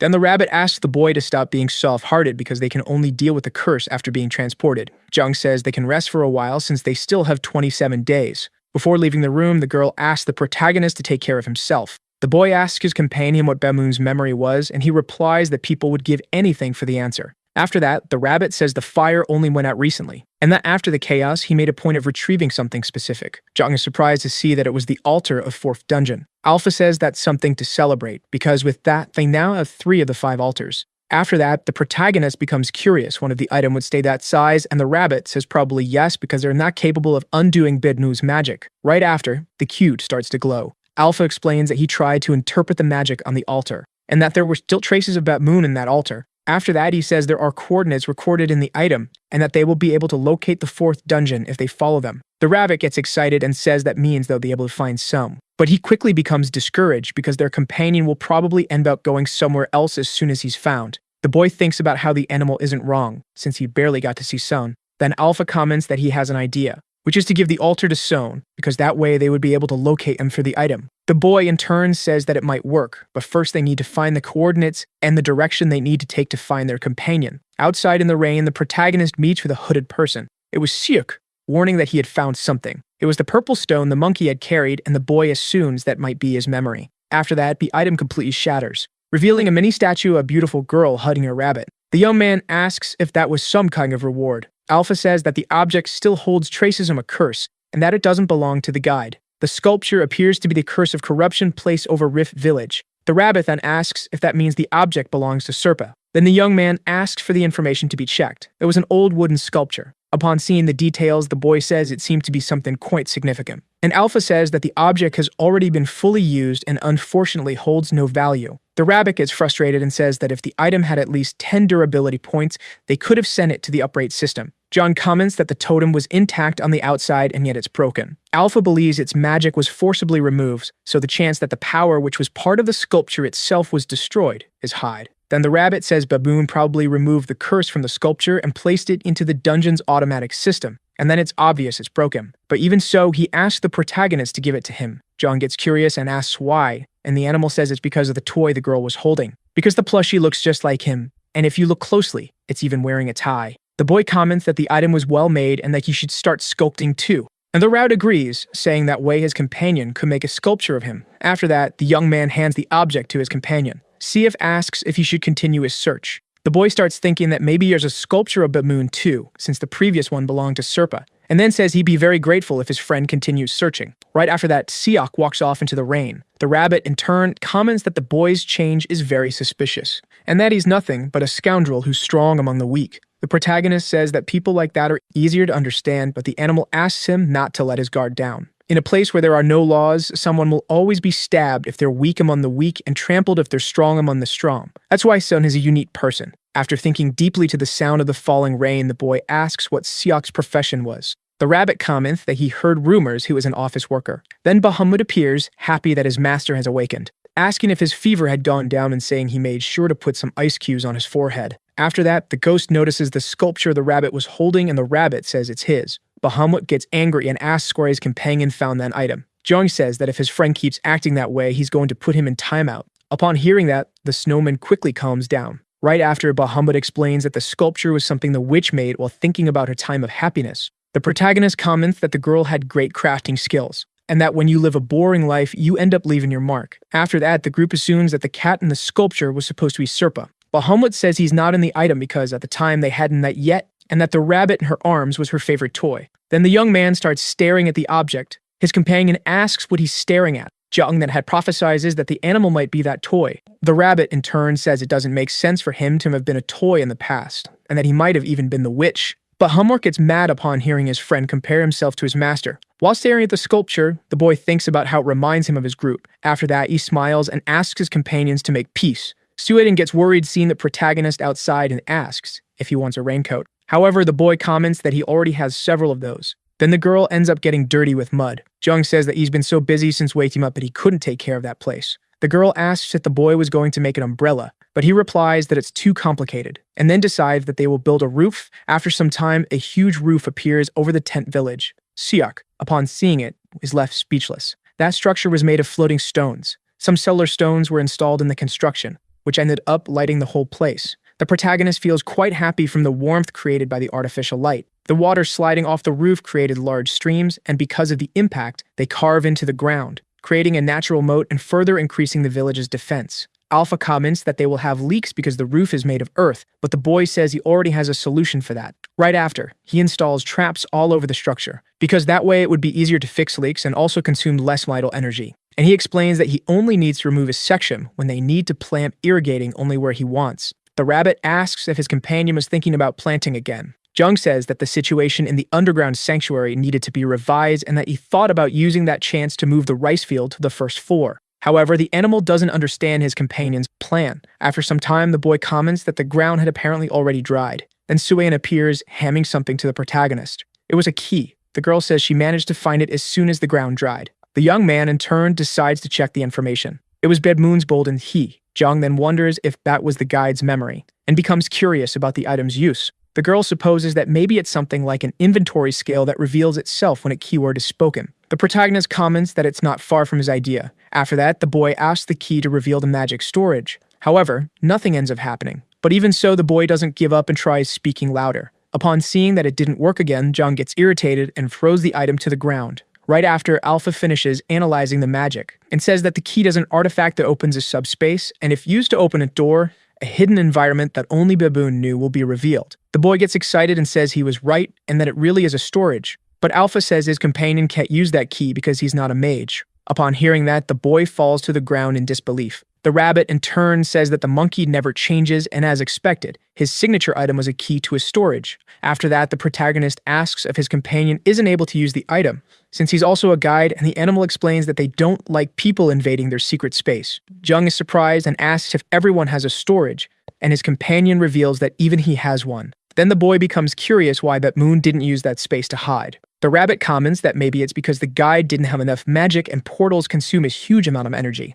After that, the boy remembers that Bahamut is a mage and might know something. But the snowman bows to the ground apologizing because his teleportation uses ice and snow, so unfortunately he has no idea how to use that key. The boy, in turn, comments that apparently the battle didn't yield many profits. But he ends up remembering that he was told he needed to open the door with the key and asks if he just needs to create a new door. The rabbit, in turn, doesn't understand anything his companion is saying. Jung says that if he opens a secret space using magic power, he'll be able to enter it whenever he wants. Then he says that he's going to use that cursed magic he can't use against itself. Alpha supports his companion and says that if he manages to create a structure that matches the key, he might be able to get something. After that, he says that first the protagonist needs to connect the key and the coordinates of the magic circle, and that if he activates the magical sequence with the key, it's likely the subspace will be revealed. The boy is excited to see that his plan worked. Bahamut says he expected no less from his master. Alpha asks if he's sure he can create it. The young man replies that with a few adjustments, it might work, and says he just needs to make a lock for the key. After that, he gets excited and comments that the task will be fun.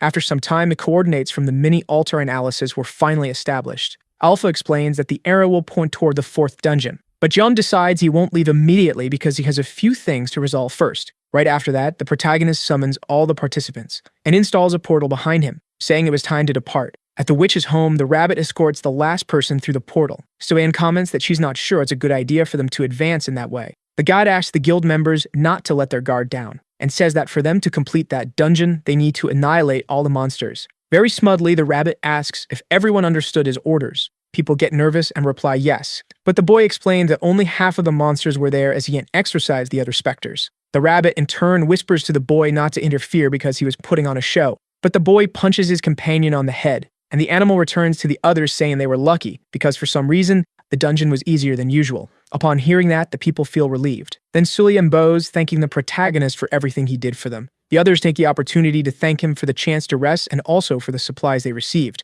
Jung gets embarrassed and says he didn't do anything special. After that, the girl tells the boy not to stop training just because she's far away, and hands him a spear so he can practice. The girl explains that the item's durability isn't good, so it won't be very useful in battle. The rabbit notices that the spear has a skill that makes the weapon return to the user's hand. John thanks her for the gift, and Suyam reveals she got it from stage 3, so it was kind of weak. Right after that, the protagonist says goodbye to everyone, and Siak is the only one who remains silent. The rabbit, in turn, comments that the boy is difficult even during farewells, and his companion replies that it's fine since he helped a lot. But even so, the boy thanks him for all the help. Upon hearing that, Siak is surprised, but ends up giving a small smile. Jiang reveals that his next goal is the 4th dungeon. Then some flames pass by the duo, creating a beautiful path through the portal. The boy immediately understands that it was a sign of gratitude from Siuk, and thus ends a journey. But the end of one adventure is the beginning of another, because the dungeons and their resets continued. After that, the protagonist finally decides to follow the arrow. The rabbit says that thing is pointing to an infinite void.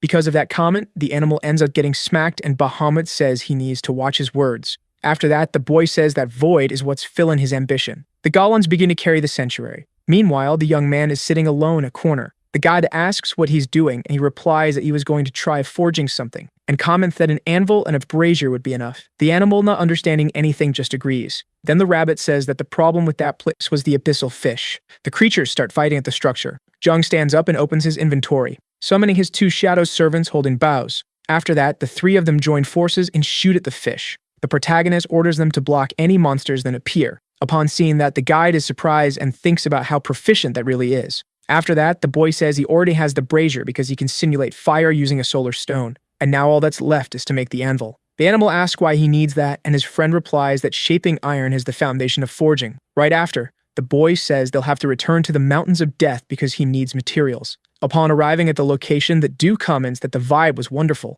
The rabbit asks what exactly they came to do there, and the boy says he had seen some catacombs that might have something. After that, the guy gets startled by some rats on the ground. The gorilla transporting the group simply walks over the rodents. Jung laughs and says he feels like he's returned to his hometown after his successful mission. Upon arriving at the cave, the protagonist finds a lot of limestone, but what he really needs is gypsum. The boy's companions become curious about how he knows all that. The boy comments that those are useless things he ended up studying for the ENEM. Then the animal says that apparently there's no gypsum there and asks what they're going to do. The protagonist in turn replies that they're going to mine limestone because there are some things they can make with it. After that, the group finds cement. That material is used much earlier than people think. An example is the pyramids, which were built 5,000 years ago. After that, the boy hands a pickaxe to the rabbit and says he'll have to help him with the work. The animal and Jom, along with the shadow servants, mined a limestone that was present there. While mining, the protagonist placed signs for the future. The guide asks why they need all of that, and his companion explains that caves are places where it's easy to get lost, so signage is essential.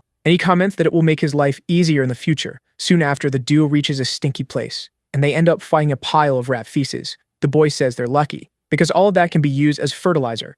After that, the protagonist places another sign to mark the location. Jung says they found a variety of things there, and that this means they need to keep exploring. The duo then continues advancing into the darkness, and they end up coming across a cemetery. Alpha explains that this was an area shaped to honor those who sacrificed themselves in the name of Earthia, and reveals that the mountains of death are Earthia's grave, and that the dragon banished them to that place after they lost the battle. Then he finishes by saying that this place is a remnant of her defeat. Right after, the protagonist asks if his companion's grave was there. However, Alpha replies that it wasn't, since he was the first and last apostle, saying that he protected Earthia until the last second, offering himself as a sacrifice, and asks why the boy was curious about that. The protagonist says that the fact his companion doesn't have a body and can't eat his food bothers him. After that, he says he at least wanted to leave some flowers or something like that for Alpha. The rabbit laughs and comments that the boy is really good at caring about others, and Alpha thanks him for his kindness. When Johnny asks what they think about returning, the protagonist is still inside that great pyramid. He is very pleased with Bahamut, who had trained the new shadow servant.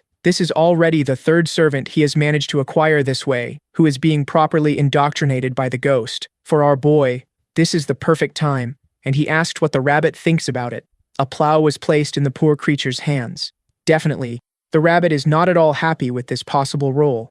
But the protagonist asked what he is waiting for. It's time to start plowing. The protagonist managed to create a complete field in the Temple of Heaven to start planting his peppers. Security is being handled by the golems and the shadow servants. Not to mention that the protagonist managed to gather enough material to build his own workshop, but he still wants to try a few things in the plantation. The new dragon disciple, Minjun, is being very helpful for this new task. Pepper cultivation demands a lot from the soil, and the presence of fertilizers is crucial, but the message the servant sent was too large, leaving the protagonist bored. Minjun, imagining that the fertilizer comes from monsters, suggested that the protagonist purify the material with his ability. As he had many doubts, the protagonist kept asking for advice from the new dragon disciple. The result could not be different. They had great success in the pepper plantation.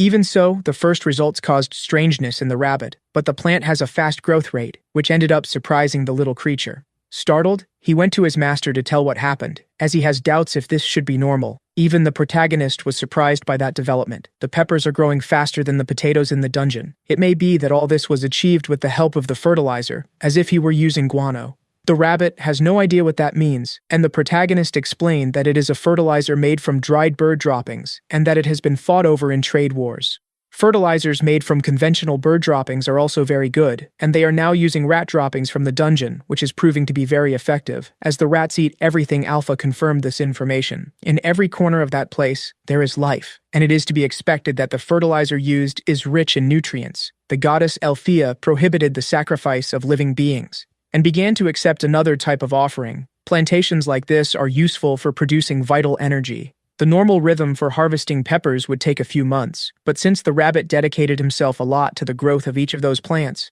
the results they obtained were truly incredible, even leaving the rabbit very emotional. And while he admires the plantation, the protagonist is entirely focused on building his workshop. Observing the oven he had built, he thought he should take a minute to rest. While he dedicates himself to the magic book, the rabbit came to him to say that his master has been dedicating himself a lot to this book, and the protagonist said he likes to write down the things that come to his mind. Handing a cup to the rabbit, he said he made the object with a recipe he wrote in the book. The rabbit wants to know what is inside it, but the protagonist told him to taste it right away. After drinking the contents of that, the rabbit was impressed. He felt that the drink was refreshing and sweet, with a slight nutty flavor. Alpha ended up notifying the protagonist that he achieved a new accomplishment, as he made a drink using grain powder, which grants a 30% resistance to heat.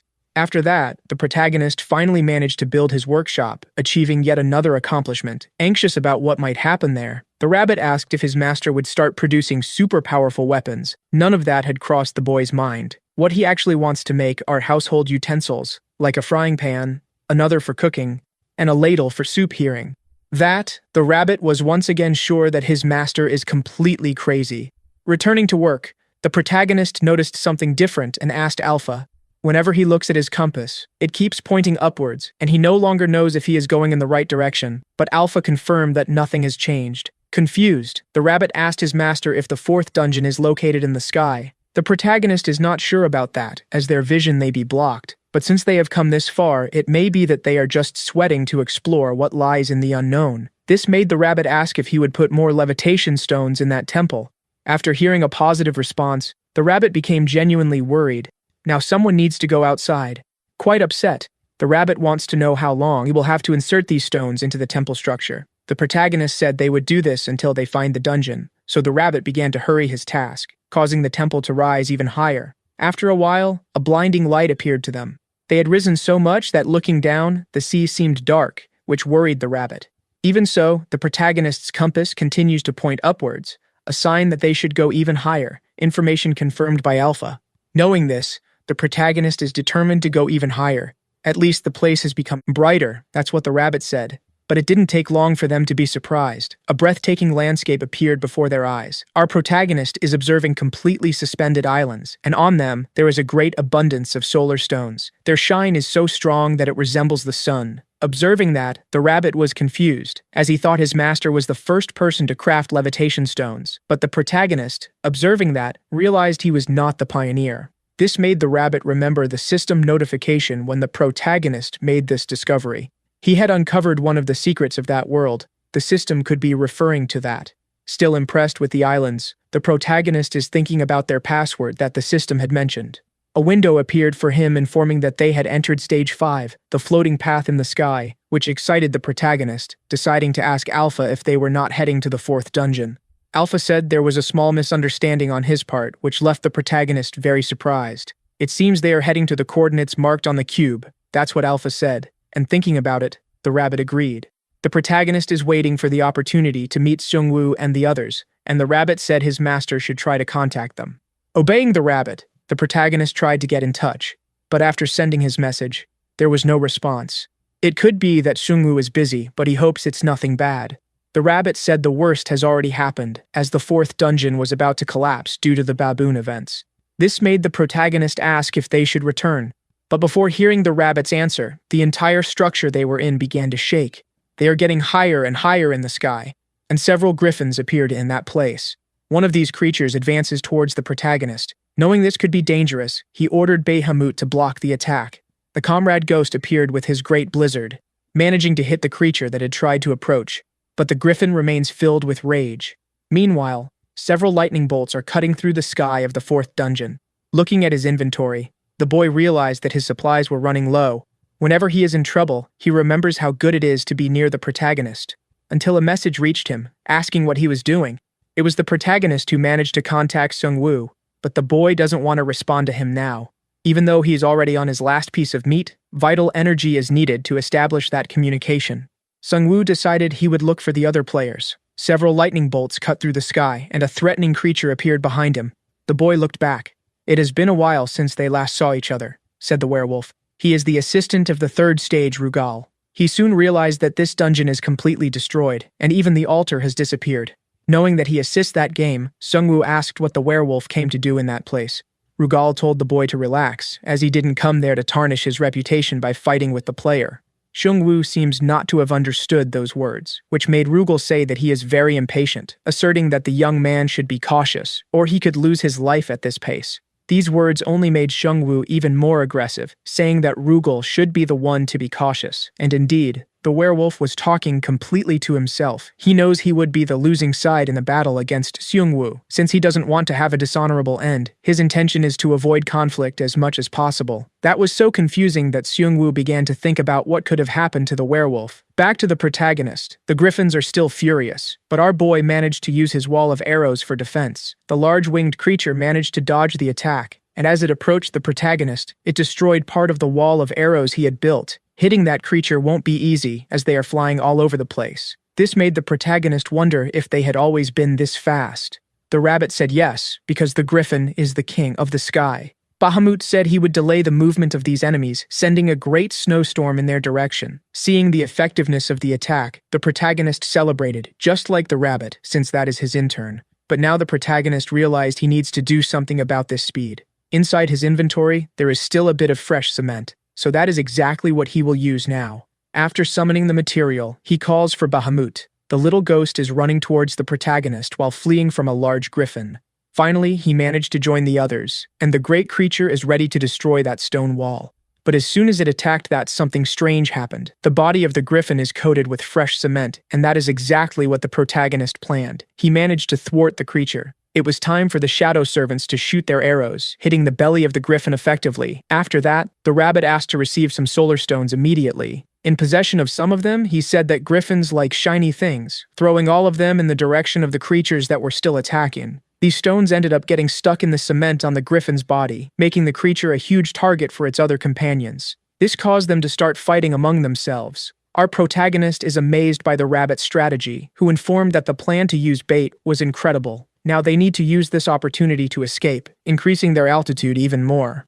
The protagonist told Bahamut to move the temple so that it is below those islands. The rabbit wants to know what his master is planning now, as he swore they would take the opportunity to flee. Our boy knows there is a limit to the ghost's strength. They cannot keep fleeing forever, and what they are going to do now is dock the temple. Our protagonist is now using earth manipulation, all to reach the island they had found. The boy is really pushing himself to the limit. Watching everything closely, the rabbit was impressed by the protagonist's speed. After analyzing some samples from that island, he found nothing floating, which only made the protagonist even more curious. Going up to him, the rabbit said it might be flying through magic. Even so, the temple should fit in the hole the protagonist had created. Finally, they managed to dock on that island. Now the protagonist can sigh in relief, and the rabbit said they should be safe for a while. But Alpha informed that something entered the temple. The protagonist was very worried about this news. All he wanted was a little rest, and he asked what happened this time. Alpha said they might have invaded someone else's territory when something mysterious appeared to the protagonist. Back at the place of the fourth dungeon, the werewolf sniffed something in the air. He is responsible for all the strange things that have happened lately. Wu said he hadn't done anything strange, but he thought he might have the protagonist's scent. Rugal claimed he could smell mana, so the human didn't need to lie. He could sniff the scent of the missing assistants on this person. Quite upset, Wu said the wolf must choose between being scared or starting a fight. He can't do both. He soon realized that the wolf's personality was strange. He didn't usually act this way. And visibly scared, Rugal asked if Wu had been with the assistant rabbit, who had been fired. That was truly unprecedented. He never thought anyone could tame that stubborn rabbit, and Wu knows the protagonist is responsible for something like that. Trying to understand what happened, Rugal believes this human was responsible for teaming up with the rabbit and getting rid of the other assistants. But the poor guy knows that the true culprit is the protagonist. This ability to smell mana that the wolf has is truly useless. Rugal also sensed that the human was blessed by the dragon of life. This statement put Wu on alert. The wolf continued his narrative. After the assistants were finished, he took control of the dungeons at stage 2, reaching a new level, and he should thank the Roman for that. Wu realized that the wolf knows too much, and it would be advantageous to get rid of him now. Rugal felt the human's murderous gaze and became even more terrified, saying he wouldn't ask any more delicate questions. Once again, Wu was surprised by the confused demeanor of the former assistant. The wolf no longer wants to irritate him. He is also no longer responsible for this territory, and if the Dragon of Life blessed that citizen, that is not the wolf's problem. For he will only have his own responsibilities, which is to assist the players. They are just dogs protecting a property. If it gets too messy, everyone will be harmed. Wu wants to know what he meant by that comparison. If he wants to fight, it's better to start soon rather than tell lies. The wolf said he should bring all his comrades to that place, as he would safely take them to the next stage.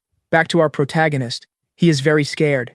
A kind of slime is infiltrating the temple, and this substance is dripping abundantly. It seems that those are creatures. Our protagonist wants to know what they are doing on that island, as it appears to be a type of slime.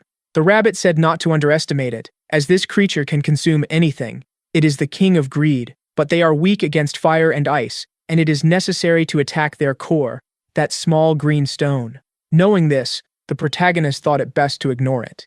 It makes no sense to waste time fighting something he can't eat later. It would be better to keep digging in another direction. The slime that had infiltrated began to look around, and it soon found the pepper plantation. The creature started to approach, full of curiosity, and that left the protagonist very worried, just like the rabbit who said they should stop it immediately. Desperate, the rabbit said he would remove the levitation stones. The protagonist agreed. They need to get away from that island. Bahamut had already started the attack. He will try to freeze that enemy. Protecting the peppers, he used his blizzard once more. The protagonist realized it was necessary to gather the enemies in one place before they start to spread all over the temple. Our boy managed to act with great agility. He had built a kind of well to collect the creatures that are infiltrating. He asked Alpha if he could register that as a trap, and Alpha said he was worried about that. Those creatures could escape and devour everything. In light of this, our protagonist called for Bahamut. They need to move these creatures while the rabbit removes the levitation stones. In no time, they managed to remove the temple from that place, leaving behind a waterfall of slimes. After a few more minutes, the protagonist managed to make another place to dock, and soon slimes began to appear again. The protagonist realized he needed to keep searching. Several hours passed, and the same thing kept happening repeatedly. No matter how many holes the protagonist made, slimes always appeared. So he decided to wait for the creatures to be completely drained. For now, they will still depend on Bahamut's powers. Those creatures are falling into the ocean, being devoured by the evil fish. The rabbit, observing this, did not imagine the fish would like that so much. Now the protagonist became curious. He wants to know if he could eat the slime too, and very angrily, the rabbit told this glutton to forget that stupid idea. But the protagonist had already priced some monsters, and he is willing to purify these creatures to satisfy his culinary curiosities. Feeling the greatest disappointment he has ever encountered in his life, the rabbit watches those disgusting creatures. To him, it is truly surprising that anyone would be interested in that. Only a degenerate monster would be capable of consuming something so repulsive. And looking at the protagonist, the rabbit was startled. Our boy is using his purification magic. The core of the creature began to shine intensely. As soon as the glow faded, the core released smoke. Having maintained its original coloration, the protagonist became very curious. He decided he would try to purify it once more, and he did this repeatedly. Even the rabbit is becoming curious, wondering if this will really work. After countless attempts, something happened. But our protagonist is wondering what he has purified, for that creature now resembles a fried egg very much, and he is wondering if the taste should be the same. The rabbit said his master had forgotten what he was looking at. It is still a disgusting creature. Using his authority, the protagonist said the rabbit should taste the creature first, which left the poor thing quite upset. Alpha decided to intervene, stating that either of them could eat that, and it could be used as a sacrifice. Now the protagonist is braver, as he knows he purified the creature. He decided to place his hand on part of it, managing to grab a bit of the creature. After observing for a while, he decided to consume it. More and more curious, the rabbit wants to know what the taste of this monster is. The protagonist's response is overwhelming. It tastes like nothing. Finally, the rabbit decided to try it too, saying it has the texture of soft air. The experience was a great letdown. Even so, the protagonist is full of determination. He will make that creature tasty, no matter what happens. Decided that he would try to fry it or even steam it, yet the flavor remained the same by immersing it in hot oil. The most he managed was to change the texture, which now resembles that of fried eggs. The protagonist decided to give up on his quest for flavor, focusing on improving the texture of it. Now he handles the creature as if it were dough. The rabbit asked what he is trying to do. The protagonist said he is trying to create something new, but the texture is too sticky. He thought a bit of flour could solve that. After observing for so long, the rabbit realized that the protagonist is enjoying it. And indeed, he said it is very fun.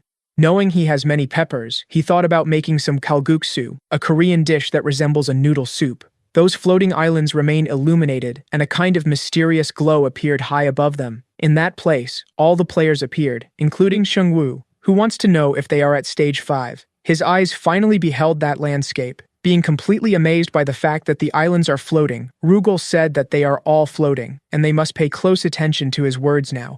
From the 5th stage onward, they will not find any more game assistance. It may seem like good news, but it is very inconvenient. Some players are surprised by this, until someone decided to raise their hand to ask a question. That girl wants to know who will be their guide from now on. The wolf said that this is an excellent question. The place they are in now is called the floating path of the sky. The first task assigned to them is to find the path that exists in that place. Visibly suspicious, Xiongwu asked for more details. The wolf said that these islands will eventually start to fall, and they have a time limit to find the correct path. Now the players are quite scared. Each of those islands they are seeing are isolated dungeons, some very dangerous, others not so much. It will be up to them to discover which path is the correct one. Quite frightened, one of the players seems to have seen something and is asking what they are. It is those creatures that consume everything that are approaching Rugal, said that they first need to manage to get out of that place alive, for this is the habitat of the king of gluttony. Now all the players are fighting for their own survival. The noise produced by them reached the protagonist's ears, who promptly ignored everything as he is cooking. The appearance of that dish even scared the rabbit. Abyssal fish and armored shellfish were used, not to mention that the broth is red. It does not look appetizing, but the protagonist said that the rabbit is already salivating. He should stop hating things for no reason. Finally, the time has come for them to taste a bit. The appearance is completely traditional. It looks more like an expensive soup from an oriental restaurant. Rugal is distancing himself from the players. His mission is just to guide them, and he is sure that this task will be difficult. In the middle of the path, he stopped immediately. His nostrils sniffed something. He finally managed to find the protagonist, and is wondering who these people are. After tasting that improvised noodle, the protagonist concluded that the flavor of this recipe is wonderful. In fact, the one who was skeptical throughout the process is very impressed. The rabbit really liked what he had tasted. For the protagonist, this was expected, as he was the one responsible for making that recipe. While savoring the noodles, the protagonist became distracted. This was immediately noticed by the rabbit. Now both realized that the wolf was there too and want to know what brought him there. The protagonist still does not know that assistant, and was promptly informed by the rabbit. Alpha said that an intruder entered the temple. Knowing that he is an assistant surprised the protagonist, and at that same moment, Bahamut introduced himself to practice violence if necessary. Knowing this, the protagonist raised his finger, said that everyone must prepare for something extremely brutal. All his companions are already ready to chew the wolf's bones. Feeling all this aggression, the wolf began to become deeply scared, revealed that he does not know our protagonist, but has no desire to fight him, besides not being responsible for that region. But for the protagonist, those words are empty. He has no reason to trust the wolf. However, he noticed that he has a different personality from the other assistants. Completely desperate, the wolf decided to turn to the rabbit, who knows exactly how he is. The protagonist asked if they know each other, and the rabbit revealed that he met him when he was working in the game. In light of this, the wolf already expected to find him alive, as he smelled the rabbit on a player who is at stage 3, trying to imagine who it could be. The rabbit thought it was the child, but that wasn't it. The wolf remembers the player's name, Dong Min, who has the ability to eat, but he was corrected by the rabbit, as the correct name is Dong Tong. This conversation brought relief to the protagonist, knowing that one of his companions is well. The wolf revealed that this is a talented player, and very soon he will reach stage 4. This information left the protagonist surprised. But that wasn't all the wolf sensed in the boy. He also caught the scent of the life dragon. Knowing the complex relationships that govern the dungeon, the protagonist and the rabbit became worried. Now that he has found these people, the wolf knows that Xiongwu was not responsible for obtaining this scent, but rather these people, and the wolf wants to know what their relationship is with the life dragon. Delivering information is not something the protagonist will do. He returned to instruct his companions to prepare for battle. Completely frightened once again, the wolf said he would no longer ask delicate questions. His demeanor is so fearful that the protagonist and the rabbit are surprised, and the wolf tries to say that he was just asking questions out of curiosity, and that he is not an aggressive being. In fact, he doesn't even care about the dungeon, as he is not responsible for managing it.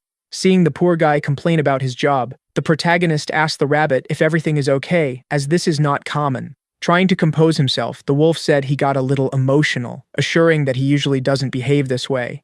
Even so, he managed to discover that the protagonist has 5 altars. He has his own means of obtaining this information. Besides that, this floating temple must also be an altar that serves the life dragon. Leaning close to the protagonist's ear, the rabbit said that wolves have a very good sense of smell, and that this fellow can sense the smell of mana.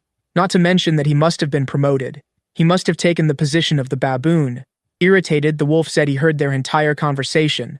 As long as his stage has no problems, he doesn't care at all about what the protagonist continues to do, for it is not his job to make enemies, which led the protagonist to ask what brought the wolf there. The creature decided to land in front of them. The wolf is still very apprehensive, struggling to find the right words. The protagonist continues to wait. Trying to be friendly, the wolf suggested they continue the conversation over a meal, proposing they have the soup that was prepared. Our protagonist looked at the noodles that are cooking. He didn't imagine the wolf would be interested in that. Quite disappointed, he believed that administrators could survive without food. Indeed, that is true, replied the wolf, wagging his tail. But with a pot of soup in hand, he said it is so delicious that it is almost criminal. Meanwhile, the protagonist is impressed with the wolf's tail's excitement. The assistant managed to identify each of the ingredients in the soup, recognizing that its flavor is exceptional, as if it were a grand symphony of the creatures living in that place. The protagonist ended up getting irritated, telling the wolf to stop eating. The same was done by the rabbit, as their boss's pig needs that food. After disciplining the rabbit, our boy asked whose side he is on, but the wolf had consumed all the soup. There was nothing left for them to eat. Having been treated to such a beautiful meal, the wolf said he would give them a reward, words that caught the attention of the rabbit and the protagonist. In fact, the wolf has a proposal to make, and as he said, he only cares about his stage. Doing extra work is something he abhors, and he needs to dedicate himself completely to his primary task. Knowing that he is responsible for stage 3, our protagonist asked what the problem is. The rabbit is sure it must be the other stages. The wolf said it doesn't matter if he is a good administrator. Problems from the other stages can affect his jurisdiction. And the problem he has now is with the stages preceding his own. He will have to take control of stage 2. Waiting for the reward, the protagonist asked why the wolf is being so detailed. Getting straight to the point, he asked the protagonist to be responsible for stage 1. Intrigued by the situation, the protagonist asked if the wolf can complain about his work this way, but he no longer cares about that. The promise is not the only reason he does this job. Alpha cannot say whether the protagonist is being irresponsible or the opposite. He is still hesitant to trust the wolf, so he asked if they could take control of stage 4 as well. The truth is that this would be very beneficial for him. However, everything is going well in stage 4. Changing management could end up harming things. He said that Sherpa's magic is helping a lot, and the protagonist decided to ask what she did. Since there was a possibility of the 4th stage collapsing, the Abyssal Sea became the final dungeon of that place. Hearing this solution, the rabbit was very impressed. The truth is that this type of magic is common in the higher stages, from his wolf. Sherpa's greatest talent is not magic, it's mimicry. Now the protagonist knows why the shadow servants imitate all his actions. After presenting his proposal, the wolf wants to know if the protagonist will accept it. The boy said he is not very interested in that. This surprised the wolf, as for a human he is being extremely arrogant. Even the rabbit agreed with the wolf. A proposal like that is very good. But the protagonist wants to avoid problems and excessive responsibilities. With that, the wolf has to agree. This is an extremely boring task. Now the two are united by the greater purpose of avoiding work, whatever it may be. The posture of both left the rabbit disgusted. And there is another issue for the protagonist. The refusal of that offer only harms the wolf. The poor creature fell silent, but he ended up agreeing with those words and asked what he could do for the protagonist to change his mind. Revealing his price, the boy said he could receive an excellent item, but the wolf cannot do that. He can only gift players who have entered his domain. Not satisfied, the protagonist asked if he could receive a combat skill, but the wolf is not a god and said he cannot do that. Now that he is disappointed, the protagonist believes the wolf is useless. So the boy had to think a bit more about the situation. He said he could take control of the 1st stage, but he would charge a small favor from the wolf for him to carry out a small task. Since the deal is advantageous for him, the wolf decided to ask what should be done. Our protagonist wants to know if there is a player named Jung Dawoon on those islands, and the wolf said yes, stating that he met him.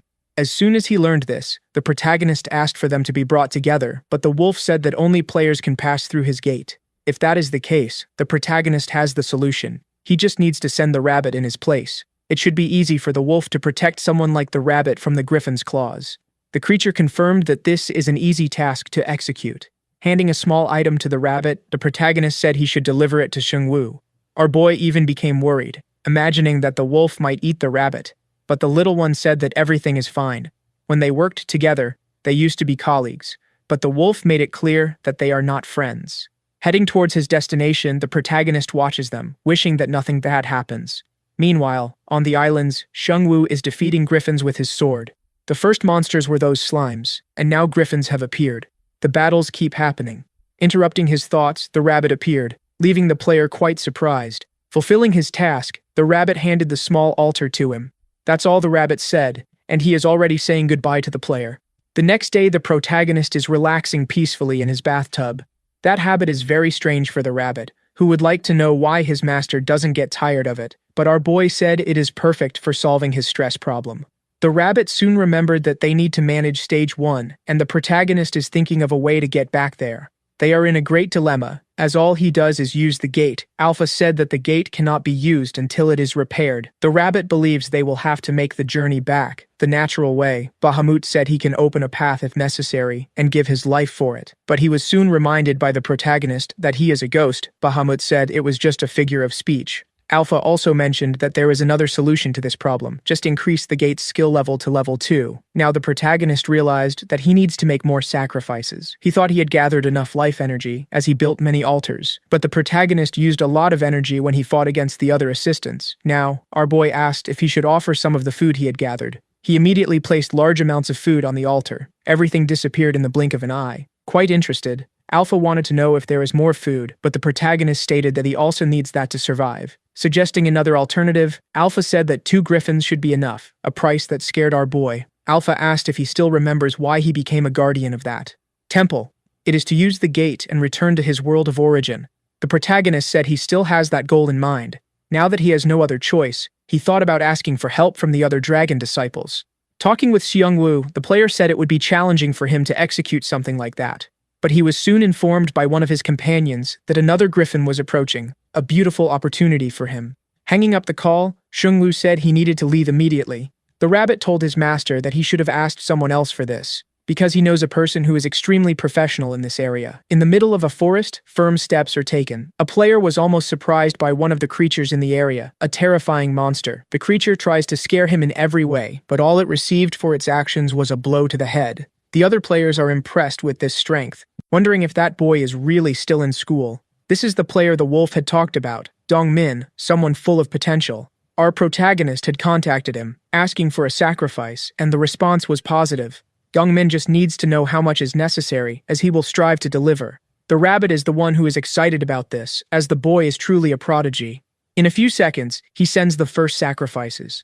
Alpha was completely surprised. The life energy of 3 griffins just appeared. But that is not what the protagonist has seen, and he is wondering what kind of thing Dong Nin is consuming. The wolf, who is still there, said that the boy is indeed a prodigy. He can eat anything he puts in his mouth. This reminds him of some things he has seen. When the young boy finds an opening during the fight, he simply tears a piece from the monster's body. A rather unusual approach even for our protagonist. It seems the wolf will have to explain everything. The boy gets stronger every time he consumes the flesh of the creatures. That is why he is becoming a rather frightening player. Our protagonist still remembers the cute boy Dong Nin used to be. Finally, the protagonist managed to elevate the gate installation skill to level 2. Now he can install warp gates between the altars, but he doesn't know what that is. Alpha said they are doors that only open above the altars. With the coordinates of each of his altars, he will be able to transit between all of them while traveling. This functionality was used to exchange sacrifices between the temples. For our protagonist, this is basically a delivery service. He wants to know if other people can pass through the gate. Alpha said that with the protagonist's permission, this is possible, as long as it is in the same dungeon. For our boy, this doesn't change his current situation much. However, through the warp portals, he can send everything that is not human. This way, he can exchange supplies with his disciples, as long as they are also near an altar. Now the protagonist realized that he will be able to receive new ingredients from his friends and send them his new recipes. For the rabbit, the priority should be to receive quality items, and Alpha said the boy should collect sacrifices, not spread them. Our protagonist asked why they are being grumpy. There is nothing wrong with wanting to feed everyone.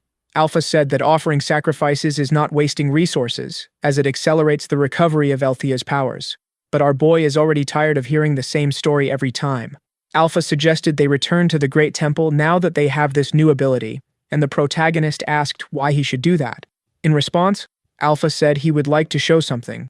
Once at the Great Temple, both the rabbit and the protagonist were surprised. They can see a divine power that is spreading more and more through the dragon's bones. Finally, Althea's body began to regenerate. The glow of those bones is truly impressive. Moved, the rabbit introduced himself to Althea, but Alpha said he is being exaggerated, as he has never met that deity. Bahamut is also very impressed with that. being at the service of Althea, promising eternal loyalty. Now it was the rabbit's turn to correct that exaggerated behavior. The more sacrifices are made, the greater the dragon's recovery rate.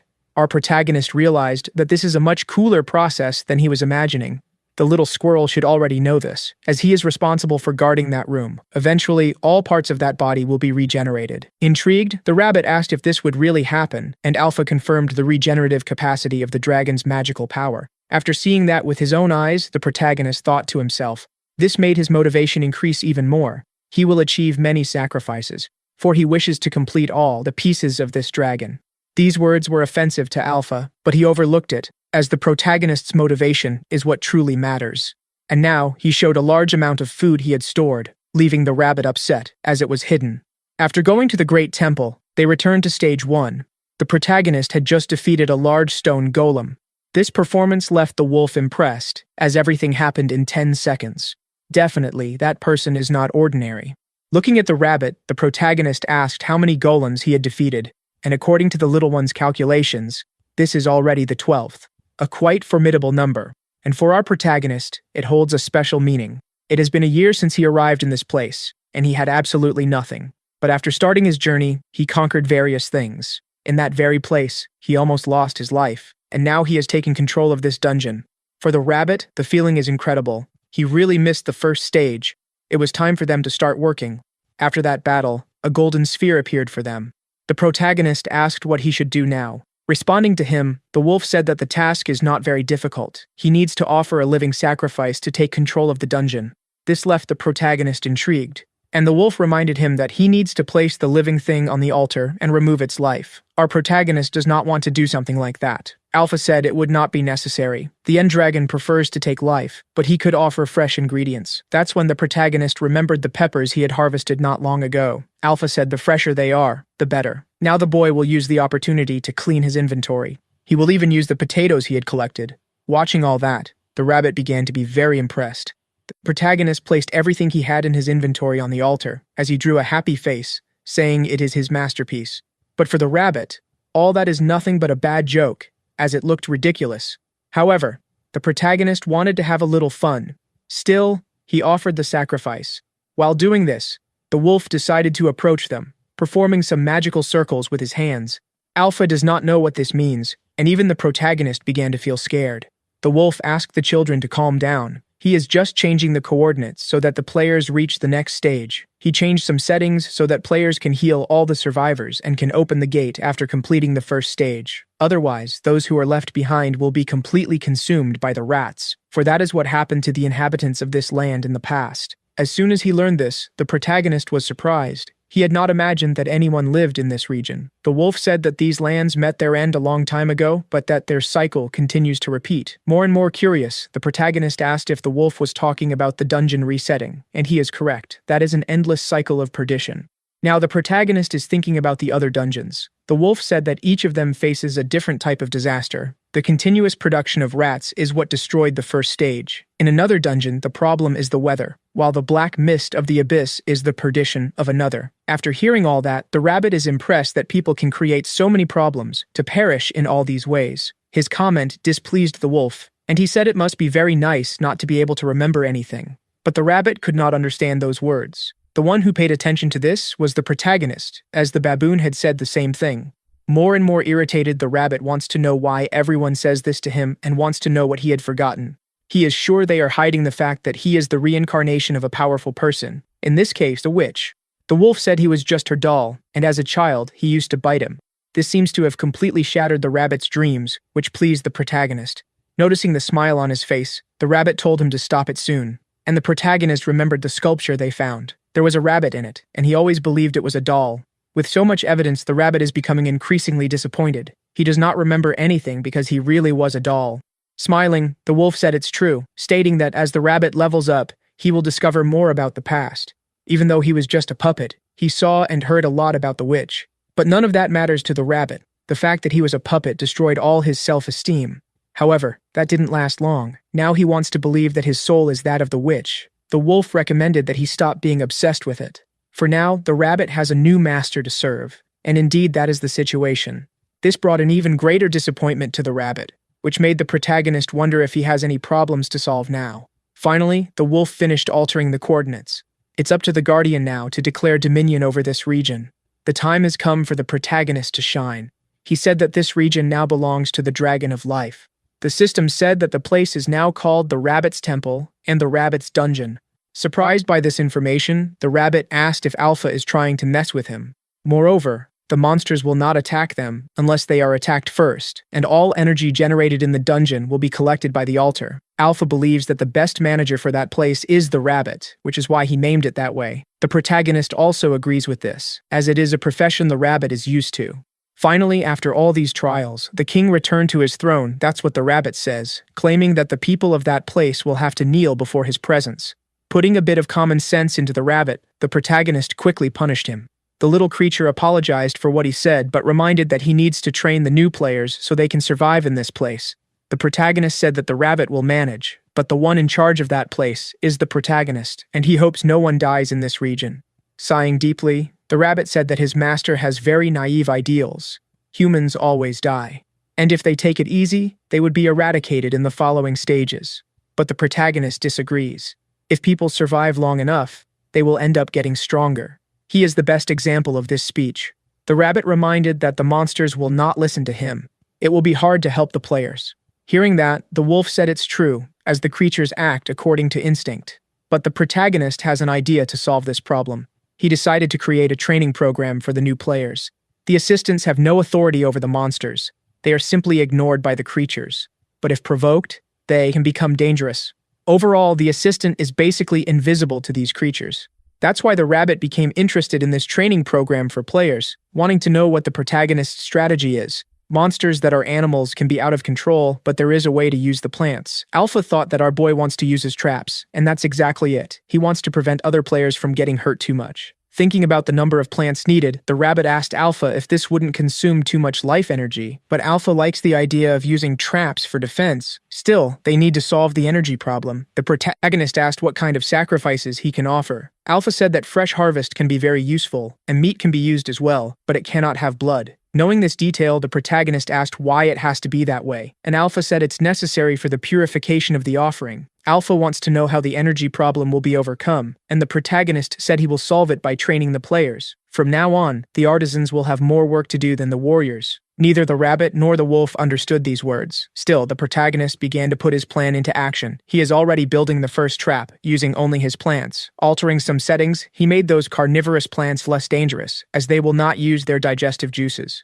Putting this method into practice, the protagonist began to feel more and more confident. But since that was still distant from the wolf's plans, he wanted to know the details of the traps. Our protagonist and the rabbit are completely ignored by the plants. The monsters of that place also seemed to not care about them, which only made Dawoon's job even easier. However, his presence caused a big misunderstanding among the players. A woman seems to be seeing something. She and her companions managed to find the protagonist, who continues to walk safely in the forest. Knowing this, they decided to approach him. Our protagonist is busy with other things. As soon as he heard the voices of other people, he became a bit worried because those people should not approach him in any way. But since they did not understand their gestures, they decided to approach anyway. The footsteps of these players are getting closer, causing all the monsters in the area to decide to attack them immediately. Those poor souls could do nothing about it. Visibly distressed, the protagonist tried to prevent this from happening. This misunderstanding continued to repeat itself at that stage. When people saw the protagonist moving safely, they tried to approach him immediately, causing the difficulty of the dungeon to increase to the maximum.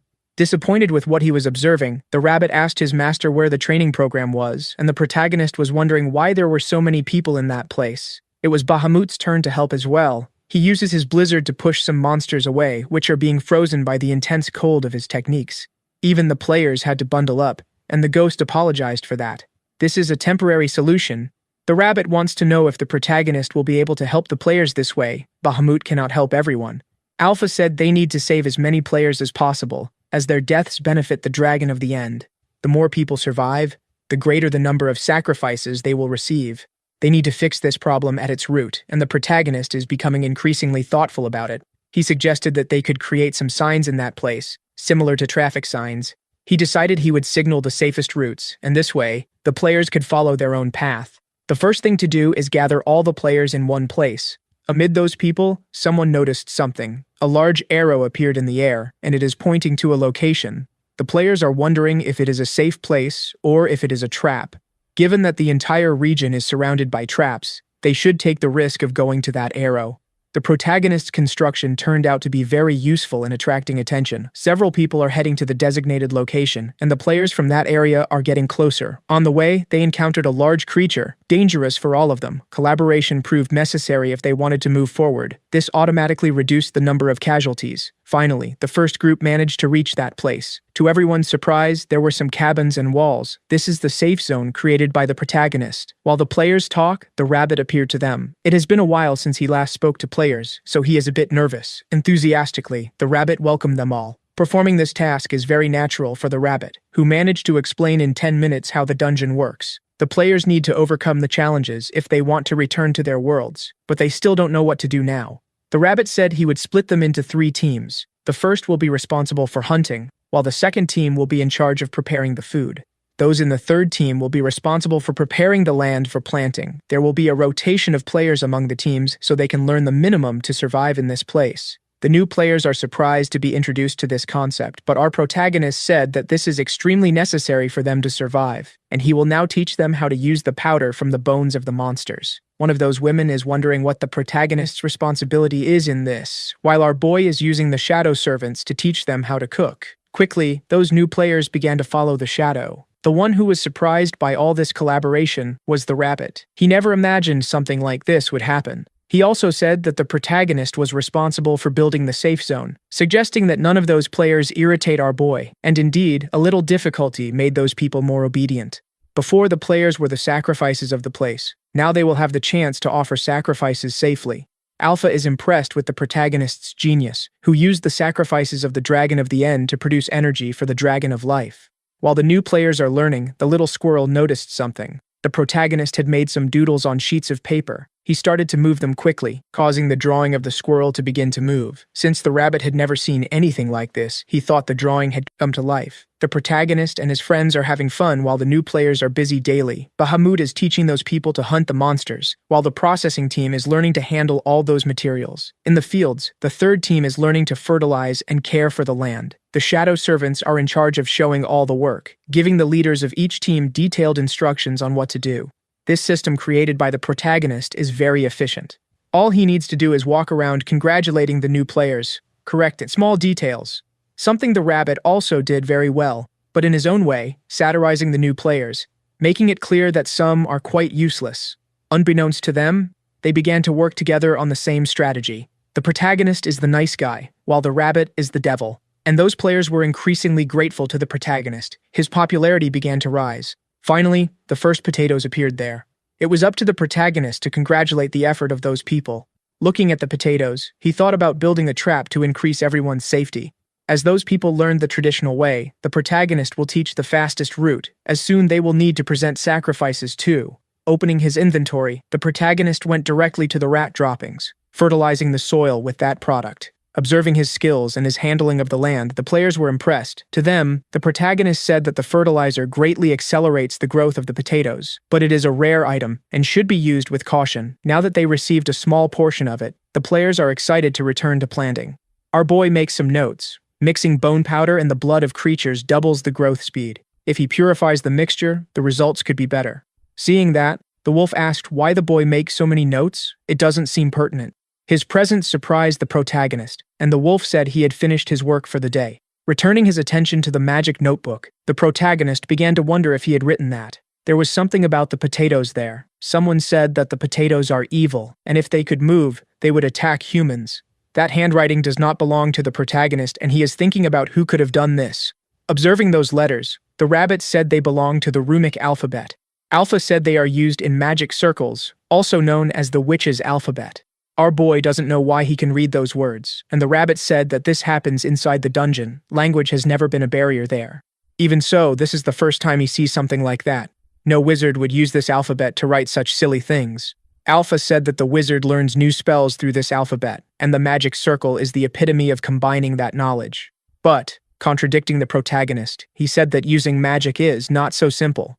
To do something like that, one must know the truth behind each of those letters. However, The protagonist did not understand this explanation, and the rabbit said it would be impossible for his master to learn anything. Hearing that conversation, the wolf said, "There is someone capable of using that alphabet even without having mana.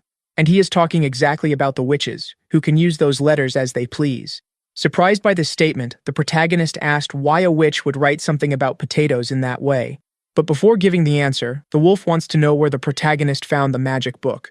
Our boy said it was in stage 4, where Bahamut was. The wolf said that magic books are made with special paper. Nothing written in them is done by coincidence. However, the protagonist still does not understand this explanation. Then, the wolf said that magic circles are invisible and tend to appear if they have mana injected. This made the protagonist understand that those notes appeared as a result of magic. The wolf suggested that the boy go back to doing with the book what he was doing, but the protagonist did not understand. However, he soon remembered that he was cultivating potatoes. Still holding the magic book, he decided to collect one of them. An intense glow appeared on those pages, surprising the boy. The same mysterious alphabet appeared once again. For the wolf, the potatoes are the true cause of that happening. The will associated with those potatoes is the real reason why the letters appeared in the magic book. The rabbit decided to try this too. He wants to hold the book while holding a potato. But as soon as he does that, nothing special happens. For the protagonist, the book only seems to work with him, which makes the rabbit upset, as our boy is just a mistake from that place. Even so, the information about the potatoes from that note is useless, and holding a bit of fertilizer, the protagonist hopes something will happen too. As expected, another note appeared. The rats are gluttonous and consume everything. What would happen if they got too big? The protagonist is surprised by this. More and more curious, he decided to test it with the bones of abyssal fish. I can't have fish here, as the place is dark, but I've heard that large fish inhabit the ocean, and I would like to try them. For the rabbit, those words are very bizarre. Meanwhile, the protagonist began to find that a bit interesting. The person who wrote that seems to not know what an abyssal fish is. It seems they were wishing for something similar, but the rabbit was unable to understand that. And the protagonist realized that those notes are telling the story of how the dungeon was created. After hearing this, the rabbit was a bit incredulous, thinking that his master was jumping to conclusions. But our protagonist noticed that the description talked about things in their normal form and then described how they are in the dungeon. That place most likely was not made by the End Dragon. If they find the witch, they might find a way out of this place. Our boy asked the wolf where she is, but he said that looking for them is useless. They left a long time ago. To be more precise, that whole world had already met its end. It was at that moment that the protagonist realized that Rugal knew more than he was sharing. And the wolf apologized, saying that he indeed remembers many things but lost a good part of his memory when he became an assistant.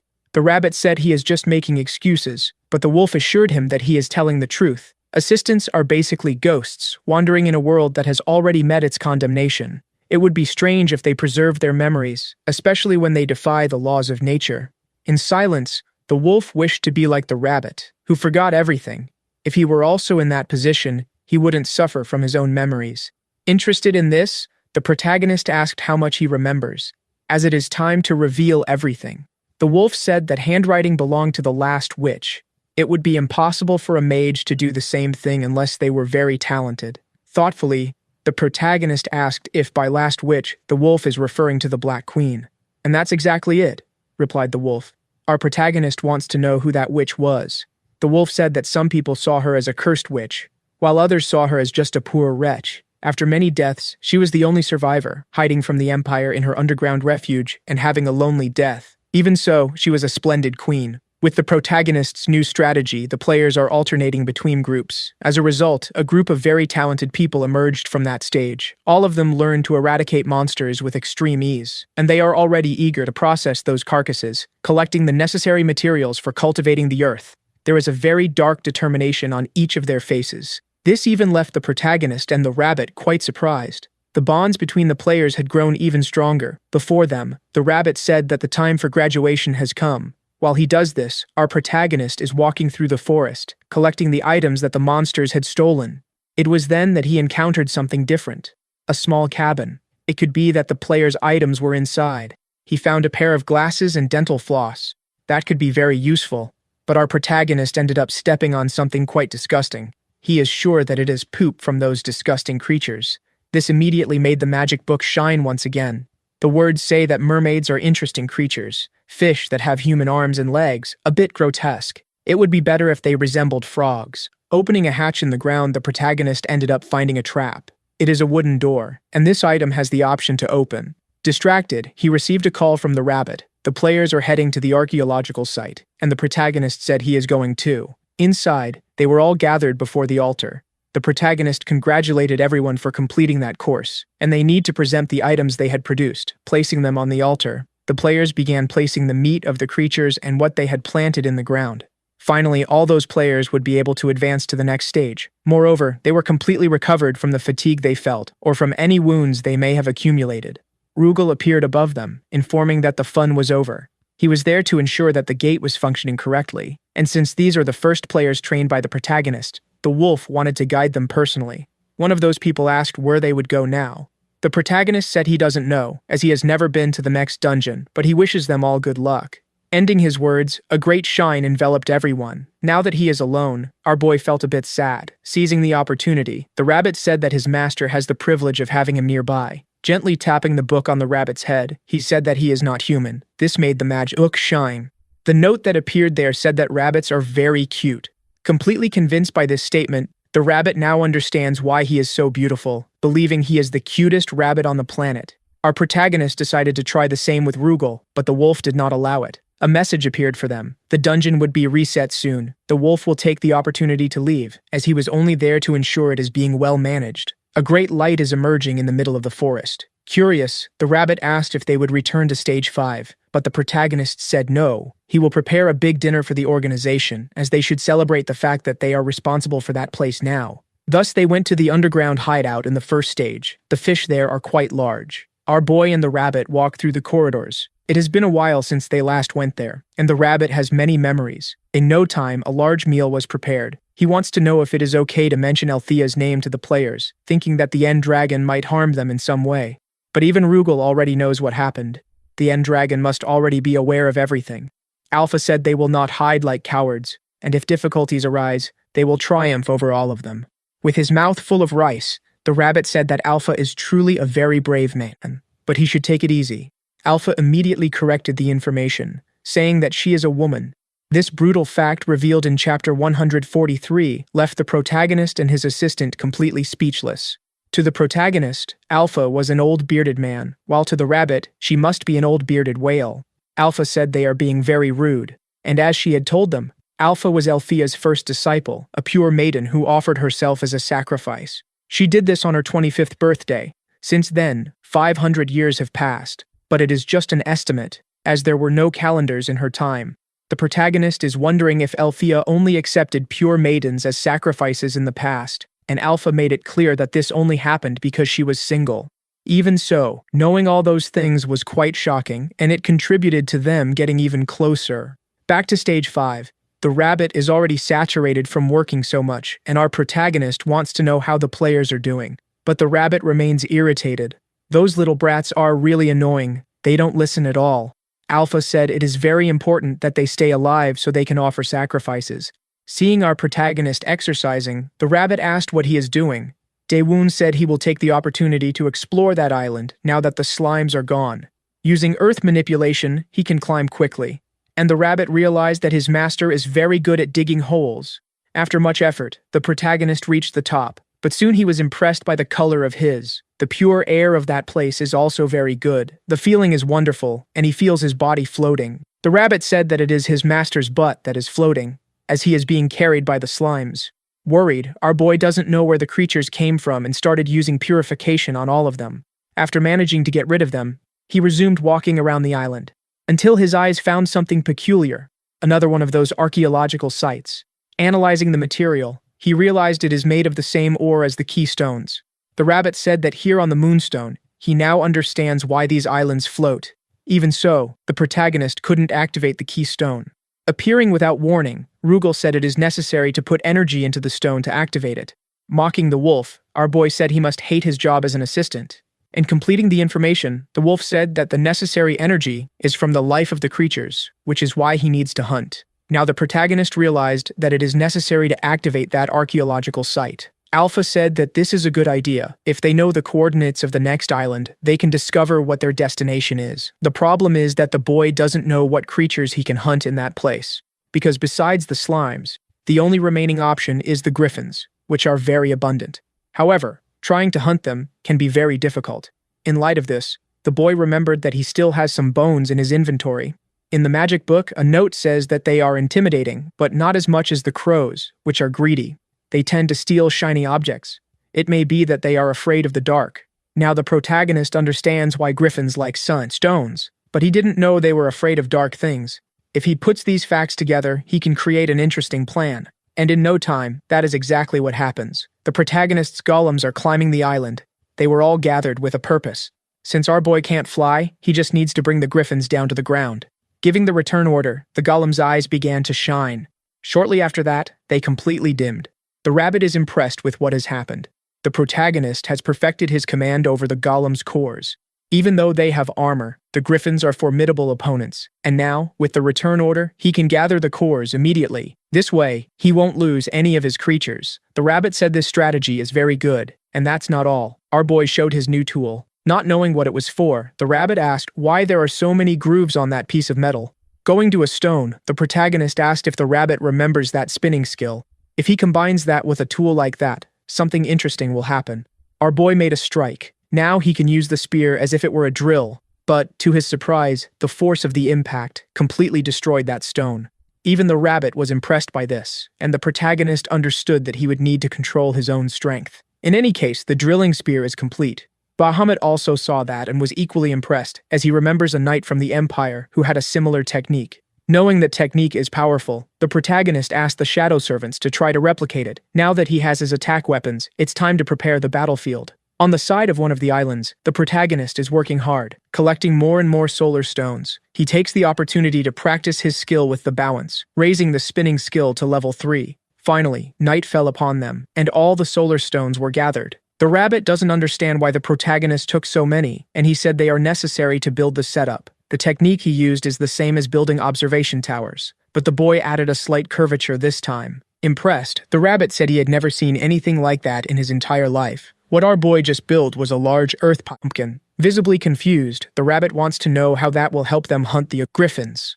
Our boy said they must hate the dark, which is why they like the solar stones. When all of them are gathered in the pumpkin, its light will attract the creatures. That is a great trap to lure them in. Worried, the rabbit wants to know what he will do when he gathers them all, and remembering the last battle, he realized that the griffins are very individualistic. His plan is to make them fight among themselves until they are very exhausted. Only then will he hunt them.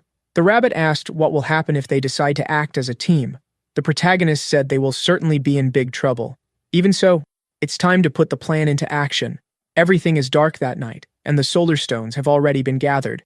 The protagonist built the setup for war. He ordered Bahamut to spread the smell of fish. The order was immediately obeyed by the little ghost. Elsewhere, at that stage, Sungwoo was fighting against some creatures. One of his companions noticed something strange. Using his enhanced vision, he saw that there was something different in the wind, causing several griffins to move. Sungwoo was very confused, as he knows these creatures are not active at night. Something happened, and that number of creatures is very abundant. Worried, one of those players thought they could be annihilated, but the elder among them soon realized that the griffins are after something else. They are heading to a specific island, which has been transformed in appearance. Even from where they are, it is possible to see that large pumpkin. The boy with the bow said it looks a lot like Halloween pumpkins. With the setup properly arranged, the protagonist told the rabbit to welcome the guests. But the poor fellow is not so enthusiastic about it, and he doesn't even understand why the protagonist is wearing a fur coat, an opinion shared by Alpha. Our boy told them to stop questioning his tastes. It's time to prepare, because the guests have just arrived. The griffins are heading towards the light. Several of them dove into that pumpkin. The creature's eyes became completely hypnotized. Many solar stones are in that place. Moreover, there was a very interesting smell. Several fish were placed inside that large pumpkin. The rabbit wants to know if this will really work, as they spent a lot of fish. Our protagonist, like a good loan shark, said nothing is free, and the griffins will pay with their own organs. It's time to start this party. The protagonist used the return order. Far away, Rugal observes everything. He has never seen a player deliberately deceive the griffins. The great glow can still be seen inside the pumpkin, but in just a second, it completely disappeared. This left the wolf quite surprised. Our protagonist is waiting for all the solar stones he had collected. Now that they are trapped in the dark, the griffins have started to attack each other. The creatures are very furious. From afar, the rabbit watches everything closely. Our protagonist wants to know what he is seeing, and the rabbit confirmed that the creatures are going completely out of control. Rugal appeared near our protagonist to ask what he is doing, saying that the boy is a complete lunatic. That sounded like a compliment to the protagonist. It's time for Bahamut to spring into action. The poor thing is hiding among the fish, and he will make his clones appear. Little ghosts are holding Mandragoras. They immediately started punching those roots. Everything is happening according to plan. It's time for Alpha to collaborate as well. Arrow traps were set in that place, and the griffins were caught by surprise. It's time for our protagonist to join the battle too. Rugal said that the boy is just a human and wants to know how he will fight those creatures in the dark. The protagonist said he has his own methods, but we know it's actually pure plot privilege. Even so, the rabbit is also very worried, imagining the protagonist entering that place. Our boy took his first steps inside the pumpkin. He is already using the ant antennas, as well as the strength of the boar. Armed with his spear, he can hit the griffins with ease. There's nothing the creatures can do against him. Bahamut is also helping in that fierce battle. All this while the protagonist continues to annihilate his enemies. Rugal realized that the true victims of that place are the griffins, and the rabbit said that his master never plays fair. For the wolf, that's not even a battle. It's simply cheating. However, he has to acknowledge that the protagonist is indeed very strong. As the sun rises outside, the final blow was dealt. Our protagonist didn't even notice that time had passed. His spinning skill reached level 6, just like the ant antennas. Completely impressed, the rabbit can't believe that the protagonist defeated 40 griffins at once. His master is truly amazing, but our boy knows that all of that is just flattery. He needs to hurry and prepare all that meat. Rugal told him to hurry, as the path to the next island has already been opened. Alpha said that the protagonist needs to get rid of the blood and is impressed that he managed to gather so many creatures. The protagonist told Bahamut to take care of the creatures with the butcher's knife, as he is now heading to the archaeological site. Arriving at the other place, he saw a black mist. It comes from the abyss. An error message appeared for him. The warp gate cannot be used. The protagonist already expected that his plan wouldn't work, but Alpha reassured him, saying that they managed to gather a lot of life energy. The same black mist can be seen on another island. Alpha said she can feel the energy from Sungwoo's mini altar in that place. The rabbit noticed that the griffins do not approach that mist. The wolf said that using the mist as protection is the only way to travel safely between the islands. Our protagonist disagrees with this, and the wolf realized that he thought of another way. The protagonist wants to use the mist to travel manually. This statement left the wolf quite confused. Then, the protagonist said that they got there using the temple, and they can continue doing so with the help of the mist. For the rabbit, this idea is brilliant. They can move without attracting the creature's attention, but this could cause an overload on Bahamut, not to mention the life energy they will spend as fuel. To solve this problem, the protagonist said he wants to craft a vessel, an idea that left the assistants impressed. They want to know how he will navigate something like that. Our boy said that the mist is very dense, and the creatures can swim through it. He can use the scales of the fish he had collected. After some time, the players arrived at the archaeological site. The elder noticed that each of those paths leads to a different island, and they will have to choose a path now. In light of this, the elder patiently waits for Sun Lu's choice. He chose the middle path, and the elder promptly positioned himself behind him.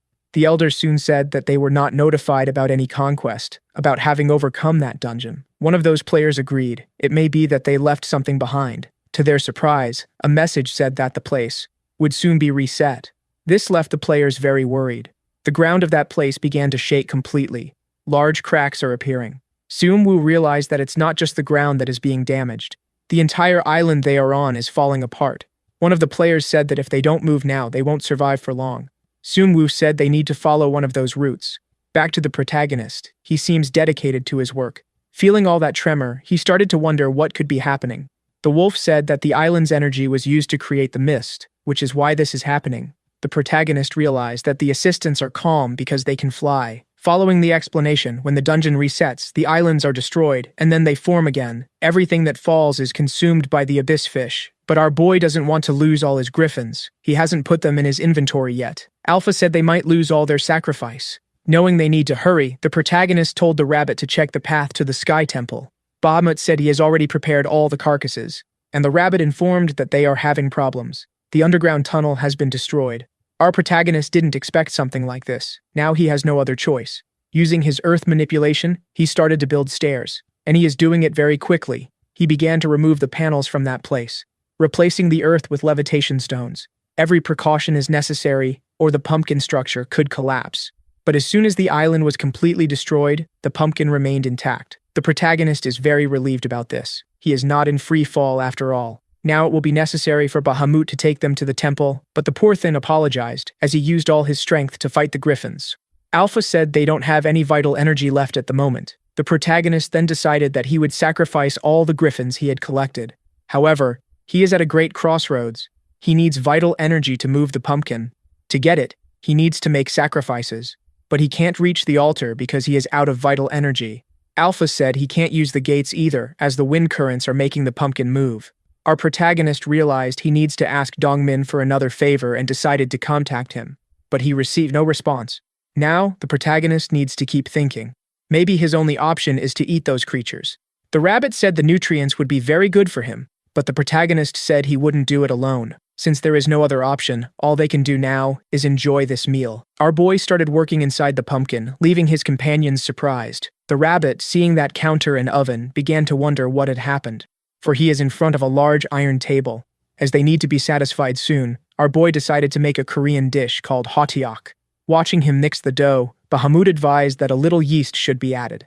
This advice impressed the protagonist, and the ghost said it's basic knowledge for a butcher like him. The yeast could be obtained using flower nectar. 2 days of fermentation would be enough, and he asked for some cornflowers from the protagonist's inventory. Our boy didn't think there could be a solution like that.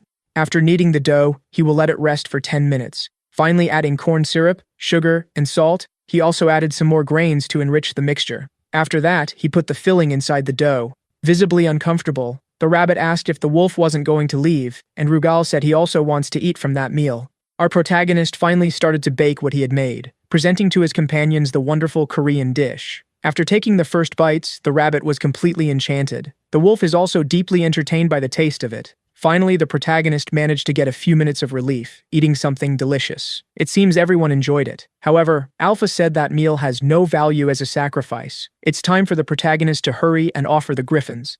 The boy told Alpha not to worry. The main dish will soon be served.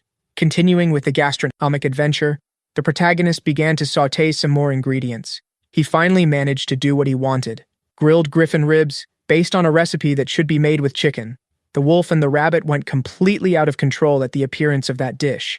Alpha said the wolf cannot eat that meat, which left the snake creature disappointed. That ingredient is precious for Althea. He asked if he would be willing to take the griffins to the temple. The wolf realized that this task is not easy. As he is a game assistant, he could not offer a sacrifice to the dragon of life. Alpha said that the reverse is true. They cannot contribute to the dragon of the end. Our protagonist told Alpha not to be so hard on the wolf, as he has been a great help. Then he placed a plate of food in front of him.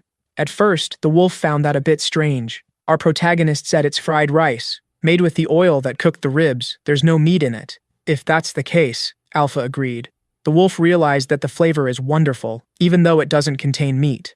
After the arduous task of consuming all that tasty food, they finally gained the energy to make the pumpkin move. Other players managed to reach the temple of Stage 3, among them is the little glutton. Those accompanying him noticed that everything was easy because of his power. Someone appeared behind the boy, saying that he had gained a lot of weight. He really doesn't stop eating. That was said by the wolf. The boy noticed a very nice smell coming from the creature. It's certainly fried rice with chicken. The wolf denied the information, but the boy said he cannot be fooled, as he has a very good nose. And the wolf said he only ate rice. Even so, it must have been very tasty, and now, the boy wants to know what brought the wolf there. Rugal said that those players managed to complete the third stage. It's time to move on. Alpha told the protagonist that the first disciple arrived at the temple, and the protagonist is thinking that Dongmin finally has a bit of free time. It's time to ask for sacrifices. After eating all that, our protagonist feels uncomfortable with the idea of asking something like that from the boy.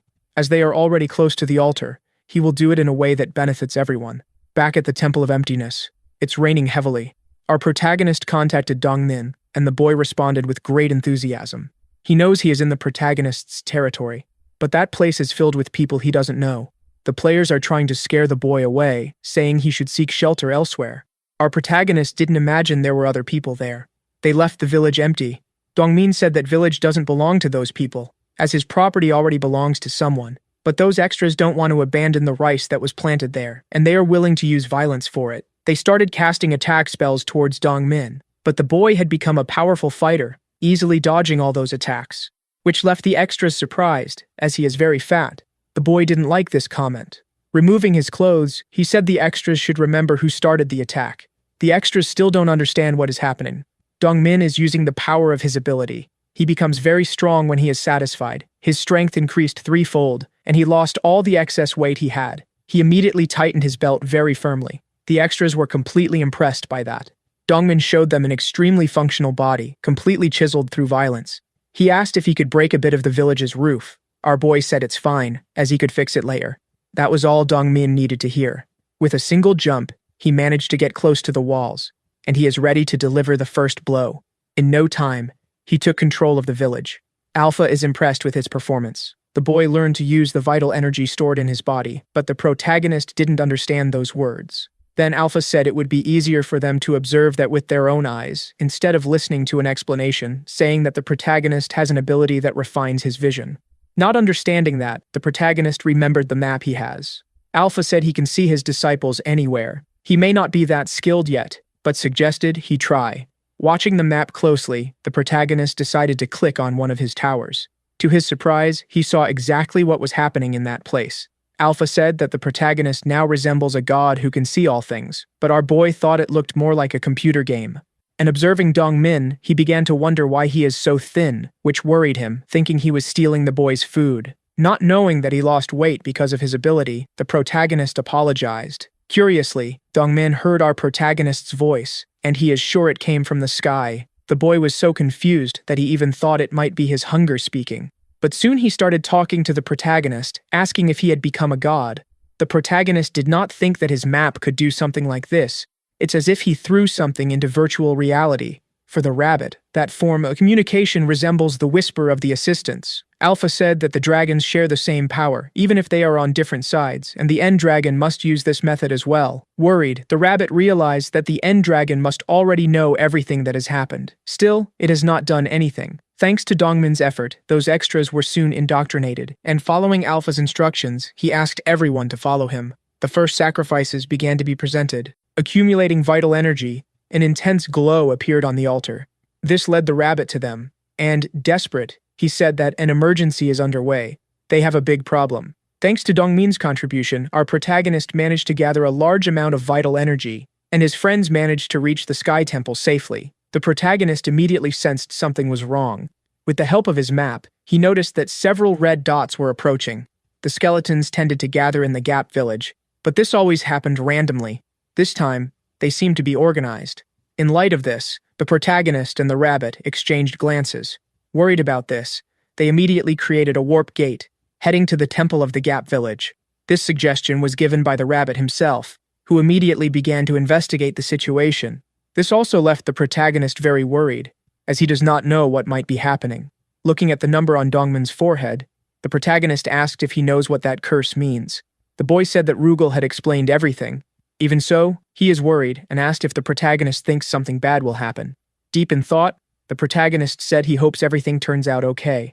Outside, under heavy rain, the rabbit managed to find the skeletons, but he cannot say what they are doing. All those creatures are moving, and they are building a kind of altar made of bones. Rugal, who suddenly appeared, said he has a bad feeling about this. The rabbit believes he is responsible for it, but the wolf said he did nothing. They should focus their attention on the players. The rabbit was offended by this comment, but the wolf warned that this land is cursed, and it would not allow the players to make sacrifices for the Dragon of Life. Worried by this comment, the rabbit asked if his master had seen that too. Through the extension of the map, the protagonist said yes. He does not know what will happen with the conclusion of that tower and thought about destroying it soon. But the rabbit said it is almost completed, and there is an even bigger problem. That is not the only tower being raised. Inside the village, our protagonist observes everything, accompanied by the other players.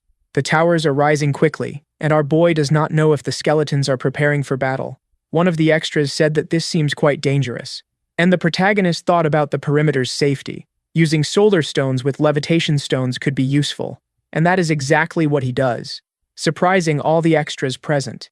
It was then that Dongmin said something is coming out of the water. They immediately look at the nearest tower. Something seems to be emerging from its interior. A large skeletal knight, dressed in armor and mounted on a horse. The creature seems to be worshipped by the other monsters, not to mention it is much larger than all of them. Its presence alarmed the protagonist, as this monster is definitely a giant. It walks calmly among those creatures. Rugal was impressed by the presence of the Black Knight. The rabbit did not imagine that the skeletons could perform such an invocation. Faced with that creature, the players were terrified, believing they could not survive. Fear is spreading rapidly. Only one person among them remains intact. A loud scream began to spread. The players had to cover their ears, because the protagonist had grabbed a mandrake, and he ordered everyone to hold their form.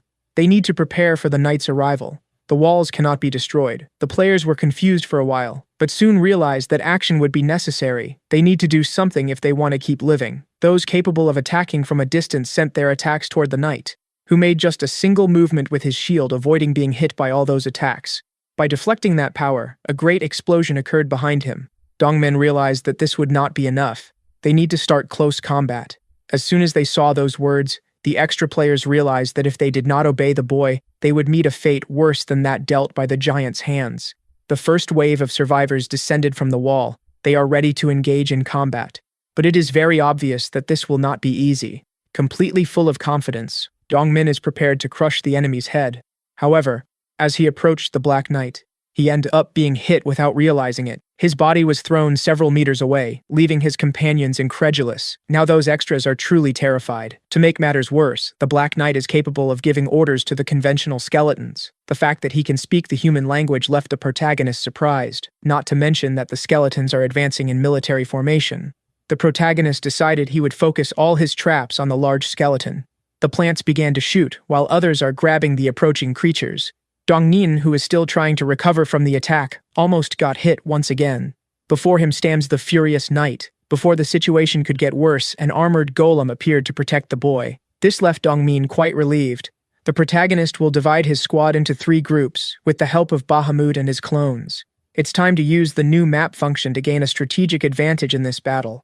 Giving orders to the players, the protagonist told them to ignore the normal skeletons. They need to attack the towers that have not yet summoned other knights. The order quickly spread across the battlefield. Bahamut's clones are doing this with the golems, and the first of the towers began to be destroyed. This action was soon noticed by the Black Knight. He did not like what he observed with his eyes, pushing one of those golems away. The rabbit saw that the creature was going to prevent the destruction of the other towers. With that, the protagonist was sure he was facing an intelligent enemy. He ordered Team Number 2 to stop the creature's advance. Knowing his enemies, the knight told the skeletons to attack the core of those golems. Our protagonist was surprised to realize that the knight knew the weakness of his golems.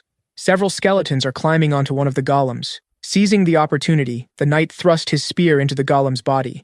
That blow seems to have been fatal, as the knight managed to rip the core from his enemy, now holding it in his hands. The protagonist was very apprehensive about this, as he imagined that soon this core would be destroyed. To prevent something like that from happening, he used the return order, making the core return to his hand. If he had taken a little longer, he would have lost that core. The protagonist told the golems to protect their cores while they are fighting. Even so, the skeletal knight remains determined. He charges with his horse towards the battle. The same is being done by the protagonist's golems, who ended up colliding with the large creature. The players present realized that this battle had become too intense for normal people. However, the protagonist is becoming increasingly pleased. Thanks to his battlefield management, he managed to destroy the first tower.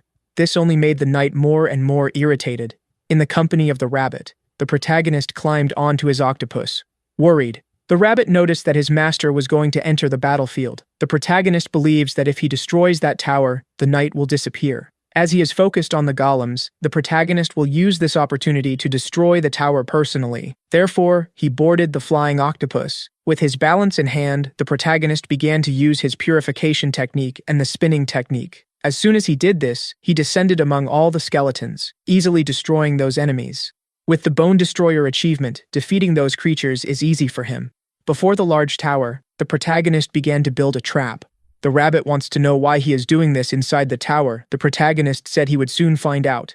Now that they are outside, they return to the flying octopus. Full of enthusiasm, the protagonist fired his traps. Inside the tower, the plants began to attack everything. In a few seconds, the structure was destroyed, to the protagonist's delight. This destruction caught the skeleton's attention, who gathered around the tower's rubble. In a few seconds, they began the process of reconstructing the structure. Watching this closely, the protagonist realized that the skeletons were using their own bodies for this.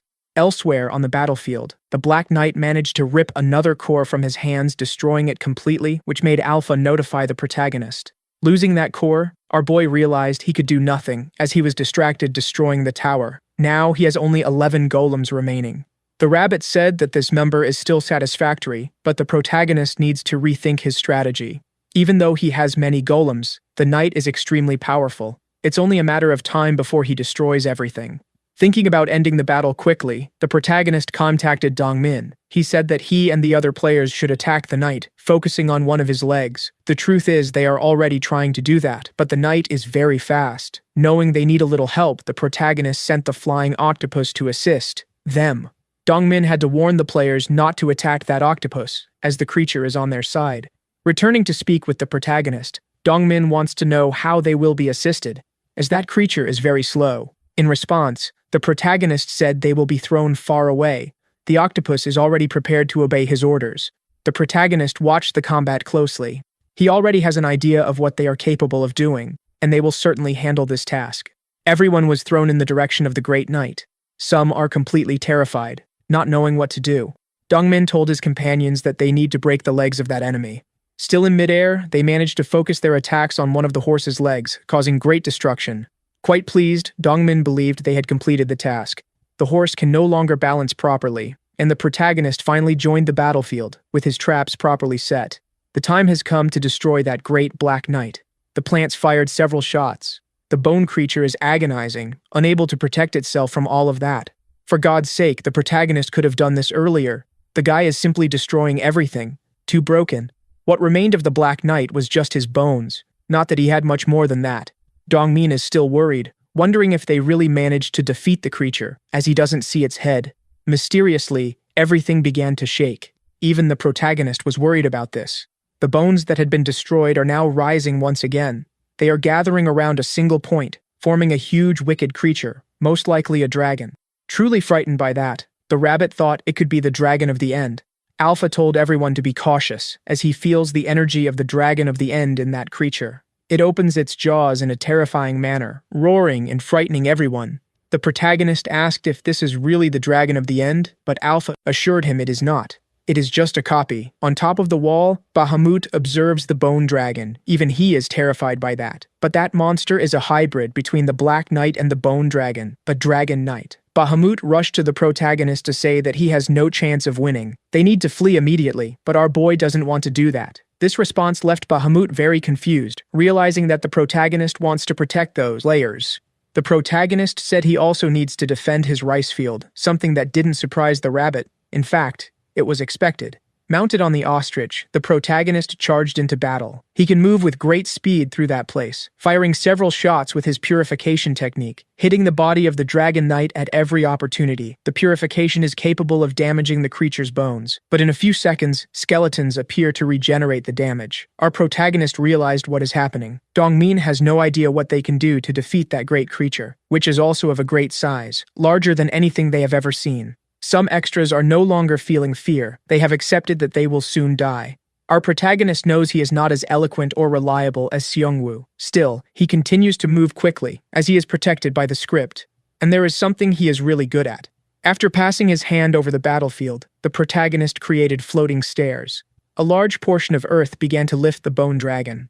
That caused the creature to lose its balance. Despite being a dragon, it is very likely that it doesn't know how to fly. And thanks to what the protagonist did, the creature is falling towards the ground. The protagonist asked Alpha if the enemy's weakness is the head of the Black Knight. Alpha said yes, as he feels the vital energy concentrated in that place. Observing the protagonist's dedication to fighting that enemy renewed the battle spirit of the extras. The rabbit found that strange. He didn't expect the extras to be so determined. But for the protagonist, the occasion was perfect. Those people wanted to know what they could do to help, as if they were going to be defeated. It would be better to try something. The protagonist patiently explained the dragon's weakness. All of this while the great creature was regenerating its broken bones. Finally, everyone was prepared for the true battle. The protagonist said that the extras only needed to fly around using those platforms, trying to attack the enemy's head. But he made it very clear that they should not get any closer. They should attack from a distance. The golems were the first to initiate the attack. Next, the extras also tried to hit the creature's head. Dongmin managed to break several bones using only the strength of his hands. The coordinated attack finally reached the creature's face, but after the dust settled, they realized that the dragon was still intact. This left the extras a bit worried. Moreover, the sky had darkened even more. Only then did they notice that several levitation blocks had been placed over the dragon. Those stones were reinforced with spiritual stones by the protagonist himself. Now that they are much sturdier, they are being sent towards the dragon's face. Our protagonist immediately used the return ability. This caused the levitation capacity of those blocks to be removed. The Black Knight realized what was about to happen, and it wouldn't be pleasant at all. The creature was completely buried under the blocks, which continued to fall from the sky in a devastating manner. This is what the protagonist is really good at, planning his actions. The players began to celebrate that great victory. Even though the dragon could regenerate its own body, it was completely crushed by a powerful attack. Rugal is increasingly believing that the protagonist is a formidable person, which is why he defeated the other assistants. Finally, our boy sighed in relief. The rabbit praised what the boy had done. While they were sighing, a small fragment of bone began to move. It was heading towards the large pile of blocks, but someone completely crushed it with their foot. Dongmin was responsible for that. He realized that those blocks were trapping the creature. Watching the protagonist being cheered by the extras, he came to an obvious conclusion. The protagonist is truly the best among them. With a few fewer teeth in his mouth, the Black Knight is still alive. But things are not going as he wanted. Unable to regenerate, he is buried and surrounded by dangerous plants. Our protagonist went to him just to say goodbye, causing his plants to act against him as if they were executioners of a Mexican cartel. Thanks to this, the protagonist managed to advance his purification to level 8, as well as other of his abilities. Receiving the Dragon Knight Hunter achievement, when attacked by undead, he will receive 20% less damage, in addition to receiving an attack and intimidation bonus. Our protagonist liked these rewards very much. They are proportional to the enemy's strength. The rabbit said that undead have no chance against him now, and the protagonist wants to know what the other players' rewards were. Dongmin realized he received fewer rewards. He only has the attack reduction advantage. This must have happened due to proportional collaboration, said the rabbit. After finishing the battle, the protagonist decided to bury what was left of his enemy, so that nothing bad would happen. But at the top of the hill he had built, something appeared. The protagonist doesn't know what it is, and the rabbit said it's a tombstone. The knight might be resurrecting. However, nothing happened after the tombstone appeared. The system said that tombstone belongs to Knight Van Dyke, congratulating the protagonist for being benevolent towards the knight's memory. That is an unusual notification. Even the rabbit doesn't know what it is. It was then that a mysterious object appeared to them. The protagonist realized that it resembled a ring. For the rabbit, this must be madness. The protagonist's attitude shouldn't be interpreted as kind. Bahamut immediately recognized that item, saying it belonged to the giant Van Dyke. Observing the item with the system, the protagonist noticed that it has the option for giant bones. Back at the camp, the players are resting. The day was very long for them, and celebrating the victory is more than necessary. Some are bombarding the rabbit with questions, wanting to know how many stages there are in that place, and if all of them would be sacrifices for the end dragon. Irritated, the rabbit told them to ask one question at a time. Meanwhile, Dongmin continues to eat a lot. He ended up passing by the entrance of one of those huts. The boy went to inspect its interior, only to find the protagonist sleeping, who must be quite exhausted. Our boy seems to be having a dream. He is in the middle of a fair, and people are buying fruits. Besides not knowing where he is, he can't understand why his hands are so big. He soon realized that those were not his hands. He was probably seeing someone else's memory, and that person must have been a giant. A window opened in the tower he was observing. The girl on the other side greeted Van Dyke. She said he is still quite enormous, and the giant replied that the girl is the one who is very small. Our protagonist has the impression that he has seen this child somewhere before. The two are chatting amicably. The child said she is not tired. The giant said he would like to help her more, and the child replied that it's okay. He doesn't need to try so hard. Everything went dark, and the landscape changed to lightning cutting through the sky. The city is now engulfed in flames. The giant's hands are stained with blood. He is already in his final moments. Van Dyke said he abandoned his responsibility as a knight, and now the beast forest is on fire. Even so, he regrets nothing. Although he did not prevent the world from being destroyed, he managed to save that child's life. His body may be consumed by fire, but his bones and soul will live forever. He would do anything to keep that child safe. And now, he thanked the protagonist for purifying his tormented soul. The protagonist woke up quite agitated, and he heard in his own head the words of the giant who left him his own bones. Our boy thinks he is going crazy, as he is hearing voices. It was then that a great light appeared between his hands. The rabbit decided to inspect the inside of the tent, as he heard the shouting outside, but the light had already disappeared. Feeling quite relieved, the rabbit thought something bad might have happened, and the protagonist revealed he was also worried. He can't say for sure, but he had a very realistic dream, and the voice from the dream spoke to him after he woke up. Bahamut said that a part of Van Dyke must be with him now. Our boy is wondering if he really saw that man's memories during his dream. He also remembers the girl he saw. Most likely, she was the witch. Showing curiosity, Bahamut asked what Van Dyke's last words were. Getting up from the bed, the protagonist said it was nothing special. He said the giant thanked him. He handed him his bones. It was at that moment that the rabbit found something strange. It might just be his impression, but it seems the protagonist has grown taller. Not fully understanding the dream, the protagonist began to believe that the gift of bones was this extra height, but he was soon corrected by Bahamut. He said that the giant's bones are in the protagonist's body. There is no doubt about that. Still not understanding what had happened, the protagonist is holding the ring he received. According to the system, his ability is inactive, and the boy cannot say if the bones are really inside his body. Frightened, he began to wonder if he would really grow as tall as a giant, as that is not what he desires. Bahamut said that this will not happen. In fact, the bones he possesses have become as strong as if they were from a giant. Moreover, Van Dyke was the greatest knight of those lands. It may be that the improvement in the protagonist's posture and height was caused by this blessing. Giants are born with physical blessings. Their bones cannot be cut or broken except by aura attacks. From the moment of their birth, they possess enough strength to subdue a bull. They were born to fight, and now the protagonist has inherited all these benefits. For the rabbit, the dungeon's mistake, which is our protagonist, continues to cheat. The next day, the protagonist gathered with all the other players, who are still very pleased with their most recent victory. The protagonist acted with great humility, which caused some strangeness, having to hear his master say they only achieved that because they all fought together. Additionally, he is moving in a rather pompous manner. The protagonist stated that this is an effect of his improved posture. Seizing the opportunity, Dongmin pointed out that they are still cursed with those numbers. The protagonist said he will open a gate that will lead to the next dungeon, thus saving them all time. Alpha said that this is not a problem, but he must not forget to receive sacrifices. And indeed, this makes sense. The protagonist cannot continue helping for free, words with which the rabbit deeply agrees. As everyone had rested enough, the protagonist asked the players to present their sacrifices before heading to the next dungeon. They are all carrying large amounts of bones, and they were directed by the protagonist to go to the altar located underground. The rabbit was still worried about the possibility of another knight appearing, but as everything is calm, he remains relieved.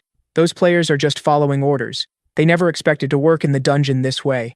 This left the protagonist deep in thought, making him have a brilliant idea, which left the rabbit very worried. Our protagonist wants to create a sales machine, and Alpha wants to know how this can improve the sacrifices. Then he said that players are offering sacrifices because they are being helped. When he leaves that place, it is likely that no one will continue working without any reward. To solve this problem, he will make the players return to this village, as he will build a rice vending machine, so they can offer voluntary sacrifices. When they hunt the skeletons, they will be able to exchange them for a quantity of rice. This way, he will have a constant flow of vital energy, while the players will receive food. The rabbit realized that this could motivate many players. Alpha is still a bit skeptical, but she understood the logic of the plan. Quite motivated, the protagonist said it was time to build his rice machine. He built a tunnel that leads directly to the underground altar, putting an automated door at its entrance. He asked the rabbit for help with this, so that the door only opens for objects that are not alive. The protagonist needs to improve the design a bit. So he made the door look like a box, and there is a sign on it. Players just need to place the bones inside. They will be automatically measured by the altar itself. This will cause the rice in the field to be reset. Alpha finally understood the idea. All they need to do now is automate the service, and for that to happen, it is necessary to raise the reset skill to level 2, and that's exactly what the protagonist does. Now he can set conditions before the object is reset. In practice, it's what happens with a dungeon when its boss is defeated.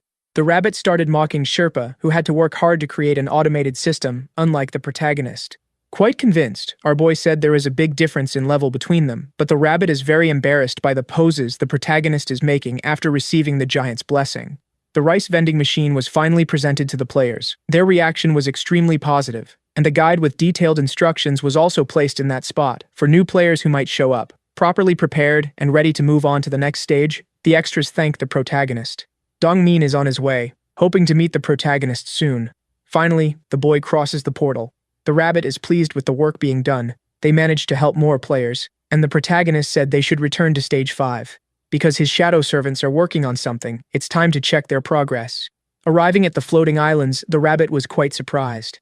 The pumpkin that the protagonist had built was completely covered in scales from abyssal fish. Our protagonist was sure that the shadow servants would do an excellent job. Finally, they can navigate through the fog. The pumpkin can do this easily, after being upgraded. The rabbit watches the fog closely, trying to understand how it works. The truth is that he found the look of the pumpkin quite tacky, but the protagonist said that if the design were relevant, it would take a long time to make that vessel, and the priority is to join Sungwoo soon.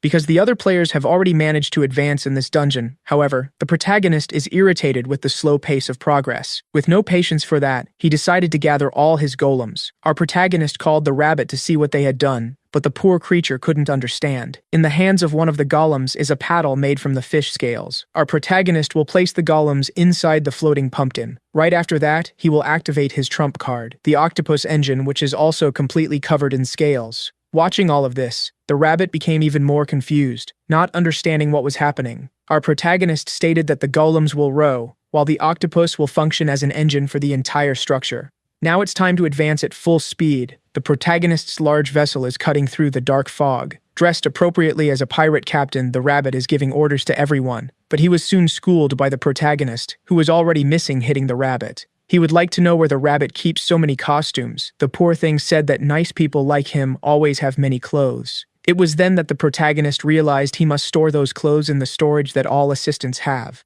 This made the protagonist remember that he had forgotten the baboon's key.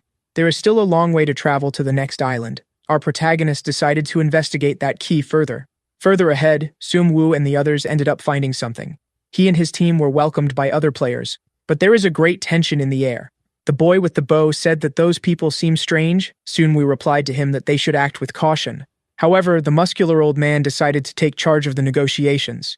The boy with the bow said that it could be a trap, and for Sungwoo, there is indeed something suspicious about it. Those other players are not wearing any equipment. The elderly man said that there are only 2 reasons why players would dress like that in the dungeon. The first hypothesis is that they really have nothing. The second hypothesis is that they want to avoid being robbed by other players, as they are thinking of eliminating the competition.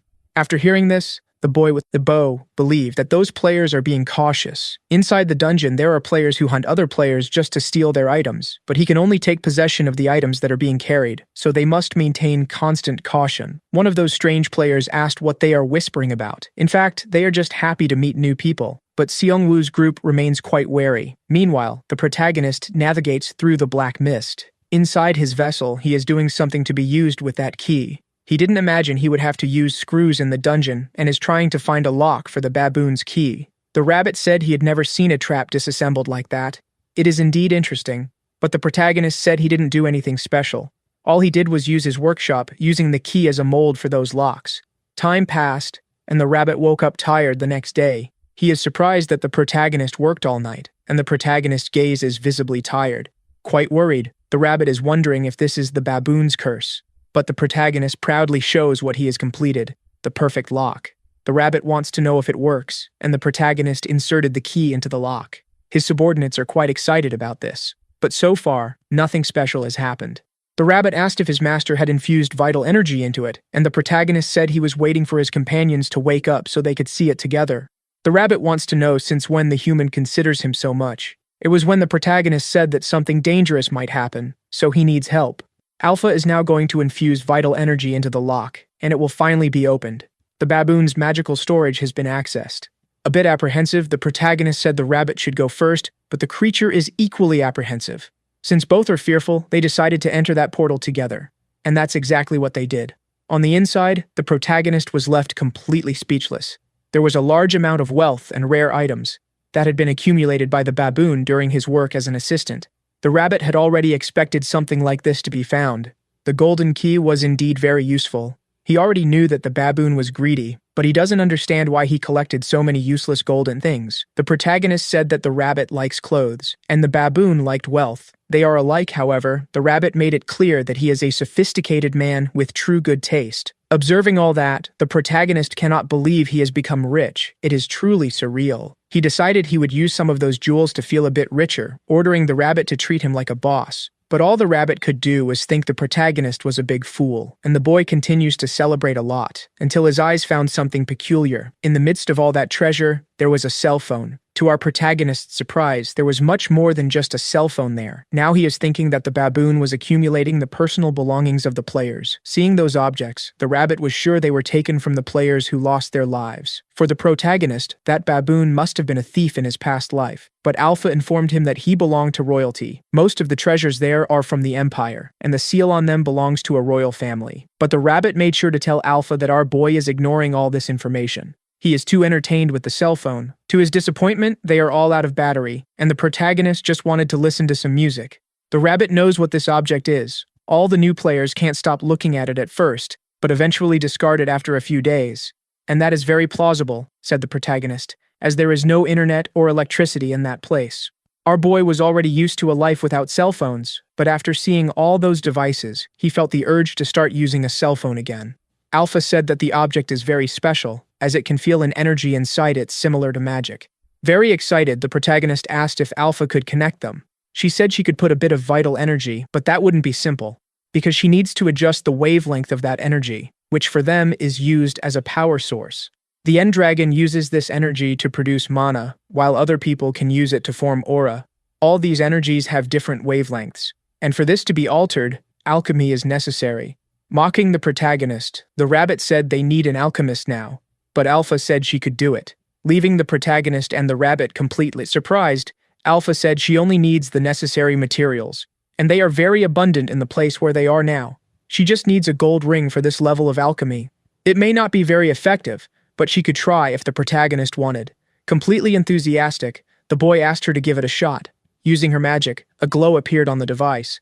Soon after that, the phone's screen began to shine. The protagonist is surprised, but soon became disappointed.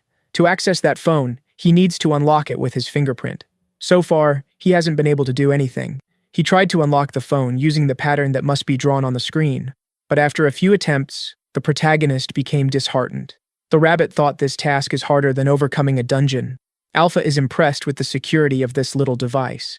The protagonist asked if she could bypass the security, and Alpha said that wouldn't be possible. Since there are many devices there, the protagonist decided he would try to unlock all of them. Alpha is also curious to know what these devices are capable of doing, so she started turning them on. But they all seem to be locked, so they need to keep trying. After venting his frustrations on the rabbit, the protagonist continued trying to unlock those phones. Quite confused, the rabbit can't understand all this obsession, as the phone won't help them in combat. But with great determination in his eyes, the protagonist said they will be useful, until he finally found a different phone. One of those obsolete models that elderly people tend to use. Maybe the protagonist can use this phone. Alpha is ready to charge it. Finally, the device was unlocked, and our protagonist is thanking its former owner. With the phone in hand, he began to analyze its functionalities. The rabbit watches closely, trying to understand what is happening. Our protagonist gained access to some recipes, teaching how to make pasta. At least he doesn't need the internet to access all those programs. Thanks to that, he learned a new recipe, but the rabbit can't understand why the protagonist remains curious, and the boy found a song saved on that phone. After pressing a button, the sound filled the place. The protagonist's shoulders began to move on their own. He and the rabbit are now dancing to this strange song. Both are moving as if they are having a lot of fun. Now that they are tired, the rabbit said that his master is a terrible dancer, but for the protagonist, it was fun. He asked if the rabbit would like to take a picture. Handling the phone, the protagonist told the rabbit not to be too surprised, but what he saw through the device's screen was frightening. The rabbit is still trying to understand what happened. However, the rabbit's image does not appear on that camera. This definitely proves he is like a ghost. The rabbit would prefer to be seen as a spirit. In possession of the phone, the protagonist realized he has a way not to be deceived by illusions. It could be a very useful tool. Outside, the pumpkin-shaped vessel continues to move forward. Our protagonist went outside to see what had happened. They finally managed to reach the next island. As soon as he arrived on the other island, the protagonist asked Alpha where Sungwoo is, and she said she senses the presence of the mini-altar elsewhere. It could be that the others are on a different island and just went in the same direction. The protagonist will use his compass. But the rabbit suggested he finish that dungeon. The protagonist agreed with that. So he began to dig into that large island. Once on its surface, he realized that the effort was very tiring. And in that place, something else caught his attention. The entire island seems to be covered by a dark mist. Trying to use purification, he realized it is ineffective against the mist. The rabbit soon asked his master to be cautious, as he felt danger in that place. It would be good to be in the company of golems. But our protagonist is more interested in using his new lock. He opened a portal to the other side. Bahamut was inside. The little ghost and the golems are ready to help. As the islands are in constant motion, the gate can only be used if it is on an altar, but that magical lock can be used at any time. Bahamut is responsible for taking care of that dimension filled with gold. The golems were also placed inside that storage, so they could be quickly summoned. The rabbit said that the fog is melting the portal to the other dimension, so they must hurry to retrieve the golems. A bear and 2 ostriches managed to escape. Knowing the situation, the rabbit suggested that his master summon his creatures up through the temple, but the protagonist wants to build his base soon. He built a wall to protect them from the fog. While he is busy with that, someone approached them. That person asked if our protagonist is a newbie, and what he is doing in that place. 4 other players appeared to our protagonist. All of them are wearing little clothing and have little to no equipment.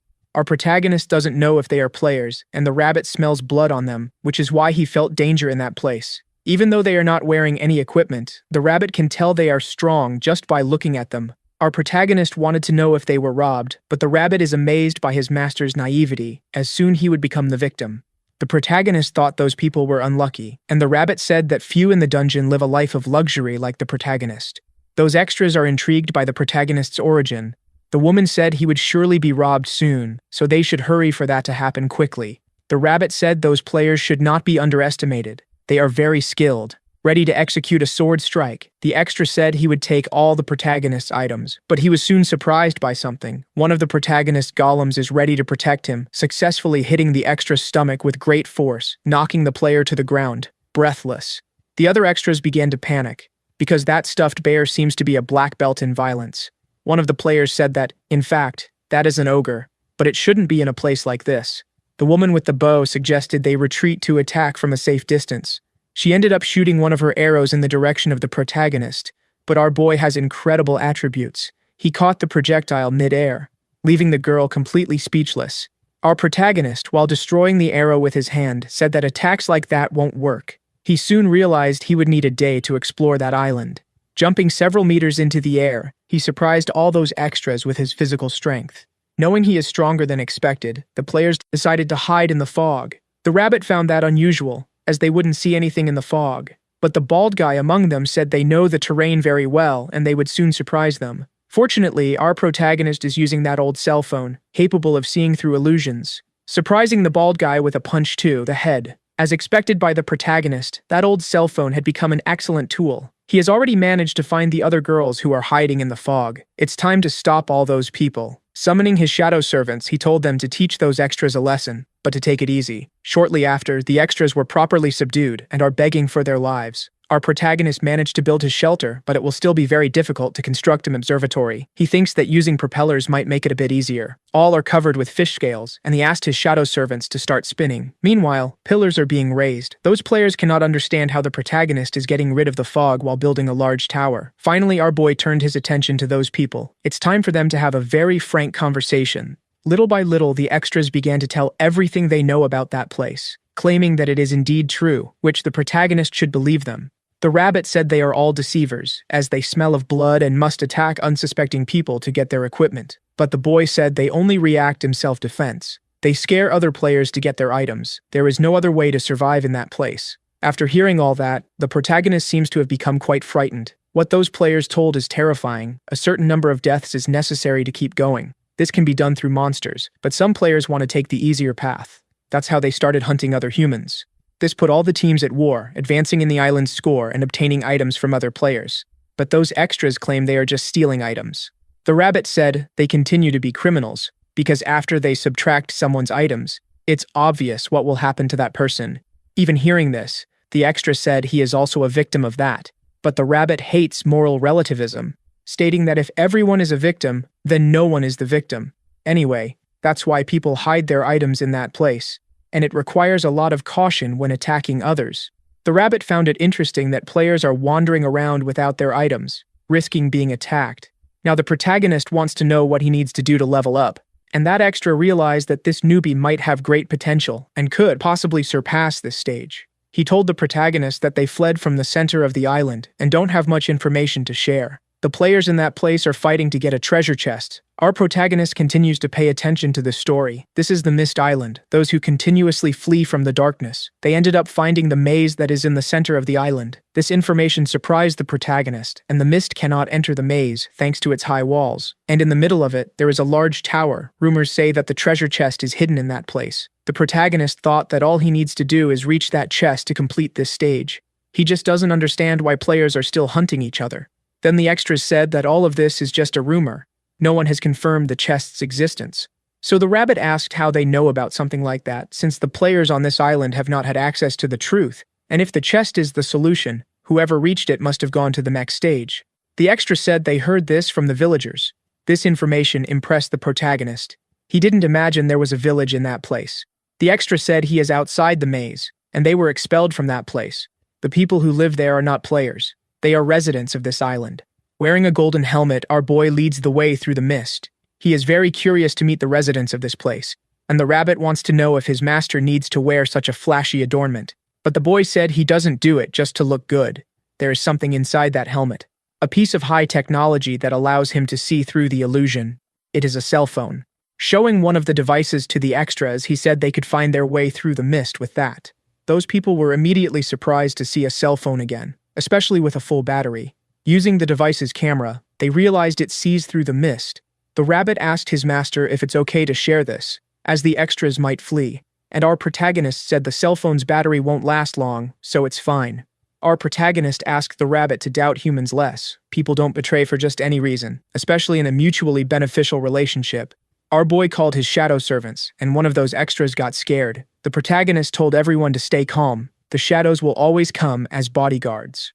Thus, they all continued traveling. The extra said they would soon reach the field of vipers. Later, they would cross the field of scorpions. And after walking a lot, they stopped to rest around a campfire. Our protagonist noticed something on the thigh of one of those women, a large scar. He asked what caused it. She said it happened after being bitten by a viper. When that happens, the wound becomes hard as if it were a rock. That's why they call these snakes stone serpents. The rabbit seems to know what that is, stating that the curse of petrification happens in that place. Until one of the extras panicked.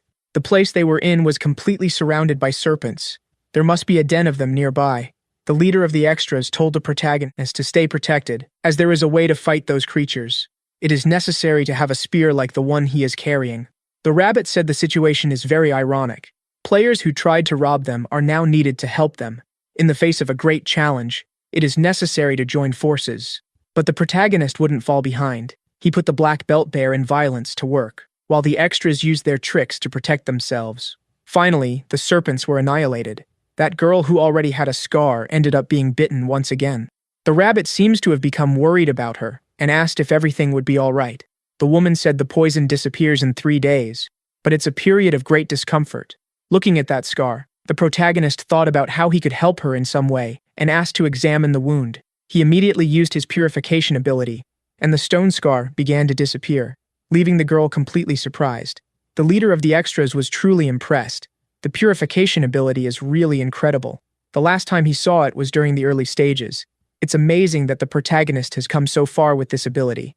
But our boy remains quite thoughtful. He decided to pick up 2 snakes that were on the ground, and the rabbit quickly realized that his master would certainly try to eat them. However, the protagonist made one of the snakes inject venom into the other. The creature's body was automatically petrified. Using his stone sculpting ability, the protagonist destroyed it with his own hands, thanks to the giant's strength.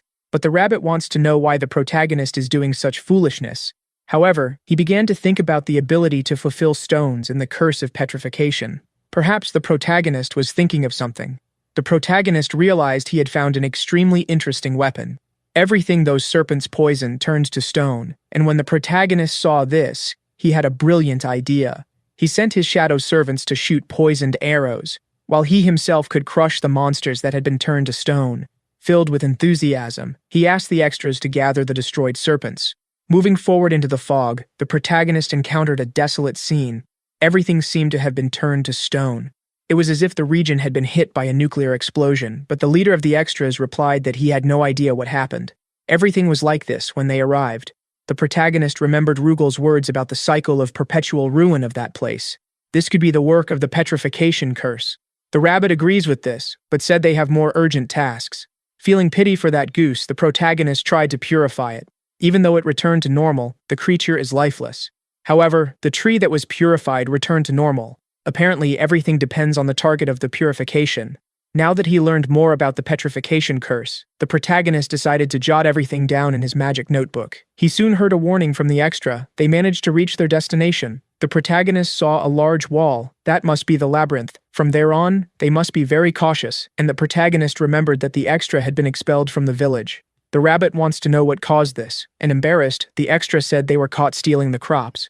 Our protagonist is impressed that they cultivate something in that place. Even if everything turns to stone, the extra said he saw a small garden where they grew carrots. This information seems to have been very relevant to the rabbit, who is now deeply interested in them. And he asked the extra to quickly show the way to that wonderful plantation. Leading them all to the village, he told them to be discreet, or they might attract the villagers' attention. But the protagonist doesn't want to steal anything. He thought about making a fair trade, getting carrots in exchange for meat. The extra said he would try that if communication was possible, but the protagonist will soon find out everything. Entering the village, all they saw was an abandoned place, and the first living creature they encountered didn't seem very human. In fact, there was some resemblance, but it was a zombie. Our protagonist didn't expect the villagers to be like this, but the extra confirmed it. What lives in that city are zombies. Now the protagonist wants to know how they managed to plant carrots. Even the extra can't explain that, but he is sure of what he saw with his own eyes. He thought that place was abandoned, but as soon as he picked the first carrot, all the zombies in that place advanced towards him. That's how they became a team. Before that, they belonged to different groups. The rabbit understood that difficult situations can create unlikely allies, and even love. For the protagonist, the only thing that matters is that the zombies can plant. It's time to go to that garden. But the extra said they shouldn't do that at all. If they provoke a single zombie, they will be chased by all. They must do this quietly, and the extra is worried about the bear's steps, which could attract a lot of attention. Our protagonist made the golem float, as he was equipped with levitation stones. Intimidating. The rabbit asked why the extras are helping, as he still hasn't forgotten what happened, and the young man said that with help, everything becomes easier.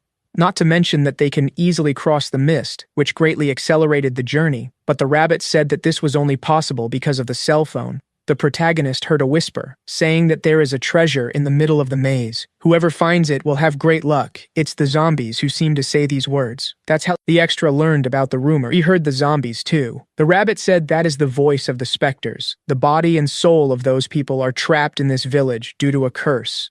Thinking about this, the protagonist believes they are just common zombies. But he soon heard something happening in that town. It seems very familiar, as if he had seen those streets somewhere before. Only then did he remember the dream he had, through Van Dyke's eyes. The rabbit quickly noticed the protagonist's exaggerated reaction, who began to share what he saw in his dream. Then he started to follow the path he took during the dream, being immediately followed by all his companions. The giant was heading towards a large tower, but at that very moment, access to it is being blocked by the wall. The rabbit suggested they turn back, and the protagonist ended up agreeing. There is a lot of mist in that place. Our protagonist knows that the witch's thoughts materialized in that dungeon. As for the maze, it could be an allegory for the witch's childhood when she was confined. The outside seemed like a big maze to her, something she could not escape from.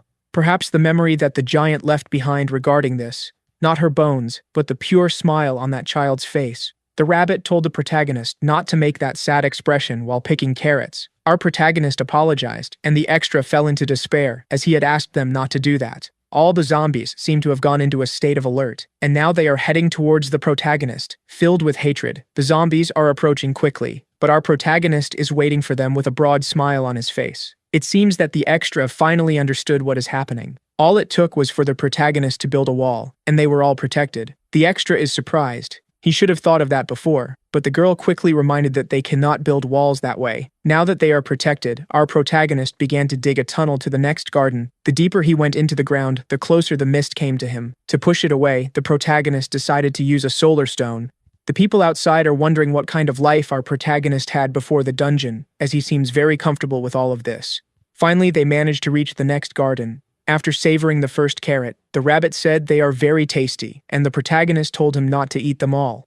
The truth is that the protagonist thought rabbits would have diarrhea if they ate this, but that particular rabbit even eats pork ribs, so it must be fine. No one knows what kind of treasure lies inside the maze, but the protagonist found more interesting things, like a lettuce plant. But he soon realized it wasn't just that. There was also cabbage in that garden. This way he could make some kimchi, something he had wanted to eat for a long time. The extras were so excited that they helped the protagonist gather all those vegetables. Properly protected by the wall, the protagonist hears the same rumors coming from the zombies. The leader of the extras said there is a pattern to those words, as if they were giving hints about the maze. To the protagonist, it seems like a game. The girl who had lip fillers, for God's sake, I've wanted to comment on this for several minutes, said she noticed something interesting among the zombies. The protagonist seems to be interested in this. So he assembled some staffs with the solar stones. The other girl went to show them the way. Now the rabbit understands what those extras were talking about. There was a zombie quite focused in that place. He and some of his companions were tending to the land. Now the protagonist knows who is responsible for planting all of this.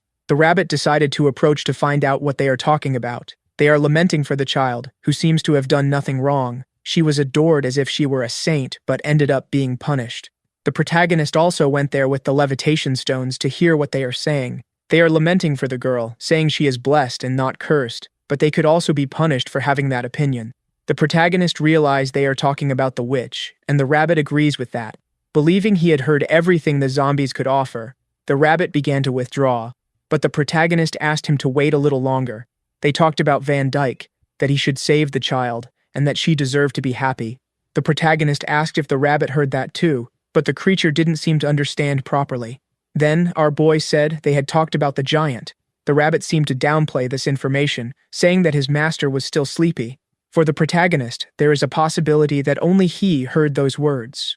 Opening his inventory, he decided to analyze Van Dyke's ring. As soon as he picked up the item, it began to shine brightly, releasing a lot of energy. The protagonist is sure he is a very lucky person. As he extended the ring with his hands, something began to happen.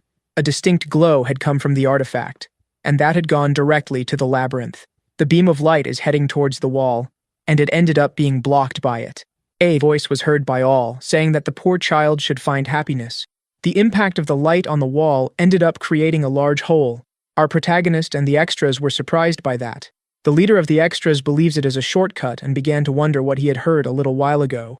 Worried about this, the rabbit said they could be walking into a trap, but our protagonist is sure that this is not the case. In silence, the rabbit believes there must be a reason for his master's excess confidence, suggesting they should enter the labyrinth. Our protagonist asked why the extras are standing still. They found that together and should explore together as well. Walking along the platforms, they advance very carefully. Everyone is heading towards the opening in the wall. The leader of the extras knows that everyone's life is in the protagonist's hands, but after healing their wounds and sharing vegetables, he definitely should not be a malicious person. In fact, it is quite the opposite. He is excessively kind, and this leaves the extra quite thoughtful. Perhaps the reason for all this generosity is the fact that the protagonist is on a completely different level than them. Finally, the first step was taken inside the labyrinth. Our boy analyzes all those walls. The giant's ring began to show a path, the direction they should follow. Thus, the protagonist and his team continued to advance. The rabbit realized that if it weren't for this item, they would already be lost. Growing more confident, the protagonist knows they won't get lost in this place, and now he can feel a bit more at ease. It's time to summon his golems. Seeing the size of that, the extras were scared, and the girl with the lip filler seems to have had another aesthetic procedure, but it's just an elephant from our protagonist, and he asked his new companions to get inside it, or they would end up being left behind. Now that everyone is inside the creature, the protagonist said it may not be very comfortable, but they are safe. After hearing everyone's thanks, our boy felt even more confident, as they wanted to return the favor. The leader of the extras soon realized he would receive a task. Our protagonist already had something prepared for them, the fangs of the stone vipers. There were several arrows too, next to all those fangs. Our boy wants to combine these items to make poisoned arrows. The extras began to feel like they were hired to work in an underground factory.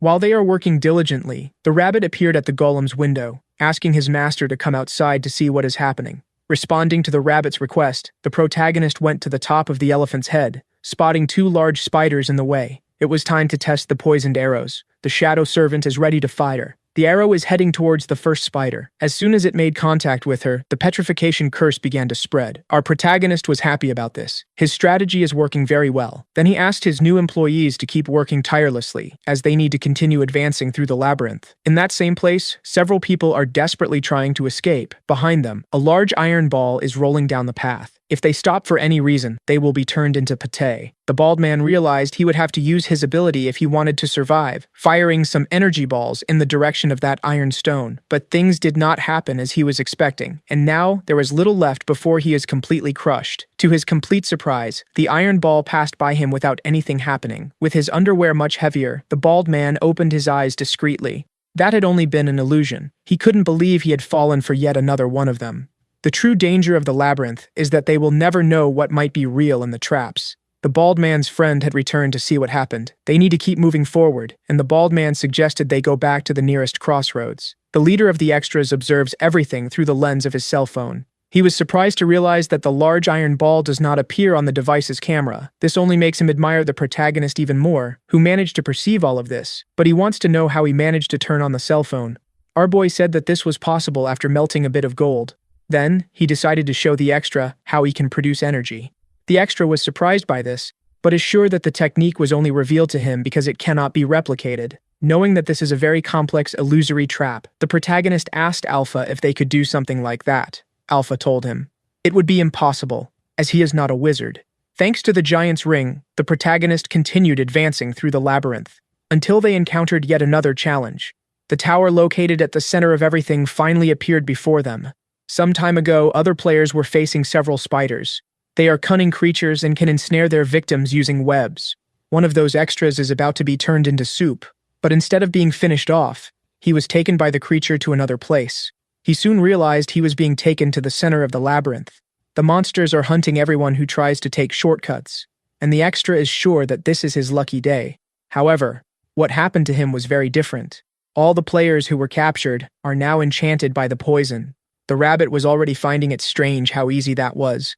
It seems that people were enchanted by the spiders. The movements of these players resemble those of zombies, but the protagonist is confused, as these people seem to be alive, and the rabbit is sure that if they die in this state, they will become zombies. Thinking about the situation, the protagonist thought he could save them, but the rabbit, very upset, said he should stop trying to save everyone. Seizing the opportunity, the extras accompanying our protagonist said they could handle this situation. They also need to reach the tower, and that task can be executed by them. It's much better than preparing arrows. The extras charged into battle. Their leader is about to attack his first victim, but even though his strike was quick, it was unable to hit that person, who seems to possess agility worthy of a Marvel superhero. And now, the extra is being pressured by the enchanted mummy. The poor guy is now very agitated. He didn't imagine the enemies would be so powerful. Not even the rabbit expected something like this. He asked if his master wouldn't join the battle as well, but our protagonist noticed something strange in that place. All the zombies are moving in the same way, but the players should have a different combination of skills. Even so, the people who were captured are attacking in the same manner. The rabbit believes the protagonist has found a way to defeat those enemies. Hearing this comment, our boy fell silent, a smile on his face, revealing that he hasn't thought of anything yet, which left the rabbit quite irritated. The protagonist closely observes the movements of those enchanted people. He said that even if the world is against them, it's necessary to take a moment to admire the sky. The rabbit is now sure that the master has gone mad, but the protagonist seems to have noticed something. The bodies that are moving appear to be manipulated by someone. Very thin threads are connected to their limbs. This is not brainwashing. Someone is controlling all those players, and the rabbit saw this too.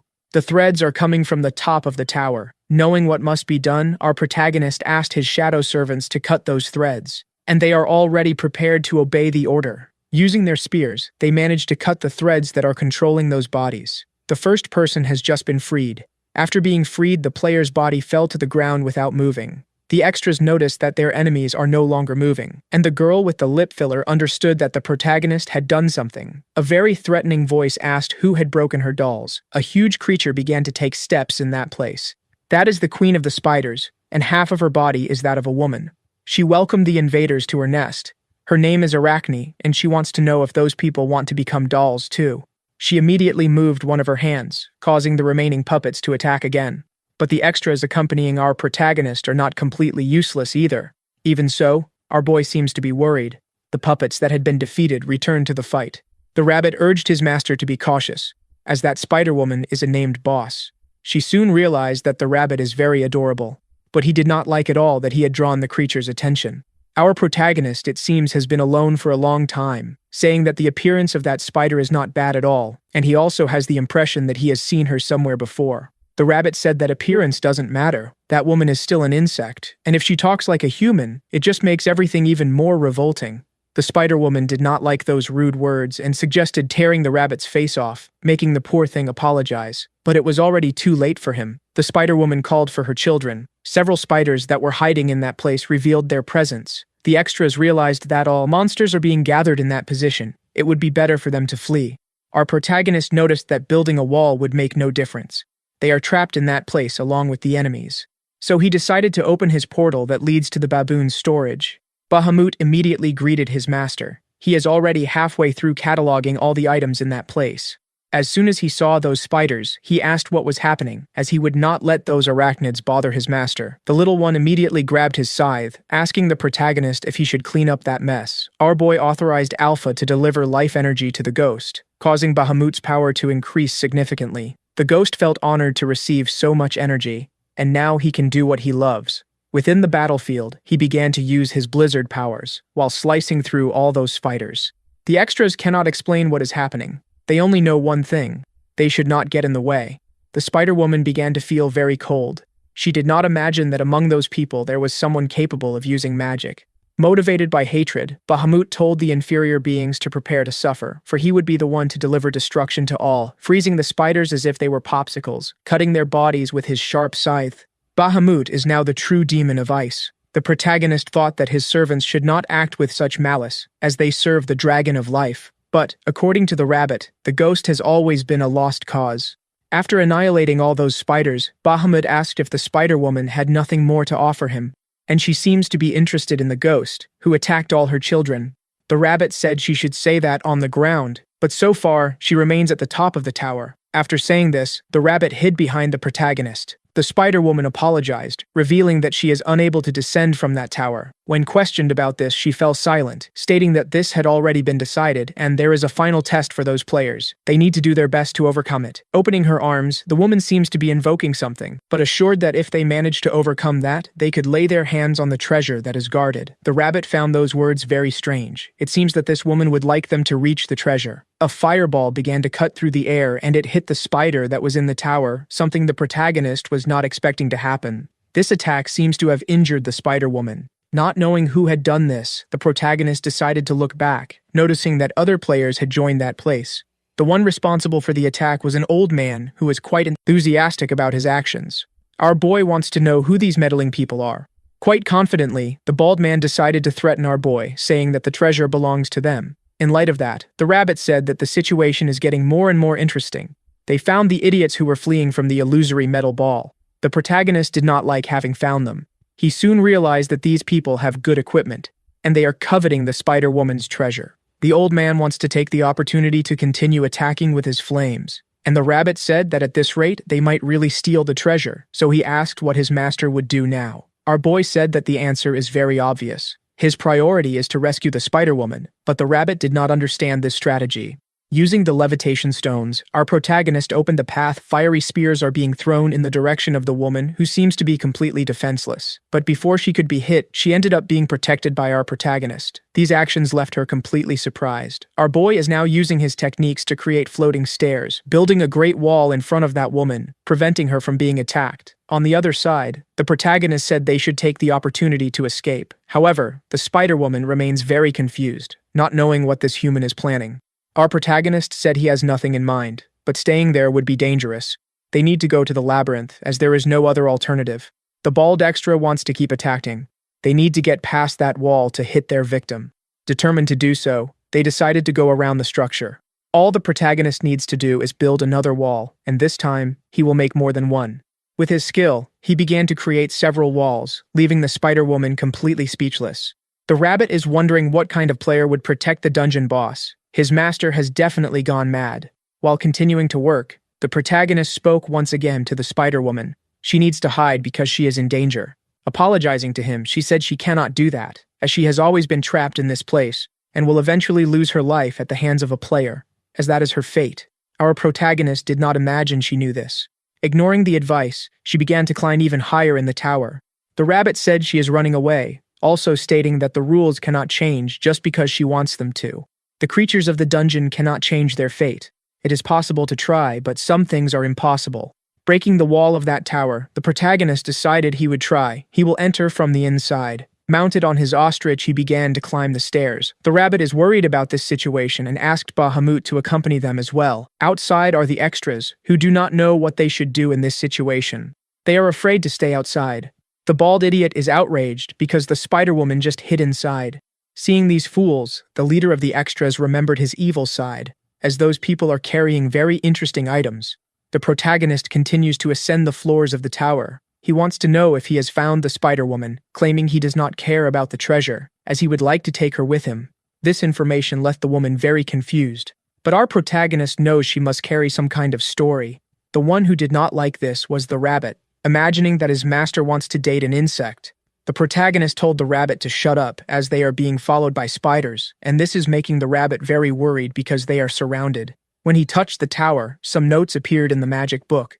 The witch said she is being cursed by the villagers, who say she looks like a monster, even though they cannot see her whole body, claiming she will never leave that place because she is waiting for a treasure. The rabbit realized that note is about the Spider-Woman. She has a beautiful face, but her legs are disgusting. For the protagonist, everything that appears in that book exists in the dungeon, as if they were introductions to a game. Intrigued by this information, the rabbit asked if that place was created by the witch and not by the end dragon. The protagonist believes the ideas belong to her, but she certainly did not want the content of that book to be revealed to everyone. Another person must have been involved in this and used those notes to create the monsters of this place. Only one existence could have done this, the end dragon, and the rabbit is sure of it. Alpha asked the protagonist if he believes the end dragon used the witch's notes for inspiration to create the dungeon. Our boy agrees with this, and according to the notes, the Spider-Woman could be the witch, but Bahamut said that is impossible. They have no resemblance at all, only the hair color, everything else is different. The protagonist said the ghost may have forgotten her memories, but Bahamut assured he would be the first to recognize the witch. In any case, they need to reach the top of that tower soon. When they entered the last room, they found the Spider-Woman. Looking at the protagonist, she asked if he wishes to have his life ended soon, as it is time to summarize the final test. But the protagonist asked her to wait a moment. Before anything else, he wanted to hold her hands for a moment. Suspicious, the Spider-Woman said that our protagonist's plans will not work, for he cannot change fate, so she began to manifest her power once again. Intense black mist is pouring out of that tower, and it took over the entire labyrinth. Outside, our protagonist's extras are stealing items from those idiots, and now they are worried about this mist. The woman welcomed our boy. A vision of the past was shown to everyone, and when there was life in that city, people sold their products. A vendor offered apples to one of the extras of the protagonist. He tasted the fruit, realizing it was real, and the old man said he should pay for it. While the extra was eating several apples, the old man ended up calling the city guards. The extra narrowly avoided being hit by a spear. From the top of the tower, the protagonist realized that this is a technique of the Empire, and he is indeed in the same village he had seen in his dreams, but he doesn't know what is happening. To be sure of everything, he decided to use his phone's camera. Seeing that the extras are actually trapped in an illusion, that really left the protagonist confused. A mysterious voice spoke to him. They had met again. The protagonist is now seeing that little child. The rabbit was scared of her, but our protagonist doesn't know when they had met. The girl knows he had met Van Dyke and didn't think she would be visited again, saying she could be called a witch. Visibly confused, the protagonist asked if they are inside her dream, and not in the giant's dream. The girl confirmed the information, saying that the protagonist entered her dream with Van Dyke's help, and she was responsible for making that ring. Since our boy doesn't understand anything, he asked for more explanations, but the witch was already completely enchanted by the rabbit, squeezing the fluffy creature. The rabbit stopped asking for help when he heard the witch say he was very cute. He soon began to feel a great sense of comfort, as if he had returned home. Bahamut soon became very emotional, as he recognized that person. But the witch seems not to remember him. Bahamut said he had always been a very loyal servant. Only this version of the witch cannot remember him, which leaves the poor guy quite desolate. The witch said that her current version hasn't met him yet, and said this to try to ease the ghost's sadness. But those words only left the protagonist even more intrigued, wanting to understand this situation. The witch said that an item made with love carries memories, which can be accessed by using that item. Everything in that city was recreated this way. Faced with such great magical ability, the protagonist was impressed by the richness of the details. Alpha said that this must be abyss magic, and the memories were transported from within that magical artifact. Now that the protagonist has entered that dream, it wouldn't be unusual for him to be recognized as its true owner. Hearing that voice, the little witch became fascinated and said she wanted to be as beautiful and elegant as that woman when she grew up. Alpha was surprised, as she didn't imagine she could be seen, and the little witch said she could see her perfectly, as she is very charming, and I'm sure she must be very kind to the people she loves. But Alpha said she had never loved anyone, not in the sense the little witch suggested. Looking around the room, the protagonist asked where the spider woman is, and the witch pointed to the floor, saying that if they were looking for her spider, she is there. The protagonist immediately looked down. There was a small spider in the corner of that room. The witch said it was her pet, and that she is very adorable. The protagonist now observes the little witch closely. Very emotional, he realized that the child had no friends at all, but now he wants to know what the last test is and why they were brought to this place. Touching the spider, the protagonist asked her to say something. But more notes appeared in the magic book. The witch in the tower is the spider, not the girl. Anyone who fell into her web would become her servants. The little witch wanted the spider to grow up quickly so she could protect her. The protagonist was surprised by these revelations. The desire of that little child was not to be known as the witch everyone talks about, and she certainly wished for the spider to protect her. After closing the magic book, our protagonist spoke directly to the spider woman, believing she was hearing everything. Protecting that little girl is her final test, and the witch asked if our protagonist would protect her. The young man said yes, and he was soon followed by Bahamut, who stated he would do the possible and the impossible to protect her. After that, they began to hear a very frightening scream. Something was happening, and the witch asked once again if they would protect her. The protagonist said he would do that, but wanted to know from whom he should protect her. The city outside began to catch fire. The little witch said the villagers would try something against her life. They all seemed to be taken by an uncontrollable fury. The blame for it all lay with the witch, and they were heading towards the tower to put an end to her. Quite frightened, the little witch asked to be protected from these people. Looking out the window, the protagonist began to feel very worried. There was a large crowd of people down by the tower, and they all seemed to have transformed, as if they were possessed by violent demons. All this heavy feeling was being directed at a simple child. The rabbit tried to console the poor thing. If what he saw in the dream was indeed real, that entire village would be destroyed by fire. Van Dyke risked his own life to save the witch. But the giant was not there now, and the protagonist understood what the true test was. He needed to save that child. The little witch hugged the rabbit tightly, feeling very scared. Even the rabbit, who usually is a complete jerk, realized that the dungeon master's suffering must be very great, as he keeps repeating this experience endlessly. The protagonist threw some floating blocks out the window. He told the rabbit not to waste time, as he needed his help to resolve that situation. Irritated, the rabbit said he was doing something very important, which was to console this child. The protagonist said that all the rabbit was doing was being hugged and thinking himself quite important. The rabbit said that's what dolls do. However, he said that going outside could be dangerous. If they climbed too high, they might attract the griffin's attention. The protagonist said that the secret to everything was balance. Now they needed to walk across that bridge very carefully. The little witch, looking out the window, began to feel very scared. The rabbit immediately left her embrace. Shortly after that, he reached out his hand to her, saying that everything would be all right. That man may not be trustworthy, but his master is someone who always keeps his word, so the child should trust them, as everything would turn out fine. Wiping the tear from her eyes, the little witch took the rabbit's hand. Now they were all trying to cross that floating bridge. The rabbit asked the child not to look down. The extras, who were helping the protagonist, finally managed to climb the tower. They said that outside of that place everything was very chaotic. They couldn't say what had happened. The protagonist said they arrived at the right time as they were leaving that place.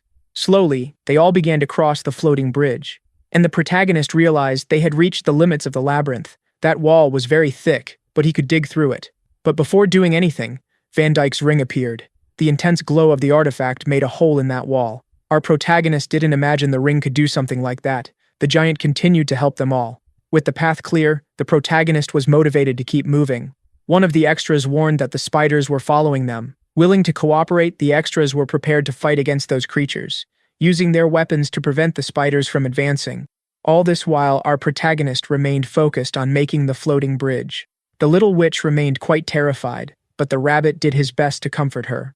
The giant's ring continued making holes through the walls of the labyrinth, while the protagonist kept making his way with the floating bridge, until they finally reached the outside. Looking at that, the extras celebrated, as they had thought they would never leave that place alive. The rabbit was very thoughtful. It might seem like nothing, but the protagonist built that bridge with little space, besides avoiding all the monsters on the ground, while hiding from the griffins, using the mist as cover, not to mention the uneven ground, which changes the height of the walls. To the rabbit, his master truly is an impressive human. Looking at the little witch, our boy said she could open her eyes now. Still gathering a bit of courage, she decided to do as she was asked. She could finally see the things outside the tower. The protagonist was showing her what the world outside the labyrinth was like. The girl was moved by this landscape and thanked him. With that, the protagonist achieved another accomplishment. All the participants were healed, and the extras managed to level up. The protagonist's skills were also enhanced, but he hoped for other rewards, and the rabbit said that the other players also participated in the hunt.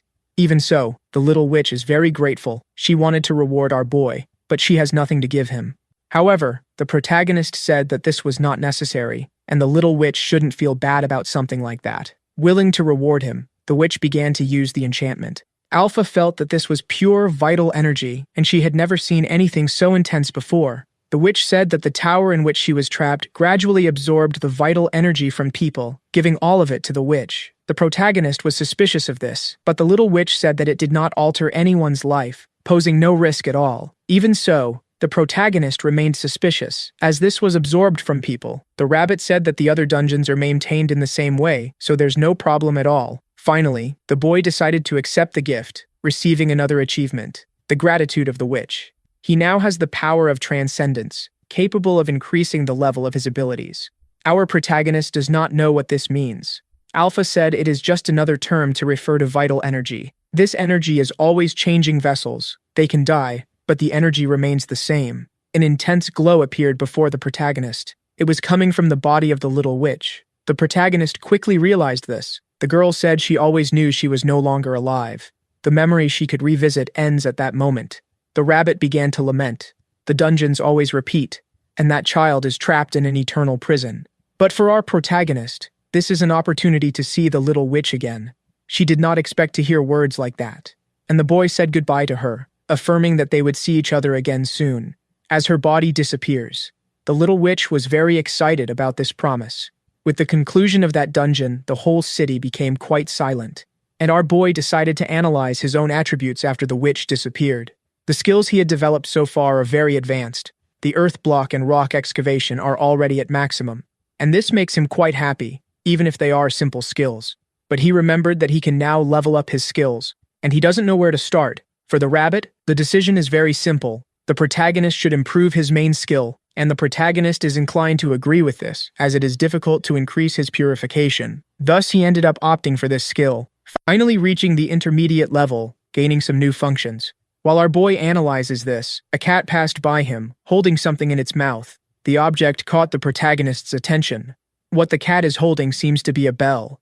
The system said it is the witch's bell, and it has some kind of hidden function.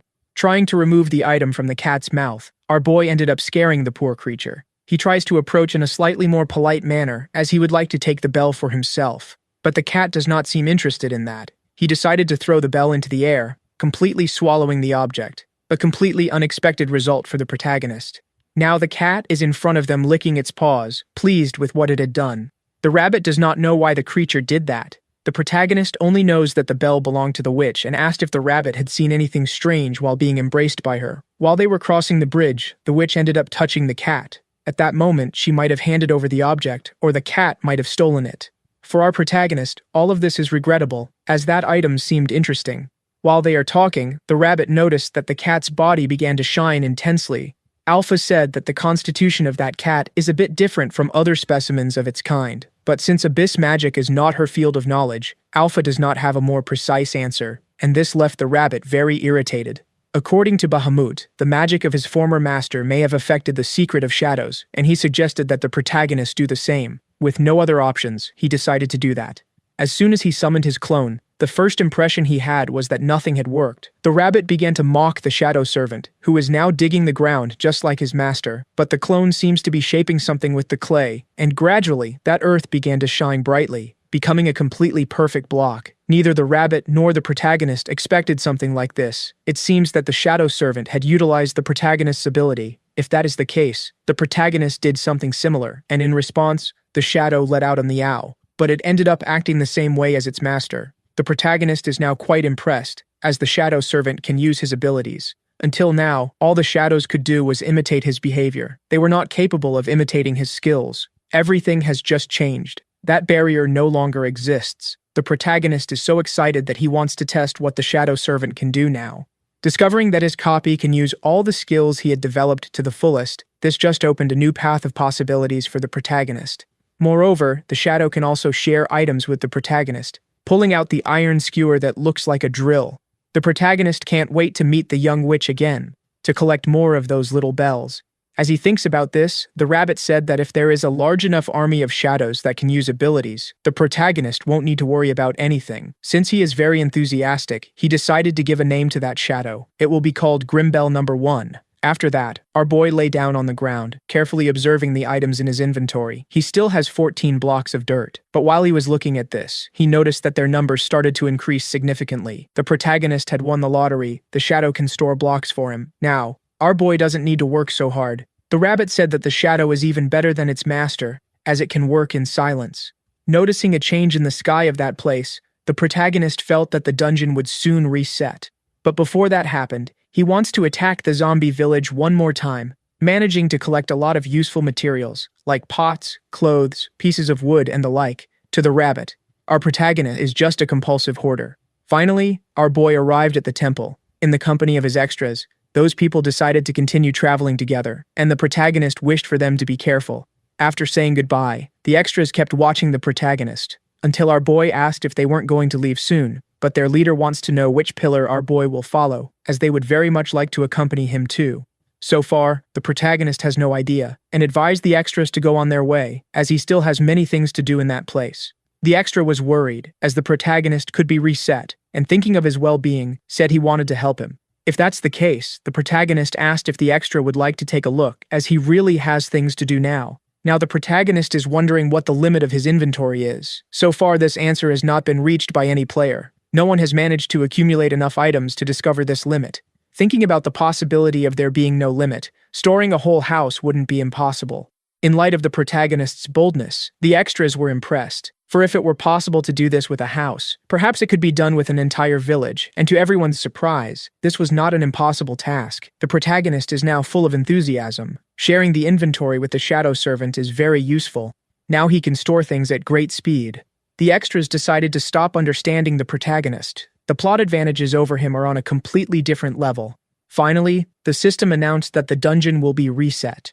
At that moment, the farewell was inevitable. The extras wished the protagonist a good journey. As the reset happens, the protagonist is safe inside his flying vessel, patiently waiting for the witch, who is in the center of the maze. Inside the tower is the Spider Woman. She sighs deeply, knowing that soon everything will repeat itself. It seems she retained some of her memories. That doesn't seem pleasant. She watches the window closely until she finds something with her eyes that catches her attention. Through the maze, someone had created not just a bridge, but a rice field. This simple gesture left the Spider-Woman quite emotional. For the rabbit, the bridge would be enough. So he asked why his master also made that rice field. Our protagonist thought that just a bridge would be too lonely. The rice field makes the atmosphere a bit cozier. Outside the tower, the Spider-Woman is impressed that the protagonist made the journey there alone, and visibly impressed, asked if he came there to end her. The protagonist was confused by these words, thinking that she had forgotten everything, and perhaps the little witch had too.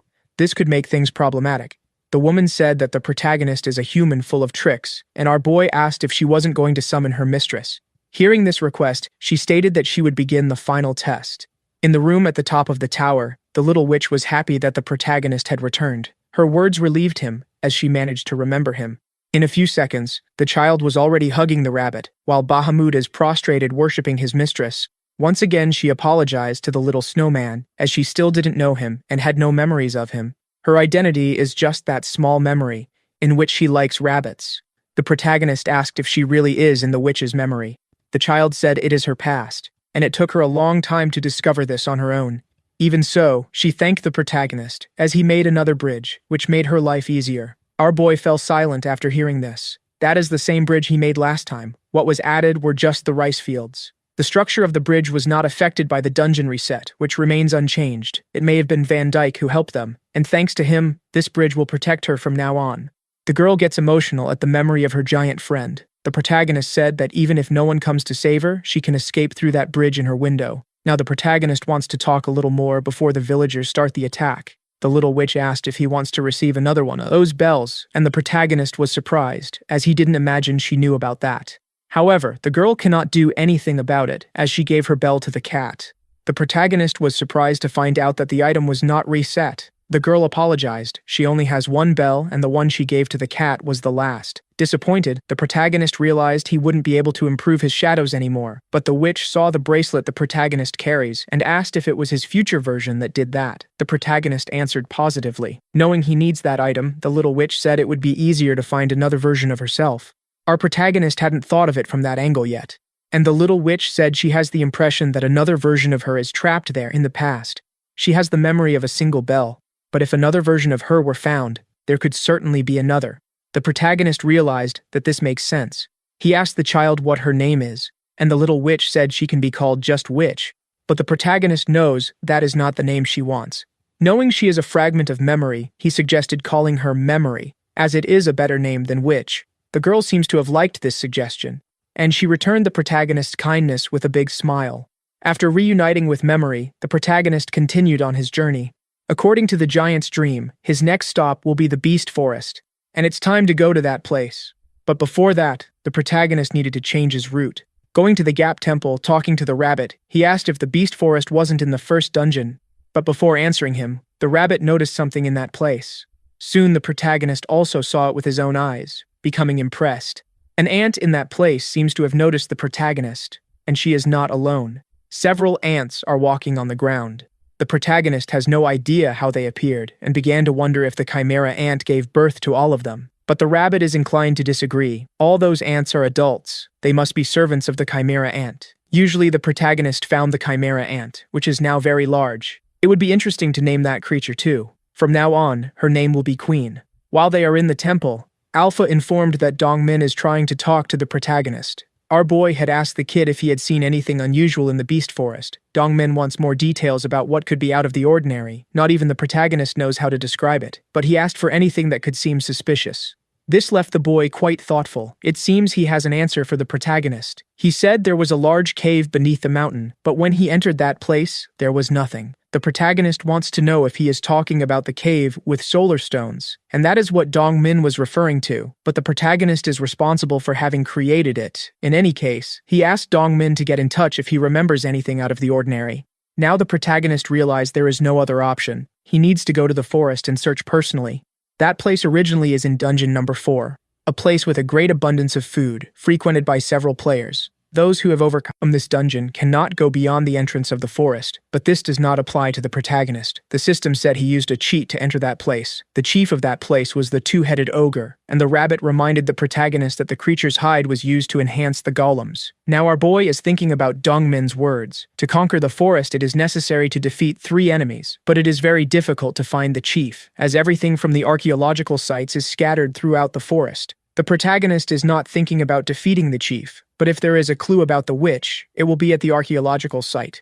And the biggest problem he faces now is the fact that he is completely lost. All the trees look the same to him, just like the caves embedded in the cliff. He can't even remember the cave where the two-headed ogre is. Only then did he remember that he had installed a portal inside that cave, and he asked if Alpha could figure out the coordinates. But she apologized. It's possible that the monster destroyed the gate. She can't locate anything. If there were any markings on the ground, it would be much easier. Dongmin said there is a large lake near one of the historical sites, and now the protagonist decided to search for the lake. In the middle of the forest, the protagonist built an observation tower. Just looking at the map, it's hard to say where the lake is. However, he has already managed to identify a region with a large number of enemies. The rabbit said that monsters are also living beings, and it's natural for them to gather near water sources. The protagonist praised the rabbit's contribution, as it makes a lot of sense. It's time for them to start moving. Blinded by a bright light, the rabbit doesn't know whether to die of embarrassment or stay silent. The protagonist is wearing a full golden armor, and the rabbit wants to know if he is really going to keep wearing that. But the protagonist said there might be illusions in that place, and with the cell phone in the helmet, he can protect himself from all that. Before long, the protagonist ended up finding something. Several giant mosquitoes are approaching him. So, our boy needs to start preparing for a session of violence. Using his spear, he managed to take down the creatures that were getting closer, ending the lives of the mosquitoes. Finding that quite disgusting, he doesn't know why the insects are so big. Dongmoon told him to be cautious, as he had forgotten about the mosquitoes, and they are very problematic. But to the protagonist's surprise, the remaining mosquitoes decided to flee. While he regrets having dirtied his spear, the rabbit decided to analyze one of those carcasses. That is not a mosquito, it's a gnat. For the protagonist, this is not important, and it doesn't make a difference. This only left the rabbit very irritated, as unlike mosquitoes, gnats do not drink blood, and that is important. Moreover, they always live near water sources. To gather information, the protagonist opened the magic book. The mosquitoes of the magic forest are large and frightening, and can suck blood even through clothing. According to the magic book, that is a mosquito, contradicting the rabbit's information. However, the rabbit stands by his position, claiming that memory was too small to know the difference. Analyzing the carcass personally, the protagonist realized that this gnat could be dangerous. It's impossible that the little witch confused a gnat with a mosquito. The rabbit wants to know what his master will do now. It will be dangerous to cross a swarm of gnats alone. As the enemies are fast, the golems won't be very useful. It can only be problematic. But the protagonist, as always, seems to have had an idea. The beast forest will have to wait. He decided to open the magic lock. The protagonist just had a brilliant idea. After entering that dimension, they were greeted by Bahamut, who is taking care of everything.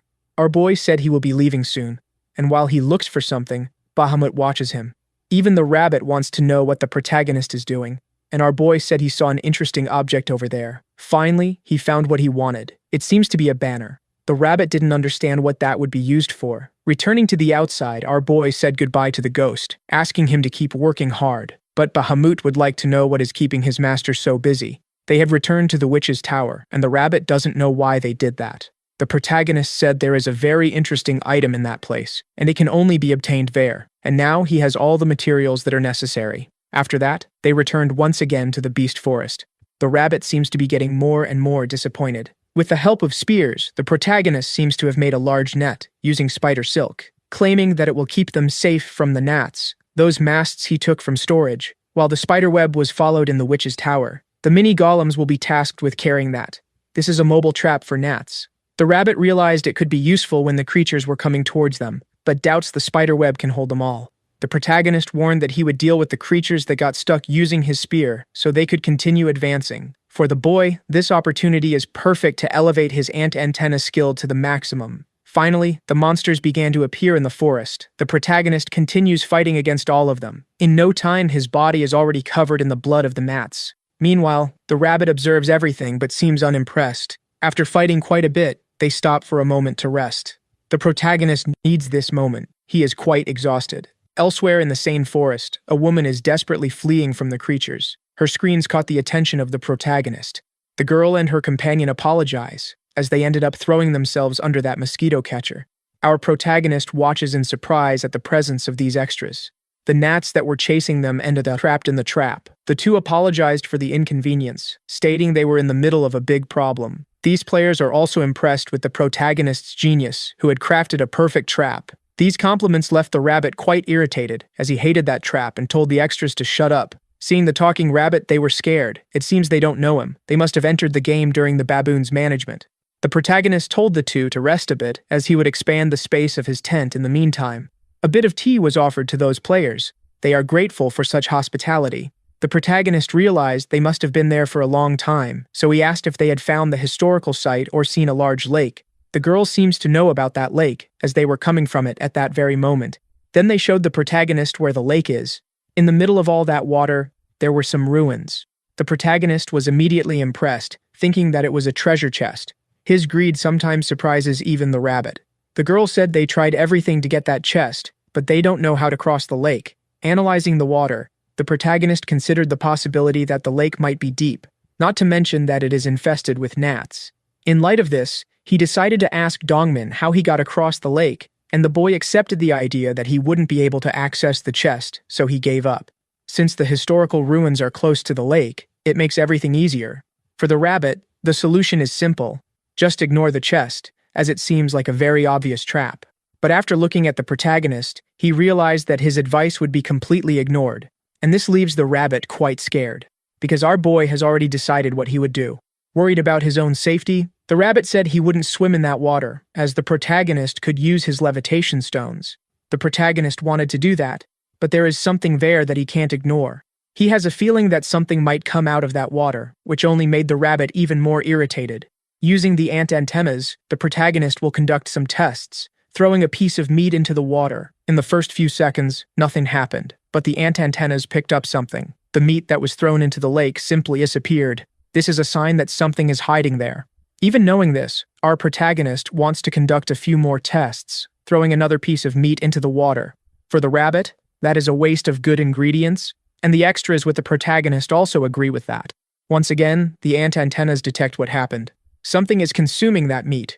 More and more curious, the protagonist decided to throw in another piece. But before he could do that, he noticed that the last piece of meat hadn't completely disappeared. So he began to observe the water very closely. Something inside the lake started to agitate the surface of the water. And before all of them, a mysterious woman appeared. Immediately, the rabbit was surprised, as what is before everyone's eyes is a water spirit, which, at first, resembles a normal woman very much, except for the ears. For the protagonist, that does look like a spirit. The rabbit is just a rabbit, and nothing more. The other players there became worried, saying that what is in the water is a mermaid. Her ability is to enchant her victims before devouring them, so they should cover their ears immediately. As soon as the girl finished giving her explanation, the mermaid began to sing. Even the rabbit is worried about this, asking the protagonist not to listen to anything. But it was already too late. Our boy is completely defenseless against those sound waves. He is very apprehensive in front of the mermaid, though. Her voice is very good. That mermaid definitely has potential to sing. Now the rabbit has started to get confused, wondering why the brainwashing didn't happen. The other players are also intact. For the girl who warned everyone, that mermaid must be different from those seen before. Gesturing with her hands, the mermaid pointed to her own mouth, as if asking for a little more food. Or perhaps she is saying that she was responsible for consuming that meat. The second possibility seems better, as now the mermaid is patting her belly as if she is satisfied. Trying to understand that, the protagonist interpreted the gestures as a thank you, and it seems that was exactly what the mermaid was trying to say. The players are surprised by our boy, who managed to communicate with the mermaid. Watching everything very closely, the rabbit believes he has deciphered those gestures. The mermaid said she is too full to keep eating. There's no reason to devour those players. For the rabbit, he must have a much higher intelligence quotient than the humans around him, until everyone was surprised by the mermaid's movement. Something had happened, and the protagonist is wondering if all of that is for him. In the mermaid's hands is a pair of boots. For the rabbit, that is just trash, and inspecting the boots, the protagonist saw that they are made of rubber. He liked this surprise a lot. He didn't imagine he would find rubber inside the dungeon. The rabbit suggested they ask the mermaid to fetch the treasure chest, taking advantage of the friendliness she is showing. But it seems she understood those words, negatively signaling with her hands. For the rabbit, she won't be able to leave the water, being a water spirit, but that is no obstacle at all. Pointing to the rubber boots, the protagonist asked if she could get more similar items. In return, the protagonist said he would deliver a delicious dessert to her. This offer left the mermaid deeply enchanted. She managed to grab the bronze shield. The protagonist is very happy about this, but for the rabbit, all of that is just trash. The mermaid now has a happy smile on her face, and outside the lake, a large pile of items has accumulated. The protagonist is inspecting each one of them personally, and upon picking up a dagger, he realized it could be very useful. The other players he had encountered in the forest see that only as a pile of junk. However, the protagonist continues his scavenging, finding a small necklace, the werewolf amulet, which allows howling. The boy was quite excited about this, but the rabbit didn't see much appeal in that item. Not knowing how to use it, he heard from the rabbit that he should try howling like a wolf. The protagonist did exactly as suggested, but nothing happened, except, of course, for the rabbit's fit of laughter. This is becoming more and more amusing for the poor thing. But a creature appeared in that place, wanting to know who was responsible for summoning it. The protagonist and the rabbit immediately looked back. Rugal had just appeared in that forest. Seeing the assistant's presence, the players were frightened, as he shouldn't be at stage 4. Not at all impressed by him, the rabbit decided to ask what the wolf was doing there. At that moment, Rugal spotted something with his eyes, the amulet that is in the protagonist's hands. Visibly furious, he asked our boy where he had gotten that. Without any warning, we were taken to a flashback. Rugal was impressed with the players who had just reached stage 2. That small group called themselves the Health Nuts. They were numerous and very lively. And indeed, they all seemed to be very healthy. After the protagonist took charge of Stage 1, the players were visibly stronger. Among them was one who stood out. At that moment, he is calling his colleagues to process the boar meat. They are all fighters and craftsmen. Rugal realized that at this rate, they would soon complete this dungeon, but he began to feel a different energy. A blue flash shone in the air, catching everyone's attention. Back in the present, the players said they didn't expect a game assistant to be summoned by that amulet. No one in their right mind would do that. Rugal descended from the air, stopping in front of our protagonist, and our boy still doesn't know why the wolf had appeared in that place. Quite irritated, Rugal said he had been summoned by him, which is why he is asking where he got that amulet. Our boy realized that he was talking about the necklace he had found, and also said that it was in the depths of that lake. Rugal said that this is nonsense, as that necklace is a treasure belonging to the Rougarou clan. It is impossible that the protagonist simply found it. Not understanding half of those words, our boy asked what this clan is. The wolf is impressed that the protagonist has been using the item without knowing what it is, so he began to talk about the noble Rougarou clan, for they are the masters of beasts, the true rulers of that forest of wild animals. They possess magnificent silver manes, resembling the light of the moon itself, in addition to being deadly hunters, and the wild nature of the beasts. That is why they are the aristocrats of this forest. To the rabbit, the wolf just described himself with a bit of exaggeration. Rugal said that only those who receive the clan's recognition can receive an amulet like this, being able to summon their closest member. The protagonist did not imagine that Rugal was a member of the clan that was closest to that region, and felt a bit disappointed as he wanted to meet another werewolf. Rugal said that this would be impossible, and the protagonist was surprised. Then, the wolf revealed that he is the only survivor of his clan. A bit pitying, the protagonist said he did not imagine the wolf had such a tragic story. Now he wants to know if he can make a wish. The rabbit is also eager for this, but the wolf just got irritated with these comments. But he thought to himself that this is true. He needs to guarantee a wish from the one who summoned him, but the amulet was never given to the protagonist. And if Rugal is not going to do anything, the protagonist wants to know why the wolf appeared, for they are very busy now, rummaging through all that junk that was in the lake. Having not contributed to them, the wolf simply returned to where he was. The rabbit was impressed by this, and the protagonist began to wonder if they had irritated the poor wolf too much, as he could have stayed there longer. However, a wicked idea arose in the rabbit's mind. They could summon the wolf once more, with the help of that amulet. Speaking directly to the object, the protagonist asked if Rugal could hear him. Once again, the wolf appeared in the forest, irritated at being summoned, while the protagonist and the rabbit had fun with it. Crying with laughter, the protagonist said he just wanted to make sure he could summon him again. Apparently, Rugal cannot ignore the call of that amulet. The poor wolf realized he is in trouble in the hands of those degenerates. He even tried to ignore the call, but the rule of his clan forces the closest member to respond to it. And since he is the only survivor, the call goes to him once more, for there is no one else who can answer it. Now Rugal is very furious and asked not to be summoned again, disappearing once more into the sky of the forest. However, the protagonist seems very entertained with the presence of that amulet, calling once again for Rugal. Once again, the wolf appeared to them, bringing joy to the protagonist and the rabbit, at the cost of the wolf's mental health. Asking him to calm down, the protagonist said he needs his help this time, telling Rugal to get the treasure chest that is on the other side. Looking in the direction of the chest, Rugal said he has no reason to do something like that. However, the protagonist assured him that he would cook something delicious for him, and this seems to have captured the wolf's attention. Returning to analyze the ruins, Rugal realized that this is part of the historical site. That one in particular belongs to his clan.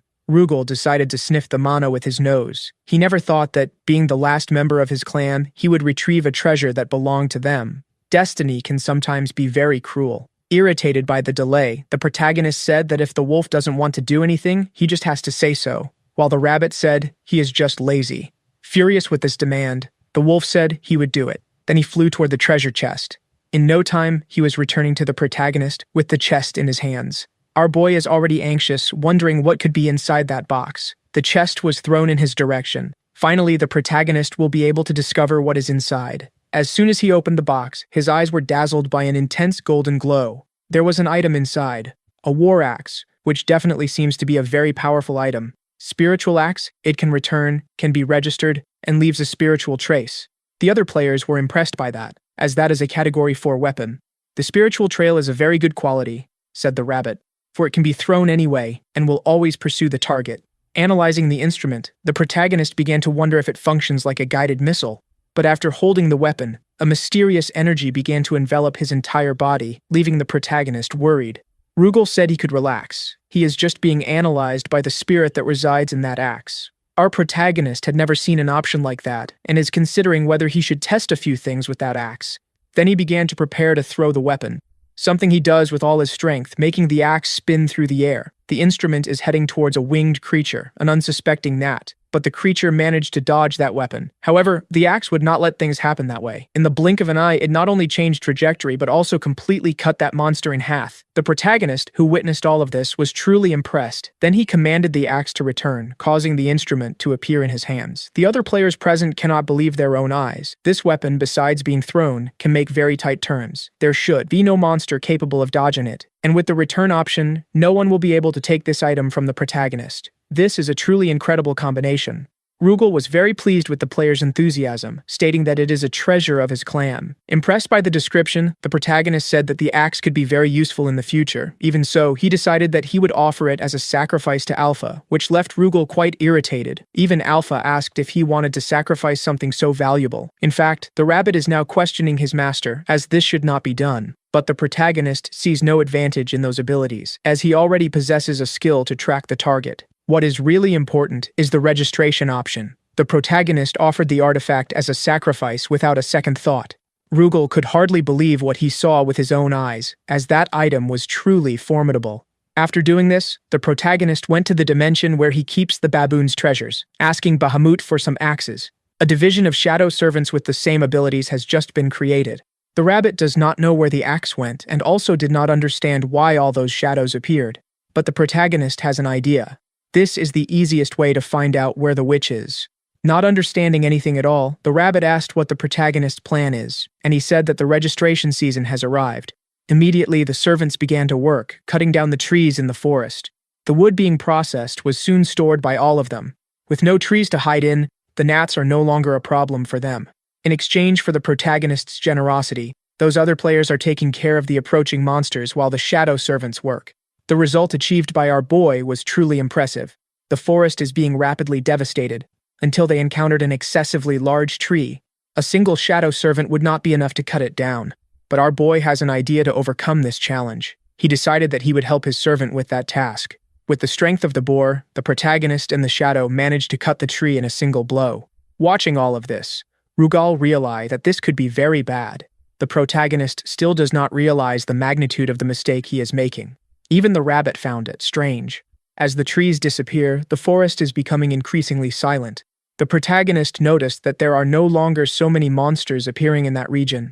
While he was talking to the rabbit, he felt the entire ground begin to tremble as if it were an earthquake. Our boy has no idea what this is and began to wonder if the dungeon was being reset. But the rabbit said that is not what it is about, asking the protagonist to look in another direction. Something is happening in the part of the forest where there are still trees. The birds are flying, and something grand is passing through the trees. In fact, the trunks of those trees are starting to move. The protagonist realized that they are all coming together, giving rise to a single tree. That stands out in the middle of that forest, giving rise to a great creature. Rugal said that this was caused by the protagonist who did not stop cutting down the trees. Quercus does not forgive those who destroy the forest, but the protagonist has no idea who this entity is. The wolf said that it is a guardian of that place. The sentinel tree Quercus, which is also a quite formidable and powerful monster. Alpha said that this name belongs to the guardian of the trees. He only heard about it through legends, and it is the first time he observes it with his own eyes. Visibly scared, the protagonist did not imagine he would encounter a legendary creature. At that moment, he realized he had awakened a very dangerous enemy. The rabbit had already expected something like this to happen, yet he was ignored by the protagonist who said he had warned about the consequences. The boy grabbed the rabbit by the ears, saying that he had not given any kind of warning. Now, that immense creature is approaching them. The tree's feet crush everything in its path, and the most impressive thing is that the trees are clearing the way for the monster to pass through the forest. It truly is a formidable enemy. Quercus continues advancing toward the protagonist. Even though the situation is dangerous, the monster moves slowly, so they might be able to solve this problem. Mounted on his ostrich, the protagonist began to distance himself from the creature. Even if he executed a combined attack with the shadow servant, he might not be able to win. The best solution is to avoid conflict. For the protagonist, it would be better to stay out of the tree's reach until it can no longer be seen. Rugal appeared just to say that this strategy won't work. Even though that monster has no eyes, it is guided by the trees of the forest, which will tell it where the protagonist is hiding. Our boy thought about fleeing to the floating islands, but there are trees there too. Rugal confirmed it would be completely useless. No matter where the protagonist is, a new Quercus will materialize just to attack him. Alpha realized they would be chased forever, and Quercus will destroy the temples in its path. The rabbit said that all of this is the fault of the human who angered Mother Nature. If the trees guide that monster, the protagonist realized that if he can get rid of all of them, he will be safe. Rugal and the rabbit are impressed with the protagonist's ability to think of foolish things. He is certainly crazy. He possesses exactly what caused all the problems they are now having to solve. Even if the protagonist regrets his actions, there is no way for him to go back on what he has done. Now that things are this way, he decided he will cut down all the trees. He and his shadows began to cut the forest in an even more aggressive manner. Rugal asked if the protagonist is not a fool and if he is not afraid of the forest's wrath, but our boy completely ignores the warnings. He can avoid the monster's approach using his gates. It is time to change position. Several gates are positioned in that place, all of this according to the protagonist's strategy. Alpha warned that soon the life energy will be depleted, but the protagonist said that everything is fine. He will get more energy soon. It was at that moment that he noticed the presence of the little squirrel, which must have approached him while the gates were being created. The great Quercus continues to approach. After seeing that creature with his own eyes, the little squirrel was amazed. Then he started to run, and the protagonist asked where his little friend was going. The rabbit noticed that the creature was impressed to see that big tree. Despite everything, he is still just a squirrel, but now the rabbit is intrigued. He wants to know why the squirrel managed to level up so much. Our protagonist returned to his task of cutting trees, and he asked the rabbit where the squirrel is, discovering that the creature approached the giant tree. Knowing that he is safe is a relief for the protagonist. Quercus's hostility has turned solely toward him. After a long day of work, night fell upon everyone. Rugal wants to know what the protagonist will do now, as he will continue to be followed by the forest's wrath for eternity. Bahamut told the wolf to shut up, as the master is sleeping at that moment. The wolf asked if the ghost is not going to sleep, but since Bahamut is a lich, he does not need such things. His task during that night is to keep the golem moving until the protagonist wakes up. Meanwhile, Rugal noticed that the shadows did not stop cutting the trees of the forest. More and more intrigued, he is wondering if the protagonist can maintain that escape for eternity. It has been a week since they have been in this situation, and the protagonist continues fleeing from the great tree, but due to its speed, Quercus poses no risk at all. Our boy asked if his shadows are ready, as it is time to act. They are producing new golems. The wolf and the rabbit do not know what this means. It seems that the protagonist is having fun in the company of the shadow. Rugal decided to go up high once again. There he could see that half of the forest had been devastated and that everything would be reset soon. Even so, it would have been much better if he hadn't seen all that devastation. The protagonist called the wolf to join them for a meal in case he wasn't too busy. Several steaks were properly prepared for this meal. Completely engrossed in the taste of it, Rugal said that this recipe is magnificent. The protagonist asked them to eat slowly, as the food won't run away. Rugal wants to know why the protagonist isn't cutting down the trees himself, and the boy said that the shadows do the job better than he does. Hearing that, the wolf realized that the protagonist uses his automated system much better than Sherpa. While savoring that meat, the protagonist thought he should cook other types of meat as well, and in the middle of his meal, a glow from the system window appeared to him. The title of Diligent Lumberjack, receiving the ability to cut trees. A completely unexpected achievement. A certain psychologist created the rule of 10,000 hours. This is the time needed to practice to become a master at something. Even though the protagonist didn't do that for all that time, he cut down 10,000 trees within the dungeon. For the rabbit, that achievement makes no sense at all. The protagonist did nothing. Only his shadows worked. The protagonist disagrees, as the shadows are also him. The rabbit tries to shout to the dungeon that it is being deceived. The ability to cut trees allows the protagonist to do it faster while regenerating his health. In the dungeon, several abilities can restore the player's health. Some only accelerate natural recovery, while others reduce health loss steadily. The ability most similar to the protagonist's is blood absorption, but in his specific case, the targets are not humans or monsters, but the trees. Thinking about this, the protagonist realized he would have to cut trees if he got tired during a battle, and the rabbit still doesn't understand that. Our boy is eager to put his new ability into practice. Putting an axe in his hands, he cut down the nearest tree. He felt that his synergy with the axe had increased significantly. It was like an extension of his body. He also noticed that his health increases by 1% for each tree that is felled. Perhaps he could even avoid death with this. The rabbit said it's easier said than done. He wouldn't be able to cut down trees if he was being chased by several monsters. Meanwhile, the large tree continues to approach very slowly. The protagonist believes that in the current situation, it will be difficult to defeat Quercus, and the rabbit said that he is the only one with the ability to cut trees. Moreover, the protagonist noticed that the enemy had grown even larger. Rugal informed him that this was expected, as the fury of the forest had also increased since the boy hadn't stopped cutting down trees. Our protagonist said that the wolf could have warned him earlier, and embarrassed, Rugal said that this is the first time he has seen Quercus in person. Thinking about the size of the creature, the rabbit wants to know what his master will do now. If they keep cutting trees, it could get even bigger, but our boy is already thinking that it isn't necessary to defeat this enemy, as he seems to have little intelligence. Shortly after that, he saw something with his eyes. A mysterious magic circle appeared before them. The rabbit knows it's shadow magic, and it certainly belongs to Sherpa. Sherpa was once the witch's cat. This could be a remnant of her magic. Within this forest. Our boy asked Alpha to examine that energy. She said that this is an automated system of the dungeon, so it can be maintained without management. But there is another hidden sequence in that circle, very similar to the baboon storage. The protagonist doesn't know what that means, and the rabbit realized it could be Sherpa's storage. They just hit the jackpot. Then the protagonist decided to go inside, but he realized he might need a key for that. Rugal said he already has that artifact. Sherpa left it with them. That's when the boy remembered the bracelet he was carrying. Using the object, he tried to enter that other dimension. A great flash of light happened at the same time.